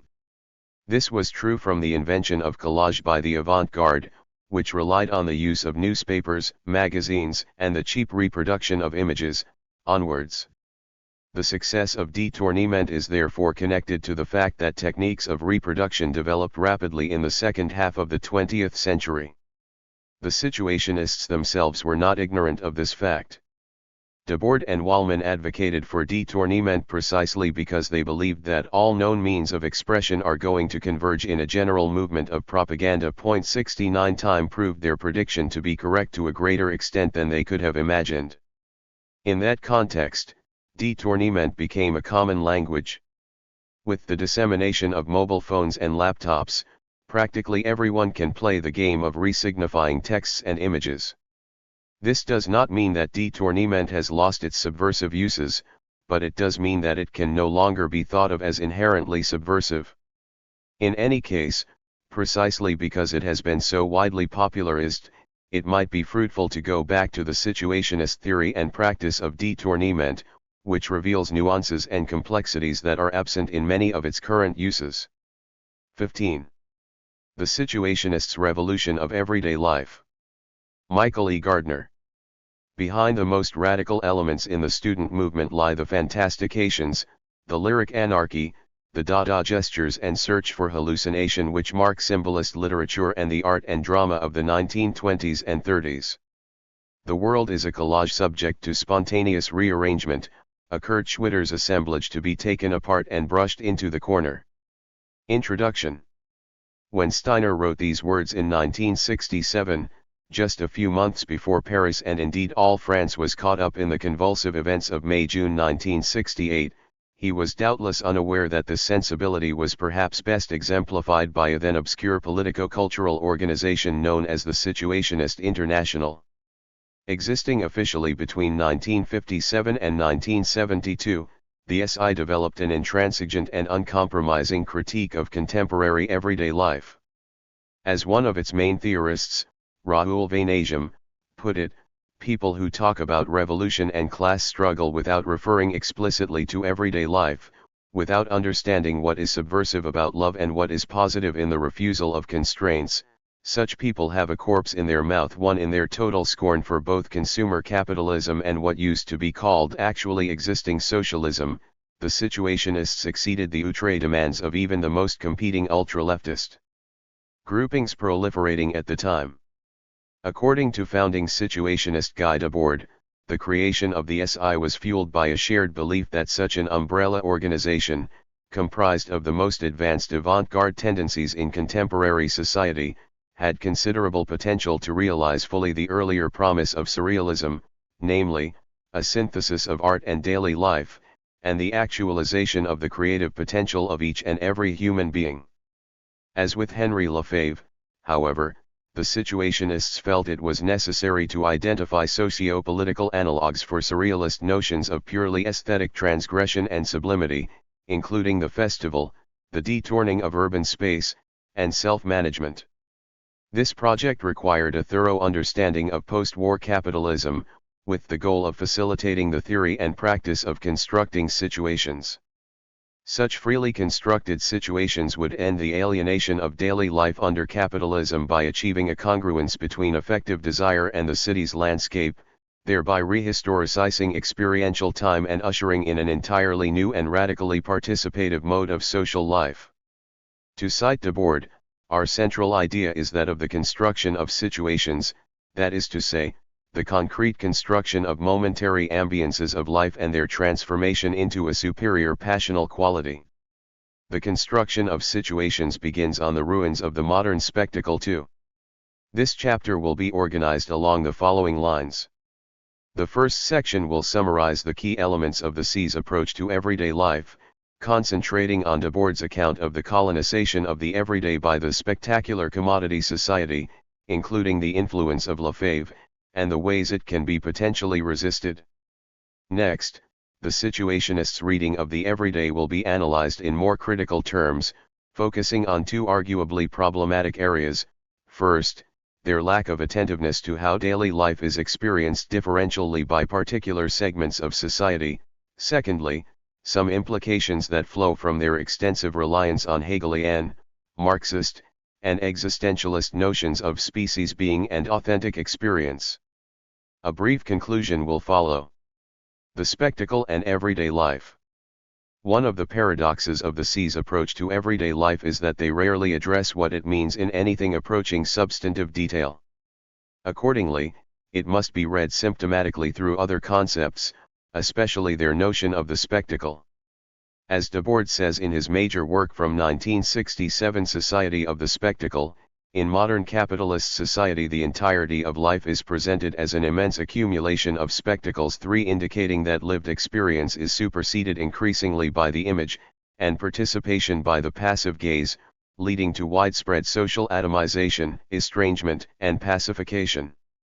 Yet, although the spectacle has typically been associated with the ubiquity of media and advertising in modern society, Debord explicitly cautions us that this is only its most superficial aspect.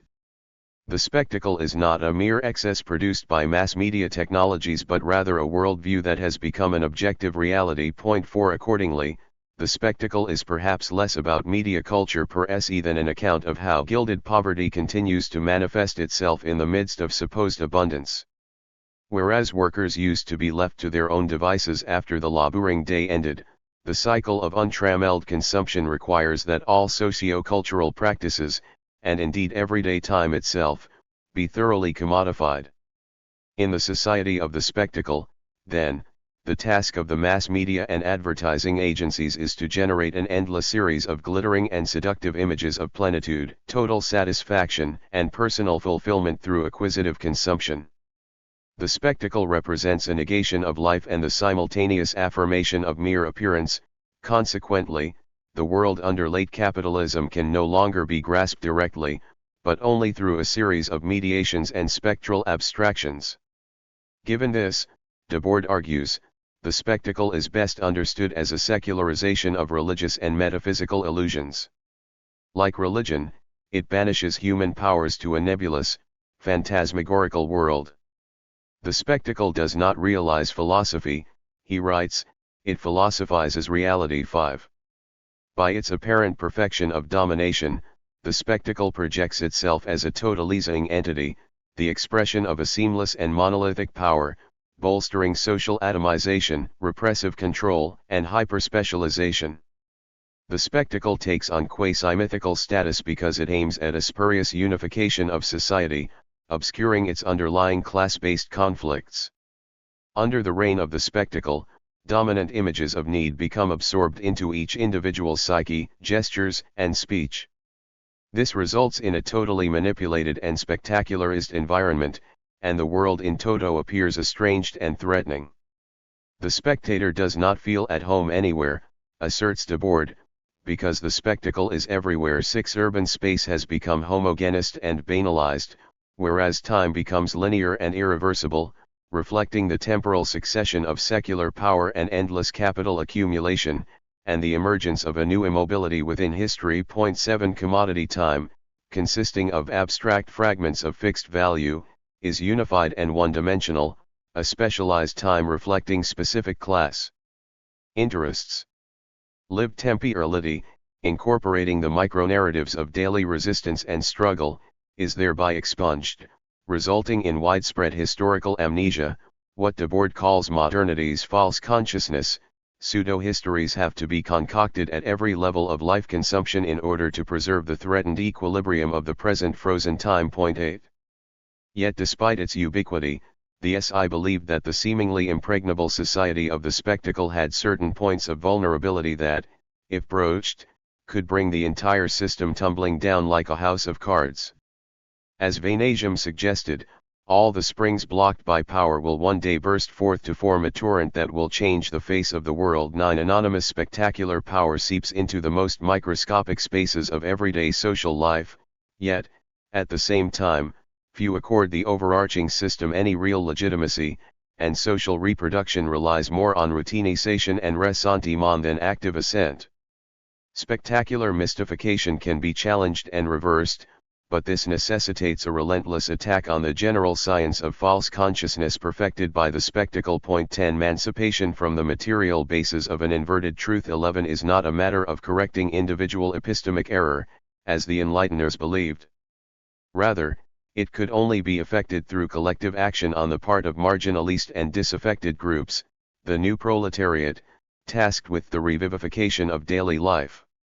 In overcoming the ideological obfuscation and political inertia fostered by the spectacle, the popular masses could, through the realization of practical theory, construct their own lived situation, and make history in conscious fashion.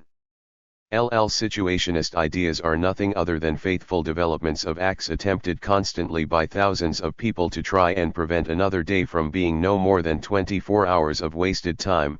12. Vanasium suggested.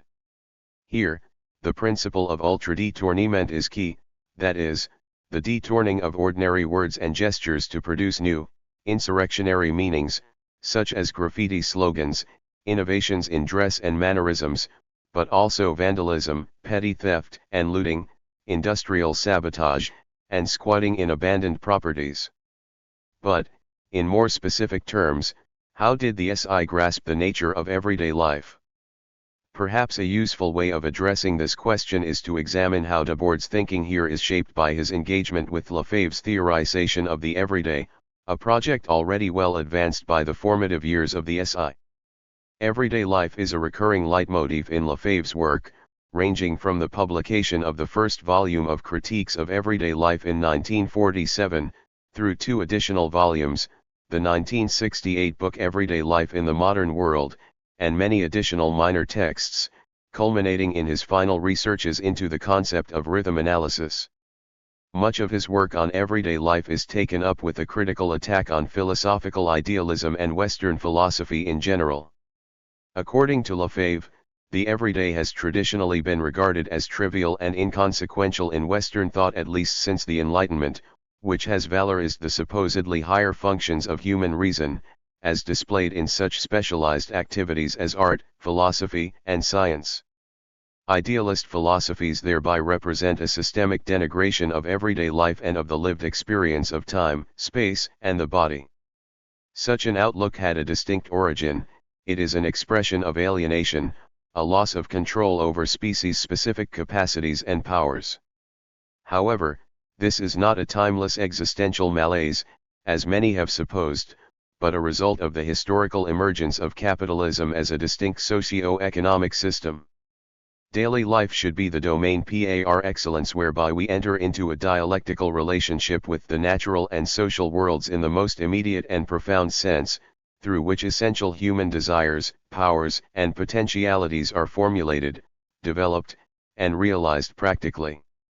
Seemingly mysterious, yet at the same time substantial and fecund, everyday life is the crucial foundation upon which the so-called higher activities of human beings, including abstract cognition and practical objectifications, are premised.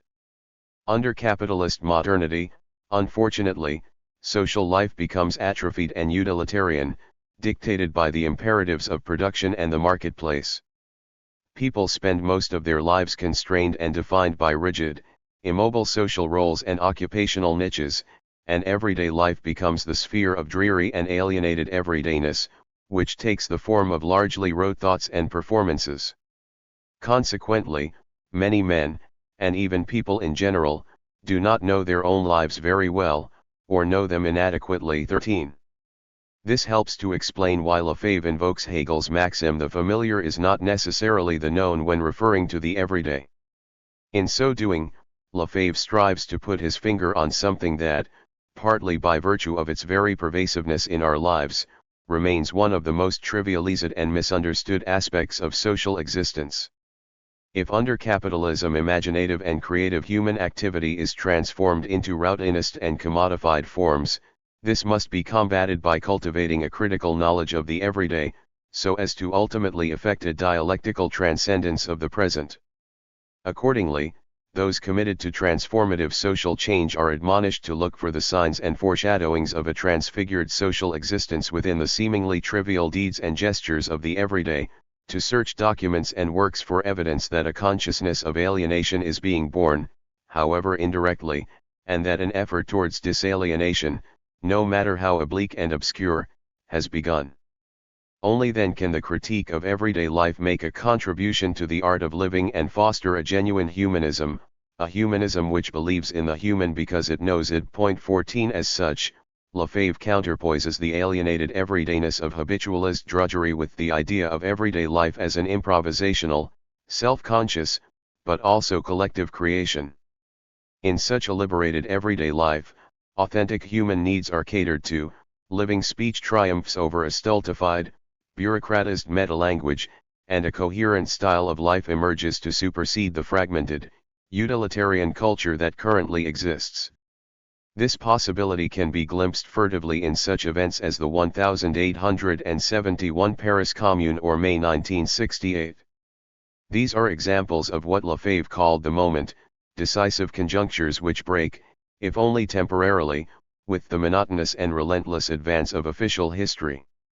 Despite what has been often supposed, Debord and his inner circle were never students of Lefebvre, who taught sociology at Strasbourg and later the University of Nanterre in the years leading up to 1968. However, key members of the SI and Lefebvre certainly socialized a great deal, and read each other's writings, until accusations of plagiarism eventually flew in both directions, and the relationship soured beyond repair.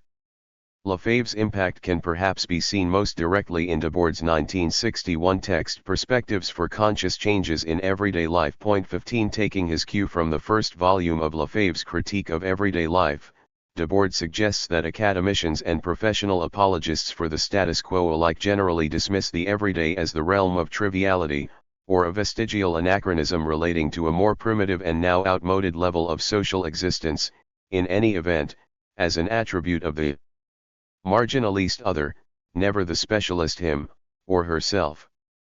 Yet even the most rarefied expert practices are connected intimately to the everyday, and, insofar as it constitutes the basic stuff of human existence, we can never leave it behind entirely.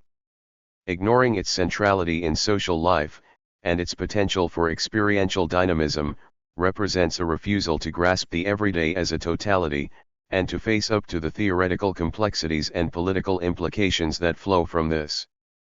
For Debord, every project begins from and every accomplishment returns to it. 16. Accordingly, the everyday constitutes the ground zero of transformational praxis, and putatively revolutionary movements can only flout the everyday at their peril.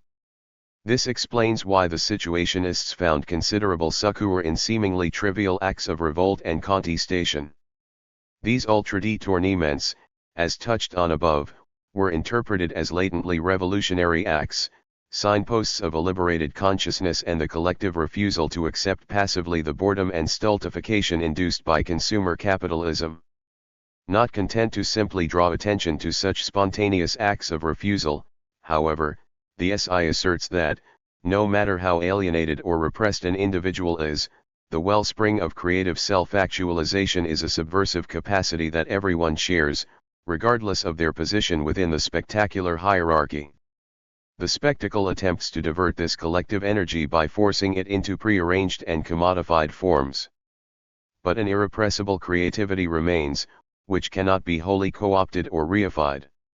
It is the most efficacious vehicle through which the slave consciousness propagated by the spectacle can be challenged and overturned, and is evinced in seething unsatisfied desires, daydreams in search of a foothold in reality, feelings at once confused and luminously clear, ideas and gestures presaging nameless upheavals. 17. That desires stimulated by consumerism cannot be fulfilled within the present socio-economic organization of society is the spectacle's Achilles heel, a singular point of vulnerability that beckons its eventual downfall.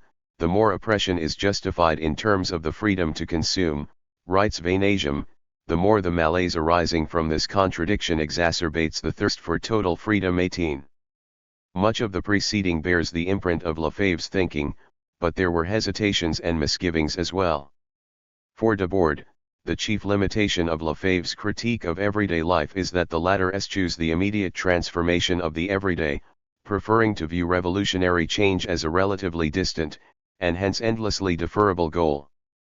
In the anonymous SI text from 1960, The Theory of Moments and the Construction of Situations 19, for instance, it is suggested that whereas the situation is a palpable time/space of realized desire, one that manifests relatively enduring properties, the moment merely intimates the full instantiation of desire in some nebulous future, and is hence strictly temporal in nature.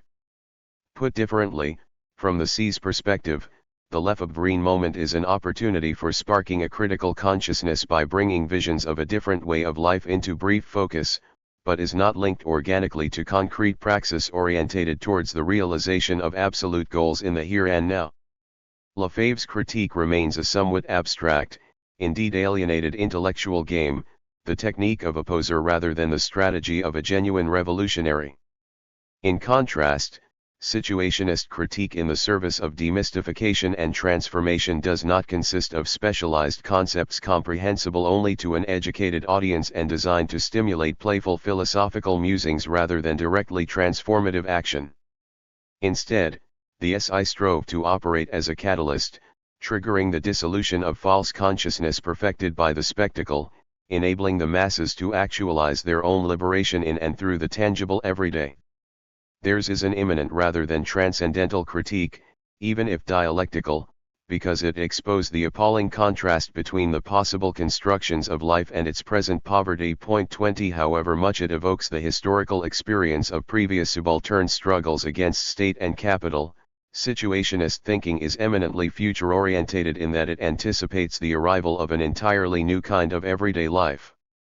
Paraphrasing Marx's 18th Brumaire, one SI text asserted that the revolution of everyday life cannot draw its poetry from the past, but only from the future. 21 Paradoxically, however, at least some of this emancipatory poetry would be culled from the past, because intimations of such non-commodified social relations could be glimpsed in pre-modern forms of gift-giving and non-productive expenditure, especially the potlatch. At any rate, such a revolution casts off repetitive, stultified behavior and the ethos of survivalism and sacrifice. Liberated from the despotism of specialization, each person would be able to cultivate fully all the different sides of human nature, implying that genuine community can only be premised on the self-actualization of each of its members. In the words of Sadie Plant, the SI therefore envisaged revolution as the first freely constructed game, a collective transformation of reality in which history is seized by all its participants. 22. The critique of everyday life. What emerges from the preceding discussion is that the SI, especially Debord, maintained a somewhat bipolar conception of everyday life. Under the thumb of the spectacular commodity economy, it is the province of wasted time par excellence, marked by boredom and deadening routine, isolation, and existential privation. Yet there is an irrepressible vitality inhering in the everyday, a utopian surplus that cannot be wholly subsumed by the capitalist monolith. This liberatory promise is registered in a dim, if often mystified awareness that this latent potential is being squandered under current social conditions. In repressing this propensity towards autonomous self-realization, the spectacle unwittingly fuels subjective disaffection and, ultimately, individual and collective revolt. What cannot be denied is that the SI developed a trenchant and insightful critique of the modern everyday. Any radical project that ignores the stultification of daily life in late capitalist society, the oppressive and repetitive character of alienated labor, and the perennially frustrated demand for freedom and happiness in the here and now, was, for the situationists, a revolution not worth the effort.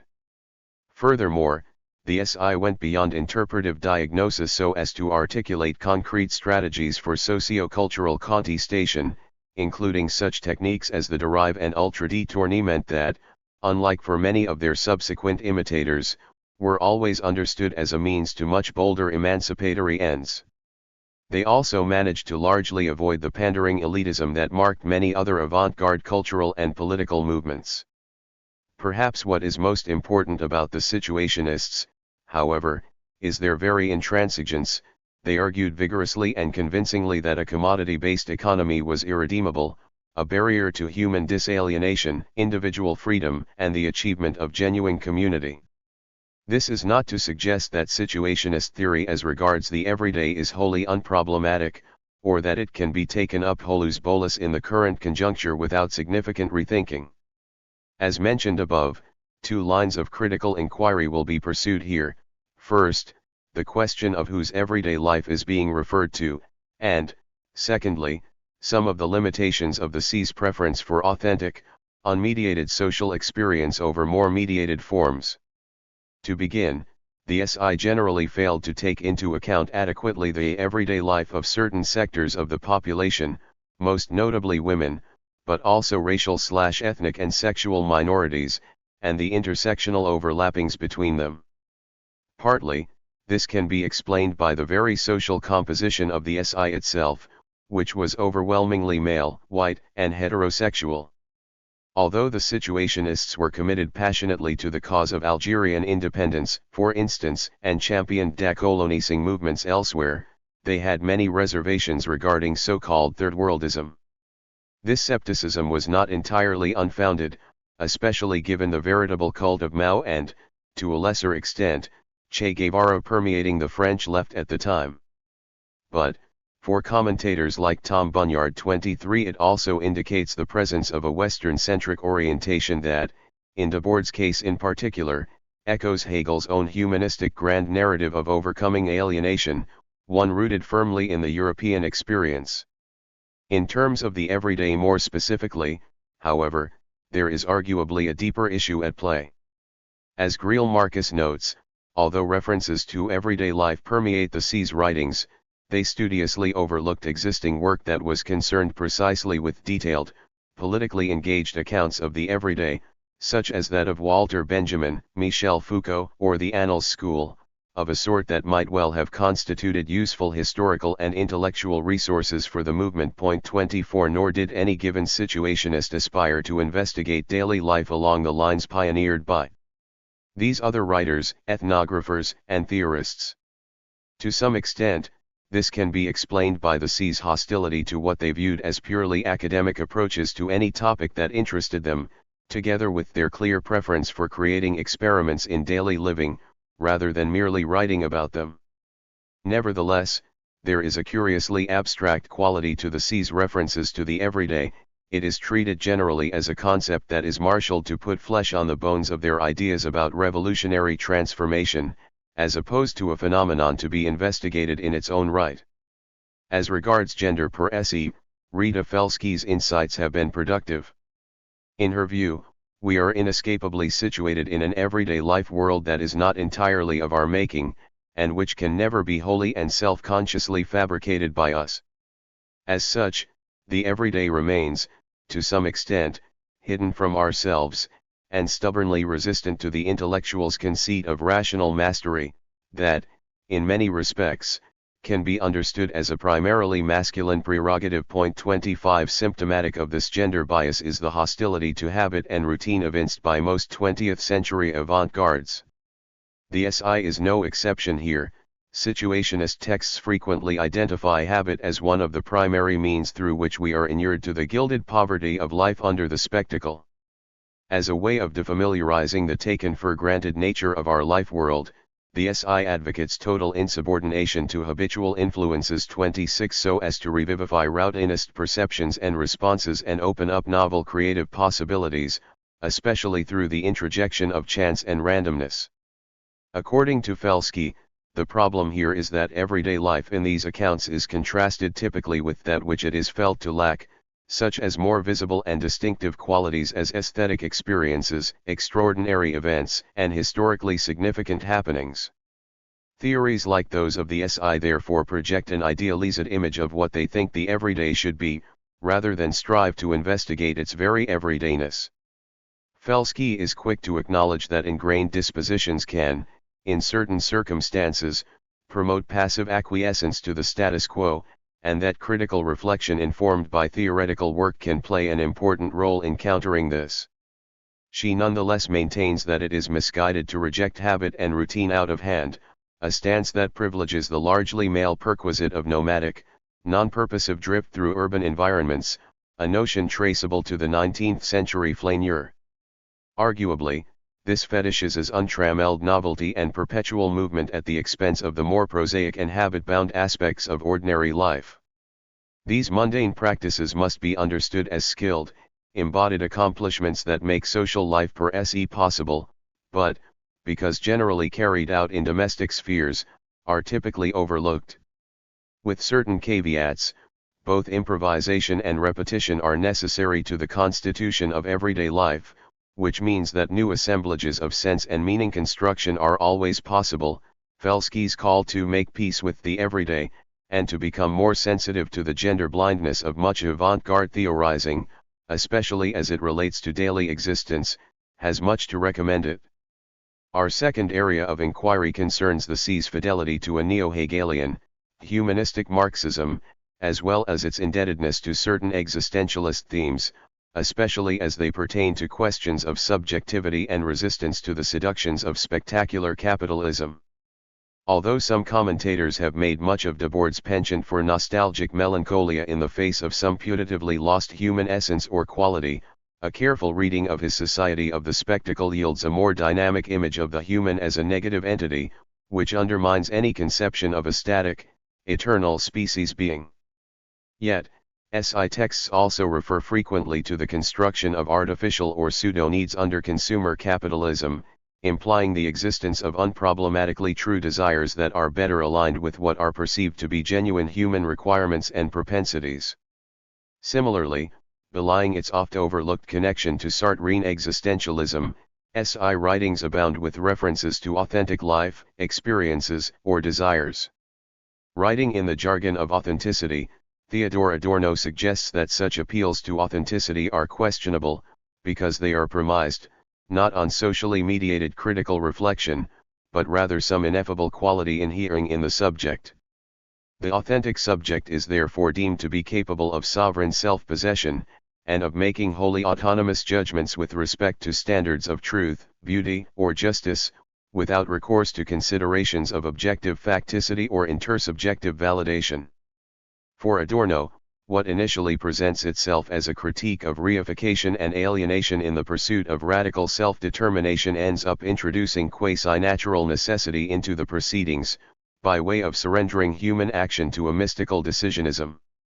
The jargon of authenticity, writes Adorno, ultimately conflates an abstract and essentially solipsistic conception of existential freedom with the absolute disposal of the individual over himself, without regard to the fact that he is caught up in a determining objectivity 27 including the dense fabric of social connections in which we are inescapably enmeshed. Conforming largely to Adorno's account of the cult of authenticity, in a 1960 text by Debord and Kenjurs called Preliminaries Toward Defining a Unitary Revolutionary Program 28 it is suggested that the spectacle operates by reducing authentic desires to manufactured and manipulated needs, which are deemed inauthentic because they are not subject to the standards of free, autonomous judgment, but that is itself not epistemically or ethically justified. The situationist argument that authentic participation involves immediate rather than mediated forms of existence, merits brief attention here. This position flows directly from their romantic anti-capitalism, as well as their humanistic conceptualization of everyday life, as shaped by Lefebvre's iconic writings on this topic. Of course, the SI had good reasons to eschew abstract theories and philosophies unconnected to the exigencies of the everyday, which they saw as both symptomatic of spectacular separation and a bulwark of technocratic managerialism. Yet, there is a danger here of fetishizing immediacy as some sort of guarantor of the value of direct, embodied perception and experience over and against other ways of knowing and doing. As Craig Ireland argues, whereas the notion of experience used to be a specialized philosophical concept, in recent decades it has been taken up in a variety of disciplines and approaches, largely because it appears to constitute an antidote to abstract theorizing or hyperspecialization. However, the unreflective appeal to immediate experience carries with it certain tacit assumptions that naturally social identity, which must always be understood as a thoroughly historical construct, and, while it can certainly be marshaled to progressive ends, is equally vulnerable to the consolidation of a neo-ethnic tribalism. 29 And indeed, the current resurgence of authoritarian populism, manifested especially in the so-called alt-right, is marked by an appeal to intrinsically valuable experience and the sanctity of their everyday life, along regional or gender/racial/ethnic lines. This is an attempt to validate particularistic identity claims in terms uncannily like, if only in form rather than content, those of many leftist groupings. The crux of the matter for Ireland is that, although by no means reducible to them, what seems to be raw, unfiltered everyday experience is hardly immune to the effects of mediatized ideology, the organization of socio-cultural life by what Jürgen Habermas calls the steering media of money, information, and power, or myriad structural determinations of one kind or another. According to Ireland, then, it is not that everyday experience has no discernible truth content a la Adorno, but that it must be subject to rigorous critical examination rather than be deployed glibly so as to constitute the foundation of any properly materialist theory. It is worth noting before concluding this section that much SI theorizing is marked by an opposition between two quite starkly opposed models of subjectivity. On the one hand, situationist writings evince the desire for an entirely new form of post-capitalist existence rooted in what we might describe as a neo-communist sensibility. Here, the goal is to supersede the isolated and petrified self of spectacular society by what Francis Stacy calls a disarmed and fluid subject, a radical subject. 30 On the other, as Richard L. Kaplan notes, the C's arguments regarding the perceived passivity of the broad populace and its de facto integration into the spectacle often fall back on a version of liberal subjecthood, which he characterizes as an exaggerated notion of a self-sufficient, autonomous, self-legislating subject. Echoing Adorno's comments above, for Kaplan such conceptions of freedom, authenticity or self-realization in the writings of the SI function to abstract the individual from subtending cultural traditions and the overarching social relations in which they are embedded. 31 The situationists thus oscillated between these very different accounts of subjectivity, neo-communist versus bourgeois individualist, yet each, in its own way, susceptible to the jargon of authenticity. Conclusion. During the summer of 2018, France experienced yet another wave of mass strikes and demonstrations, this time in opposition to President Emmanuel Macron's neoliberal reforms to French labor and employment laws, aiming predictably to tip the balance even more favorably towards the interests of capital. In the midst of this uprising, even more vigorously taken up later by the so-called Gilets jaunes movement, there have been many evocations of the struggles of 50 years previously, but perhaps the most intriguing is the graffitied slogan "Fuck 68." This particularly vivid ultra-détournement is open to interpretation, of course, but a plausible reading is that the time for nostalgia is past, and that the current cycle of struggles, together with looming ecological and socio-economic catastrophe, might just make May 68 look like a dress rehearsal. Today, the situationists are the avant-gardists most closely associated with the events of a half-century ago. They laudably rooted their thinking in everyday life, but it is equally clear that the everyday is not what it used to be. It is a matter of vigorous debate as to whether, for example, the ubiquity of digital culture, or the apparent seamless integration of work and consumption under the aegis of globalist, network techno-capitalism, can be accounted for in terms of the C's original account of the spectacle. Although beyond the scope of this chapter, examples might include the increasingly opaque manner in which the everyday is subject to extensive algorithmic restructuring, or how the mundane use of network digital technologies seems to modulate affect in ways that bypass the level of conscious reflection, thus effectively short-circuiting the formation of a potentially critical consciousness, mass or otherwise. Perhaps there has been a qualitative transformation in the socio-cultural life of late capitalism, demanding new theorizations of domination and exploitation so as to grasp potential lines of resistance to them, and, beyond that, the prospects for transformative social change. If this is at least plausibly the case, raising many complex and difficult questions as regards the nature of subjective experience, authenticity, agency, and resistance, the key might not be to wax nostalgic over the SI and lament its fate, but, as Mackenzie Wark argues cogently 32 to follow the spirit if not the letter of their fraught, yet unabashedly utopian quest to envision novel forms of social relations, and to forge connections between the singularities of our own daily lives and the abstract complexities of global capital. For only then might we discover a new Northwest Passage leading out of the stultified everyday life of our benighted 21st century. 16. Radical subjectivity, considered in its psychological, economic, political, sexual and, notably, philosophical aspects. Alastair Hemmens.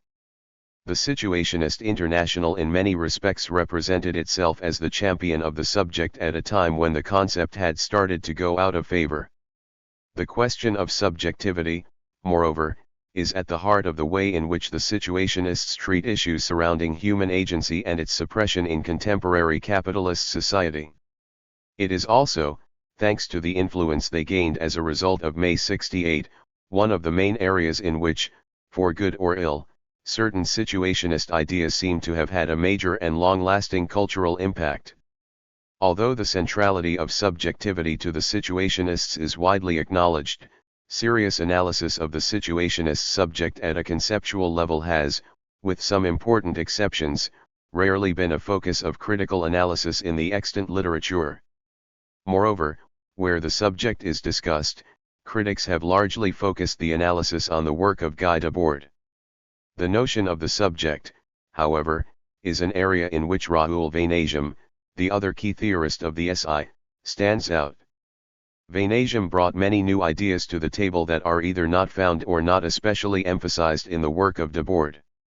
His notion of radical subjectivity, in particular, serves as a useful point of critical comparison with Debord and an area in which we can start to better understand his contribution to the SI as a whole. Point 1. This chapter, by drawing on the critical perspective provided by new critical theoretical analyses of the subject associated with the critique of value 2, will provide a much-needed analysis of the genealogy, content and critical ambiguities of the notion of the radical subjectivity put forward by Vaneigem and the SI more broadly.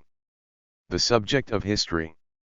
The subject that is discussed in this chapter cannot be reduced to the simple notion of the individual or social actor. Rather, the subject in question is a modern concept, and a social reality, that has a well-documented, albeit hotly contested, intellectual history. Point 3. Pre-modern conceptions of human being, in Europe at least, were largely centered around the relationship between the self in its worldly context, the body and its social context, and the supersensible world of the sacred.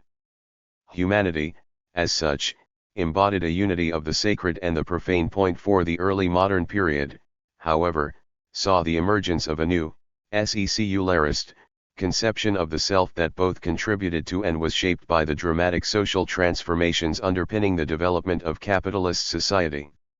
The work of the 17th-century French philosopher René Descartes, in particular, marks a turning point in theorization of human being.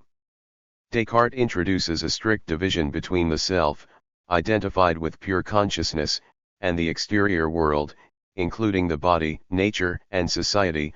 I think therefore I am. The world exterior to the self is, in turn, conceived as abstract lifeless matter, a frigid, mechanistic, clockwork Newtonian universe, to be manipulated by consciousness. The modern subject emerges therefore as a particular notion of self and human being that exists in abstraction from a passive, instrumentalist, abstract object. Political and economic thinkers, such as Thomas Hobbes and Adam Smith, further contributed to this new conception of human being by presenting human society as comprised of atomized competing individuals engaged in the rational pursuit of opposing economic interests. In practice, the full status of subject, legally and politically, was largely only accorded to the white, property-owning, Europeans from whose actually existing social being the concept had originally sprung. Such a conception of human being, however, clearly excludes large swathes of human experience, modes of social being, individuals, and groups. Much of the political, economic, and intellectual history of the 19th and 20th centuries therefore comprised a reaction to the bourgeois subject. Social movements developed that sought, in various ways, the full status of subjecthood for subaltern groups, servants, workers, women, people of color, in the form of the right to vote, to participate fully in economic life and to enjoy greater social recognition. Likewise, cultural movements emerged that sought recognition for other aspects of experience that did not fit the rationalist model. Romanticism, for example, proclaimed passion, community, and the transcendent values of art as integral aspects of an authentic conception of the subject. Post-Kantians, such as Hegel, sought to overcome the Cartesian dualist split between subject and object, in Hegel's case by making the subject its own object. However, they did so in a manner that, as Anselm Japp argues, implicitly, and uncritically, retain the subject form within their own philosophical frameworks. Point 5. Although subject and object are reunited, The sensible world, in these philosophies, is still often reduced to a mere projection or emanation of the subject. These struggles for recognition, political, cultural, and philosophical, led to the subject, as something broadly to be contested and fought for, gradually emerging to contemporary observers as a material force, a conceptual and social form through which empirical social actors sought recognition and some form of agency. Increasingly, particularly through Hegel's and Marx's respective philosophies of history, the conceptual and social model of the subject became associated with individual freedom, self-creation, and self-determination. Rather than contingent forces driving the course of history, it was the subject, however defined, that transformed the world through exerting its control over society and the natural world. The development of productive forces, the increasing ability of the subject to dominate its object, nature, consciously through technological and social control appeared to permit the subject to realize itself fully by extending the reach of its powers. These ideas became central to the early communist movement. Marx and Engels, in the Communist Manifesto, argued that history could be defined as a history of class struggles in which successive subjects, created by the development of productive forces, overthrew their oppressors and, in so doing, became the subjects that defined their own selves and the world around them. The proletariat, within this schema, was to be the final subject of history that, by pursuing its class interests, would create a classless society. 6. The situationist subject. The situationists as a whole were very much the inheritors of the intellectual history of the subject described above. It was, moreover, a position that they adopted in opposition to the dominant anti-capitalist intellectual and political currents of the 1950s and 1960s. The situationists were obdurate critics of structuralism and, later, semiotics. Debord, in The Society of the Spectacle, criticizes structuralist discourse because it not only reduces the social individual to a mere effect of the social and linguistic structures which constitute the individual, but further illegitimately projects this reductive conception onto all past, present and possible human societies. 7 Vainasium, in The Revolution of Everyday Life, similarly criticizes existentialism for condemning the subject to a universe of suffering without socially grounding. That suffering in social relations that can be overcome. 8 The situationists saw these philosophical perspectives as forms of capitalist ideology to the extent that they tended to reduce subjective agency and objectify certain aspects of contemporary social conditions to the point of denying that revolution was possible and, perhaps even worse, because they tended to claim that ideology and the state were necessary forms of social mediation.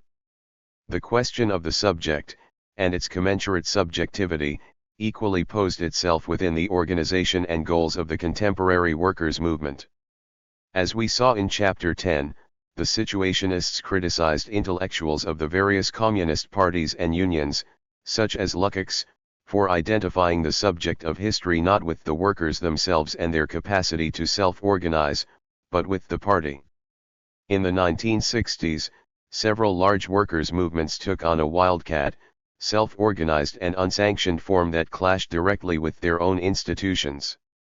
The winter of 1960-61, for example, saw an insurrectionary Belgian workers' strike take place that violently confronted union representatives for a lack of support. 9 The situationists saw such events as evidence of the fact that the various representative forms of the workers' movement were nothing more than an alienation that had come to suppress the very subject of history it claimed to represent.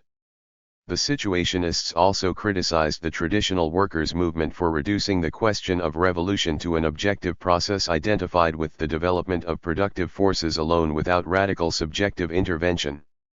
The state, according to Stalinist doctrine, would wither away in some far distant future simply under the influence of industrial development. The result was that mainstream Marxism cared solely about quantitative development and the continuation of commodity production. These criticisms at the ontological level of social being underwrite what is perhaps one of the most original aspects of situationist theory, the emphasis that it places upon the phenomenological experience of the empirical subject. None of the dominant ideologies on the left, From structuralism and existentialism to the ultra-gauche and the party lines of the USSR and China, seemed to challenge the idea that life should be devoted to work and that everyday life outside it should be devoted to the compensatory consumption of its products.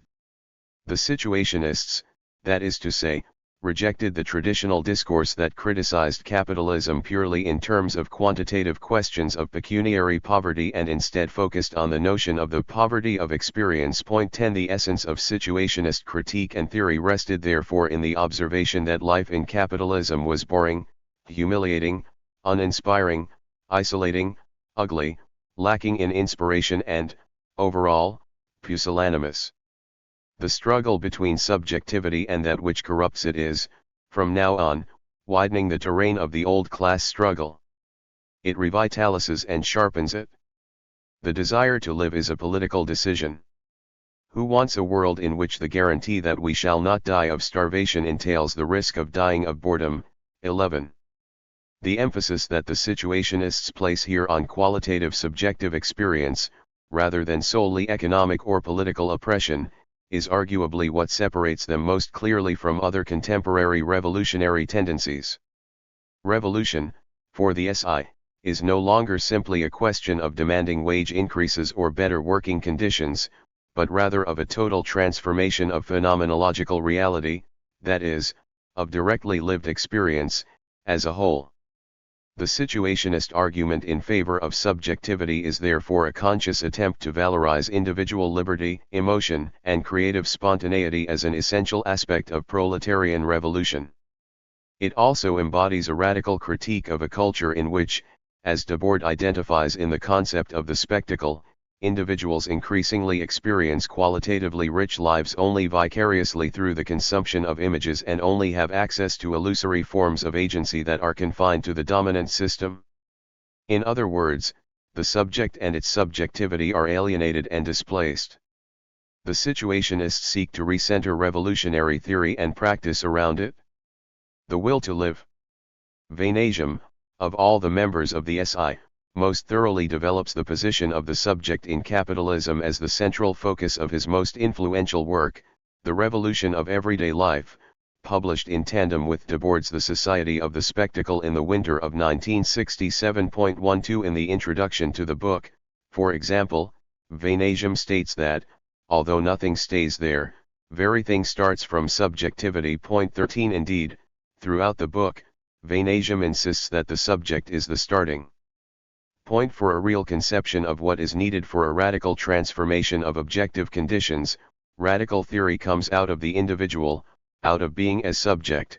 It penetrates the masses through what is most creative in each person, through subjectivity, through desire for realization. Point 14 The ideas that Vainagem puts forward, and the possible emergence of a radical subject, are therefore rooted in a belief that the empirical experience of the subject, what Vainagem calls the vécu, or lived experience, gives rise to an objective desire for an understanding of anti-capitalist revolution.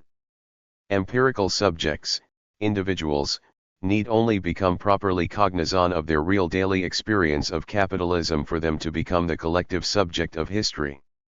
Vainagem founds his arguments on a trans-historical social ontology that draws upon both Hegelian Marxist and Romantic philosophies of the subject. Within the Hegelian Marxist schema, man is identified as a subject that transforms its object through a process of praxis, that is to say, a conscious practice. Point 15 The early Marx, as we saw in chapter 13, identifies the mediation of praxis with labor. The subject, mankind, in transforming its object, nature, also transforms itself by changing the conditions of its existence. Vainagem explicitly refers to this theory with reference to Engels, who shows that a stone, a fragment of nature alien to man, became human as soon as it became an extension of the hand by serving as a tool. Point 16 Vainagem extends this logic to all forms of praxis. What is true for tools is true for all mediations. Point 17 The subject, in this schema, is a being that differs from nature in its essential capacity to transform the world consciously and, in so doing, transform itself in a never-ending movement of self-determination. Human experience is comprised therefore of a totality of social mediations in which the individual, and, by extension, society as a whole, realizes its consciousness in nature. This is the foundational concept that forms the basis for situationist theory as Vainesium develops it. It is worth noting that the conception of subject as praxeological retains many core features of the Cartesian subject. The primary concept of human being, or the self, is abstracted from its social relations and, in turn, the object, nature, is an alien, passive, receptacle in which the subject realizes itself. Vainesium, however, departs from the Hegelian Marxist model of subjectivity in several important respects. First, Vainesium, unlike Marx, identifies human praxis, its species being, with the notion of creation, rather than labor. His subjects are creators, not producers. Vainesium, moreover, uses creation essentially synonymously in his system with the notions of play and poetry. 18 The essence of the subject is identified therefore with the free, playful, spontaneous, and entirely non-utilitarian transformation of the object. Vainesium suggests, in other words, that the attributes that are usually accorded to art and the artist are in reality the essential characteristics of all human subjectivity. 19 Secondly, Vainesium argues that the creative consciousness of the subject is preceded by, and commensurate with, an even more essential will to live. The will is comprised of the desires, drives and impulses that arise within the subject as it is confronted with an objective reality that does not immediately conform to its wishes. The goal of human praxis is therefore for the subject to realize its will through a conscious transformation of its object. The will is the will to live because Vainesium, in a similar manner to Debord, identifies the free activity of the subject with life itself. Indeed, Debord explicitly refers to the subject simply as the vivant. The subject of history can be none other than the vivant producing itself, becoming master and possessor of its world. 20. Vainesium develops the notion of the will out of an engagement with the work of Arthur Schopenhauer and Friedrich Nietzsche. Schopenhauer, in The World as Will and Representation, argues that the subject is able to access a priori knowledge of the objective world, things in themselves, in the form of the sensations that arise in the body and which therefore precede conscious representation. 21 Schopenhauer concludes that the subject, and the world with it, is essentially comprised of a will to live because an examination of these sensations suggests that, preceding consciousness, man, like animals and plants, is driven by biological desires to spread, multiply, and satisfy its hungers. Schopenhauer concludes that the situation of the subject is therefore a pessimistic one because it is condemned, by everything that drives it, to never be satisfied as new desires will always arise. Nietzsche, in contrast, embraces the Schopenhauerian notion of the will as the wellspring of human creativity. Each human being is charged, in his philosophy, with realizing its individual will even in opposition to the dominant moral order and, in so doing, becoming a master. The social opposition the will faces, however, requires that it be a will to power, a will asserted over and against others, rather than simply a will to live. Vainesium adopts a similar schema, though jettisoning its implicit hierarchical structure, calling on his contemporaries, in an obvious reference to Nietzsche, to become masters without slaves. 22. The will to power. Vainesium uses the Hegelian Marxist schema of a subject engaged in a praxis of self-realization and self-transformation as the basis for his critique of alienation. Vainesium argues that social alienation arises out of the socialization of a pre-social natural alienation, that is, the subject is faced initially with a nature that is hostile to it and social hierarchies emerge as a first attempt to confront that hostility. The idea of an alien nature in situationist theory is, as we saw in Chapter 13, closely tied to bourgeois notions, inherited from traditional Marxism, of pre-modern societies being defined solely in terms of basic survival. Vainesium asserts that human beings adopted hierarchical social forms initially in attempts to combat nature. 23 Hierarchy, however, introduces alienation into human praxis or creation. the creatively conscious dimension of praxis is lifted from the individual subject and placed under the control of a separate, hierarchically superior, subject. The dominated subject continues to transform its object, and, in so doing, transform itself, through the act of creation, but that process escapes its control. Mediation, says Hegel, is self-identity in movement. But what moves can also lose itself. As soon as mediation escapes my control, every step I take drags me towards something foreign and inhuman. 24 The subject is therefore, paradoxically, alienated from its own essence, as self-determining consciously creative praxis, and, at the same time creates itself and the real world as an alien object, one determined by a socially superior subject, but which is, nevertheless, the result of its own activity. Vainagem, as we can see here, does not initially approach the alienation of the subject in capitalism from the perspective of its historical specificity. On the contrary, capitalism is understood as another phase in a much longer history of power that has its roots in the first socially stratified human communities. The alienation upon which power rests is the result of the abstraction of the self-determining conscious element of the subject's mediation with its object. Power is the sum of alienated and alienating mediations. 25 Vainagem argues therefore that the subject continues to exist beneath power, even that it continues to be expressed, but that it does so in a corrupted fashion that obeys the will of the ruling class. Creation is transformed into alienated labor. Lived experience is replaced by the spectacular image. Consciousness of the self is transformed into ideology. Vainagem is in fact so attached to the notion of the subject as a self-determining creatively conscious praxis that he argues that even the very worst aspects of power are ultimately the product of its creation. It is obvious that abstract systems of exploitation and domination are human creations, brought into being and refined through a corrupted, recuperated, creativity. 26 We might also think of the situationist phrase, does not create, it recuperates. 27 The critique of capitalism that Vainagem develops is therefore primarily one of a personal domination, domination by a socially superior subject, that has deep ontological effects on the subject as such, that is, on both the empirical subaltern subjects but also human being in general. Vainagem is, in this respect, very much the perfect anarchist. His critical framework is rooted in a critique of hierarchy per se. Vainagem argues that the alienation of the subject is commensurate with an alienation of its will to live. Although, as we saw above, Vainagem draws upon Nietzsche, he does so in a manner that is explicitly critical of the notion of the will to power as a positive attribute of the subject. 28 Rather, for Vainagem, the will to power exists, but it is the alienated, corrupted, expression of the will to live caught within a hierarchical social formation and forced to expresses itself primarily as a desire to dominate others.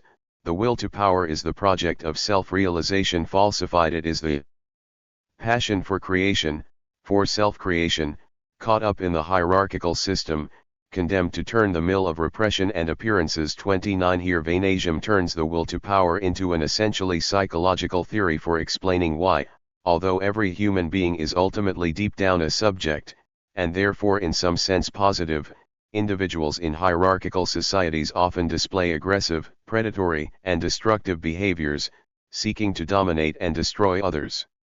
All of these behaviors are ultimately not inherent to the subject, or human being, as innately negative destructive drives. Rather, they are the result of frustrated, creative, positive drives.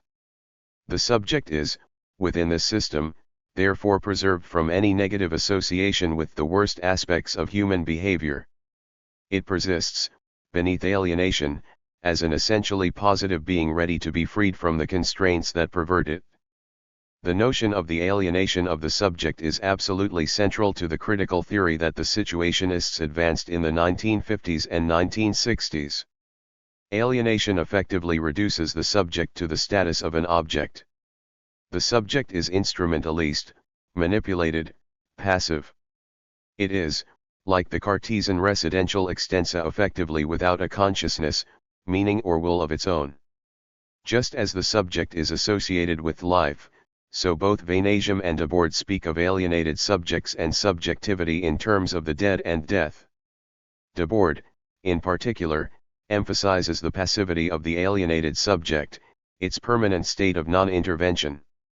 Indeed, Debord, much more so than Vainasium, effectively captures the illusion of agency that power provides to its alienated subjects precisely through inviting them to engage in activities that are mediated through alienated representations, such as political parties and consumerism. Vainasium, in contrast, constructs the situation of the subject as a constant Manichaean struggle between life and death, freedom and constraint, the will to live and the will to power. Not a moment passes without each one of us experiencing, on every level of reality, the contradiction between oppression and freedom. 30 Vainasium, that is to say, paints a picture of a self that is absolutely at odds with itself, that, so long as it does not revolt against its alienated condition, must inevitably find itself forced to suffer. Vainasium identifies the historical specificity of alienation in capitalism with the particular way in which the bourgeoisie, in contrast to previous oppressing subjects, rules over society. Vainasium argues that, in pre-modern societies, power rests upon qualitative unifying myths that permit the subject a certain degree of self-expression and rich experience. The rise of the bourgeoisie, however, is associated first and foremost with the spread and rationalization of exchange. Vainasium, in fact, refers to the bourgeoisie explicitly as the class of exchange. 31 The unifying qualitative mediations of the pre-modern world are shattered, by virtue of the fragmentary and quantified nature of rationalist exchange, into a social totality in which every aspect of the self is broken up and reduced to the status of a passive abstract object. Exchange pollutes all our relationships, feelings, and thoughts. Where exchange dominates, only things are left, a world plugged into the organization charts of cybernetic power, the world of reification. 32 Vainasium is thinking here, on a phenomenological level, of typically modern social phenomena such as factory work and consumerism. The bourgeoisie traded in being for having, and so destroyed the mythical unity of being and the world as the basis of power. The totality fell into fragments. The semi-rational exchange of production equated creativity, reduced to labor power, with an hourly wage rate. The semi-rational exchange of consumption equates consumable life, life reduced to the activity of consumption, with the quantity of power needed to lock the consumer into his place in the hierarchical organization chart. 33 Vainasium sees capitalism, then, as the rock bottom of the history of the self. The subject, in capitalism, is alienated to such a degree that it ceases effectively to be a subject and becomes instead an object. It is a thing, that has rather than is, within a world of reification, that is to say, a world effectively without subjectivity. The radical subject. Vainasium, however, sees the alienation of the subject under capitalism as only one side of the story. The subject, in his schema, still persists as a positive reality underneath the weight of the history of reification. It constantly seeks to assert itself against alienation, in the form of language, in art, in love, in play, and in contestatory social movements. Furthermore, the very existence of a suffering subject is itself only possible if the subject is, on some level, aware that all is not right with its mode of existence. The worse things get, the more the subject is forced to confront its own suffering. Pre-modern myths permitted the subject just enough qualitative richness to maintain a belief in hierarchical power, but a system in which everything is based on the mediation of the fragmentary, quantitative abstractions that arise out of exchange leaves it very little room for maneuver. Capitalism, in this sense, creates its own gravedigger in the absolutely alienated subject of modern life. It forces the subject into such an abject state of reification that it must re-emerge to assert its right to self-determination, self-creation, and the transformation of the world according to its will to live. Moreover, because capitalism has effectively extended its reach to every corner of the world, and democratized power, the empirical experience of the individual subject effectively becomes a collective experience of alienation upon which a radical solidarity can be formed. Vainagum sees subjectivity therefore as a radical position, in large part, because the phenomenological, empirical, experience of the subject, due to the essential nature of the latter, tends to reveal the alienating reality at the heart of the totality of modern life. People already know, they are already conscious on some deep level, that the world as it currently stands needs to be overturned. Vainagum does not imagine the radical role of the subject of history then solely in terms of the seizure of the means of production. Rather, the historic mission of the subject is to realize itself by throwing over every barrier, every limit, moral, social, or physical, to the full realization of its will to live. His vision of revolution is one that seeks to realize every fantasy, dream, and desire that arises in the self as a consciously creative self-constituting subject. All our dreams will come true when the modern world's technical know-how is placed at their disposal. 34 The bourgeoisie, by essentially overcoming natural alienation through technological development, undermines the justification for the social alienation of the subject and, at the same time, provides the subject with the means to dominate nature. The bourgeoisie's accession to power signals man's victory over natural forces. But as soon as this happens, hierarchical social organization loses its justification. 35 The objective world will, once the subject has reached its majority, fall entirely under its sway, be transformed, manipulated, recreated to reflect it absolutely. It will, in this sense, be the generalization of the model of the constructed situation and détournement. The subject will have free rein to define itself and its environment. The result, and goal, of the victory of the subject of history, of the will to live, is a society of passionate creativity in which personal suffering, at least that which is socially produced, will be overcome. Vainagum is evidently aware that there are problems in assigning a collective project of revolution to a subject that, within his schema, is so thoroughly individualist as to consider only itself as the center of the social universe. He overcomes the problem by arguing that, although each subject is an individual, individuals share the common status of being as subjects. All subjectivities are different, but all contain an identical desire for complete self-realization. 36 Vainagum sees this shared identity between subjects as the basis for what he calls radical subjectivity. Each individual subjectivity is rooted in the will to realize oneself by transforming the world, the will to live every sensation, every experience, every possibility to the full. It can be seen in everyone, its intensity varying according to the degree of consciousness and determination. Its real power depends on the level of collective unity it attains without losing its variety. Radical subjectivity is founded on the reflex of identity, on the individual's quest for himself in others. 37. The essence of a radical subjectivity is therefore the conscious realization on the part of individual subjects that they can only realize themselves fully if everyone else is able to realize themselves fully. The shared experience of the frustrated will, of suffering under capitalist alienation, and the desire to realize oneself, one's will, through a total transformation of society can become the basis for the emergence of a collective subject of history overcoming the forces of order. The revolutionary subject is therefore no longer the proletariat united in poverty, but the proletariat united in the poverty of experience.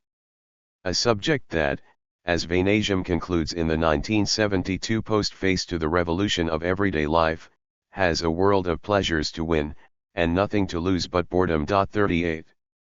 The automatic subject.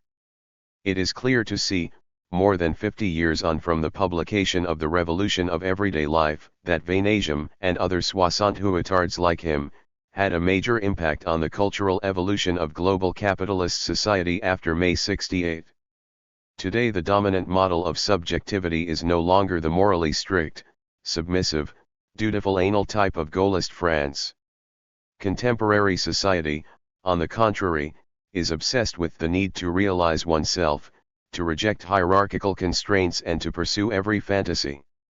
Vainagum, in the 1990s, was even singled out by two French sociologists, Boltanski and Chiapello, as having contributed to the development of new, more horizontal and playful management techniques. 39 Vainesium, of course, recognized the possibility that his ideas and those of the SI more generally would be recuperated. However, we are not speaking here of the recuperation of one or two techniques or ideas, but of a whole model of self that has become revealed as a far more adequate reflection of capitalism than the old anally retentive bourgeois. The reason for this is that the subject, or subject form, of modern philosophy is, as Japp argues, a concept that is founded upon and expresses the essentially fetishistic and destructive abstract social forms at the heart of capitalism. 40 Capitalism is a society founded upon the tautological, pointless, and quasi-autonomous system of turning £100 into £110. It is the movement of value or, at a more concrete level, money that is self-determining, self-constituting, that realizes its abstract will in a humanity and nature that it treats as dead matter. Value reveals itself, that is to say, as the entity that has all of the characteristics of the subject falsely attributed to human being as such by modern philosophy. The empirical subjects, in contrast, that is to say, the human beings that are caught in this system, are in reality only the objects of the true subject, value. They are only accorded the status of subjectivity to the extent that they embody the characteristics of the subject and obey its will. Japp argues that, at the psychological level of the empirical social actor, the subject form, as a subjective expression of capitalist abstraction and destruction, expresses itself therefore as the pathology of narcissism, a reduction of the individual to an infantile stage where the external world appears only as an extension of the self. 41. It is possible, as a result of this critique of the subject, to see the notion of radical subjectivity as having contributed, at least in some part, to what today appears as the generalist culture of narcissism. Vainesium regresses the true self all the way back to the most basic abstract instincts, the will. He, likewise, treats nature, and the whole world exterior to the individual will, as a passive abstract object, as material, to be manipulated, instrumentalist, in order to realize that will. Other people in his model are only properly recognized as extensions of the individual self. One could argue that, just as Japp criticizes the Cartesian model of self, so Vainesium's schema represents a narcissistic regression to an infantile state where the external world is seen as only an extension of the self. Indeed, Vainesium explicitly advocates narcissism in the revolution of everyday life 42 and, still as recently as 2008, expresses his support for the abolition of the incest taboo. 43 Vainesium is, in this respect, very much following the left Freudians, in particular, Wilhelm Reich, whose work he circulated within the SI. For Freud, mankind needed social taboos and models of behavior in order to control our destructive impulses. In order to become an adult, a person has to learn to sublimate these impulses in less destructive, even creative ways, in order to control them and enter into mature relations with other objects in the world.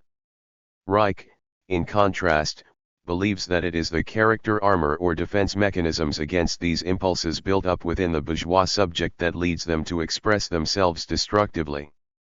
Vainesium is, in this sense, very much a follower of Reich. Debord, in contrast, and as we have seen in other chapters, cannot be criticized quite as easily as Vainesium for making these mistakes. Indeed, as we saw in chapter 10, although Debord retains the tension between the proletariat as the subject of history and the spectacle as the true subject, his work ultimately presents a much more compelling case for the latter, a concept that is almost entirely absent in the work of Vainesium. Moreover, although Debord desires much greater freedom, his notions of human being are generally much more concrete, rooted in the importance of real human community based on effective communication, and, although remaining committed to the realization of a more passionate, creative, social life, he seems to have not entertained so many illusions about the radical potential of desire in the abstract. On the other hand, Vainesium's notion of radical subjectivity, to the extent that it brings attention to the effective oppression that capitalism creates, issues of boredom, stress, and isolation, remains absolutely valid. Moreover, in many respects, the idea of a generalist construction of situations, that is, of an art realized in life, whether couched in the language of the radical subject or not, potentially represents an important proposal for imagining the generalist social sublimation of our most destructive drives in favor of a more creative mode of social being. 17. The realization of philosophy. Tom Bunyard. In 1961, three situationists, Guy Debord, Attila Cotigny, and Raoul Vaneigem, stopped in Hamburg, while returning to Paris from Gothenburg. They were making their way back from the Situationist International's fifth annual conference in Gothenburg, which had been marked by heated arguments concerning the C's views on art. Over the course of 2 or 3 days, to quote Debord's later recollections, and in a series of randomly chosen Hamburg bars won the three discussed issues that had been foregrounded by those arguments. The results of these discussions would later come to be known as the Hamburg Theses. Point 2. The Hamburg Theses are, perhaps, one of the C's most enigmatic works. They were never written down, so we cannot be sure of their precise content, but they are referred to several times in later situationist publications. They were also clearly influential. Point 3. In 1962, and in the wake of the arguments in Gothenburg, the SI broke with all members who remained wedded to a traditional conception of art. In doing so, the group entered a new period of activity, one in which it moved beyond its initial engagements with avant-garde art and culture, became increasingly centered around Debord, and his concept of spectacle, and in which it began to devote far more of its energies to theorizing and fomenting revolutionary social change.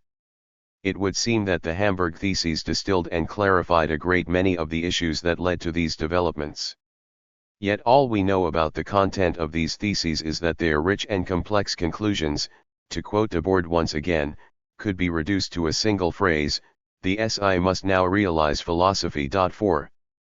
Debord thus appears to have understood that phrase as an apt motif for a whole nexus of ideas, and for a distinct perspective on how to respond to them.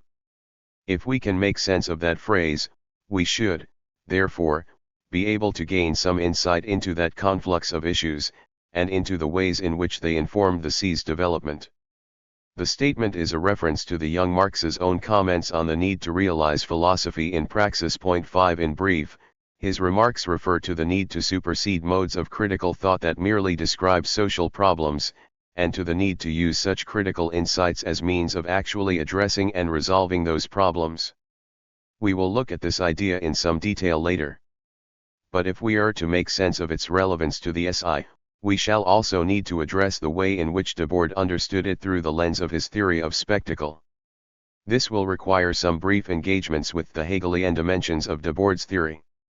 This, I hope, will serve to explain how the Hegelian and Marxian ideas with which Debord was engaged at this time pointed towards a fundamental concern with praxis. Furthermore, it should also help to show how that concern informed the C's development during the 1960s.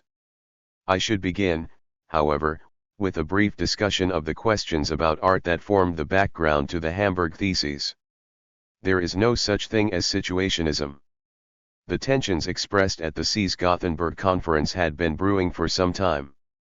Divisions had already emerged at the group's previous conference in London, where the SI had discussed its status as a political movement. In order to sharpen that discussion, Debord had requested each member to respond to a questionnaire. This asked if there were forces in society that the SI could count on 6, and if so, what those forces might be. The responses given revealed that members of the C's German section were skeptical towards the view that the SI could, or even should, count on the existence of a revolutionary proletariat. Instead, they argued, the SI should place its faith in art, and in the ability of artists to take over the weapons of conditioning. Point 7. This proposal received sharp criticism at the London conference, and was eventually retracted, but it bolstered a growing suspicion that some members of the group were quite happy to operate within the extant art world. The term situationist, it seemed, was in danger of naming just another avant-garde movement. In Gothenburg the following year, Vanasium deliberately forced a confrontation on this issue. There is no such thing as situationism, he announced, or a situationist work of art. 8 Cotigny followed suit by proposing that artworks produced by situationists ought to be termed anti-situationist. 9 That position was eventually accepted. 10 But it added further impetus to a growing division between the group's primarily German and Scandinavian artists, and the chiefly French theorists who were centered around Debord. The stance adopted by Debord's side of the argument remained close, in its essence, to the ideas that he had set out in his report on the construction of situations of 1957. According to the report, the next stage of cultural development, and thus the goal to be pursued by any contemporary avant-garde worthy of the name, lay in the unification of art and life. This unification had been glimpsed by past movements such as Dada and Surrealism, but only in a manner that remained entrenched within art. 11 Or, to phrase that in keeping with Marx's remarks about philosophy's realization, those earlier avant-garde gestures had remained content to merely describe the need for art's unification with life, and thus fell short of realizing that unity. For Debord, the actualization of any such unity between art and life required a step beyond the bounds of art. This was to be achieved through the construction of situations, moments of life that would be deliberately shaped and lived as artistic constructions. Crucially, making situations thus meant producing moments of lived time, not static art objects. Moreover, these situations would afford indications towards a radically new, enriched, social existence, one in which art would cease to exist as something separate from everyday life, and in which it would instead become fused with the very conduct of social life as a whole. The task envisaged in the report is thus that of researching and fostering an entirely new social existence. So, in sum, the aim of the Situationist project, as conceived in the report, was to afford a transition beyond art as it had previously been understood. The notion that situationism could ever denote just another name within the artistic pantheon was thus untenable from the very outset. The stance taken in Gothenburg was entirely consistent with this view. The ideas set out in the report thus already invited the expulsions of 1962.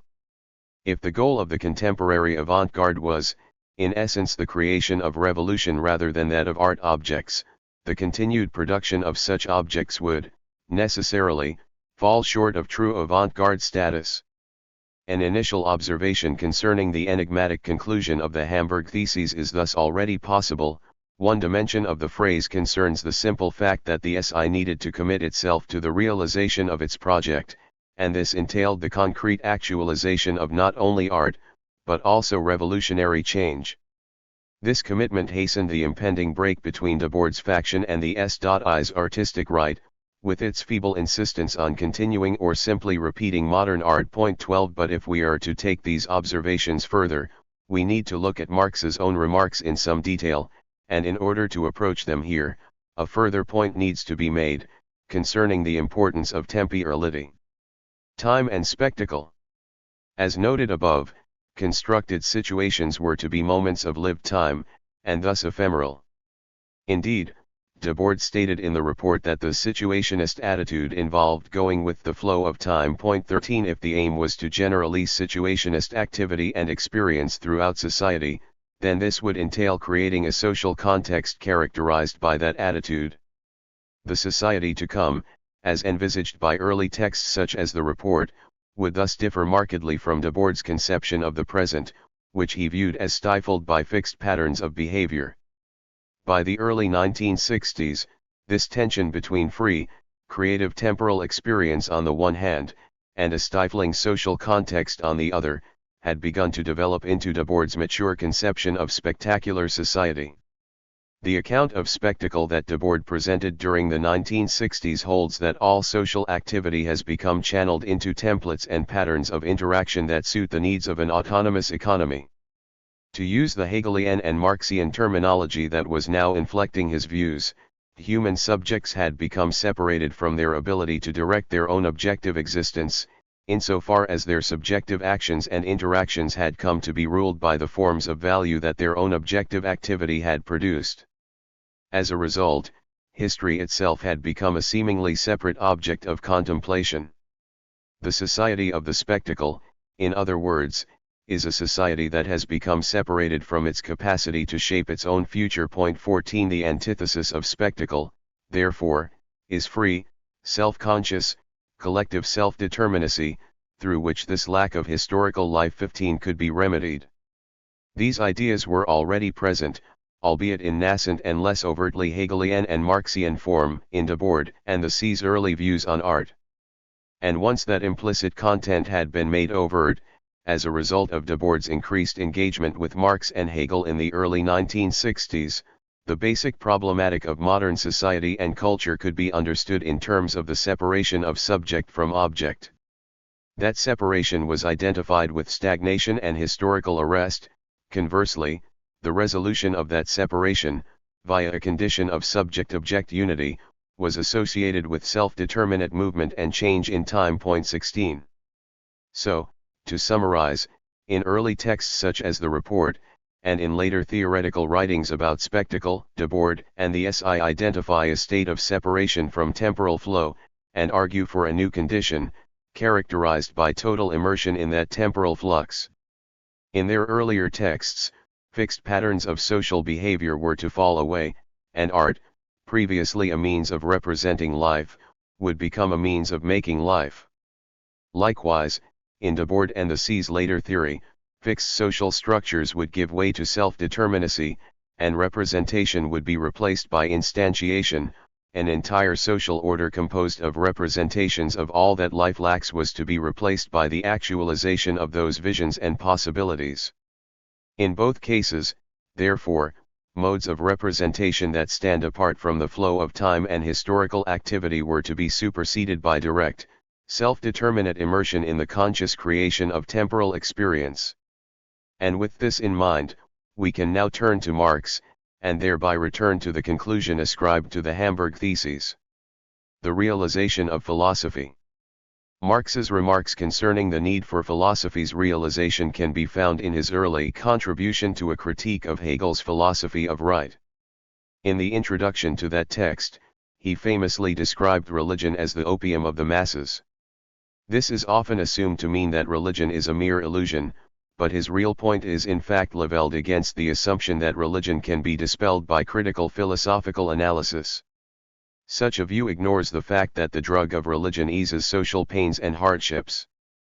One must, therefore, address the material conditions that produce the demand for that drug, and that means that critical thought needs to become a practical force. It must be realized, in the Hegelian sense of that term, and thus rendered concrete and actual. Marx concludes by arguing that this could be achieved via a unification between critical philosophy and the revolutionary proletariat. Philosophy could clarify the social conditions faced by the proletariat, while the proletariat could turn philosophy's critique into practical action, and thereby abolish its own proletarian circumstances. For Marx, therefore, philosophy cannot realize itself without the supersession of the proletariat, just as the proletariat cannot supersede itself without the realization of philosophy. 17. The crucial point here is that a mode of thought about the world is to be changed into a mode of practical thought, engaged in actually shaping the world. Or, to put that in the terms used above, a condition of contemplative separation between subject and object is to be replaced with a condition of processual, transformative subject-object unity.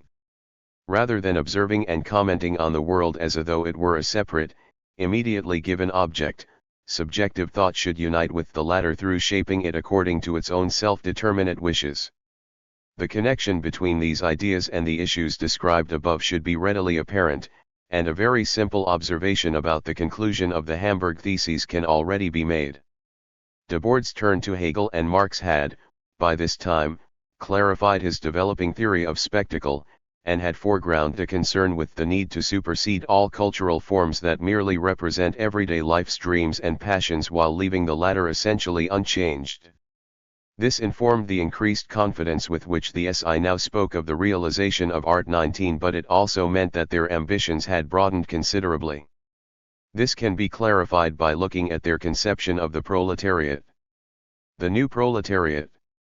As indicated above, Marx's remarks indicate that critical thought should serve to clarify the forms of material privation that prompt recourse to images of divine pleasures, and thereby assist the proletariat to effect a revolutionary change through which those dreams of heavenly happiness could take earthly form. The role of critical social theory, for Debord and the SI, was much the same, yet the nature of the privations with which they were concerned, the proletarians who suffered from those privations, and the palliative dreams that they sought to criticize, were all understood rather differently. For Debord and the SI, the revolutionary agents of modern society could no longer be identified in strictly economic terms. Employing a rather Eurocentric perspective on global capitalism, they essentially took the view that consumer society had alleviated much of the material poverty described by Marx.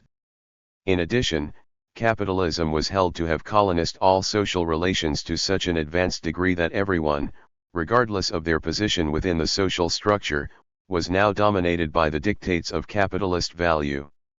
Consequently, the SI came to view modern poverty as an effectively existential condition, and to regard as proletarians all those who had lost control over the means of shaping their own life.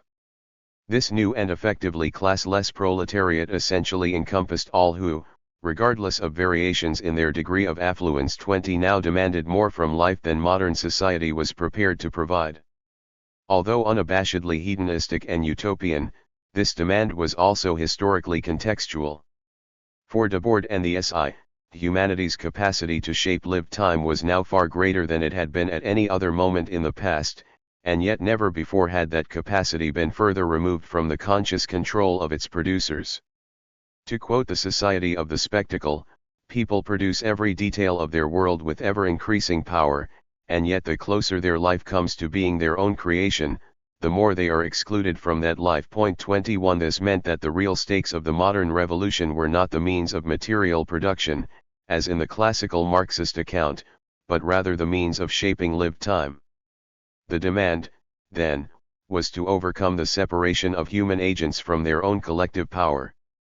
The latter point may become clearer if we note that spectacle is, in essence, separated social power. In brief, instances of spectacle arise when social agents become subordinate to concentrated loci of their own power, and when those formations come to serve as models and templates for their behavior and interactions.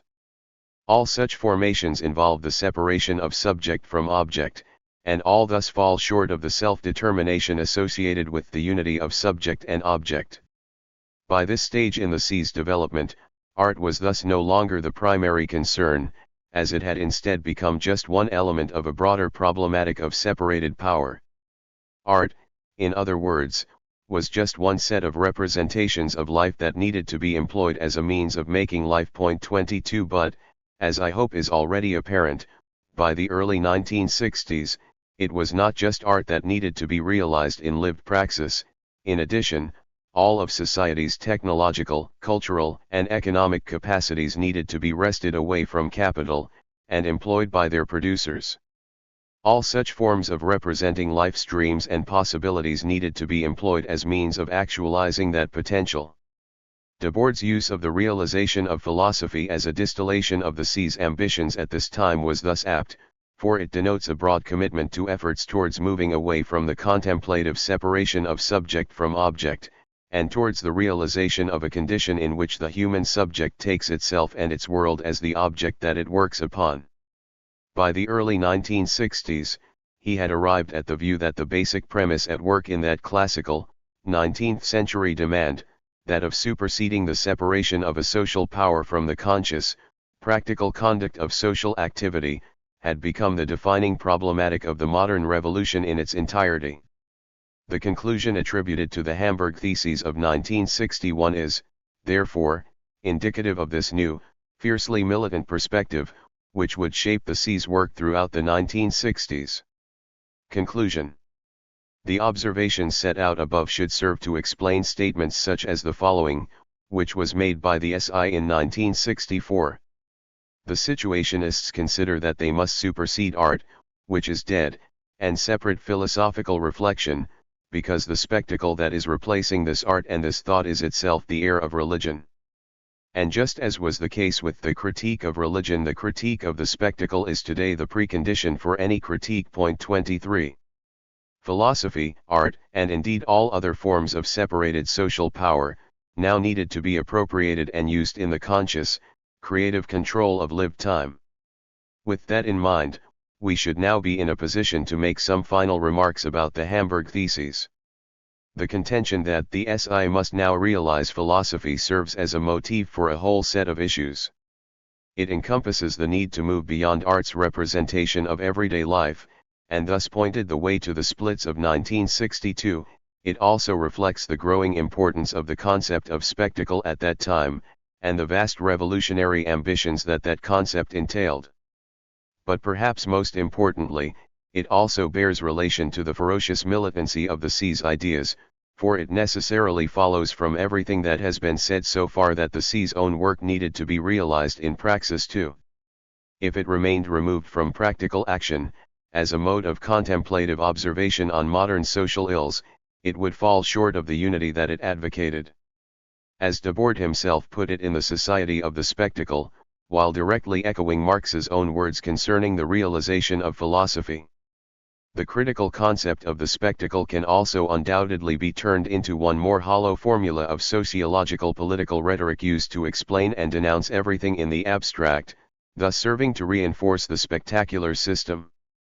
It is obvious that these ideas alone cannot lead beyond the existing spectacle. At most, they can only lead beyond existing ideas about the spectacle. To actually destroy the society of the spectacle, people must set a practical force into motion. A critical theory of the spectacle cannot be true unless it unites with the practical current of negation in society, and that negation, the resumption of revolutionary class struggle, can for its part only become conscious of itself by developing the critique of the spectacle. Point 24. Worries about the recuperation and academic appropriation of this material are not, therefore, just empty pieties, for in a very real sense, the ideas that underlie it are inherently opposed to its reduction to a separated, contemplative, and thus solely philosophical critique of the contemplation of separated power. 18. Recuperation.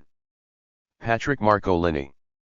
Although the words recuperer and recuperation have been a feature of the French language for centuries, the Situationists gave them a specific meaning, which, as linguists note, first emerged in common usage in the 1960s, to reconcile, to assimilate, most often in a deceptive or abusive manner, to neutralize an individual or group that possesses oppositional, differing or, sometimes, contestatory goals by bringing them around to your own objectives. It was a way of speaking that became very widespread after the events of May 68. In a book written some years later, Jean Daniel, a left-wing French intellectual of the period, attests to the new meaning of the word, speaking of his fear of seeing what we called the May movement recuperated. We felt recuperated the moment that adults and politicians employed a single word of the Sorbonne too.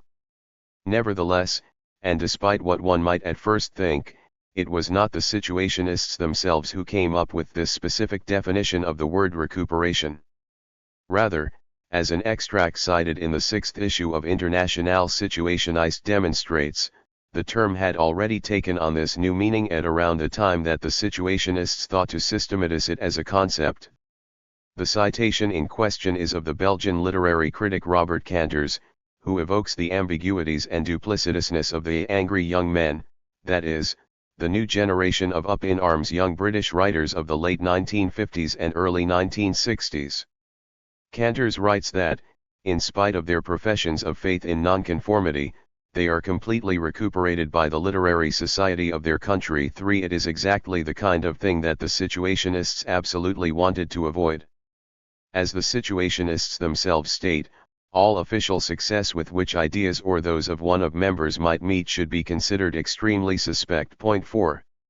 It is not by any means an exaggeration to say that the Situationist movement is, in large part, the result of a reconsideration of the various forms of subversion that appeared in the Western world in the first half of the 20th century. Escherjorn, from the very beginning, struggled against the way in which, in the context of the German post-war boom, the emancipatory ideals of the Bauhaus had been uprooted and put into the service of commercial production. 5 The Situationists, similarly, denounced the fact that surrealism had been integrated into dominant culture. The business world had even adopted many surrealist methods, such as automatic writing and its collective games, with American managers converting them into brainstorming techniques. 6 In a collective text, The Bitter Victory of Surrealism, the Situationists conclude, everything that constituted a margin of freedom for surrealism has found itself recovered and used by the repressive world that the surrealists had fought against. 7. Similarly, albeit in the realm of politics, Situationist writing very early on notes the growing participation of the institutions of the workers' movement in the regulation of capitalism. The theory of the spectacle would later come to explain this institutional integration through the system of alienated representation in the form of workers' parties and unions. However, even before the theory was fully developed, the Situationists denounced the recuperation that had taken place at an ideological level. Specifically, the fact that the demands of these organizations were expressed above all in the quantitative language of the economy. We should not be demanding assurances that the minimum wage will be raised, rather we need to reject keeping the masses at a minimum of life. We should not be posing the question of increasing wages, but of the conditions imposed on the people in the West. We need to refuse struggling within the system to get minor concessions that are immediately put under threat or compensated for elsewhere in capitalism. The problem of the survival and destruction of the system is what needs to be posed radically. The social struggle should not be bureaucratic, but passionate. 8. The Situationists, informed by these various examples, wished to prevent the possibility of seeing their own ideas and analyses recuperated. This explains, for example, the gradual exclusion of artists from the SI between 1957 and 1962. These artists, despite themselves, remained attached to the art market, to the closed world of museums and galleries, and, as a result, to the mechanisms of the cultural spectacle that the SI sought to destroy.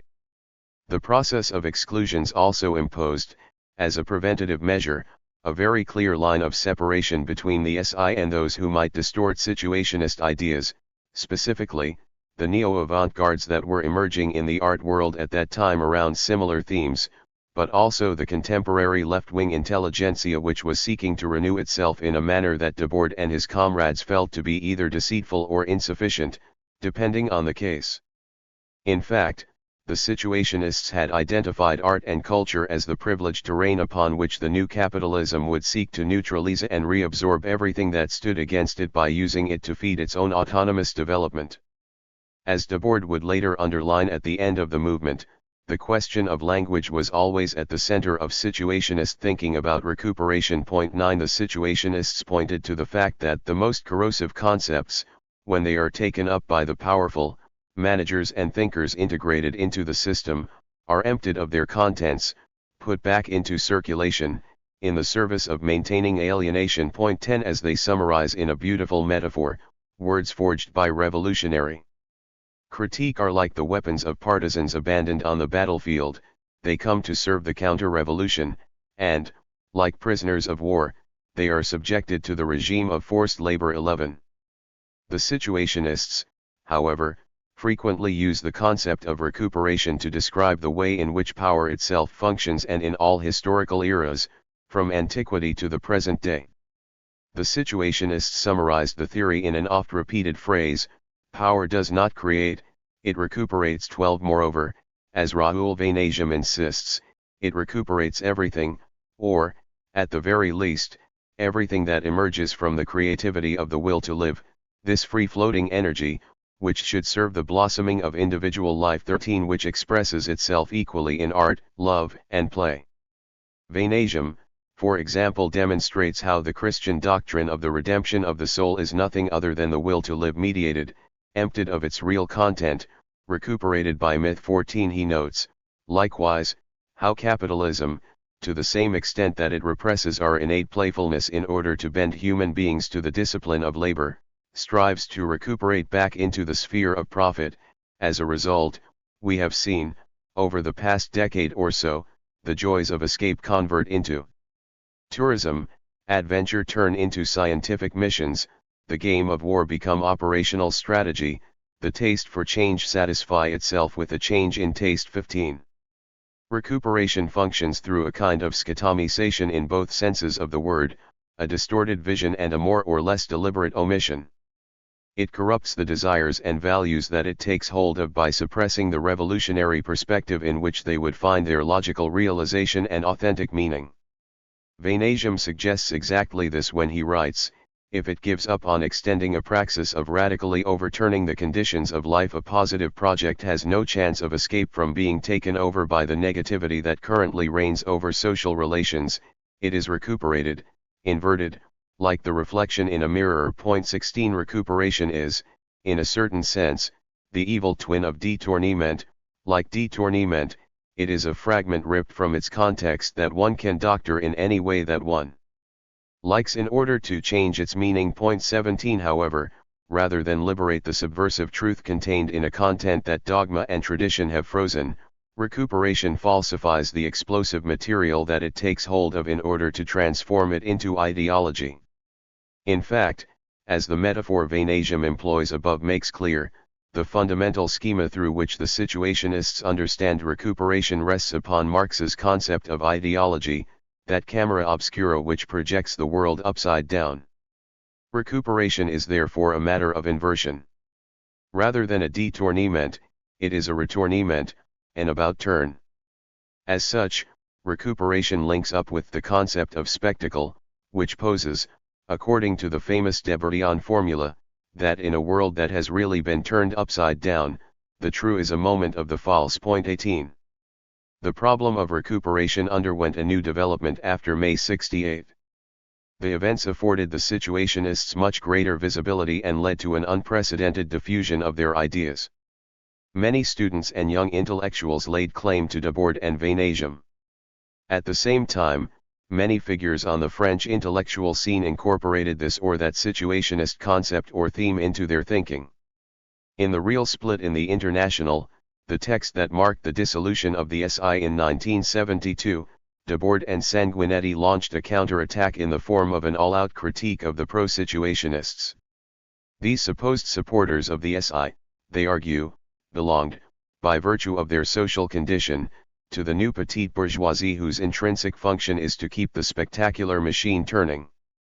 In Précis de Recuperation, published 4 years later, Jamie Semprun, who was by that time in contact with Debord, traced the way in which French intellectuals, who were more or less explicitly influenced by them, had twisted situationist ideas and those of the critique levied at society by May 68. More generally, 19 his targets include many of the key figures of the emerging postmodern movement, such as Michel Foucault and Jean-François Lyotard, as well as the economist Jacques Attali, who was, at that time, an advisor to the future socialist president of the French Republic, François Mitterrand, and is today a regular in state leadership circles at a national and international level. Already in 1966, however, Internationale Situationiste had noted an unexpected and highly precipitate example of the recuperation of situationist ideas that was to come. It did not come, in this case, from those apparently opposed to the system, but from the very heart of capitalism itself. The journal cites, with cold irony, a brochure by Club Med, a French company that had just been floated on the stock market that same year. Club Med's business model essentially consists in offering all-inclusive paid holidays to holiday villages spread throughout the world, exactly the kind of new capitalist leisure that Debord and his comrades had been condemning since the early of the 1950s.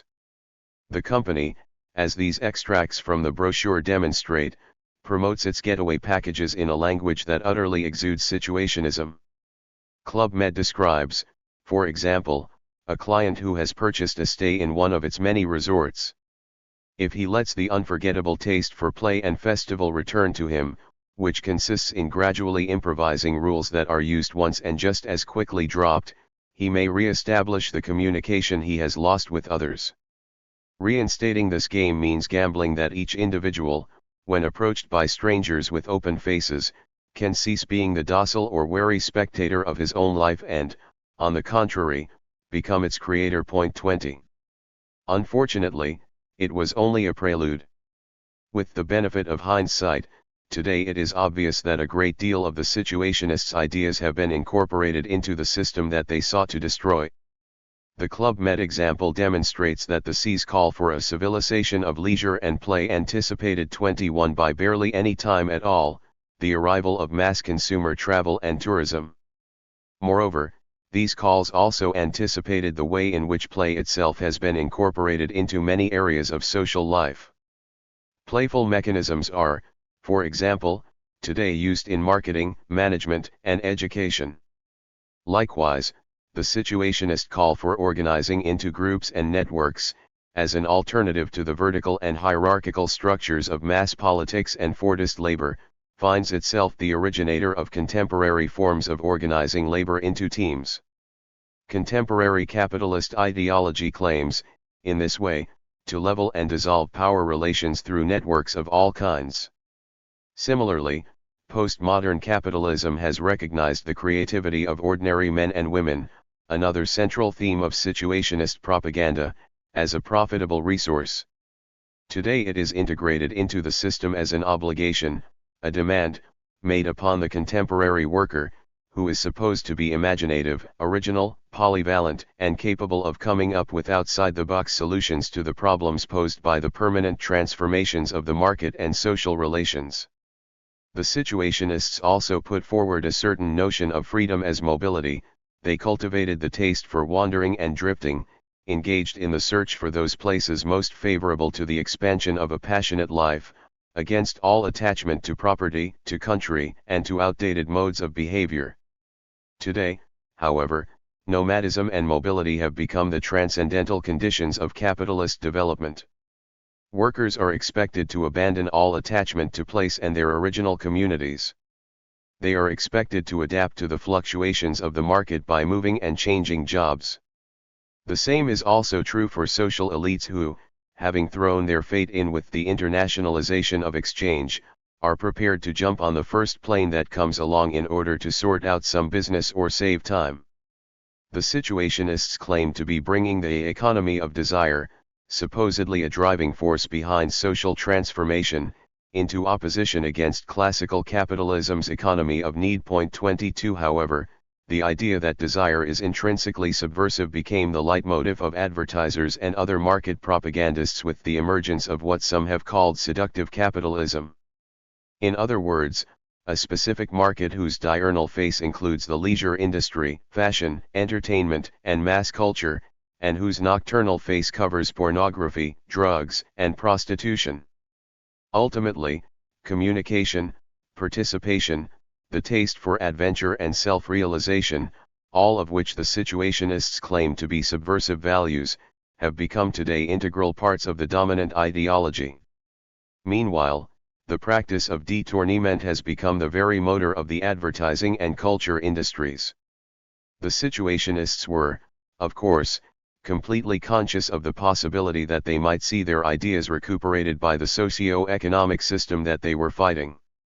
They knew the risk of not differentiating clearly enough from modern trends in explaining and imagining the new society to which capitalism has led us, those trends, which, under different guises, are those of integration into this society. 23 They provide the following explanation: our project formed at the same time as modern trends towards integration. There is therefore direct opposition, and also a degree of resemblance, insofar as we are truly contemporary. We have not, particularly recently, sufficiently guarded ourselves against these things. 24 However, despite realizing the error of their ways, they write not long after, we should not, for all that, quit the extreme peak of the modern world simply to not resemble it in any way, or even to avoid teaching it anything that could be used against us. It is perfectly normal for our enemies to succeed in using us partially. 25 And, with a pirouette, they add, just like the proletariat, we cannot claim to be unexploitable under current conditions. 26. This pronouncement, however, is still problematical. One cannot help but think that, if the recuperation of the SI was possible, it is because the Situationists, by their own admission, shared a certain number of assumptions with the powers that be, in particular, a belief in the irreversible character, and even the positive development of, the technological developments underway. In a 1958 text, for example, the Situationists evoke a race between free artists and the police to experiment with and develop the use of the new technologies of conditioning. 27 However, if there is indeed a race to the finish line, those taking part have to agree on what direction they are running in. In 1964, they add, "The road to perfect police control over all human activities and the road to the infinite free creation of all activities are the same, it is the same road of modern discoveries. We are inevitably on the same road as our enemies, most often ahead of them, but we have to be on it, without ambiguity, as enemies. The best will win." 28. More explicitly still, the accumulation of production and ever greater technical capacity still moves faster than 19th century communism foresaw. We remain, however, stuck and over-equipped at the prehistoric stage. 29 Anticipating the grandiose possible development which might press upon the existing economic infrastructure, the Situationists, from here on out, wished to reconcile technical society with the imagination of what we can make of it. 30 However, this description of technological development as a predetermined, unidirectional, process, a straight line upon which one can move only more or less quickly, but from which one cannot, under any circumstances, deviate, falls within the bourgeois ideology of progress. It does not recognize the fact that technology is not a neutral tool and that it is intrinsically tied up with the structures of power from which it emerges. 31 This poor understanding of technological development is rooted in a Marxist legacy that the SI had not sufficiently criticized and the French ideology of the post-war boom, the so-called 30 glorious years. 32 These factors, at the very least, limited the Situationists from properly criticizing this development and prevented them from imagining other technological choices that would be more appropriate to a society emancipated from the economy and the state. The later evolution of Debord's thought, from the start of the 1970s until his death in 1994, most notably his critique of the destruction of the environment, of industrial forgery and digitization, demonstrate that he came to recognize the problem of technological development in capitalism. In 1978, 6 years after the dissolution of the SI, Debord stated that theories are made only to die in the war of time. 33 In so doing, he implicitly invites us to forge new weapons to help us to understand and combat contemporary society. If we do indeed wish to undertake such a task, it may well be useful to reflect on what ultimately appears as one of the lessons of the history of the SI. In the revolutionary game of war, it is always good to think ahead and to ask oneself what, in our own ideas, might contribute to the creation of a world that is even worse than the one we are attacking. 19. Internationalism. Bertrand Cochard. As the product of the fusion between the Lettrist International, the international movement for an Imaginist Bauhaus and the London Psychogeographical Society, the Situationist International proudly stated its internationalist ambitions from the very beginning. Certain observers, in its own time and even to this day, took every opportunity to assert the purely nominal, if not laughable, character of these ambitions. The French journalist Jacques Godbout described the SI in an article in Liberté in 1960 as this Situationist International that is international in name only. This condescending statement earned him a mention in the 5th issue of Internationale Situationiste. 1 Between its foundation in 1957 and its dissolution in 1972, however, the SI really did count among its membership militants from all over Europe who were organized into national sections. There was, for a brief time, even a section in the United States as well as an Israeli member, Jacques Ovidia, and ties to the Congo through Ndjangeni Lungela. Likewise, thanks to the Situationists Abdel Hafid Khatib and Mohammed Daha, the group had links with Algeria, which, at that time, was in the middle of its war of independence. In the Situationist news section of the 6th issue of Internationale Situationiste, the group pointed out that, of the 20 highly industrialist countries in which modern society had its base, the Situationist movement was active in 11 of them. 2. The internationalism of a movement cannot, however, be reduced to its international presence or the composition of its members. An examination of the origins of the concept, most notably its appearance in the Communist Manifesto, will demonstrate that internationalism should be understood as a practical program for coordinating workers' struggles, but also as a theoretical position founded upon an objective analysis of the international situation in the capitalist era and as a critique of the nationalist ideologies that falsely set workers against one another despite their shared interests. The internationalist position, since its formation within socialist thought, was therefore composed of three main elements: theoretical, political, and organizational. First, internationalism is founded upon the theory that capitalist development has led to the suppression, at least on an economic level, of the frontiers between nations and, in so doing, redefine the class struggle.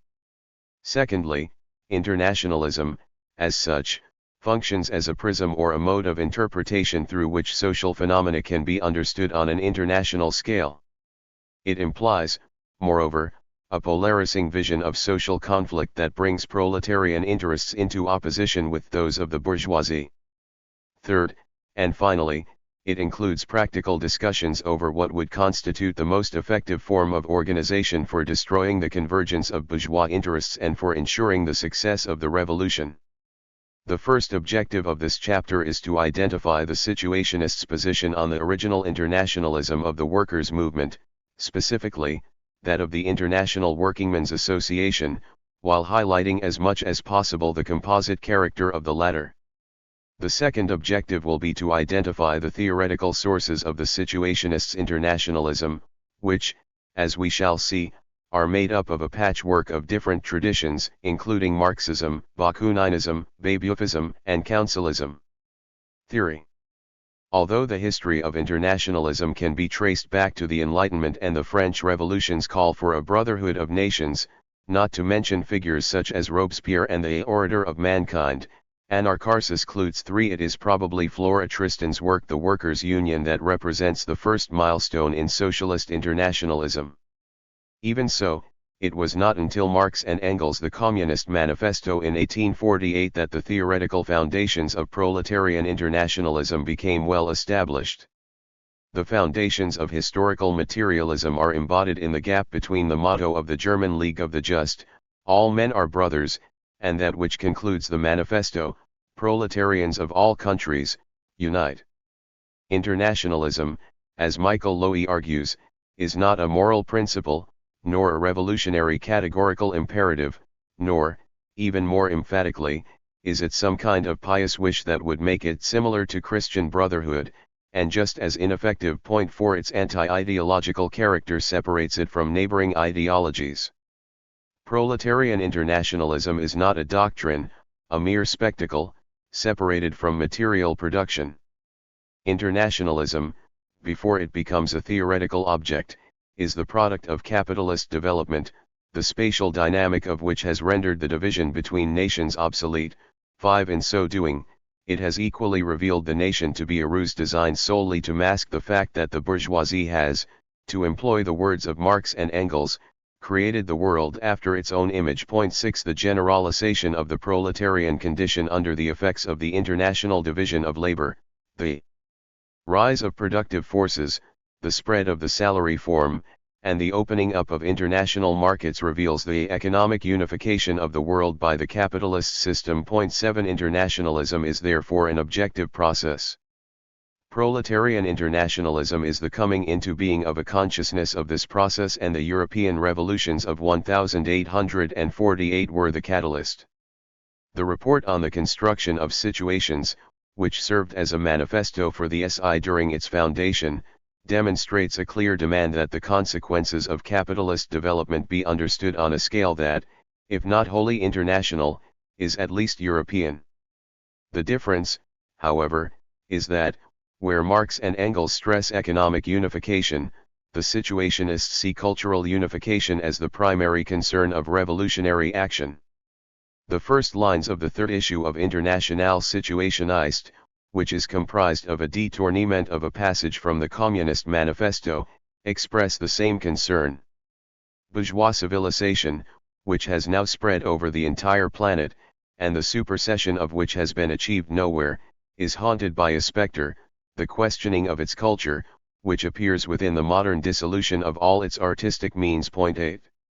The development of productive forces, which at the time meant the totality of technical means for dominating nature, permitting and demanding superior cultural constructions. 9. Has resulted in a decomposed culture.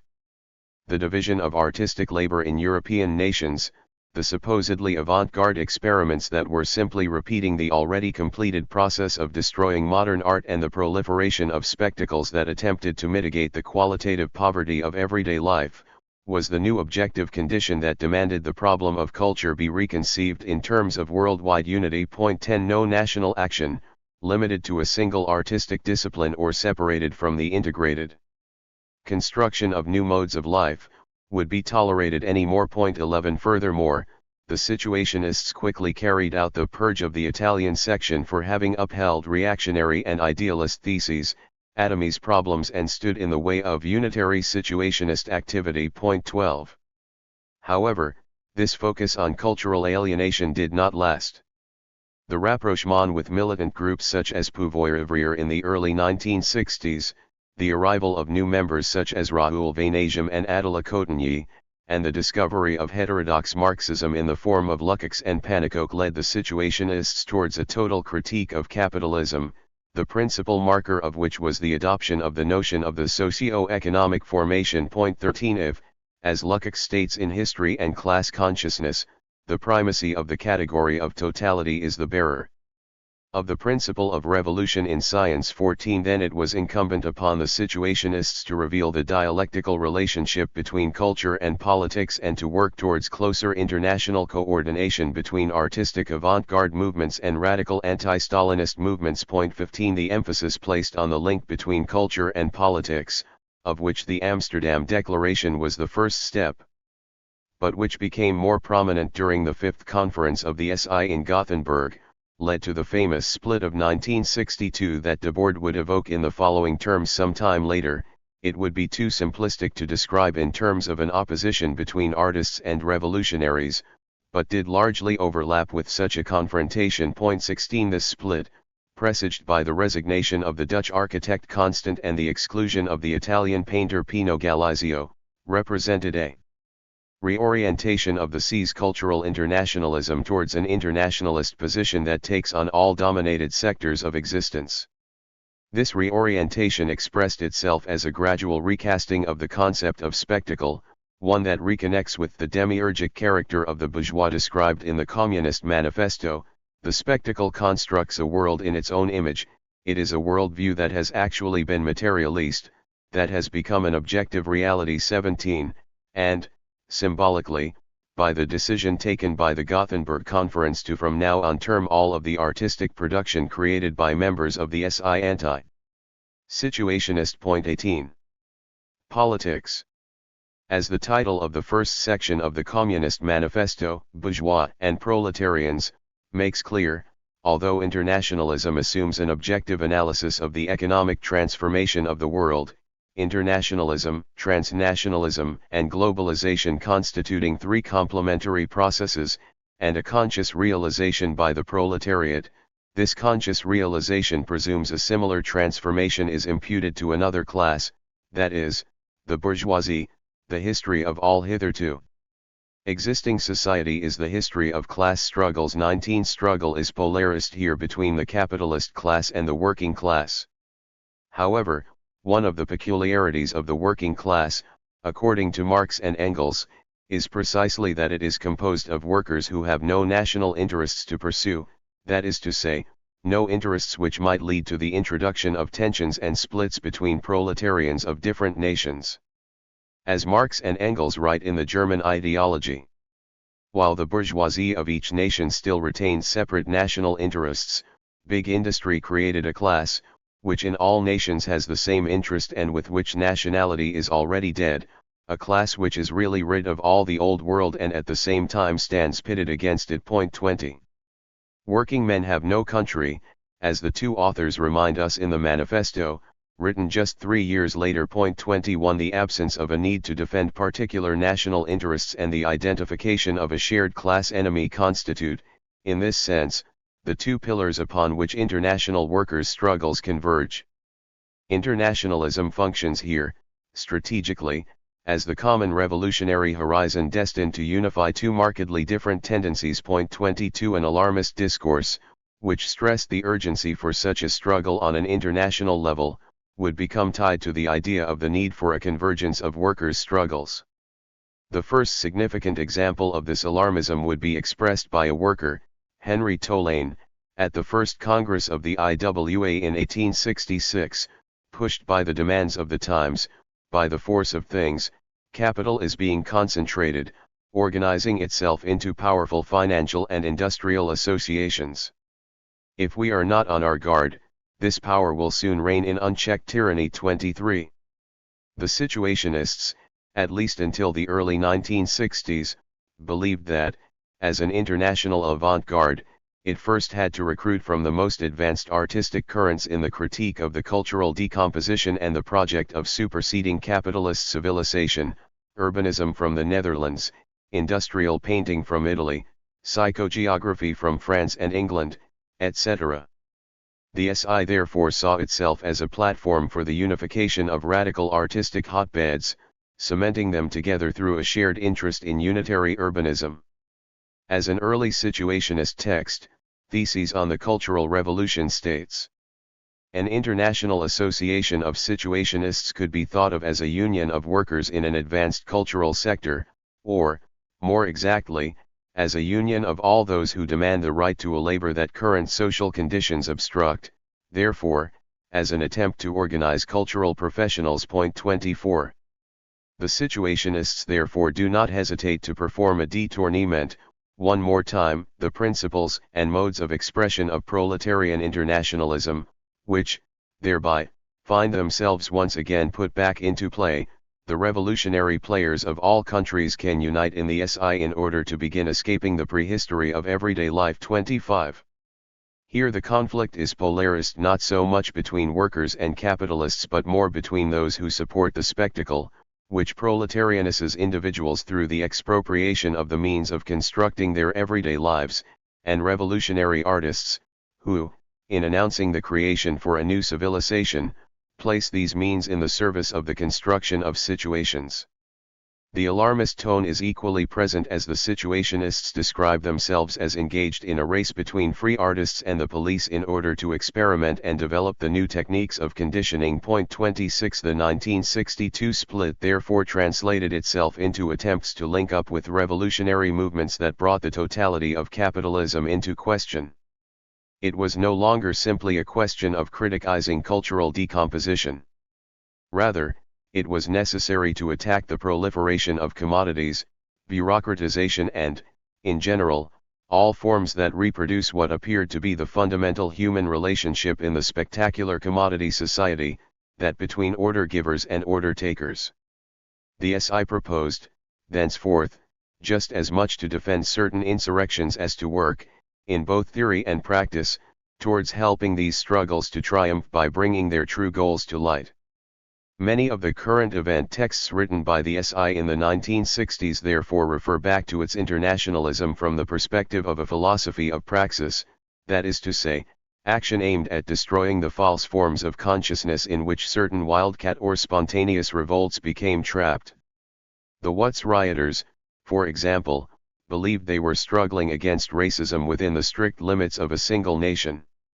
According to the SI, however, in reality it was the world itself that had been transformed by the commodity that was being put into question. 27 As Debord explains in The Society of the Spectacle, fallacious archaic oppositions are revived, regionalisms and racisms which serve to endow mundane rankings in the hierarchies of consumption with a magical ontological superiority. 28 Marx, in 1870, likewise insisted on the propensity of the ruling class to create artificial antagonisms between workers of different nationalities in order to ensure its continued domination. 29 The internationalism of the IWA, like that of the SI, presents itself therefore precisely as a struggle against fallacious oppositions that hinder the oppressed from properly grasping their collective interests.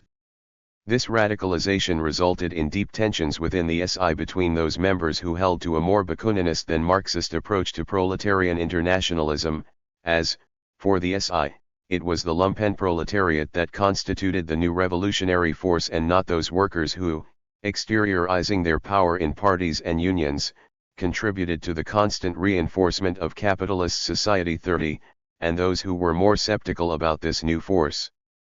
Although it was Constant who, from this latter perspective, first expressed profound reserves, it was probably the German section, in the figure of Heinrich Prem at the Fourth Conference of the SI in London, that developed this critique the furthest.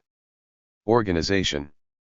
As internationalism consists primarily in the coordination of diverse regional and national movements, it is the question of what type of organization that should be adopted which has, without a doubt, produced the most significant internal conflicts. The IWA originally took on the form of an interstrikers agency 31, but the need for a shared revolutionary program, a program that seeks to overturn the socio-economic system that produces social conflicts, and not to attenuate or reconcile them, led inevitably to questioning the initial autonomy of national sections. Should the IWA centralize decisions? This would have the merit of preventing any confusion from emerging around the real revolutionary horizon, but it also posed the risk of taking an authoritarian turn. Should it, on the contrary, maintain its federalist principles? This would have the benefit of preserving national sections from the potential arbitrariness of a central power, but it exposed the workers' struggle to the threat of fragmentation. The opposition between centralists and federalists, between authoritarians and anti-authoritarians, the history of which is largely crystallized in the history of the conflict between Marx and Bakunin, therefore brings the notion of internationalism into question from within. This question of organization, which goes to the heart of the problem of representation and to the challenge posed by something like the appearance of a collective, constitutes one of the principal lines of tension in the history of the SI. The SI began serious reflection on the issue of its own organization at the London Conference. This conference, which led to the creation of a central council, began a discussion that would last until the dissolution of the SI in 1972. It would also feed into the abundant literature that insists upon the paradoxically Stalinist character of the group and of its supposedly unquestioned leader, Guy Debord. The creation and operation of the Central Council was explained in the following manner. Every member of the SI will be able to take part in the activities of this council, which, after each meeting, must immediately communicate the information gathered and the decisions taken to everyone. The essential feature of this institution, however, is that a decision by a majority of its members, chosen at each conference, will be enough to commit the entirety of the SI. The federal conception of the SI, founded upon the autonomy of national sections, which was originally imposed by the Italian section at Cosio di Ariccia, is therefore abandoned. Such a body, clearly debating the management of the SI, seemed preferable to the arbitrariness of an uncontrolled de facto centralism, which, from the moment that it engages in real collective action, is inevitable in a movement that is so geographically scattered. 32. Heinrich Prem, once more, criticized this process. He defended the autonomy of national sections and, in so doing, articulated a demand that, significantly, met with several objections in the name of the unity and the very internationalism of the Situationists. 33 Prem assumes a role here that would later be dramatized by the Danish Situationist Jürgen Nash, who, likewise, would attack what he saw as an authoritarian turn within the SI that was antinomic to the very principles of the movement. Debates over the question of the organization of the SI led it to clarify its sources and to find, in the Workers' Council movement, the organizational form that best suited its theoretical and practical positions. 34 If, as the French anarchist Jura Federation had argued in its own time, future society will be nothing other than the universalization of the organization that the International has itself adopted. 35 For the SI, only workers' councils were up to the task of taking on the heavy task of establishing new human relationships at the heart of the revolutionary organization that it wanted to be. 36 The direction of this decision was that the SI would only recognize the value of social struggles that adopted such a program. This would lead Vanasium, in the 11th issue of Internationale Situationist, to insist upon the importance of the axial function of the SI.